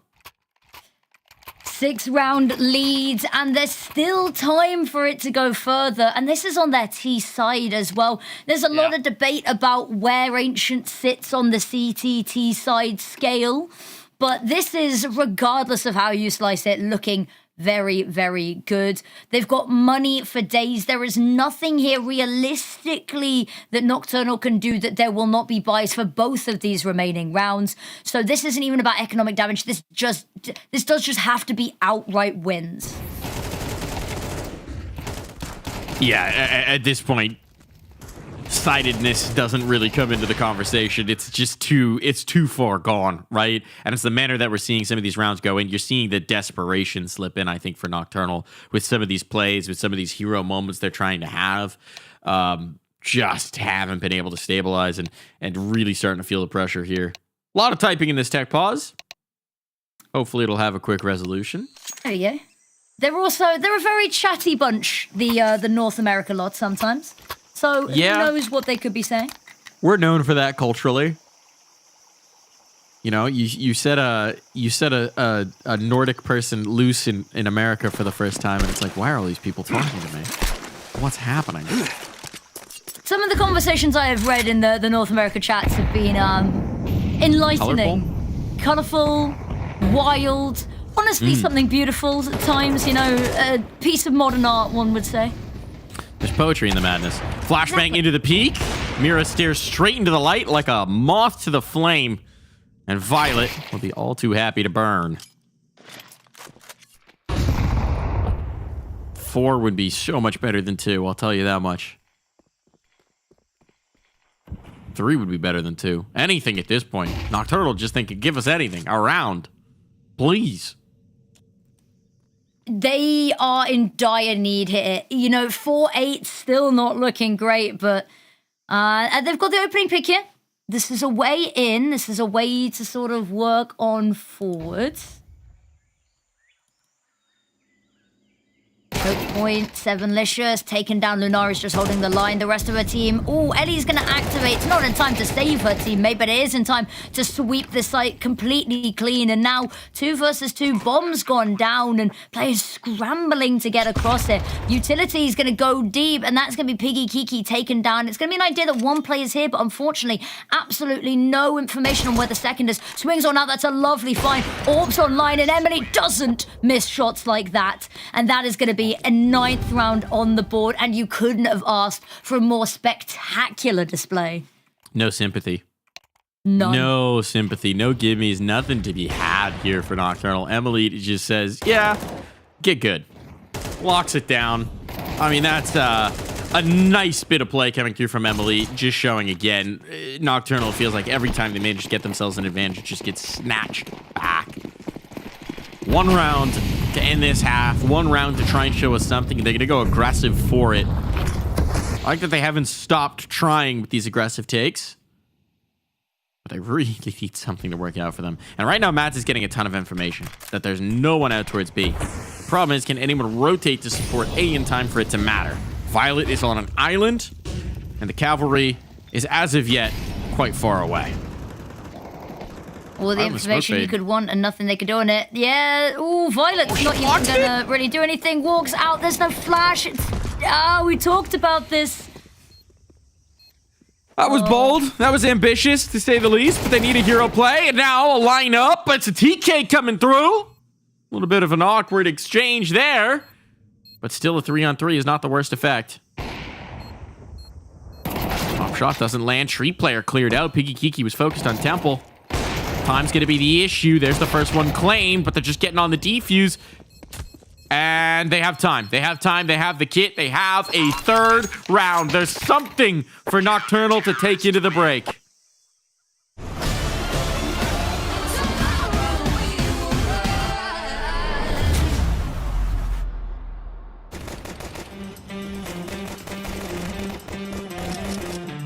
That's how we like it.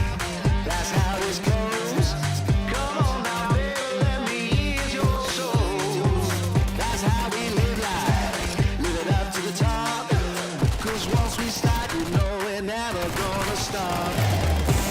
We own it. We're winning every time. We own it. Pushing every day and night. We own it. We don't do compromise. Yeah, yeah. We touch down every time. Every time. We touch down every time. This is our time. Live it up for the people. This is our turn to see. Gonna put you back. Anybody in the league gonna stand in front of me. Oh, no, no. This is our turn to see. Gonna put you back. Anybody in the league gonna stand in front of me. We own it. We're winning every time. We own it. Pushing every day and night. We own it. We don't do compromise. Yeah, yeah. We touch down every time. Every time. We own it. Every time. We're winning every time. We own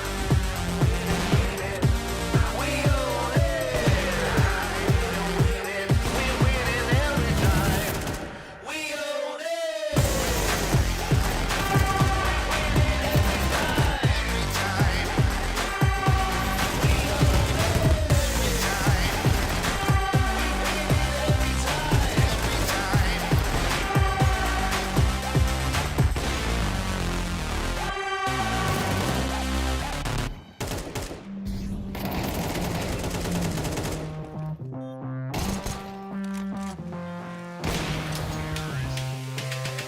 Lights out.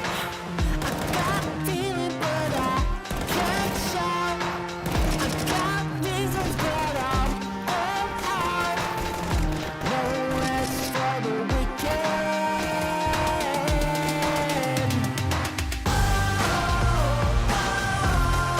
Give me what I want. Never get enough. I'm never giving up. Give me what I want. Turn on. Get ready for it. Stay strong. I'm here for it. Don't stop. No rest for the weekend. Turn it up again. Tomorrow we will rise.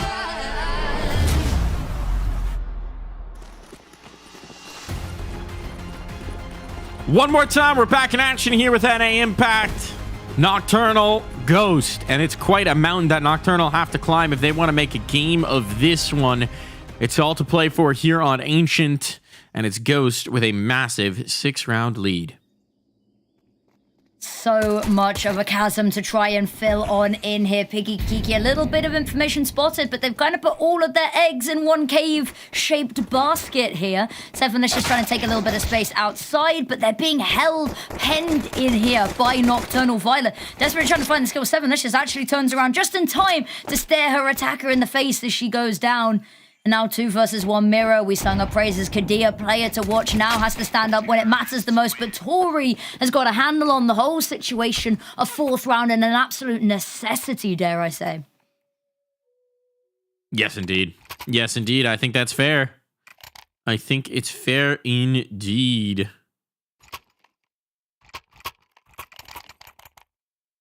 They'll look to build upon it. This time, Ghost will not have the same opportunities to get the force buys off. I have enjoyed those, but a little trickier to do on the defense. True. They'll content themselves with a bit of util. Wise.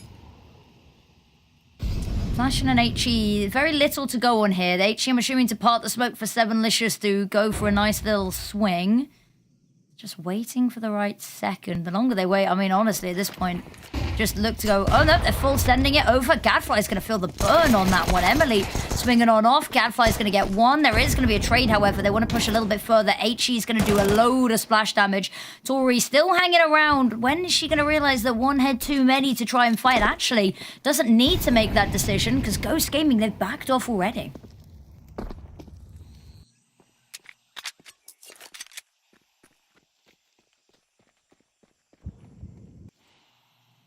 Trying to see what they could do about wrapping these players in towards the site. Might just play for the exits. Try and keep them towards the bomb. Though as I say that, they dismantle the window aspect of that contained play. Well, there's a spot. Lunari's seen the one. Not a lot to be had by hunting. No, not too much. Doing as much damage as they could in case there's kits, in case there's any utility left, perhaps. But very risky. Sevenlicious long range is not going to find anything. They're going to deny the cash on that one. Fourth round pretty squarely in their court there. Eliamira will survive, but there's not really much to speak of on that front. Weapons going to be bought on up here. First real test of the metal that Nocturnal are going to have in this half. We'll see how they handle it, actually. Not enough money for the Emily AWP just yet, and might have to be an upgrade that comes off the back of a couple of hard-fought victories. Early utility goes out. Looks like they want to take that early control, suffocating map control on, realistically, both sides of the map, completely forsaking A here. Actually, a little bit of a Molotov is going to cause them to fall back into Donut. They're clearing this out. But likewise, Nocturnal are hearing it. Thinking about re-aggressing. Go back to check the flank, which is interesting. There's two players back there, but I guess nobody is theoretically watching elbow. So there's a gap that's been left, but it's not a gap that Ghost will press right now. They're making some inquiries, A. The bomb is still very far back. And the shadow's been spotted. That gives it away. Mira, though, can't land the headshot. Better success by Sevenlicious, though the trade is there. They wanted to activate. Is that must have been a misthrown Molotov. They've mollied themselves into the door. That's very unfortunate. Now they're caught in a choke point. Now they're caught in a crossfire. And this one seems like it's all come apart at the seams here for Nocturnal. See if they can stitch it back together. Mats is certainly trying to. What a shot to the back of the head from Violet. That'll help a lot. Opens up a lot of opportunities. Not spotted anything mid, and I think they both decide remaining CTs to head over towards B. Actually, Mira's not done having a little bit of a look, worried over towards A, and actually has maybe falsely made the call for Emily to join her over, and that moment of hesitation, actually, maybe not going to matter with where the Molotov ended up landing, but Emily's got to try swing this. Everyone, down to the clutch. Mira, what can you do? Lunari's trying to catch her off guard. Getting close to the dice box. Close to the cube. Audio cue's given over here. Lunari's thinking about the peak, thinking about risking it, and finds the timing. Indeed. Mira, indecision, not able to ascertain where her opponent was. And so it'll be a clutch taken by Nocturnal. And they are starting to make this reality here, if any. I think they are. I also think that Mira ended up giving away a lot of information reaching for that AK, switching from the A4 there, which meant that Lunari didn't really have to worry too much about the dance around. She kind of had a rough idea where she was and keeping that timing in the back of her mind about where she actually could rotate to. She just decided to focus all of her energy where she knew the weapon sounds had been made. Nice call, and she's going to come off looking much better for it. just now a couple of upgraded pistols and naded to High Kingdom come off the back of it. Emily, ooh, it's risky. HE in her face is gonna hurt. Sevenlicious has found one, but I mean, the rest of the team's melted away at the bone. There's a chance for Ellie to maybe be a little bit of the fly in the ointment, but with Gadfly starting to encroach, that seems increasingly unlikely. Gonna take some really strong deagle work. And Mad's playing around her own flashbang, fearless into the fray. We'll make sure that that's not going to be a problem. Worst case scenario, Tori loses a gun and they pick it up. But that's not a scenario Tori's very interested in. There's an AK. But it won't be held for long. No, it will not. And the gaping void between these two teams in terms of rounds on the board. Suddenly, blink and you miss it. There's only 2 rounds between them. And if they can win a round here, Money's going to be in an awkward situation, especially with Emily investing into that AWP. That might be one of the only times that they can get that on the board if this keeps on up. So Nocturnal, they've set themselves up pretty nicely. We talked about how they're a team that thrives in a little bit more of the chaos, thrives in that sort of mixed vibe and approach to the game, and it works really well on the T side. Look at the utility damage, exactly. Tori gets one, Sevenlicious to trade, can't quite find the second. Mads has found an exit out of the danger they're in and carved themselves an entrance in towards the site, but rotates on over pretty quickly, and they've got no presence over towards A or mid to really figure out if this is the right call, though. This is the difference, though, you could see with Ghost with utility in hand, right? If they go for the more punishing, aggressive B-main utility, that's what they want to have. And Malid hits a shot off that AWP. That's another key piece that they want to be bringing to the table. Risky placement on that smoke. This is low. Lunari, healthier player, going to be able to get that bomb planted on down. They're going for a boost. Assembling it with a rifle, not the AWP, and it's going to pay off. Ellie can peer over that smoke, and Lunari's caught flat-footed. Now they're in a lot of trouble. 3 players still to come back through. There's 2 kits available, and it make just Gadfly, who has to try and hold on to keep this team off double digits. Emily lighting the way with that AWP, and there's going to be a defuse to secure 10. That is lovely. And you mentioned it, the boost choosing to go with the rifle instead, whether that's any different with the AWP, it just gives them a little bit more option in case when they jump on up, they spot something that they weren't quite ready for, something a little bit horrifying, but it's handled very, very well. And I love the fact that with some of these peaks towards the end, the speed in which they go for it. If Ellie chooses to be a little bit more cautious with this, that means that Emily's left in a really awkward and uncomfortable clutch there, but no, I like it. They decide to ramp up the action. They decide to ramp up the volume, and now double digits and put themselves in a good position to continue this. Lovely hold in towards Cave here. Sevenlicious waiting for it. Tori potentially on the nasty end of a surprise here.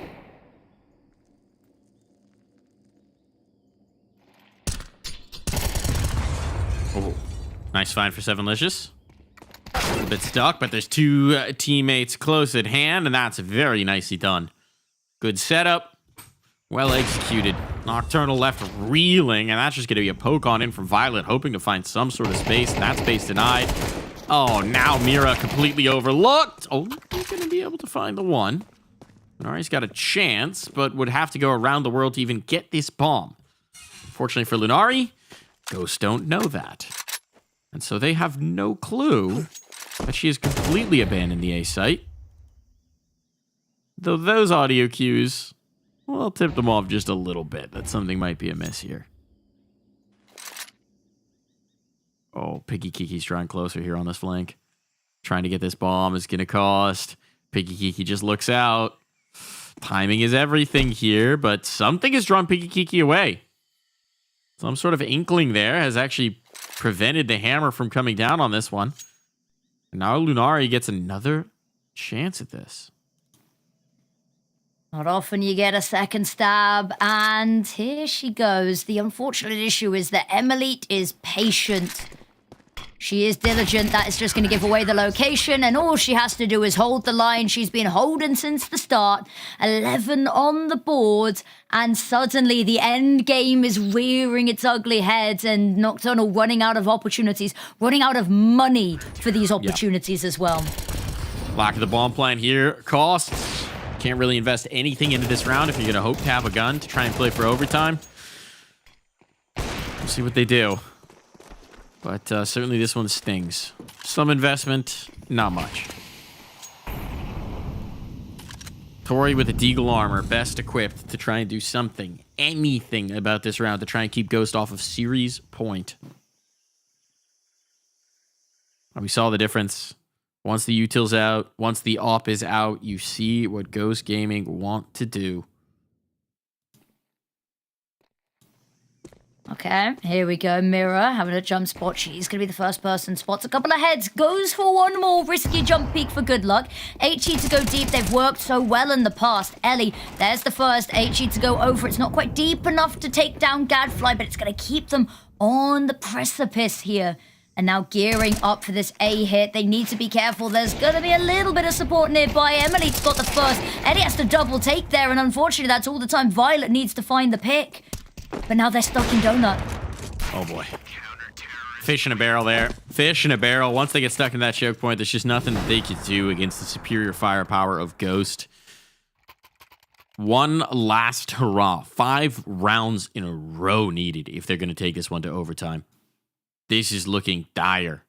But backs against the wall, sometimes that's when you find out how hard you can fight. Nocturnal right now need to find that fight. They need to find that energy. They need to find that resolve.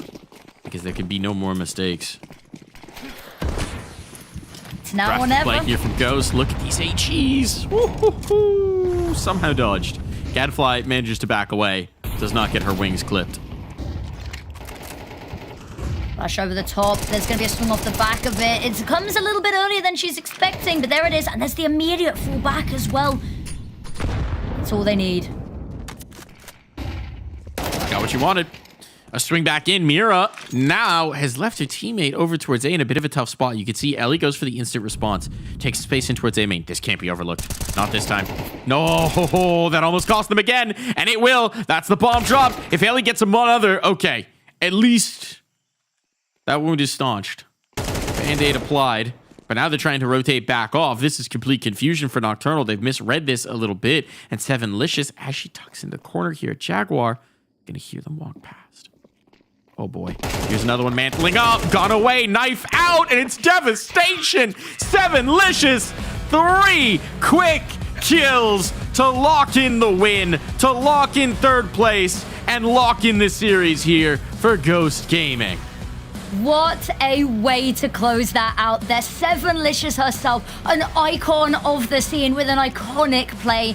And it looked like a comeback was being mounted. Alas, it is put to bed. And Ghost Gaming are going to be our last winner of the season of the regional division. They're going to put themselves up there in the rankings. And at no point was that a calm series. At no point was that a quiet series. And full credit where it's due. Nocturnal put up a hell of a fight.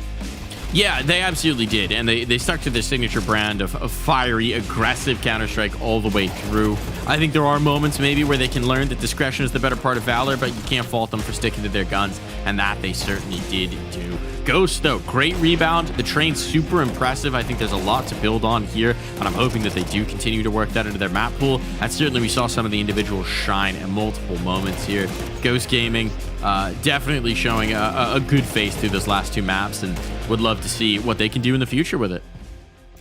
Take a look at the scoreboard, see what jumps out to us. Sevenlicious this time, the bastion of the opening picks. But just across the board for Ghost Gaming, we talked about it last map, was just an individual step up. And we saw that continue on this map. Elite up there with the kills, and Mira not too far behind.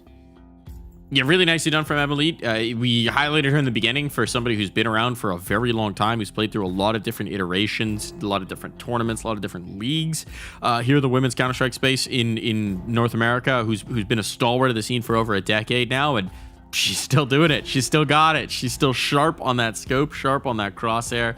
Always fun to watch. And a check-in for our Kadia player to watch, Mira in the pregame. see how she did overall. Very impactful in a lot of moments, but our most valuable player is in fact going to be Emily in this one. Really locking it in, pulling a lot of multi-kills as well. Locking down that one round where it felt like maybe, just maybe, Nocturnal would have a chance here, Affinity. Maybe. I mean, she was just so strong across all of these maps with the rifles, with the AWPs, especially with the rifles when there wasn't the money necessarily to get her the AWP as she would maybe have wanted, and even sharing that limelight with some of her team. But she was the player we highlighted. She's been playing the game since it came out. She's been playing in the women's scene since its conception. And what a way for her to close out this final series. There's nobody else it could have been. Lovely to see that continuity. These are the kind of players that are pillars upon which the scene is built. So super impressive to continue delivering that way, not just in the leadership sense, but in the fragging department as well. You know, it says something that she continues to be the player that the Alps put in the hands of, that she continues to deliver with that ability. So very impressive indeed. I think we're going to be checking out our plays of the day. Is that what we're doing here? I think we've got standings first. Just so that we do can have to see, check out our standings. how all the chips have fell, how everything looks now that the dust has settled. And it will be FlyQuest once again topping that North America scoreboard. Shimmer in that second place. Both of them we will be seeing a little bit more of going into the future. And then Ghost Gaming, Nocturnal. Ghost Gaming will take that third place spot because of this victory. And then as you can see the rest of the chips as they have fallen as you head down. But for the most of these teams, really good season, and sometimes it doesn't quite show in those standings. Yeah, it's always tough. It's always about the build, right? About what kind of Counter-Strike's coming through and what kind of consistency you can get from a roster. But it is good to see. It's good to see that the overall impact of... impact. I've walked myself into that one. Over the last few years has been the growth of players, has been new talent coming through, has been new teams coming through, has been seeing them move between different rosters, learn and grow as individuals, as players, and as teammates. And that's been awesome. And it also results in some banging plays. We've got our top 5 plays of the day here, Affinity. So let's go ahead and take a look. What's this one? This is going to be Ellie's 4K over on Overpass. We got to witness this. It was absolutely magnificent. It was absolutely mighty. And is ranked at number 5 in the top plays of the day. Oh, just magnificent. Leads us nicely into MSen's 4K here on Mirage, locking down the apartments, charging a high price of rent. Had that last kill snatched away by Viku, but still delivering in a huge way over in EU. Over in South America now, it's going to be none other than the Queen herself, Olga's 3K 1 versus 2 clutch again on Ancient, and gets here one more time here. Absolutely magnificent. And continuing with the South American theme, we've got Ka Sensei here, another stalwart of the scene, stalwart of impact, rocking it on the op on Mirage. I remember watching this clip. Absolutely incredible. Kara play that's been standout all season. But then finally, our top play of the day is none other than Viku's ace over on Ancient, over with the pistols. What a way to kick off the map.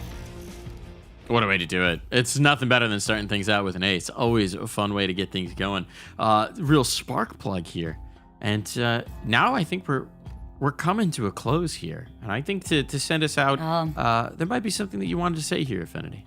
There's so many people that I want to thank. There's so many people that we could spend so much time thanking. The players for giving us incredible games, the production team who have put so many hours into making this incredible, to everyone that has ever touched this product in any shape, size, or form, the people watching it that really make it what it is as well. The women's scene, maybe this is the end of the regional divisions, the end of the online stage, at least for now in this iteration. This is not the end of the women's scene. We have built something truly, truly incredible up here, and it has been an absolute pleasure to be at the heart of that. And I've only got one more thing to do. I'm really hoping this works now. Oh boy. Oh boy. Careful this where you doesn't aim work. that. Careful where you aim that. It's not working. It's not working. Technical difficulties. I've got a confetti cannon and everything, and it doesn't It's a confetti cannon. We're making this. This is a party. It's not a funeral. It's a celebration. We're gonna pop that confetti popper one day. Look, I'm grateful for the parts of ESL Impact I've been able to be part of, following the scene over the years, meeting so many wonderful people at events. We will be popping that confetti at the Stockholm We will. Finals. I'll keep that safe Impact for now. isn't done. The online leagues have come to their conclusion, but now it's all to play for on LAN at the Impact Stockholm Finals. One more time, one more party. Tune in, be there, or be square. We'll see you at the finals. Good night, everybody. I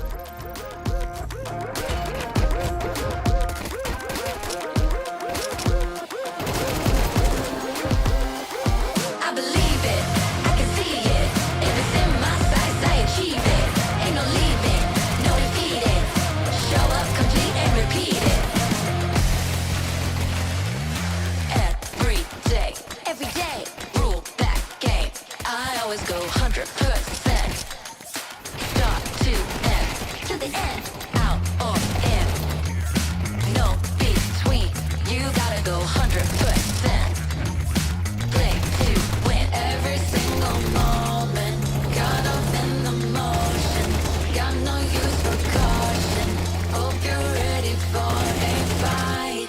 I believe it, I can see it. If it's in my sights, I achieve it.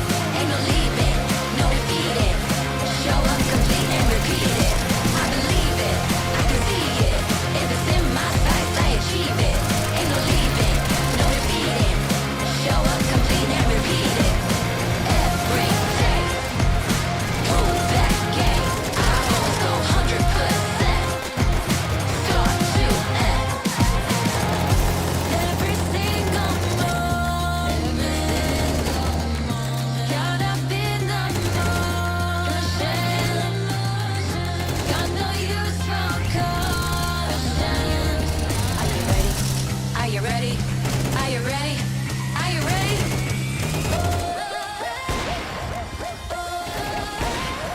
I believe it, I can see it. If it's in my sights, I achieve it. Ain't no leaving, no defeating. Show up, complete and repeat it. I believe it, I can see it. If it's in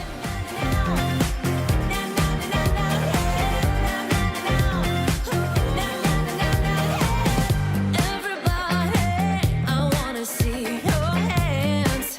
All right now, let's raise the roof, yeah. I wanna make it louder. Shake it up, come on, yeah. I can't help my feet from taking over. Just wanna dance the night away. I feel so good with you. I'm in the moment. Now I just wanna live it up. Oh, what a life. Oh, what a feeling, yeah. Oh, what a life. Now I'm feeling good, yeah. Oh, what a life. Oh, what a feeling, yeah. Gotta live that life, gotta keep that dream, yeah. Now, yeah. I wanna live it up, wanna keep on dreaming. Gotta live that life with no regrets, yeah. Chase that feeling. I wanna move it up. Tomorrow we will rise.